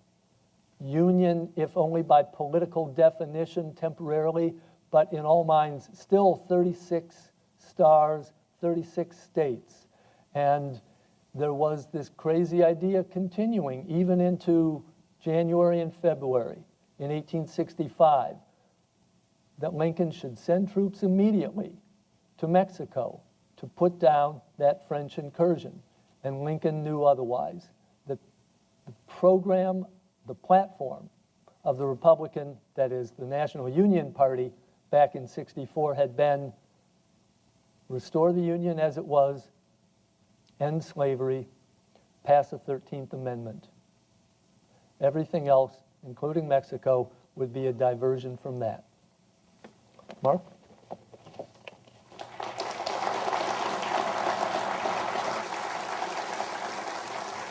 Thank you, James. And worth repeating again, in August of 64, Lincoln was thinking his chances of being reelected were very slim. When Sherman delivered Atlanta, as far as he was concerned, in most conventional wisdom in the North, everything had changed, and it looked like they would be victorious in the election. Now, after the collapse of Atlanta, what does Hood do? He decides to take the fight to the north and move along the same rail line, the one that they had fought all the way down, and head north. And again, moving pretty quickly here, the main piece of action here is at Allatoona Pass, which is right here. You can see a picture of it right here. It tells you something about how dominant a piece of terrain that is, if you can control that piece of terrain. Before that time, there were already a couple places that the Confederates had cut the lines south of Allatoona. The problem was, by this time in the war, the Union engineers were extremely good at fixing up the rail lines again and getting them operational in a day or two, to include building bridges at an incredibly fast rate. They'd been doing it. They'd had a lot of practice by this time. But Allatoona Pass is the toughest fight that Hood's got going north. He sends General French's division. He surrounds the garrison there. The garrison holds them off. They refuse to surrender after being offered the opportunity to surrender. And finally, French hears rumors that there's a Union force moving in his vicinity, and he reluctantly withdraws. The Union commander, General Corse, sends to Sherman. He had been injured in this battle. I am short a cheekbone and one ear, but I am able to whip all hell yet. So that's how that one ends. And what does Hood do? He feels he has no choice but to move north. Again, his army is much smaller. It's already been beaten up severely, but he's going to move north. And eventually, doesn't take on Chattanooga. That was a bit too much to do. He moves over to Atlanta. Now, through this whole time, Sherman's been shadowing him, moving north. I don't know how seriously Sherman was trying to engage in major combat. It doesn't seem that he has the spirit for it. What he's interested in doing is, why did I leave Atlanta? I just fought to get to Atlanta. I want to go back to Atlanta. I don't want to stay in Atlanta, but I don't want to let him dictate the terms. I want to retain the initiative. So Sherman basically lets Hood slip into Alabama. Hood has big ambitions now. Once he's in Alabama, he's eventually going to move north. His notion, he wants to get all the way up through Franklin, and the big prize here is in Nashville. What his concept is, if he can take the fight to the north, once he gets to Tennessee, many of his soldiers are from Tennessee, lots of recruits will come join the army again. How many times have we heard this dream? Both sides. Lots of troops will flood to the army. He can get to Nashville. He can take on piecemeal the Union forces, defeat them one portion of the army at a time, take it all the way up to Cincinnati perhaps, and then eventually head over to the east and join Lee in Virginia and help Lee defeat Grant. Well, there's a pipe dream for you, but that was what his concept was.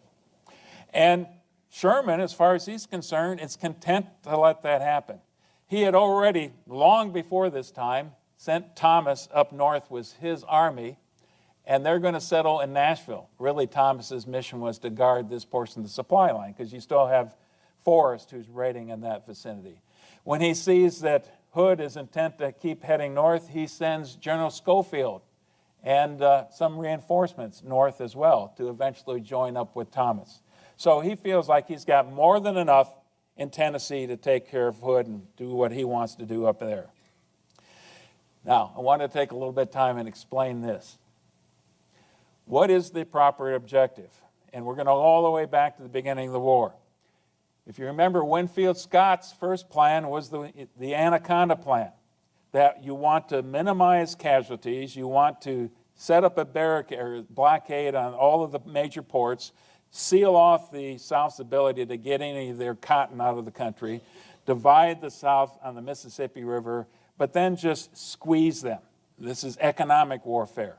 And the reason that that was thought of first is that it would minimize casualties, even though it would take a long time. But the minimized casualties might mean that the Confederates would be more willing to come back into the fold. Well, that didn't work after the First Battle of Bull Run. It got bloody. And by the time you get to Antietam and Shiloh, things had gotten so bloody that it was obvious that the objectives had to change. So what should they be? Seizure of territory, seizure of key cities and terrain. Predominantly that meant Washington, D.C. for the Confederates and Richmond for the Union. But then it became Vicksburg and it became Chattanooga, these key cities. Why are those cities important? Because they're on these logistical bases. Those are the places where rail and water meet in many cases. And it's important. You realize you can't supply your armies unless you control these major rivers and you control the rail lines. So increasingly, you see the enemy's logistical base, their manufacturing base, their harbors and port cities, the rail centers is the place where you ought to take the fight. Now, there always is the discussion about, shouldn't it be the enemy's army? Classic Napoleonic strategy would say that's the real objective. So, and Lincoln absorbs that, agrees with that, and most of his commanders in the East, and Grant as well, believe that. If you look at what Grant's trying to do with Lee in Virginia, that's what it's about. He's trying to destroy Lee's army. The problem is a couple things had changed from what had happened in Europe in the Napoleonic Wars.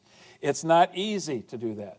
One, the weapons had changed. Two, the scale of warfare had changed. And I think three, most important of all, these are democratic armies. These aren't soldiers hired to pay who are essentially mercenaries. These are soldiers who believe in their cause. And just because they're defeated seriously in the battlefield doesn't mean they're ready to give up the cause. And over and over and over again, we're going to see that in the Civil War.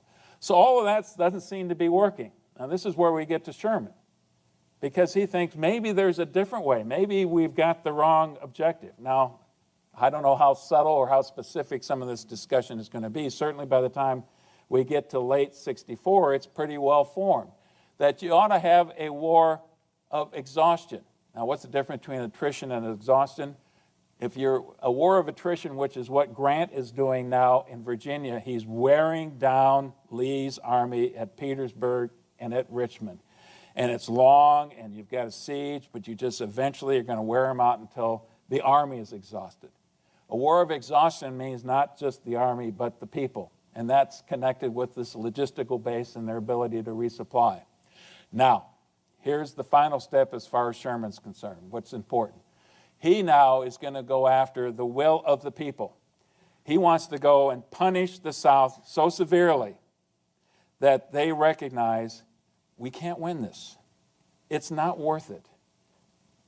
The Union goes wherever it wants and destroys our property and our livelihoods. It's time to give this up.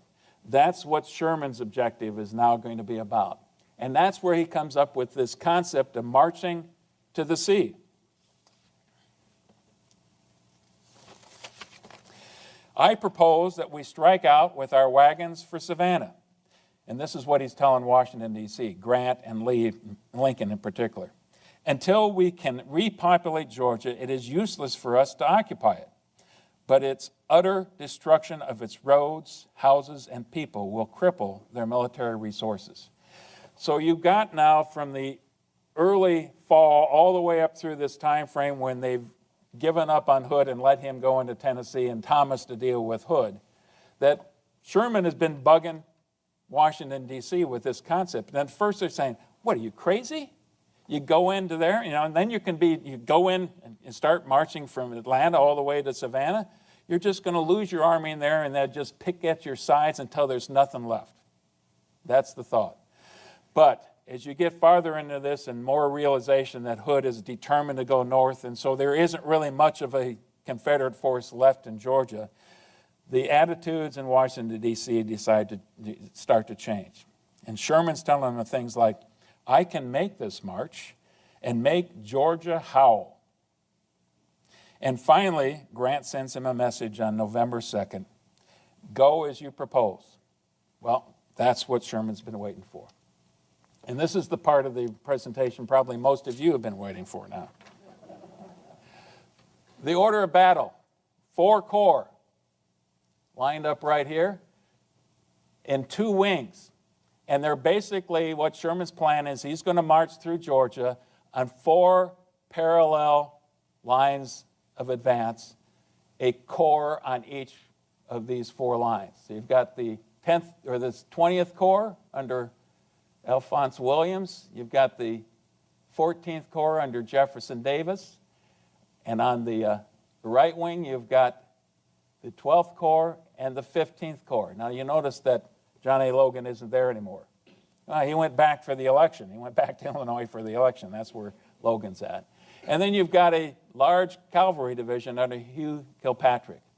Kilpatrick. He got that name the hard way. He kept killing his own soldiers and his own horses, so he earned that.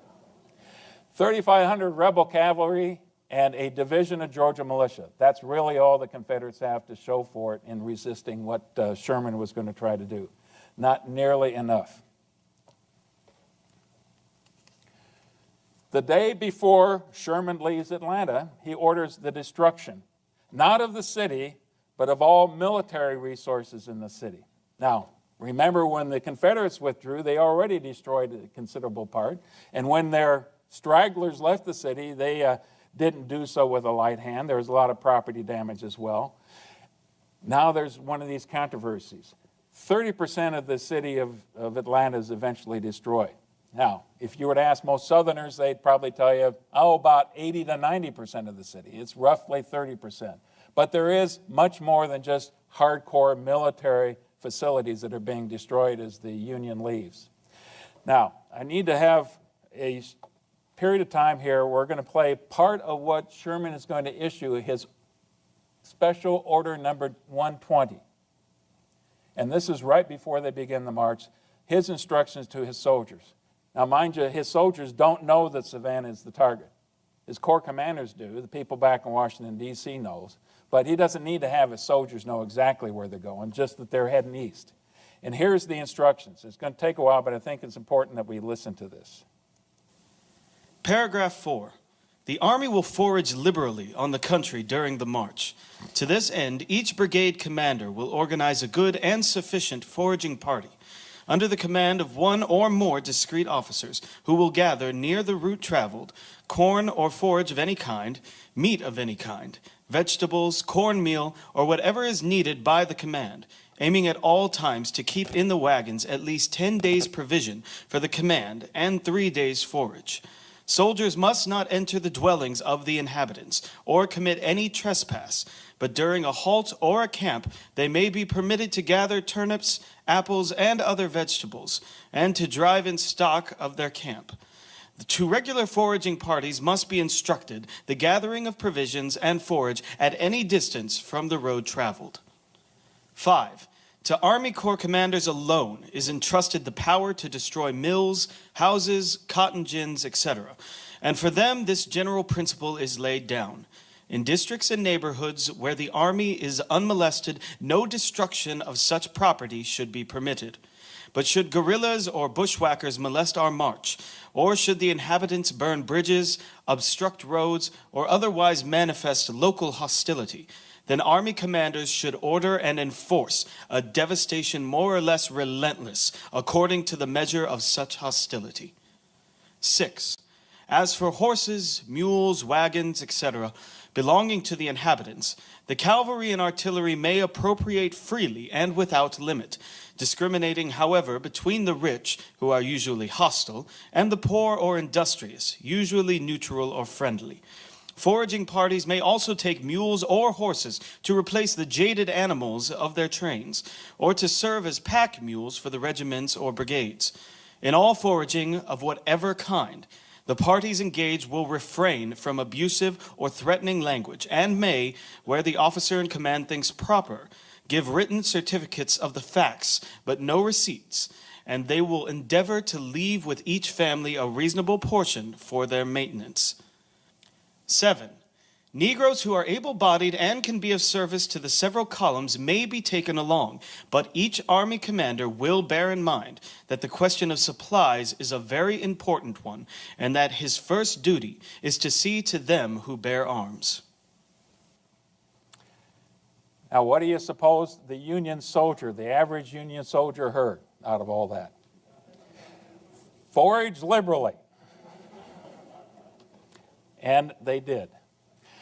November 16th, the march begins. 67,000 soldiers are going to be swallowed up into Georgia, and swallowed up as far as the rest of the Union is concerned, because the last thing that happens when Sherman leaves town is he cuts the telegraph wire. The rail lines are cut, the telegraph lines are cut. They just kind of get absorbed into Georgia after that. And they march off with 20 days of supply. And here's the scene that Sherman describes as he's watching his army begin the march. Oops. We rode out of Atlanta by the Decatur Road, filled by the marching troops and wagons of the 14th Corps, and reaching the hill, just outside of the old rebel works, we naturally paused to look back upon the scenes of our past battles. We stood upon the very ground whereon was fought the bloody battle of July 22nd, and could see the corpse of Wood where McPherson fell. Behind us lay Atlanta, smoldering and in ruins, the black smoke rising high in air, and hanging like a pall over the ruined city. Away off in the distance, on the McDonough Road, was the rear of Howard's column, the gun barrels glistening in the sun, the white-topped wagons stretching away to the south, and right before us the 14th Corps, marching steadily and rapidly, with a cheery look and swinging pace that made light of the 1,000 miles that lay between us and Richmond. Some band by accident struck up the anthem of John Brown's Soul Goes Marching On. The men caught up the strain, and never before or since have I heard the chorus of glory, glory, hallelujah, done with more spirit or in better harmony of time and place. It's always struck me how much these soldiers loved their music and loved their song. And here's a great example of it right here. The order of march. And I failed to mention beforehand, before Sherman did this, he sent all of his weak, lame, lazy, stragglers, everybody who he didn't think were going to be able to make the march, his commanders didn't think could hold up to the rigors of this extended march. They got sent north. So here's 65 of the most robust young men, a huge number of Illinois regiments, something like 50, and very young. In most cases, these were young kids. Much younger than this audience, I would have to think. The line of march, it's started by cavalry in each one of these columns, then pioneers, and many of the pioneers by this side are blacks who are recruited as they go along the way, but they come in very handy to corduroy roads or to build bridges or things like this. Then a regiment of infantry to deal with any resistance, then a main force of infantry marching four abreast, regiment after regiment, marching four abreast down these roads. Supply wagons behind each one of this with ambulances, pontoon wagons, something like, I've heard anywhere from 3,000 to 10,000 cattle went along in this trip to start with. And then the rear guard, and behind that a cavalry or infantry screen.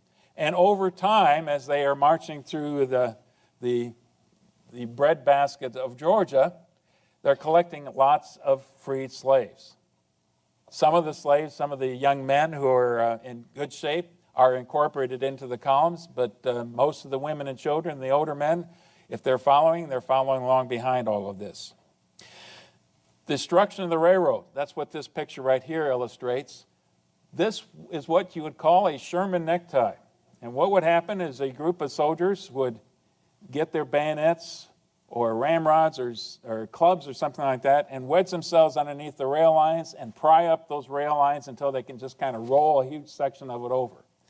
And once they had it off the bed, they would take the ties and stack up the ties, just like you see right here, and huge fire, lay the rails right on top of that until they became red hot. And once they were red hot on the center, cool enough on the side, then they'd grab those rails and twist it around a tree or a branch or anything they had. Here's an example. Right there in the center, you can see a piece of wood, and they just twisted that thing around like no one's ever going to use that piece of rail again. And that was the idea. So you destroy the rail lines there. Why have a picture of a dog? A couple dogs here. Because the Union soldiers knew that dogs, especially bloodhounds, were used to track down escaped slave and escaped prisoners. So if they saw a dog like that, especially a bloodhound, that dog was dead. And they moved forward. Foragers. You heard Sherman's instructions about foraging. The idea is you've got 20 days of supplies, you have to live off the land. He'd experienced that. He knew that Grant had done that in the Vicksburg campaign. They had both learned their lessons from the Mexican War. But that was the concept. Now, foragers eventually, in fact, very soon became known as bummers. That was the universal term that was used for these young men. There was supposed to be a group of soldiers who went out with an officer. It didn't take long for discipline to become rather lax and for these soldiers to kind of abuse the parameters of the instructions that they've received. It's just getting enough food so they could provide for themselves and bring it back. And they soon were after anything and everything they could possibly get. They generally stayed away from houses. They oftentimes would burn barns and things like that. Certainly houses were burned up as well. Lots of excesses. They knew that the Southerners would bury their valuables in the ground, put them in boxes and bury them someplace. And so they were adept at finding any place where there was some loose dirt, look down the ground and take their bayonets or take their ramrods and start poking around until they found what they were looking for and dig that up. There's one of the legends of the Sherman's March is that there was a dog that was actually buried and dug up 4 times in the process. So that's how thorough and how good they were. They would usually they'd leave first thing in the morning. They would go out on these foraging parties on pack animals or mules, which they had liberated themselves, load them up with as much as they possibly could and bring it back and keep those wagons that were along with each brigade filled with provisions and probably keep some of the valuables they discovered for themselves.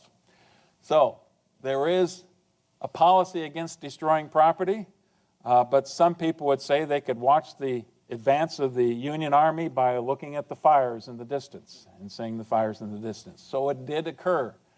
These weren't saints who were doing this, and in general, whatever discipline they wanted to impose to begin with, the officers, even the high-ranking commanding officers, were relatively lax in how they enforced discipline. They let them get away with lots of stuff. Southern resistance did pop up, especially the cavalry. They'd catch these bummers on the perimeters. They would sometimes execute them, but that's when retribution would come in. And Sherman and his corps commanders were pretty explicit about that. If you want to play this dirty, then we will as well. You heard that as part of his special order. If they put up resistance, then there's a different set of rules. Now, I put on here on rapes and murders, there really wasn't that many. Now, here's the whole concept of what Sherman had. This is punishing Confederates by destroying their property. But in his mind, it's minimizing loss of life. And if you look at what's going on in Virginia with the bloodletting and the battlefields versus what Sherman is doing here, there is really no comparison in terms of the loss of life. The devastation of property is widespread. Loss of life is much less. And it wasn't just Union forces who were doing this. Rebels, when they would withdraw, would deliberately destroy some of the provisions. There were certainly lots of Southerners who were deserters, who were plaguing the countryside as well, marauders, if you will. The freed slaves, if nothing else, they would be more than happy to say, oh, it's over here. It's over here. That's where they've got it buried. And Wheeler's cavalry could also impose their own kind of punishment on Southerners. So it's a bloody, or excuse me, I should say, it's a painful situation for Southerners all along. It's something that Georgians remember to this day, as we all know. Now, what's going on with Hood moving north? Very quickly, the Battle of Franklin. Finally, by November 29th, he is closing in on Franklin, and he misses his best opportunity. They're in an encampment, and Schofield's army, in the middle of the night, the dead of the night, slipped by, and here's Hood's best chance to defeat it. It didn't happen. The next day, November 30th, the Battle of Franklin, 4 p.m., Hood lines up 18,000 soldiers in one line. This is far more than Lee had at Gettysburg, far more. And they attack en masse, right in the center of the line. There had been a mistake that the Union forces had. They had this forward position here, but one of these brigades that was in this line withdrew early, and only because of that, when the Confederates burst through this portion of the line, they got to here, then they were eventually blocked and defeated as they approached the main Union line. Now, casualties for this. And this begins to tell the story of something like 30,000 plus that Hood had with him as he went north. 2,300 Union casualties, and 1,000 of those were captured. 6,000 Confederate casualties. That's a huge portion of his army. Now, most people, and Hood had this strange notion that his soldiers had lost their fighting spirit. This is going to restore their fighting spirit by attacking in that kind of fashion, attacking against the strength of the Union entrenchments. But 6,000 is a huge blow that he can barely deal with. And yet, they continue north. They continue north to Nashville, and same kind of a situation. There we go. He closes in and actually encircles as best as he can Nashville on December 2nd, but you can see it's not even close. You know, the Union lines are something like 10 miles. He can only manage about 4 miles. And then Thomas waits. He needs cavalry. He needs new mounts. So he sends Wilson, his cavalry commander, out to get any kind of horse that he can possibly find. And meanwhile, Thomas is being pestered by Grant and Lincoln in Washington, D.C. Will you do something? This is the perfect opportunity. Hood is seriously beat up. Go after him now. You can destroy him now. And Thompson is biding his time until, as far as he's concerned, he knows that when he engages in combat, it's not just going to be he can beat Hood, that he can destroy Hood's army. Well, December 7th, Grant gets fed up. He orders Thomas to attack immediately. December 8th, an ice storm hits. And at that point in time, for the next few days, the Confederates are absolutely miserable. Most of them, if they have shoes, it's shoes that are dilapidated and practically fallen off. Careworn clothing, maybe one blanket. They're freezing. They dig holes just to cuddle up together and try to stay warm until the thaw occurs. And that happens about the 14th or 15th. December 13th, Grant is still so fed up with Thomas that he sends John A. Logan to relieve Thomas in his command. But before Logan gets there, Thomas attacks, totally envelops the left part of the Confederate line, and does what he intended to do, crushes Hood's army. 3,061 Union casualties, another 6,000 Confederate casualties, and there really isn't much of the Confederate army left. And now Hood's withdrawing, and in serious pursuit is Thomas and his troops. So here's a case, about the only case you can find other than perhaps Vicksburg, where there's an absolute surrender, where there is an entire Confederate army that's essentially taken off the ledger. That's how significant this victory is for the Union. Now, meanwhile, Lincoln doesn't even know what's going on with his army in Georgia. They've lost track of him. They're cut off from the world. The objective is Savannah, but they don't know that. And here's what Lincoln says. This is another typical and great Lincoln quote. "We know the hole where Sherman went in, but we don't know the hole where Sherman will come out." Pretty much it. Torpedoes. Just a very quick comment here. Another wrinkle in warfare. The Confederates start planting mines in the roads, and after a young officer, a Union officer, loses a foot stepping on one of these mines, Sherman is outraged. Now, this is an interesting twist. This is inhumane. This is uncivilized. And so the thing to do is to have Confederate prisoners march in front of the Union. So they'd be the ones who have to step on the landmines. That was his approach, and it kind of stopped the problem after that. The Battle of Griswold is really the only main battle that occurred, and that's a division of Confederate militia, Georgia militia, against Union regulars, entrenched and dug in. And you can imagine how that battle turned out as well. It was ugly. And yet we still have lots of liberated slaves who keep following the army as they begin to approach Savannah. Now, the problem with these last few miles as they approach Savannah, this is scrub pine. This is rice country, very marshy, if there is any kind of farmland at all. It's not the kind of land they've been marching through in the rest of Georgia. They can't sustain their army in this area. And their supplies start to run out as they get closer and closer to Savannah. It becomes a severe problem. In fact, it's such a severe problem that the order goes out that all of the ex-slaves that are following behind, we have to leave them behind. So there's a river crossing that Jefferson Davis, in this case, makes at Ebenezer Creek. And the last thing that happens after the army marches across this makeshift bridge is they cut the bridge loose and it starts to float down the river. And on the other side of the river are 6,000, some former slaves, who are absolutely desperate because Wheeler's cavalry is quickly approaching.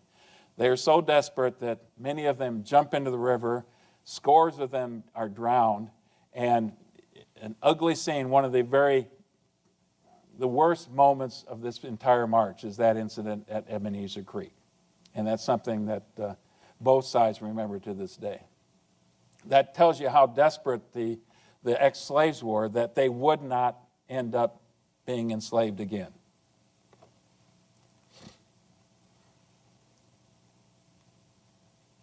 Sherman in Savannah. He finally gets there on December 13th. They assault the main fortress that has most of its cannon are pointed towards the ocean, and a minimal defense on the other side, on the backside, 230 soldiers. So it doesn't take long. A 15-minute assault is what the Union takes to actually capture Fort McAllister. And once that occurs, they've found their route to the sea. There are supply ships waiting for them to get resupplied. And then it's just a matter of the time. December 20th, Hardee withdraws north. And December 21st, the mayor surrenders the city with the promise that they won't destroy the city. And Sherman honors that promise. And the other great quote of Sherman from this one, a day or so later, he telegraphs the President of the United States, "I beg to present you as a Christmas gift the city of Savannah with 150 guns and plenty of ammunition, also about 25,000 bales of cotton." He's delivered Atlanta. It saved the election. He's delivered Savannah, a great Christmas present for Abraham Lincoln. So, thank you very much.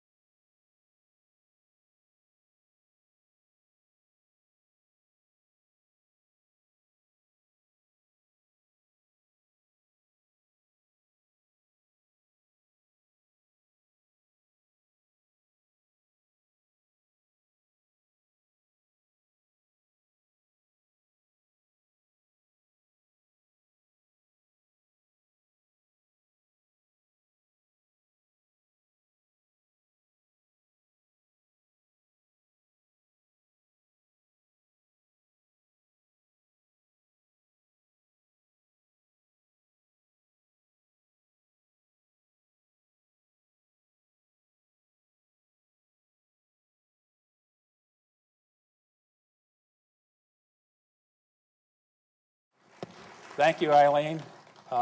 It doesn't hurt that you've got great material to work with. The stories of the Civil War just ring with excitement and drama and pathos, and this battle is really no different. One of the things that's different, this is actually the 9th presentation that we've given so far, but it's the first that focuses on this particular theater of war and focuses on the Army of the Cumberland, the Union Army that was commanded by Rosecrans during this battle. So it's high time we pay homage to that army, to that theater, and especially in this case, this is the largest battle that we're going to be talking about in the Western Theater, and has the second highest level of casualties behind only Gettysburg. So there you go, the importance of Chickamauga and Chattanooga. Two separate battles, but we'll try to move through this and make sure that you have an essence of what is actually going on. Actually, before we get to Chickamauga, I wanted to make one other comment here about what the Army of the Cumberland was doing versus the Army of Tennessee. Now, this is a point of some confusion, perhaps. The Army of Tennessee, in this case, is the Confederate Army, and they named their armies after regions. In this case, they named it after a state. We're going to be hearing a little bit later about the Army of the Tennessee, which is going to be commanded by Sherman at the Battle of Chattanooga, and the Union named their armies after rivers. Thus, the Army of the Cumberland, for the Cumberland River, and the Army of the Tennessee in this case. So December 31st, the last day of 1862, a tough year for the Union, is also the date that those two armies fought at Stones River. And it continued on through January 2nd.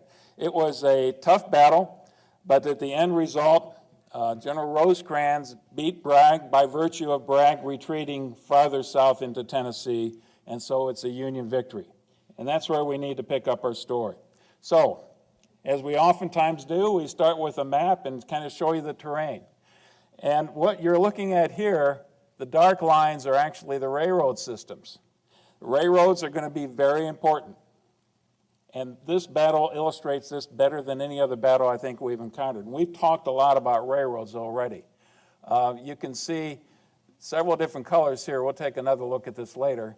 But different gauges, especially in the Confederacy, they were plagued by different gauges of railroad, which caused all kinds of logistical nightmares. But we're going into an area now. Here is Chattanooga, and just across the border, we'll be soon talking about Chickamauga in Georgia itself. But look at this. It's at the tail end of the Appalachian Mountains. And for the soldiers of the time, it sure looked like big mountains to somebody who's from Ohio or Indiana or Illinois, biggest mountains that they'd probably seen in their lives. Very rugged terrain, poor farmland, very difficult to get across. The roads that were in this region were all unimproved roads. In other words, they're just dirt paths more than anything else, carved out of the forest in most cases, carved into the sides of mountains, meandering their way up and down the mountains. So the railroads and the rivers were very important in both cases. Chattanooga at the time, this will surprise folks, a city of 2,000. Not a big town, but both North and South recognized its strategic importance.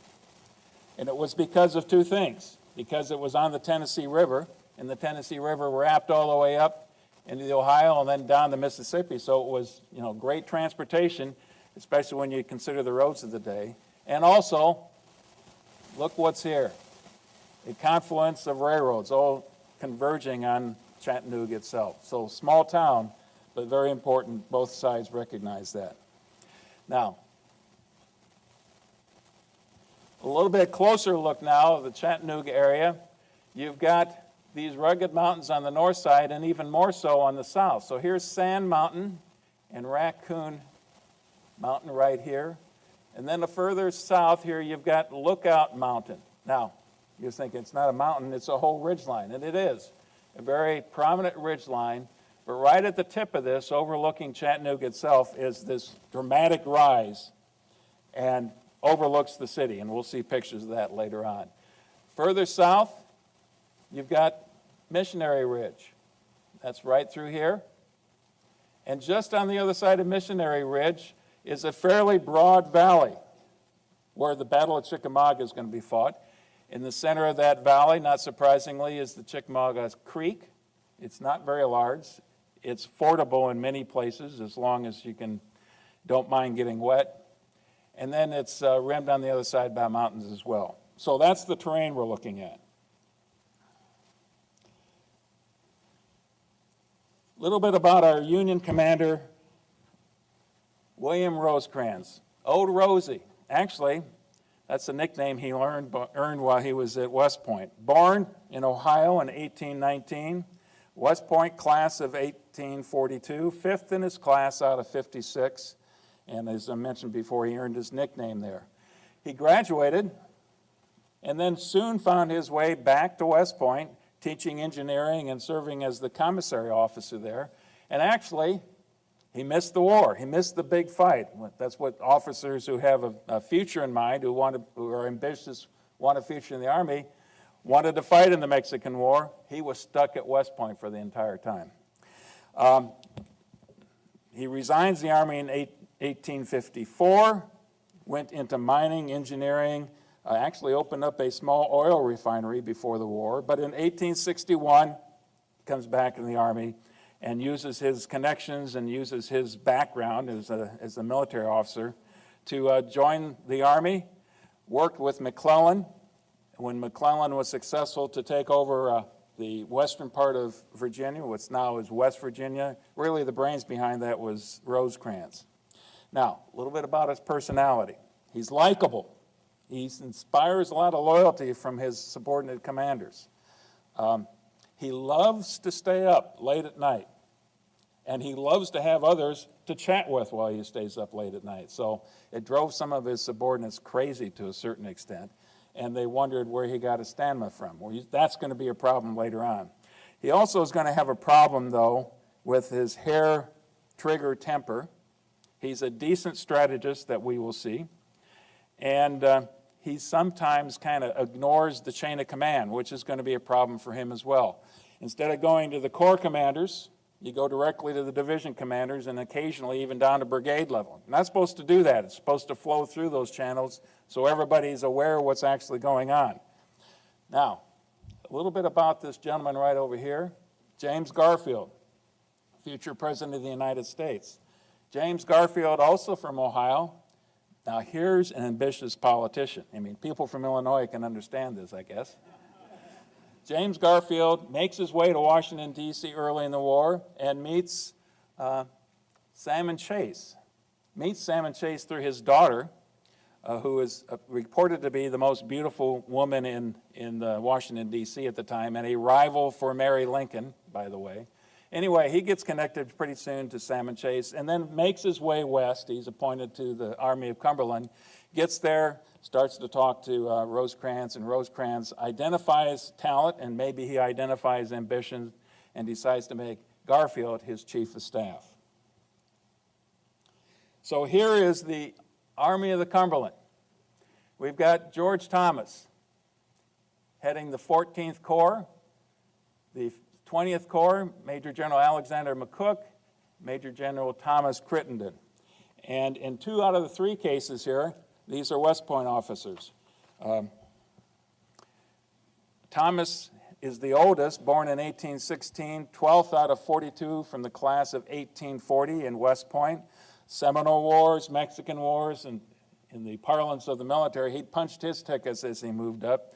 He was methodical, he was phlegmatic, he was very unemotional, in other words, calm, a man of few words, you couldn't fluster him much. And we're going to see that as we get into these battles as well. Major General Alexander McCook, one of the officers he knew called him a chucklehead.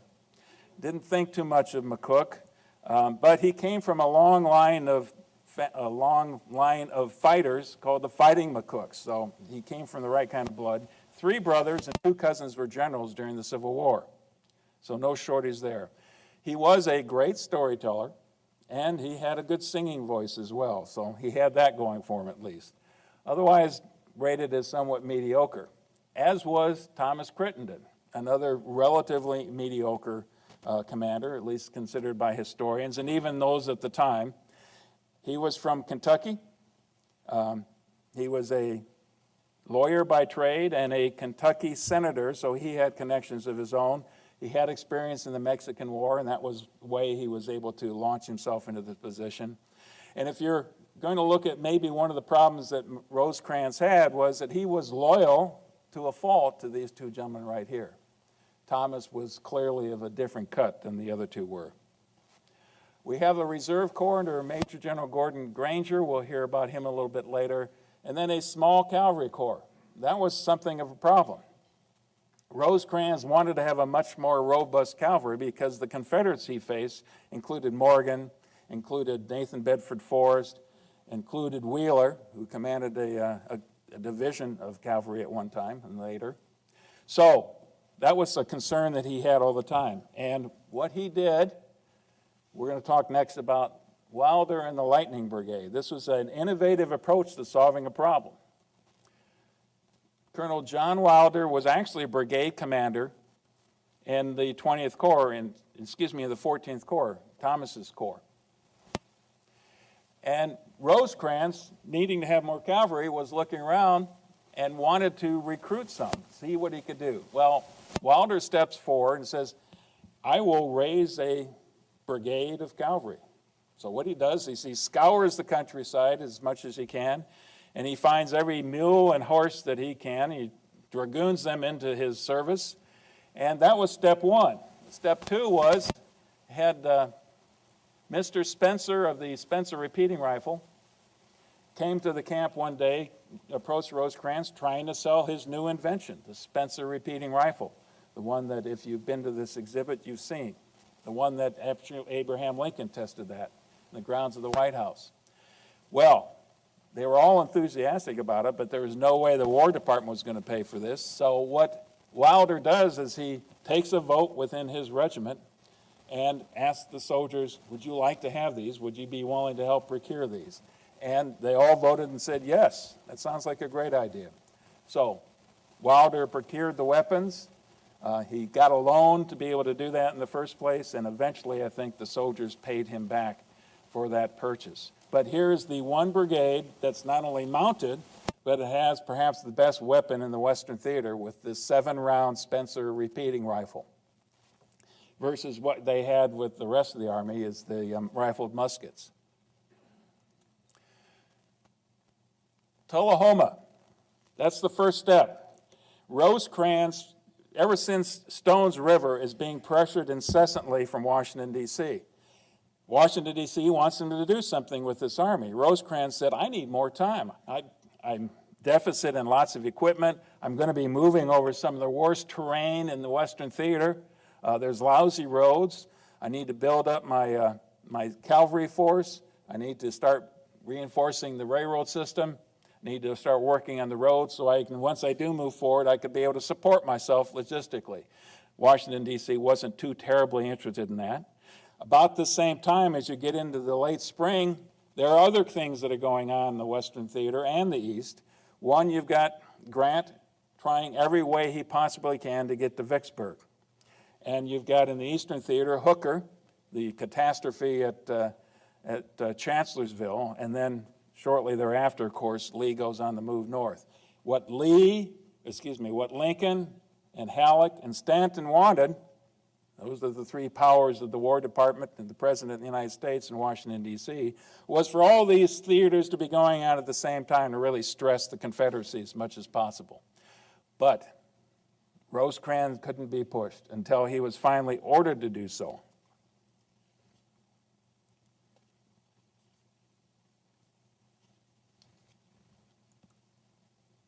Got to push the right button here. On June 25th, Rosecrans moves out on various fronts. You can see Crittenden on the left flank, Thomas going down the center towards Hoover's Gap, and then you've got the other corps and Stanley on the right flank, all moving south. What Rosecrans was attempting to do was to maneuver Bragg out of his positions. And we'll get to Bragg in just a little bit here. Not actually fight, but if you can win the battle by maneuver and minimum blood, all the better. Leading Thomas's group is Colonel Wilder and his Lightning Brigade. They get to the gap, they encounter the enemy, and 2 or 3 hour battle, they take on a couple different brigades of Confederate cavalry and fight them to a standstill. And eventually it's so successful that here's what Thomas says of Wilder's brigade. You have saved the lives of 1,000 men by your gallant conduct today. I didn't expect to get to this gap for 3 days. So with that distraction, with the other units moving parallel south, Bragg has little choice but to fall back onto the city of Chattanooga. And something like 600 casualties overall. That's minuscule compared to a lot of these other campaigns we talked about. So after 9 days, that's what's happening. What's Washington, D.C.'s response to this? Well, you think they'd be excited. They got Bragg to move back. The message from Washington, D.C., press on. And Rosecrans kind of took this personally. Here he'd had this great victory, and all they care about is moving farther south. Okay, so be it. And he goes back in the same mode again. I need to refurbish my army. I need to upgrade the railroads and the road network. I need to resupply, move my supply bases farther south. Braxton Bragg. Now here's a colorful guy. Perhaps the least popular commander of a field force on either side during the Civil War. He's unpopular with his soldiers. He's unpopular with his generals. He is West Point class of 1837. He's a veteran of the Seminole Wars and Mexican Wars. And here's his big claim to fame up to this point. At Buena Vista in the Mexican War, he comes riding to the rescue of a gentleman by the name of Jefferson Davis, who had gotten his regiment caught in a little bit of a trap, and he was being attacked by the Mexicans on the flank, and here comes Bragg. and his force riding to the rescue. Davis never forgot that. Bragg retires in 1856, but he comes back shortly after the war begins. A little bit about him in terms of his personality, I think probably describes this best. And this is from General D.H. Hill.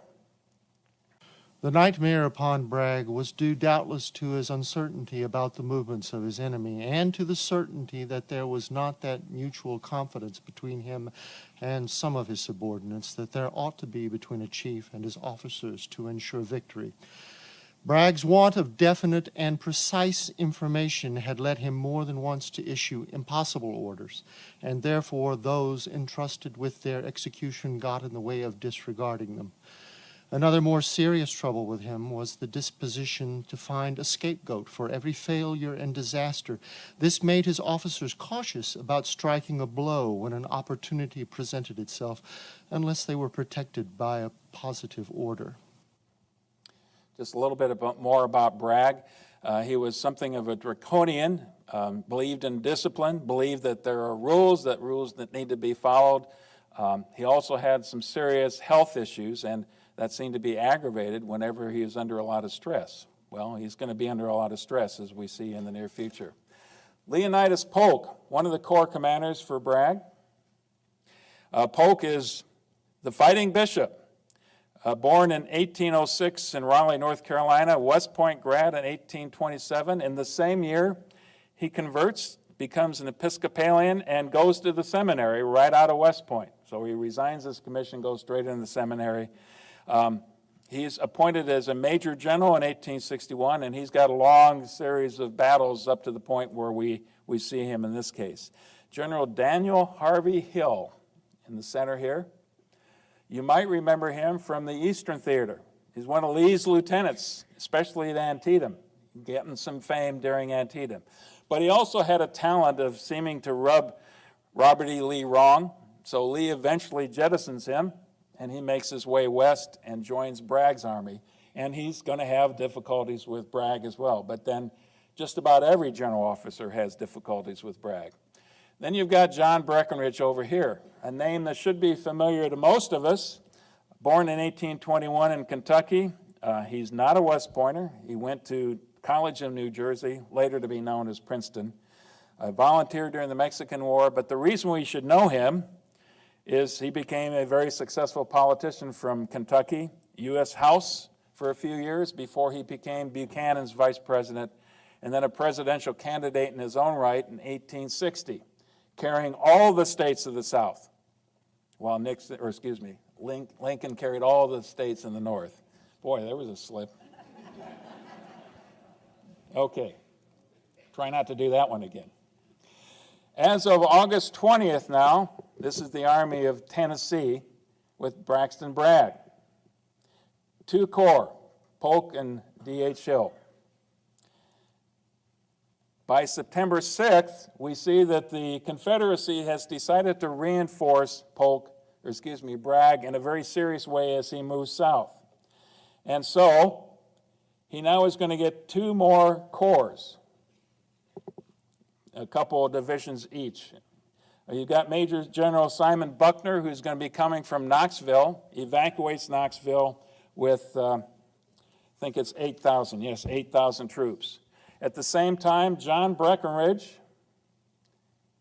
and General William Walker are coming with another corps, the Reserve Corps. Breckinridge takes over a division in Hill's group, 11,500 more, and they're coming from Mississippi. And finally, the big decision that took an awful lot of debate was to bring General James Longstreet's corps, at least 2 divisions of it, primarily 2 and then later a 3rd, all the way from Lee's command in Northern Virginia. This had been something that had been debated for a long time. There was a group of people in the Confederacy that were pursuing a Western strategy. And Longstreet was one of the people who was supportive of that whole concept and wanted to go west because he felt that that's where the Confederacy could actually win the war. Now, a lot of people would say he also wanted an independent command when he went west. He didn't get that. He ended up having to work under Bragg himself. And like all the other general officers in the Confederacy, he soon was going to have lots of issues with Braxton Bragg. Now, the Confederacy had a better situated with cavalry at the time. Major General Joseph Wheeler with 3 divisions, and then you've got Nathan Bedford Forrest. Later on, when they start to reorganize, it will be a little bit more balanced force, but pretty robust, and you can see why Rosecrans was so concerned about the cavalry that he had. Longstreet heads west. Now, this is where my interest in railroads comes to the forefront. And you saw this map before.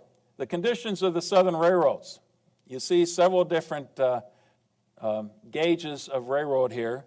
But by this time, been 2.5 years into the war, the Confederacy didn't have the manufacturing base to sustain the rolling stock, to build new locomotives. So those are wearing down in a serious way. They didn't have the resources to maintain the lines, so those are getting in a bad way. There are places where the bridges had been destroyed, especially in the Virginia area, so that's problematic well. So getting those units from Northern Virginia all the way over to Chattanooga is a problem. Now, when you'd think it would be fairly simple, you've got this line right here that goes right through Knoxville. But you remember Buckner evacuated Knoxville to support Bragg here at Chattanooga region. So that means that the Union can move in. Now this army has to move south all the way through here, eventually all the way to Atlanta, and then directly north. It takes a lot of time, several days to do that. Something like 8 places that you had to transfer, where you had to stop the railroad at one place, unload the troops, march to the next location, maybe cross the river, and load up again. All of that takes time and in the worst kind of railroad conditions you could possibly imagine. One other thing that you couldn't do is bring lots of artillery, because the rail system simply wouldn't support that, nor could you bring a lot of cavalry with you. The officers, of course, were able to bring their horses, but that's about it. But morale was extremely high. And this is a picture of what the Confederate soldiers encountered as they went through all these small towns, meandering their way through the South. And it's got a great quote here, I think. The ladies were showering bouquets of flowers on us and cheering our hearts with their winning smiles and graces, and what is best of all, feeding our hungry souls with an abundance of everything good. Great tables were stretched, filled with the bounties of the land, while the fairest and best women on earth stood by and ministered to every with or want. Was there ever a purer devotion, a more passionate patriotism, a more sincere loyalty than that displayed by the women of the South toward the soldier boys and the cause for which they fought? Was there ever elsewhere on earth such women? And the feeling was mutual, I'm sure. But this movement, speed is essential, and we're going to see it's crucial here. The Longstreet's troops don't actually arrive until right in the middle of the battle. Longstreet himself arrives after the first major day of conflict. Rosecrans continued to move south. August 15th through September 8th, now he's finally launched again after much pestering from Lincoln and from Stanton to get moving again. And once again, you see that Rosecrans is moving on several different fronts. Crittenden's Corps, the 21st, is moving to oppose directly across the river from Chattanooga, to threaten Chattanooga. It is make as much of a fuss as he possibly can to distract Bragg, so Bragg is focusing on Crittenden's force. Meanwhile, you've got one division down here, Stevenson's division, at Cupstown Ferry, and then you've got Thomas following behind that, and McCook as well. And once McCook gets into Georgia and Alabama, he's going to go farther west. So that's the initial movement. August 16th, the actual movement begins. By August 28th, they're making river crossings, and this is river crossings after having constructed pontoon bridges to get across the Tennessee River. And September 8th, Bragg feels he has been outflanked again, and he has no alternative but to head south and to evacuate Chattanooga. So Bragg, by September 8th, is moving south, right in this direction here. And Rosecrans thinks he's falling all the way back to Dalton, Georgia, and perhaps even all the way back to Atlanta. That was the assumption that he was making. Even though he didn't have good intelligence for that, that was his belief. By September 11th, here we've got a river crossing at Chattanooga. You can see how dramatic the terrain is at Chattanooga. And you've got the Union forces at about a 40-mile front right here. There's a huge distance between these forces. So here's McCook, here's Thomas's corps, and you've got Negley's division up in front, about 2 or 3 hours distance from this one right here, and then Crittenden up in the Chattanooga area. This should make any commander have pause to realize his forces are that far separated and therefore vulnerable if they were to have a surprise attack. And that's exactly what Bragg had in mind. Now he's receiving reinforcements. Now he's ready to go on the offensive again. As I just mentioned, the Army of Cumberland's covering that 40-mile front. Negley's division is especially vulnerable as they're going through the gap right here, through Pigeon Mountain, right in that area right there. And on September 11th, Bragg devises a trap. What he wants to do is to have D.H. Hill right here be the blocking force and have another division under General Hinman come in behind, going down McLemore's Cove right down here, and cut off Negley. So if you do that, you cut off the route from the rest of Thomas's corps. D.H. Hill hits him hard in the front, and you can annihilate that division. That was certainly Bragg's intent. But this is where we begin to see some of the doubt and the questioning and the friction that you had in the Confederate command. Hill is not convinced that this is a smaller force, that maybe the Union has more forces up there. Hinman starts the movement and then starts to get cold feet and gets within a few miles or a short distance of Negley's forces and then kind of stops. So you've got a case where Bragg's trap isn't closing like he had intended. And the whole thing eventually falls apart. Claiborne was supposed to be the launching force, the division under D.H. Hill. That does not happen. Rosecrans eventually is able to rally. He's going to pull Negley's force back across that stream into this gap right here, and the whole opportunity is lost. And just an observation by a soldier in an Illinois regiment. I found this in our archives right here. And here's his view. I found my regiment about 12 miles above on Bridgeport, Alabama, on the Tennessee River on the first day of September. Our division, the 3rd Division, 14th Army Corps, crossed the Tennessee on rafts constructed by our own men. A few days after we commenced crossing the mountains, on the 14th of the month, we were in Lookout Valley, 14 miles from Chattanooga, completely flanking the enemy. While we were here, Bragg evacuated the place, and right here, General Rosecrans committed his first error. Instead of marching his army to Chattanooga, taking possession and making it a base of operations, he divided his forces and went in pursuit of the enemy. The 14th Corps, under General Thomas, crossed Lookout Mountain 27 miles from Chattanooga, and we found ourselves confronting the whole rebel army, 85,000 strong. Now, Bragg missed his chance. He could have overwhelmed Thomas and then turned upon McCook, whose corps was 25 miles on our right in the direction of Rome. Okay.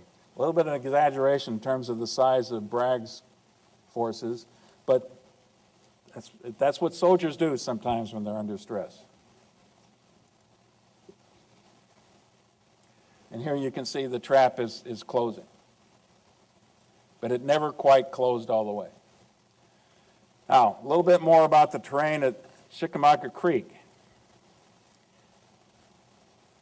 Bragg's plan now at Chickamauga Creek, after all the forces, here's the rush now. Rosecrans is trying to consolidate his forces as quickly as he possibly can. So McCook is coming, driving hard, and Crittenden is closing in from the opposite direction. all towards Chickamauga area, Chickamauga Creek, and that's what you see meandering through right here. Where Rosecrans is located on the dawn of September 18th, he's basically down here in Lee and Gordon's Mill, right down here. And he has a small cavalry force under Colonel Minty in this location, and here's Wilder's brigade right here, and another one of the stream crossings. Let's take a closer look at the terrain, though, because I think this is important for us. The creek is fordable in several locations. Here, here, here, up in this location, at Lee and Gordon's Mill as well. The Lafayette Road, make sure I pronounce that right. Lafayette is farther to the south. Here's the road that goes right up through the middle of this valley. And an awful lot of the fighting over the next couple of days are going to be along this road right here. A critical road, because if the Confederates can cut it, they've cut one of the ways that you can get back to Chattanooga if you need to retreat. It's flat, slightly rolling terrain in here, but it's also very heavily wooded and spots of open field. Here you've got Vineyard Field, Brotherton Field in this location, Poe Field. All the way up here is Kelly's Field. Farther to the east, there's another field. All these are going to be very important, but they're all surrounded by by woodlands. In some cases, it's very thick brush. In some cases, it's the kind of woods that you can move through and have decent visibility. But it's a tough place to fight, and it's because of this terrain that this battle is perhaps one of the most confusing that you're ever going to read about in the Civil War. Not just large and complex, but very confusing to keep track of. And I think General Richard Johnson, a Union general, describes it fairly well. The field of battle was a vast forest whose dense foliage prevented us from seeing 50 yards distant. No one commander could see the flanks of his regiment even, and so division commanders could only learn how the battle progressed through their orderlies, staff officers, and occasional wounded men brought from the various parts of the line. I remember seeing Captain E.C. Ellis of the 93rd Ohio, who was seriously wounded, and I feared mortally, but he replied, "General, our boys are giving them Hail Columbia to our front." They're always colorful. Another piece of terrain I need to mention here, Horseshoe Ridge. And it actually was owned by the Snodgrass family, portions of this, so that became Snodgrass Hill. It's going to be important later on in the battle.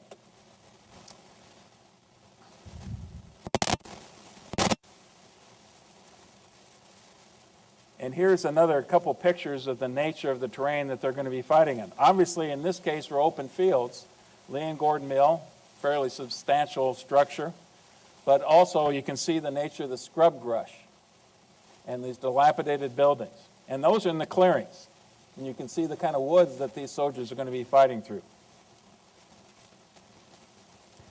September 18th, the battle actually begins, but in a slow way. 6 o'clock is Bragg's start time. That's what he wanted to achieve. And at 7 o'clock, this is a little bit deceiving, on the eastern side of the Chickamauga Creek is where the Confederates first encounter Minty's forces in this region right here. And it's not till about noon that they can actually push, or actually later than that they're actually push their way across to the far side of the stream. About noontime is when they encounter Wilder's forces in this vicinity right here, and they also struggle hard. The overall concept that Bragg had in mind was to get a sizable amount of his forces across in these locations right here, drive straight west, cut Lafayette Road, and kind of bottle up the Union forces there, force them to either withdraw or fight their way out. That was the plan. It didn't go well initially. A lot of delays, as is going to be typical throughout this entire battle. You're going to see that. By evening, the dispositions is somewhat reflected on the map that you've got up here. But there is still very little Union force that's north of this line right here. And Thomas and McCook now are going to race to the north as quickly as they can.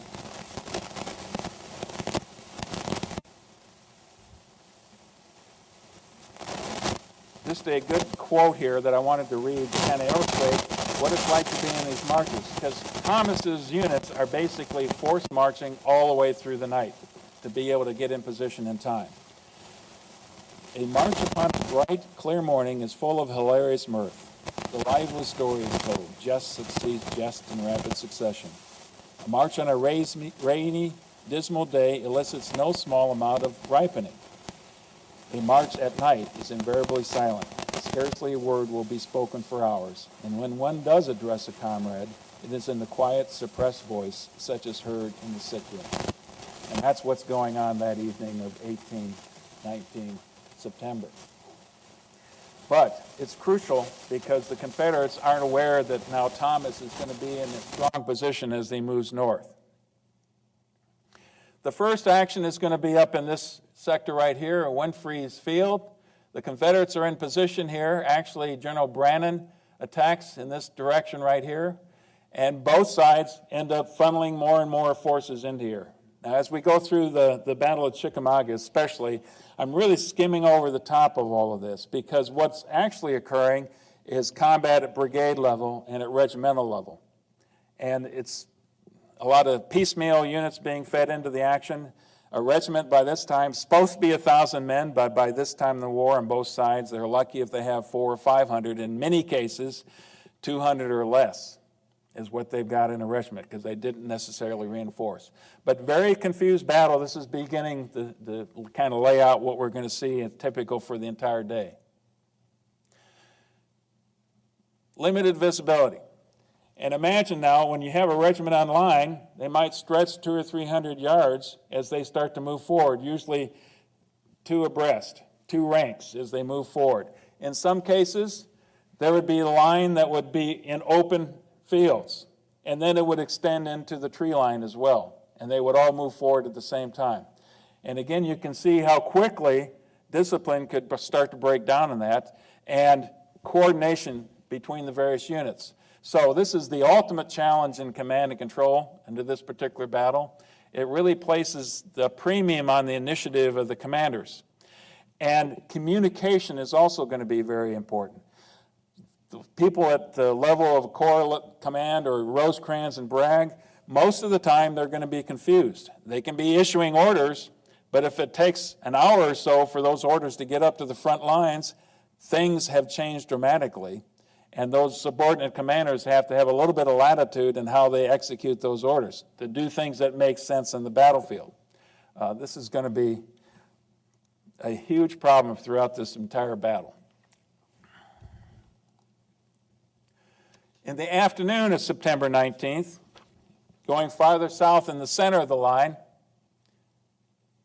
things slowed down now in the northern sector for a little bit. Now the action is along here, and it's going to be on Vineyard Field and Brotherton Field. Bushrod Johnson, I love that name, colorful name. He's got a good Illinois connection too, by the way, but he's a Confederate general, attacks, gets confusing, he attacks Jefferson Davis's division. Jefferson Davis is a Union commander. Both sides, and this is in the area right here, both sides continue to feed in units just as we saw at Winfrey Field. And finally, when things are starting to go the Confederates' way, they cross Lafayette Road right in this vicinity right here, and dug in on the far side is our old friend Colonel Wildner and his Lightning Brigade again. Dug in position. They're dismounted, obviously. And they decimate the Confederates as they attack across. But that's certainly not the end of it. It goes back and forth quite a bit. Sheridan suddenly gets fed in about this time of the battle, his particular division.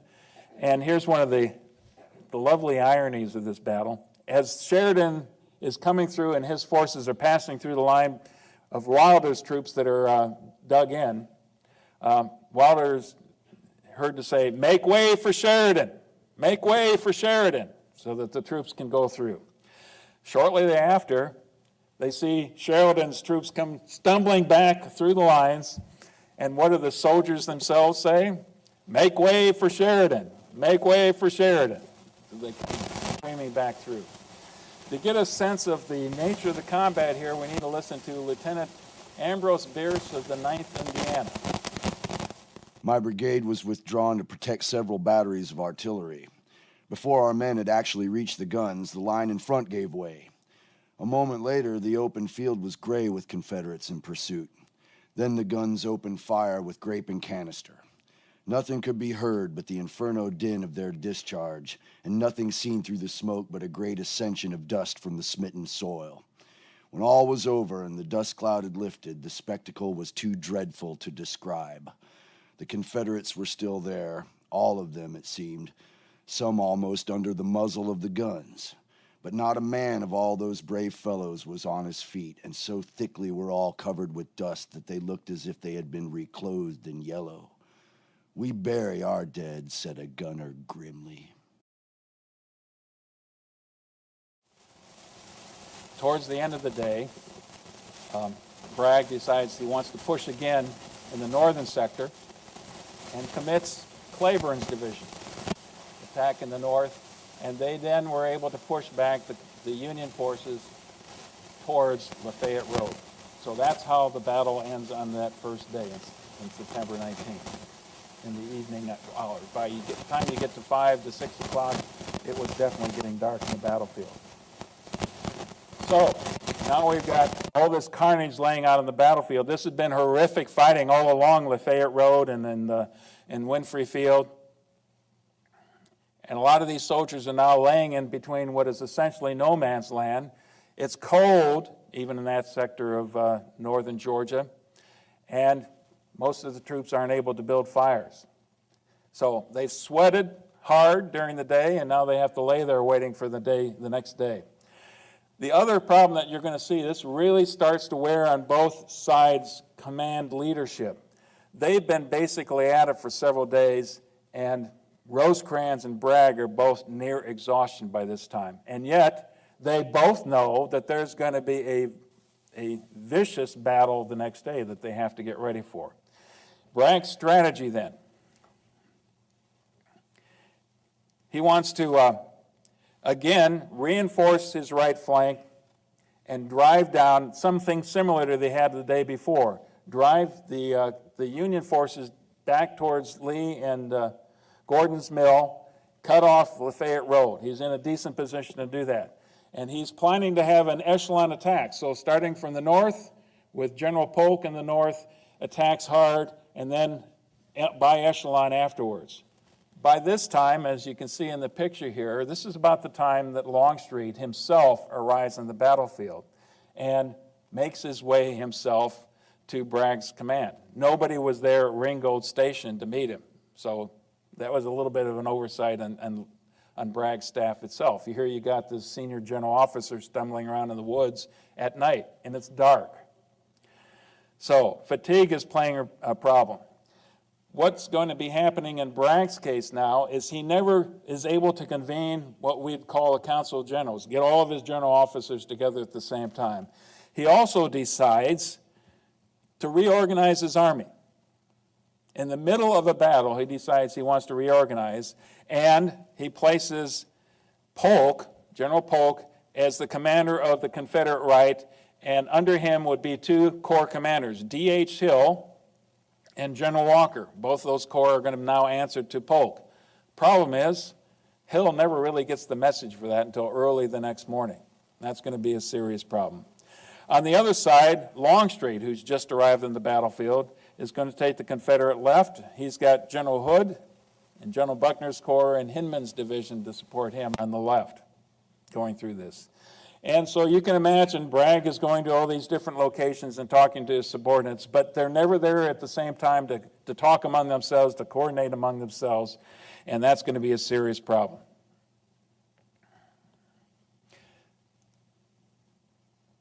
The battlefield at night. I've already kind of alluded to the nature of the battlefield, and I think this quote probably does as good a job as I could do in illustrating what it was actually like. This particular quote is talking about a Union officer, Lieutenant Wright, who is watching an attempt to get some of these wounded who are laying out in the middle of no man's land back within friendly lines so you can start to take care of them. Imagine the things they're calling out. They're calling out for mother. They're all desperately thirsty. They want something to drink, and they're in incredible pain in most cases. A shower of bullets with the response. By this inhumanity, the poor, suffering, wounded of friend and foe continued their piteous cries and groans within easy hearing distance of both lines throughout the cold, frosty night. Never before did the horrors of war seem to us so cruel. We could distinctly hear their lamentable cries, "Oh, water, water," and occasionally some poor, half-frantic sufferer calling the name of some familiar comrade or friend to come there. Considering the intense cold night, with our great coats and blankets far in the rear, our scant, poor rations, and being so near to so much suffering humanity without the privilege of giving any assistance, this certainly was the most miserable night the 8th experienced during the war. That's a Union soldier's view of it. Here's a Confederate's view of that night. We slept with the dead Federals thick amongst us, some of our men sleeping with their heads resting on the dead. That's just the way it was. Morning arrives, and there's now a heavy veil of fog laying over the countryside as well. So they're damp, they're cold, and they can't see very well at all, waiting for that morning fog to burn off a little bit. Rosecrans, we need to talk about what he had talked about that shower of bullets with crucial night. The response. He does manage to have accounts of war.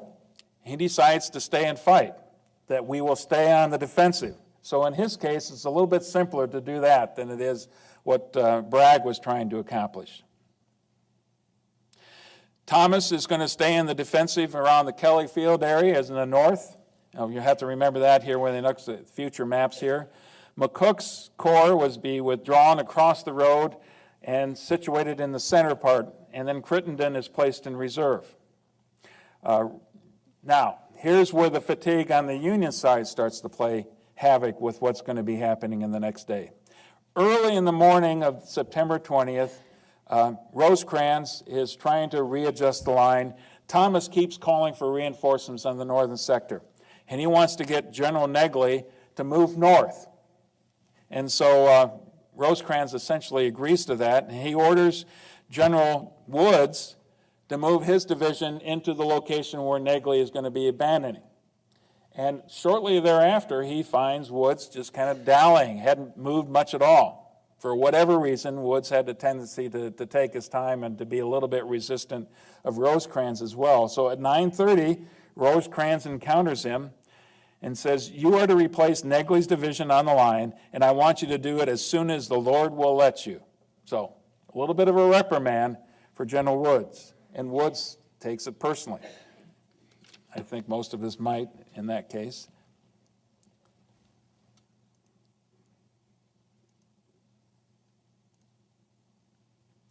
September 20th.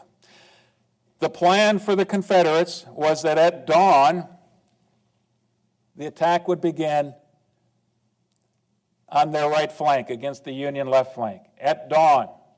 But, now Polk knows that, but D.H. Hill didn't find that until early that morning and found out about the same time. You mean I'm subordinate to Polk? I was his equal, and now I'm kind of been demoted? So he takes his time, decides to feed his units breakfast, a leisurely breakfast. So right from the beginning on this crucial day of September 20th, the Confederate plan is not going to go well. It's going to be going off late. And it's at 9:30 finally that Breckinridge, one of the subordinate commanders, with Claiborne in support, begins in the north against Thomas's position now in this semicircle around Kelly's Field. And what Thomas had done in those crucial early morning hours when the attack was supposed to happen, but nothing was going on, his forces were building barricades and digging in right here. They were getting ready for the attack that they figured was coming. The attack is led by Brigadier General Benjamin Helm. Hits about the center of the Union line. Now, what's significant about Helm is he is Abraham Lincoln's favorite brother-in-law. He was married, Helm was married to one of Mary Lincoln's sisters. He is mortally wounded in that. So that's worth remembering as well, just in terms of the conscience of what Lincoln, how he's going to respond to this battle as well. It's very complicated. this particular battle has lots of Kentucky units on both sides. So if ever there was a battle where brother is fighting brother, cousin is fighting cousin, it's in this battle. And Crittenden's a good example of that. He's got relatives on both sides. Breckinridge moves eventually to straddle the north right up here. This is Lafayette Road. So now you've got a problem that they're cutting off that northern approach to Chattanooga. And Thomas, now that he has Negley's forces with him, sends Negley north, and they're able to somewhat keep it open. But this is brutal combat, attack after attack, as is quite oftentimes the case, that's going on. By noon, however, things start to slow down in the northern sector. And it's about that time that you see we need to factor in another incident between Rosecrans and Wood that's going to be crucial.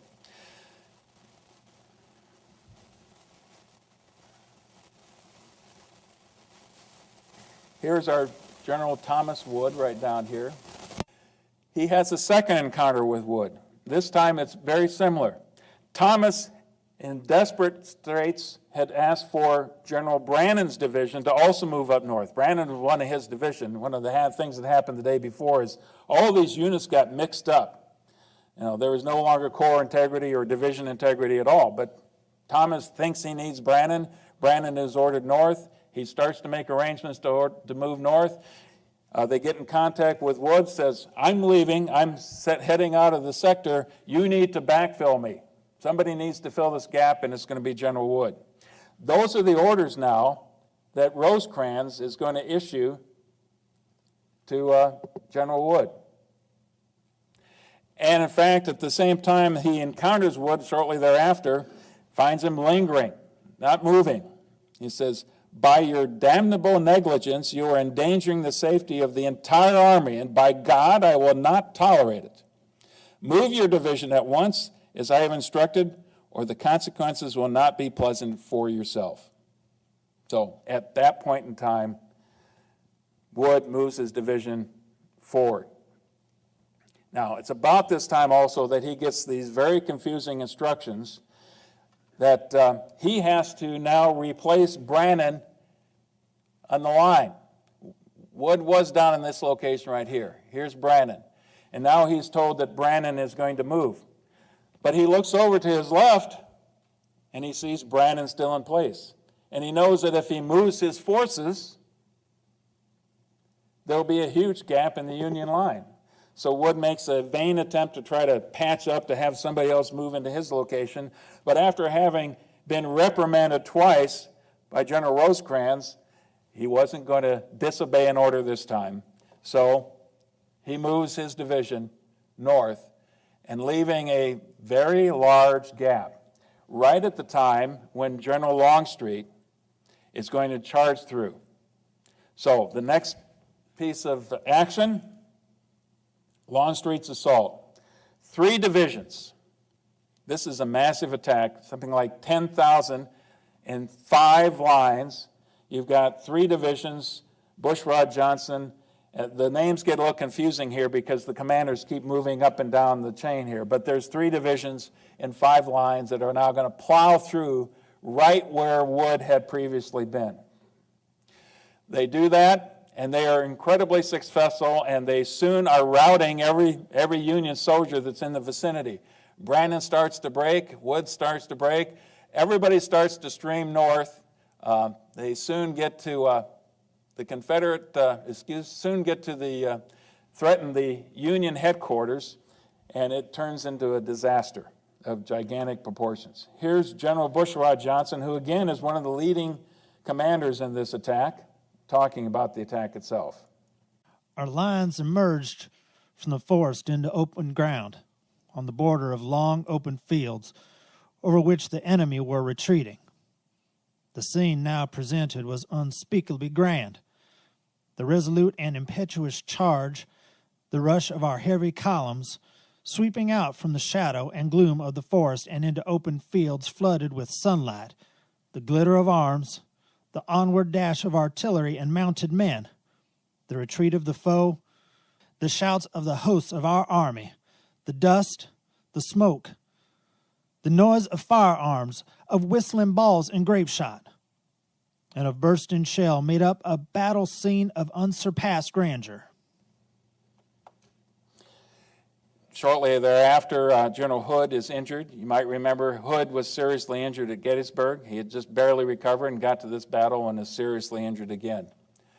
But if there's one man who seems to be able to bounce back from all injuries, it's General Hood during this war. The Union right collapses. Rosecrans' headquarters is overrun. A quick quote from Charles Dana, Assistant Secretary of the Army at the time, who happened to be there. I was awakened by the most infernal noise I ever heard. Never in any battle I had witnessed was there such a discharge of cannon and musketry. The first thing I saw was General Rosecrans crossing himself. Hello, I said to myself, if the general is crossing himself, we are in a desperate situation. They were indeed. Now, one more note of Wilder. He was at the southern end. Mounted troops now charged north through this area and caused quite a bit of havoc, but there's just no way that this one small brigade is going to turn this huge tide that the Confederates are now riding. So quickly streams to the north. And what happens is most of the general officers, Crittenden, McCook, Garfield, and Rosecrans himself, all start to head back towards Chattanooga, as does most of the Army, in a complete rout. Most of the Army. Thomas was still here at Kelly's Field, in this area right here, and as he's holding firm, units that are moving north, small little packets of them, kind of on their own initiative, start to coalesce around what we now know as Snodgrass Hill, a spur out of Missionary Ridge. This is running right through here, a little spur that's running out. This is Snodgrass Hill. So small groups of Union forces starting to collect there. One of the units that's there is just kind of a highlight. I mean, this is one of scores that are going to be there eventually. The 21st Ohio. What's unique about them is they were the only regiment in the Army that was armed with a Colt repeating rifle.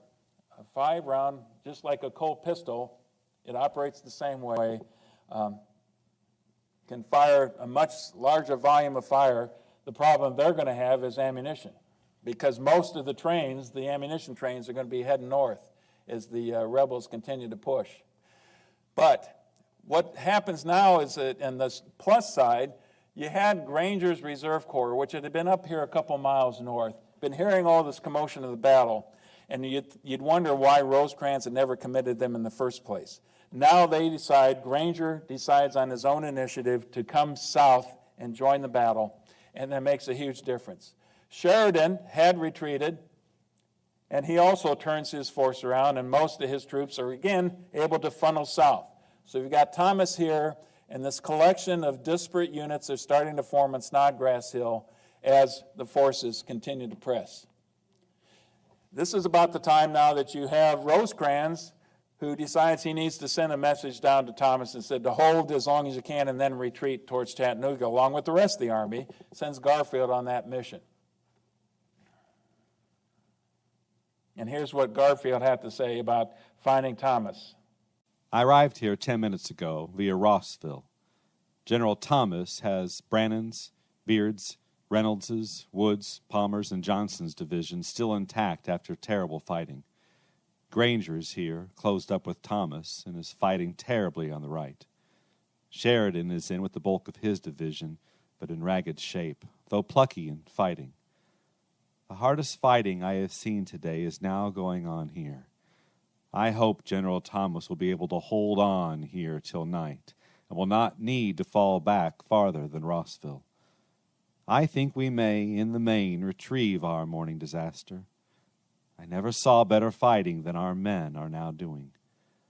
The rebel ammunition just be nearly exhausted. Ours is fast failing.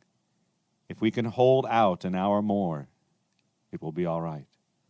I shall never forget my amazement and admiration when I beheld Thomas holding his own with utter defeat on each side and wild confusion in the rear. It's Garfield who says of Thomas, Thomas is standing like a rock, and he becomes thereafter the Rock of Chickamauga. But by 4 o'clock, the rebels are continuing to press their attack. The daylight is waning. There's only an hour or two left of that, but Longstreet is pressing hard, attack after attack, especially against the units at Snodgrass Hill, who are, as quickly as they could, they're trying to barricade themselves and dig themselves in, pulling fence rails down, anything they can possibly do to defend themselves.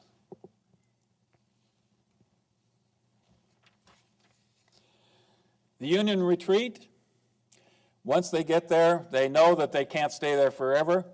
It begins at Kelly's Field with Thomas's forces, and you can see a series of movements, stage 1, 2, 3, 4. So it's from the southern units all the way up to the northern units. If the Confederates had good reconnaissance, they could have seen there was a gap right here that they could have taken advantage of. They never did figure that out, and by the time the Union forces are withdrawing, it's too late. So we have Reynolds' division down here in the south, and then Palmer's division next, following north. By the time that's going on, you have a couple of units here that are starting to close that line, the Lafayette Road, to cut off their retreat, causing even more commotion. One of my favorite names, States Rights Gist, one of the brigade commanders. Love that name. Who names their kid States Rights Gist? But he's involved with that action right there. Baird's forces get out, but Brannan's forces start to suffer some losses and some casualties, and a lot are captured as well, trying to slip out of there. Now, command at Snodgrass Hill goes to Granger, but for whatever reason, Granger decides to evacuate Snodgrass Hill about the same time. So there's really no commander of Snodgrass Hill after Thomas's forces leave the area. Now, this is at the very end of that defense. Most of the units withdraw from Snodgrass. They're short of ammunition. By this time, they've been fighting for hours on end, and as I mentioned, the ammunition trains had gone north long before that time, so they're very careful. They rummage across the dead and wounded, trying to get as much ammunition they can. They're measuring their shots, one at a time. In many cases, these units get down to one bullet or even nothing at all. In a couple cases, you find bayonet charges trying to repulse the Confederates as they push, just to give yourself a little bit more breathing room. By 6 o'clock, Brannan, then Beatty, and then Wood's divisions retreat. It's worth mentioning that one of the units that rallied and returned to this area was the same General Wood who had made this horrendous mistake earlier because of his reprimands he got from Rosecrans. So he redeemed himself to a certain extent, even on that battlefield. But by the end of that evening, it's already dark. There's only 3 regiments that are remaining. The 21st Ohio, remember those Colt revolvers on either flank, the 89th Ohio and the 22nd Michigan. Most of those soldiers are going to end up being captured. 322 killed or wounded, 563 captured between those 3 regiments. Then the rebel yell. Here's one of the Confederates recalling that yell as they realized that the Union forces were streaming north in full retreat. When the great blue mass was seen sliding down the north slope of the hill, there was a rebel yell that went up in Bragg's army that echoed and re-echoed until it filled the valleys and shook the mountains, the like of which has never been heard since Joshua encompassed the city of Jericho. Now, here's Ambrose Bierce's view of that same yell, the ugliest that any mortal ever heard. So, the second bloodiest battle of the Civil War, those are the casualty figures. You see that the Union forces actually suffered less killed than the Confederates because the Confederates were on the attack for most of this battle. Same thing for wounded, but look at the difference in the missing. The bulk of the missing for the Union are captured. So a huge number of casualties are actually captured.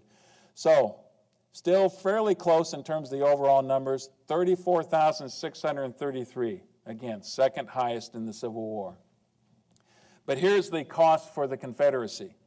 Something like 50% of its regimental commanders were killed or wounded. You can't replace those kind of leaders that easily. Maybe they can come up through the ranks, but it takes incredible courage to lead these units in battle, and they paid a very dear price. 25% of brigade commanders lost. Lots of general officers were killed or wounded in this battle. And look at this, 23 to 33 Confederate brigades lost over 30% of their troops. Here's what D.H. Hill said after Chickamauga. It seems to me that the elan of the Southern soldier was never seen after Chickamauga. That brilliant dash that had distinguished him was gone forever. He fought stoutly to the last, but after Chickamauga with a sullenness of despair and without the enthusiasm of hope. That barren victory sealed the fate of the Southern Confederacy. So that's the end of Chickamauga. The Union obviously had collapsed towards Chattanooga as much as they could, and they were soon barricading. They had taken over the rifle pits and the entrenchments of the Confederates when they first moved there, and now they're reinforcing those as best they can. Bragg, for whatever reason, doesn't pursue. And the Federals, again, are busy entrenching, but also trying to get a sense of what just happened to them. The command changes now start to begin, as is inevitable after something like this. Can you imagine having to send those telegrams to Washington, D.C., and Lincoln knowing how he'll probably respond? Sherman and Hooker now are ordered by Stanton to reinforce the Army of the Cumberland, both bringing over 10,000 troops. Actually, Sherman has in the neighborhood of 20,000, and Hooker is bringing 15,000. Hooker from the Virginia theater, Sherman from around Vicksburg area. So that's the first step. On the 28th, Crittenden and McCook are basically relieved, and their two corps are combined under a new corps, the 14th Corps under Major General Granger. The 4th Corps under Major General Granger. Remember, he was the Reserve Corps commander previously. Now, on the 29th, the very next day, Grant receives orders that he is now placed in command of a new force altogether. The Military Division of the Mississippi is what this force is going to be called. Grant is going to have command of everything from the Appalachians all the way over to the Mississippi River. A brand new command, joining a couple of these armies together. And he is given the option of what he wants to do with Rosecrans. He decides to replace Rosecrans with General Thomas. So Rosecrans is out of the picture as well. So this is a dramatic change of Union command and control after this disastrous battle. And here's what it looks like. You've got the Army of Cumberland now. You've got actually the 11th and the 12th Corps, the two units that Hooker brought with him from the Virginia area. All of this is now under Thomas's nominal control. Here is the Army of Tennessee, two corps that he brings with him. Really, it's one corps and a reinforced division as well. What's the Confederate response? You'd think they'd be victorious, they should be excited about this, but Bragg fails to aggressively pursue, and as always happens to the Confederate Army of Tennessee at this time, during these years when Bragg was in command, immediately there's all kinds of finger pointing and angst going on. They lay siege to the Chattanooga, but Generals Polk and Hinman are suspended from command. Polk because he was so late in launching his attack on the 20th, Hinman because he was so reluctant a few days earlier to close the trap on Negley's division. So those two officers are out of the picture. On October 4th, 12 Confederate officers get together and send a message to President Davis demanding that Bragg be relieved. So in essence, there's something of a mutiny afoot in Bragg's army. Now, among those is Longstreet. Polk and Hinman kind of keep their hands out of it, but they've already left the picture anyway. So most of the senior leaders, D.H. Hill's another one who's involved with this attempted coup, if you will. So once again, Davis decides to back his old friend and keeps Bragg in command. So the next thing that happens, DHO is canned. Buckner is demoted. He's taken from a corps to a division level command, and he's taken ill, and so he leaves the scene. And General Cheatham also leaves the scene. So you have a wholesale replacement of officers in the Army of Tennessee. Longstreet, one of the key players in this coup, still sticks around. So here's what you've got. Instead of Polk, now they bring William Hardy from the west over to replace Polk. Breckinridge is now elevated, even though he was part of this cabal as well. He's elevated. He's got too many political connections at the time. And then you've got Longstreet's corps with these two divisions right here. So that's what you've got for the Confederates after they reorganize. And here's new division commanders. So wholesale changes there. Chattanooga defenses itself. Another look at the map, if you will. You can see Lookout Mountain right here, and right at the tip is where it's most dramatic. Flares up in this very dramatic peak. And from that position, you can see everything. In fact, where you have Chickamauga, and you can't see maybe 50 yards or 50 feet in some cases, the smoke of the battle, the fog of the battle, the forest that you're in, open fields occasionally, and the confusion there. Now you've got this panoramic view of the entire battlefield. If you're on Missionary Ridge, right through here, you can see most everything. There are a couple of small knolls in here in this area where you're on top of those. You can see everything the Confederates got. It's an amazing view of the battlefield that you absolutely didn't have at Chickamauga, an incredible contrast. And I should also mention the river here is mostly navigable. And you can see you can't ford the river. It's too wide for that. It's too deep for that. You've got to have pontoon bridges to get across. The Cracker Line. Many of you have probably heard about the Cracker Line. It's kind of famous in lore. Basically, the Union Army is under siege because what happens when the Confederates move north, they cut off the rail line. They cut off traffic from the river. There's no way for the Union to get supplies there except what is known as the Cracker Line.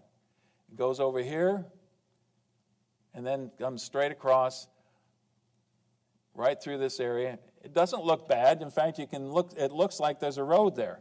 But late September, you've got torrential downpour of rain. What little road there is, this is all unimproved road. It's washed out.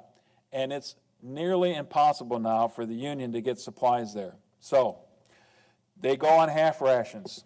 On October 1st, Wheeler leads a cavalry raid against a wagon train, an 800-wagon train that's attacked, ambushed by Wheeler's cavalry. Most of those wagons are destroyed and burned, and then they go to work on the horses and the mules and slaughtering the mules with sabers, I'm sure to save ammunition as they slaughter these mules and horses, leaving the carcasses to rot in the sun. And that's, after that incident, the army that's in Chattanooga all bottled up goes on 1/4 rations. You can't generally go on the offensive if you're on 1/4 rations. That's nearly starving.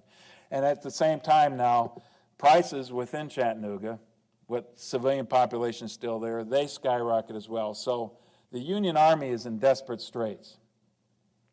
It's about this time that Ulysses Grant gets on the scene, and he is offered a suggestion that perhaps there's a way that we can break this siege, that we can reopen this line and not have to depend on this particular Cracker Line. And they are able to do that after some brilliant maneuvers. Baldy Smith comes up with the plan. He's actually the engineer officer for the Army at that time. They float down the Tennessee River in the middle of the night. They find a place where they can land. They're using pontoons for boats to get across the river at that time. They land a small force, eventually able to get a pontoon bridge across. And at the same time, Hooker is marching from the west and manages to come in. Now, Bragg sees what's going on. The Confederates are in here in the valley of Lookout Mountain. And Longstreet is ordered by Bragg to go back and to repulse this force, to cut the line. Longstreet essentially ignores the order.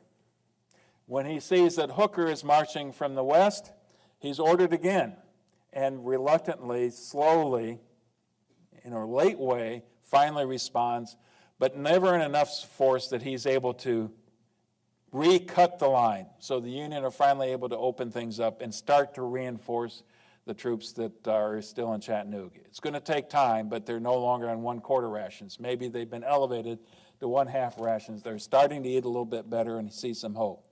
And they know that after Hooker, Sherman is on the way, that he's marching towards their relief as well. A quick note from John Patton.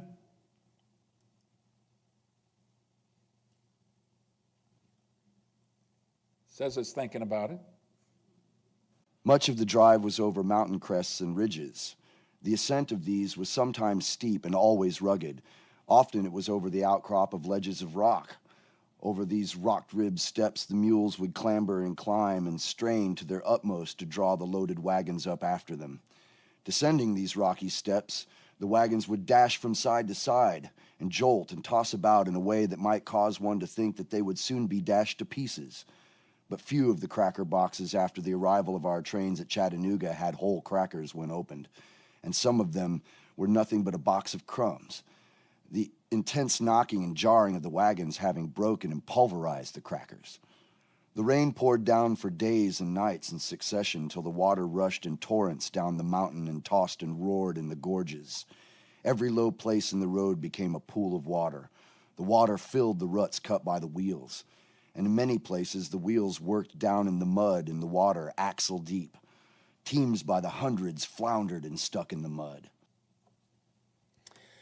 I missed one quote that I definitely want to read. Mary Chestnut, who is the famed diarist of the Confederacy, said this about Bragg after the Battle of Chickamauga.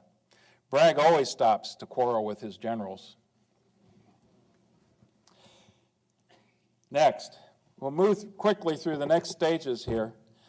But what you see now, once Grant gets in position, he starts to formulate a plan. He's got Sherman's troops moving towards Chattanooga as quickly as they can. In fact, they're not moving nearly as fast as Grant wants them to, because Sherman is trying to bring all of his trains with him. Now, in this case, trains mean his wagon trains that he's pulling along. So eventually, Grant orders Sherman not to worry about that, to move as quickly as he can. The plan then, once he actually gets there, is that he will attack north of Chattanooga, across the river, on the northern flank of Missionary Ridge. And Grant all along sees Sherman as the key to success in this upcoming battle. That once Sherman with his force comes in, they're old friends, and to a certain extent Grant is much more tolerant of Sherman than he should have been, and he is of his other generals, that Sherman will drive south and force the Confederates back. At the same time, Hooker is supposed to attack towards Lookout Mountain, but only as a demonstration. So here's the order that Grant gives Hooker on November 24th. Take the point being Lookout Mountain, take the point only if your demonstrations should develop its practicability. Okay. Here's what Hooker instructs his subordinate general, the division commander who he gave this mission to. Cross Lookout Creek and assault Lookout Mountain, marching down the valley and sweeping every rebel from it. So, a little bit more clarity in Hooker's orders. So Hooker's do exactly that. So on November 24th, in the morning, here you see General Gary's division, and this is a little bit deceptive. They're basically on this slope. This is a steep hill. And they're basically crawling, in some cases on hands and knees, climbing themselves north as they encounter the enemy. Visibility is very limited, and because of that, the Union forces, overwhelming numbers, have the advantage as they move forward. Lots of casualties on both sides, but the Confederates are slowly pushed back all the way up here to Craven's house, right here. So 11 o'clock, the attack begins. By 3 o'clock, this whole area is shrouded by clouds, and you can kind of see it in this picture right here. So it becomes known as the Battle Above the Clouds. In fact, when I went to visit here in the springtime and was all excited about going up on the top of Lookout Mountain, I was once again driving through the clouds, so I had no view of Chattanooga at all once I got up there. By the evening, Bragg orders a withdrawal. His troops pull back, and all the way back across Chattanooga Creek. So that's the battle on Lookout Mountain, and Hooker is successful. On the opposite end of the line, what happens the next day at Tunnel Hill? November 24th, Sherman moves his divisions across the river and takes what he thinks is Tunnel Hill. Actually, it's this Goat Hill right here, a smaller one. And once he gets there, he realizes Tunnel Hill is this position right here.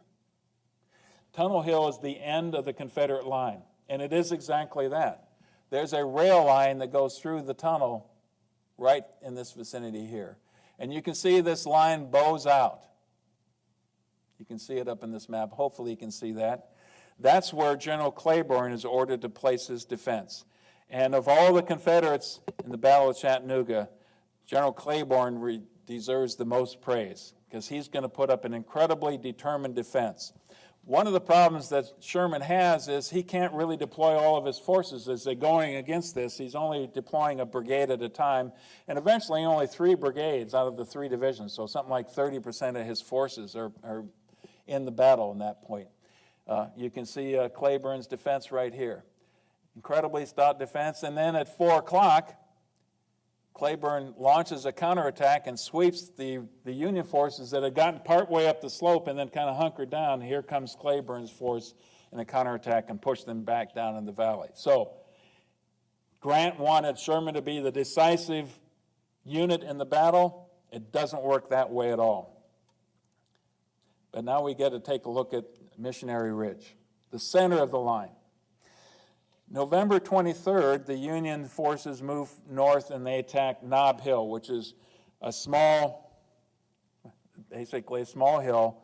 You've got Missionary Ridge, slopes down like this. You get to rifle pits at the bottom of the Missionary Ridge, and then a little bit farther to the closer to the city of Chattanooga, you have Nob Hill.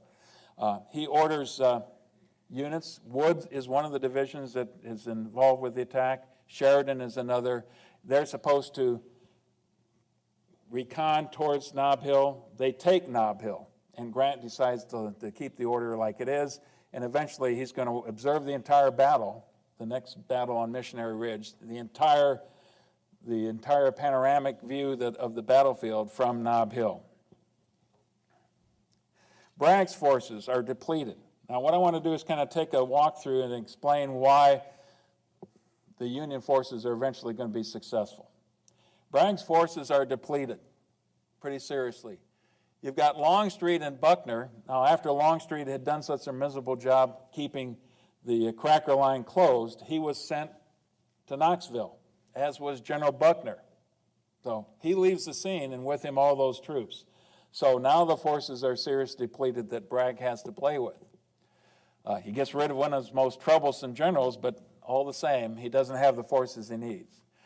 For whatever reason, Bragg doesn't order that his troops on Missionary Ridge dig in until late on the 23rd. So on the 24th into the 25th, finally, they start to dig in on the top of Missionary Ridge.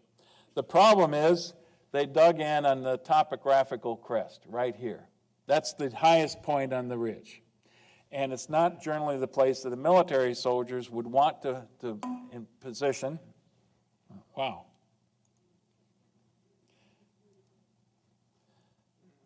That was dramatic. This won't take too long. They want to be on the military crest. The reason is pretty obvious. On the military crest, you can see the enemy as they're approaching. On the topographical crest, you can't. For a lot of this place, it's dead zone. It's cold and defilade. And that's going to be one of the problems that's going to plague the Confederates as they try to reinforce. They're stretched thin. They have no reserves at all. There's a couple divisions along the crest there. And then they compound that problem by dividing their force in a couple cases between the rifle pits at the base of the hill and the barricades at the top. So now you've divided your force. And this is the kind of terrain that the Union are going to be fighting their way up across. Most of the area has been denuded. The trees are cut down. The hill line is open. So you'd think it would be horrific to try to charge up that hill. And most of the Union commanders looking at that said, that's exactly the case. I don't want to charge up that. It would be nothing but suicide going up that hill. That's why Sherman's attack on the northern flank was so important to Lee. The instructions to Thomas now. Thomas is told at the beginning of the attack, once that Grant is seeing that Sherman is bogged down, Thomas is told to advance to the rifle pits at the base of the hill and then hold there at the rifle pits. Thomas turns around and what Grant wanted Hooker to do was to demonstrate in the vicinity of Lookout Mountain. Thomas tells Hooker that he wants him to move towards Rossville to cut off the Confederate line of retreat. So there's conflicting orders there as well, but nothing serious in Grant's point of view. And now the attack begins. And this next quote is, what this whole army looks like now that's for everybody to see. Both the Union and Confederate can see the Union lines starting to form, several divisions strong, something like 20,000 troops strong. Far and near could be heard the bugle notes and the voices of officers calling the men to attention. And as they sprang to their feet, there was a great rustling of dead leaves and a snapping of dried twigs. I cast a hurried look to the right and the left, and on either hand, as far as I could see, stood two lines of bluecoats, with beautiful flags waving and bright arms gleaming in the pleasant afternoon sunshine. It was a splendid sight that sent the blood tingling to the fingertips. The moral effect which it produced upon the enemy must have contributed greatly to our success. We were standing in a stretch of open timber, but the leaves were all off the trees, and we were in plain sight. As we advanced, every Confederate soldier along the crest of the ridge in our front could take in our entire array with one sweeping glance. While looking to the right or left along their own line, he could see but a small number of his own comrades. He would naturally get the impression that they were being attacked by overwhelming numbers. Even so, they're attacking up a fortified hill. So, Thomas's forces move forward. General Wood, General Brannan, General Sheridan moving forward. They quickly get to the rifle pits. The instructions the Confederates have in many cases is fire one round and then skedaddle up the mountain. So just kind of bloody them to a certain extent and move back up the mountain. Some of the units heard that order, some of them did not. But it was quickly obvious that the rebels weren't wedded to those rifle pits at the base of the mountain, and the Union forces quickly occupied those. Now, that was as far as they were supposed to go. But once they got to the rifle pits, what was also obvious to the Union soldiers was that they were sitting ducks. The rebel artillery was able to range them in that location. They were still under rifle fire from the rebel forces at the top. So the Union felt like they were just sitting ducks waiting for something bad to happen to them. And almost independently, this is one of the amazing moments of the Civil War, they decided they weren't going to stay there. It wasn't general officers who were deciding this. In many cases, it was individual soldiers or sergeants or color sergeants. So many of the troops start to move forward. They start to leave the rifle pits and head up head up Missionary Ridge, all across the line. Well, Grant is watching this, as well as Granger and Thomas, all from Nob Hill. And here's what Grant asked Thomas. Thomas, who ordered those men up the ridge? Thomas says, I don't know. I did not. Grant, did you order them up, Granger? Now, he had already been mad at Granger because Granger obviously wanted to be an artillery guy more than he wanted to be a corps commander. So he was earlier reprimanded by Grant. But anyway, Grant says, did you order them up, Granger? Granger says, no, they started up without orders. When those fellows get started, oh hell, can't stop them. Orders go out to pull the units back to the rifle pits. Some units got those orders, some units didn't. Most of the troops kept moving forward, and then there was a point in time when, you see that you've been ordered back and you've been brutalized in the process because you went forward, you got out of the enemy fire, and then you came back through the enemy fire again. That didn't make any sense, so they said, I'm not going to stay here. Again, the whole line starts to move forward towards the top of the Missionary Ridge. And now what you've got isn't this pretty line that they started with, it's these packets of soldiers. In many cases, what you have is a color guard would be leading the way with a wedge of soldiers behind them. And they wouldn't all form in line. They'd find a little valley, a crest, someplace that they could hopefully get out of the direct fire. All along the line now, this is going on as they're filtering their way up towards the top. And the Confederates are saying this.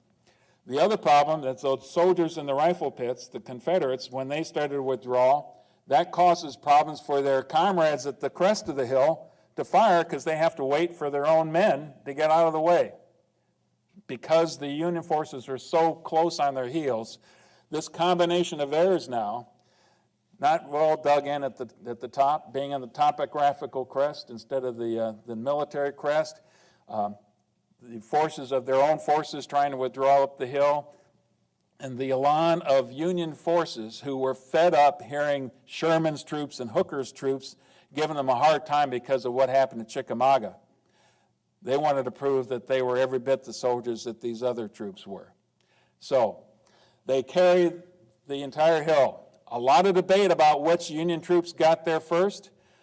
Most historians would say it was none other than General Wood's elements that got there first. And quickly after that, Brannan and then Sheridan's troops kind of going right down the line. And once they got up, they could wheel around to the right and start firing along the entire crest. And in the process, now it's the Confederates' turn to be routed. The only unit that really stays and holds its own is Cleburne's division on Tunnel Hill. And they eventually have to withdraw as well because the Confederates have been turned into a rout. And that's essentially, that's a pretty good view, wonderful artistic view of what the battlefield must have looked like. In the background, of course, is Lookout Mountain. It gives you a sense of how dramatic this terrain is. And here's one soldier, one private, talking about what happened once he got to the crest of the hill himself. When we struck the crest, I never halted, for my mind was on some rebel knapsack, so down the opposite side of the ridge I went. As I got partway down, a rebel soldier jumped up from behind a log in front of me and said, "Don't shoot, I surrender." I asked him where his gun was, to which he replied that it was behind the log. I looked back, and seeing an officer, told him to go back and report to him. I never saw him again. I got his gun, fired out the cartridge, threw it on the ground, and started in search of a knapsack. In the narrow valley at the eastern slope of the ridge, I found an opportunity to make a good choice of knapsacks, as the ground was literally covered with them, as though the rebels had been perfectly panic-stricken, and in their haste to get away had divested themselves of every pound of weight they could possibly spare. After looking over a few, I chose one which I thought would supply all my needs.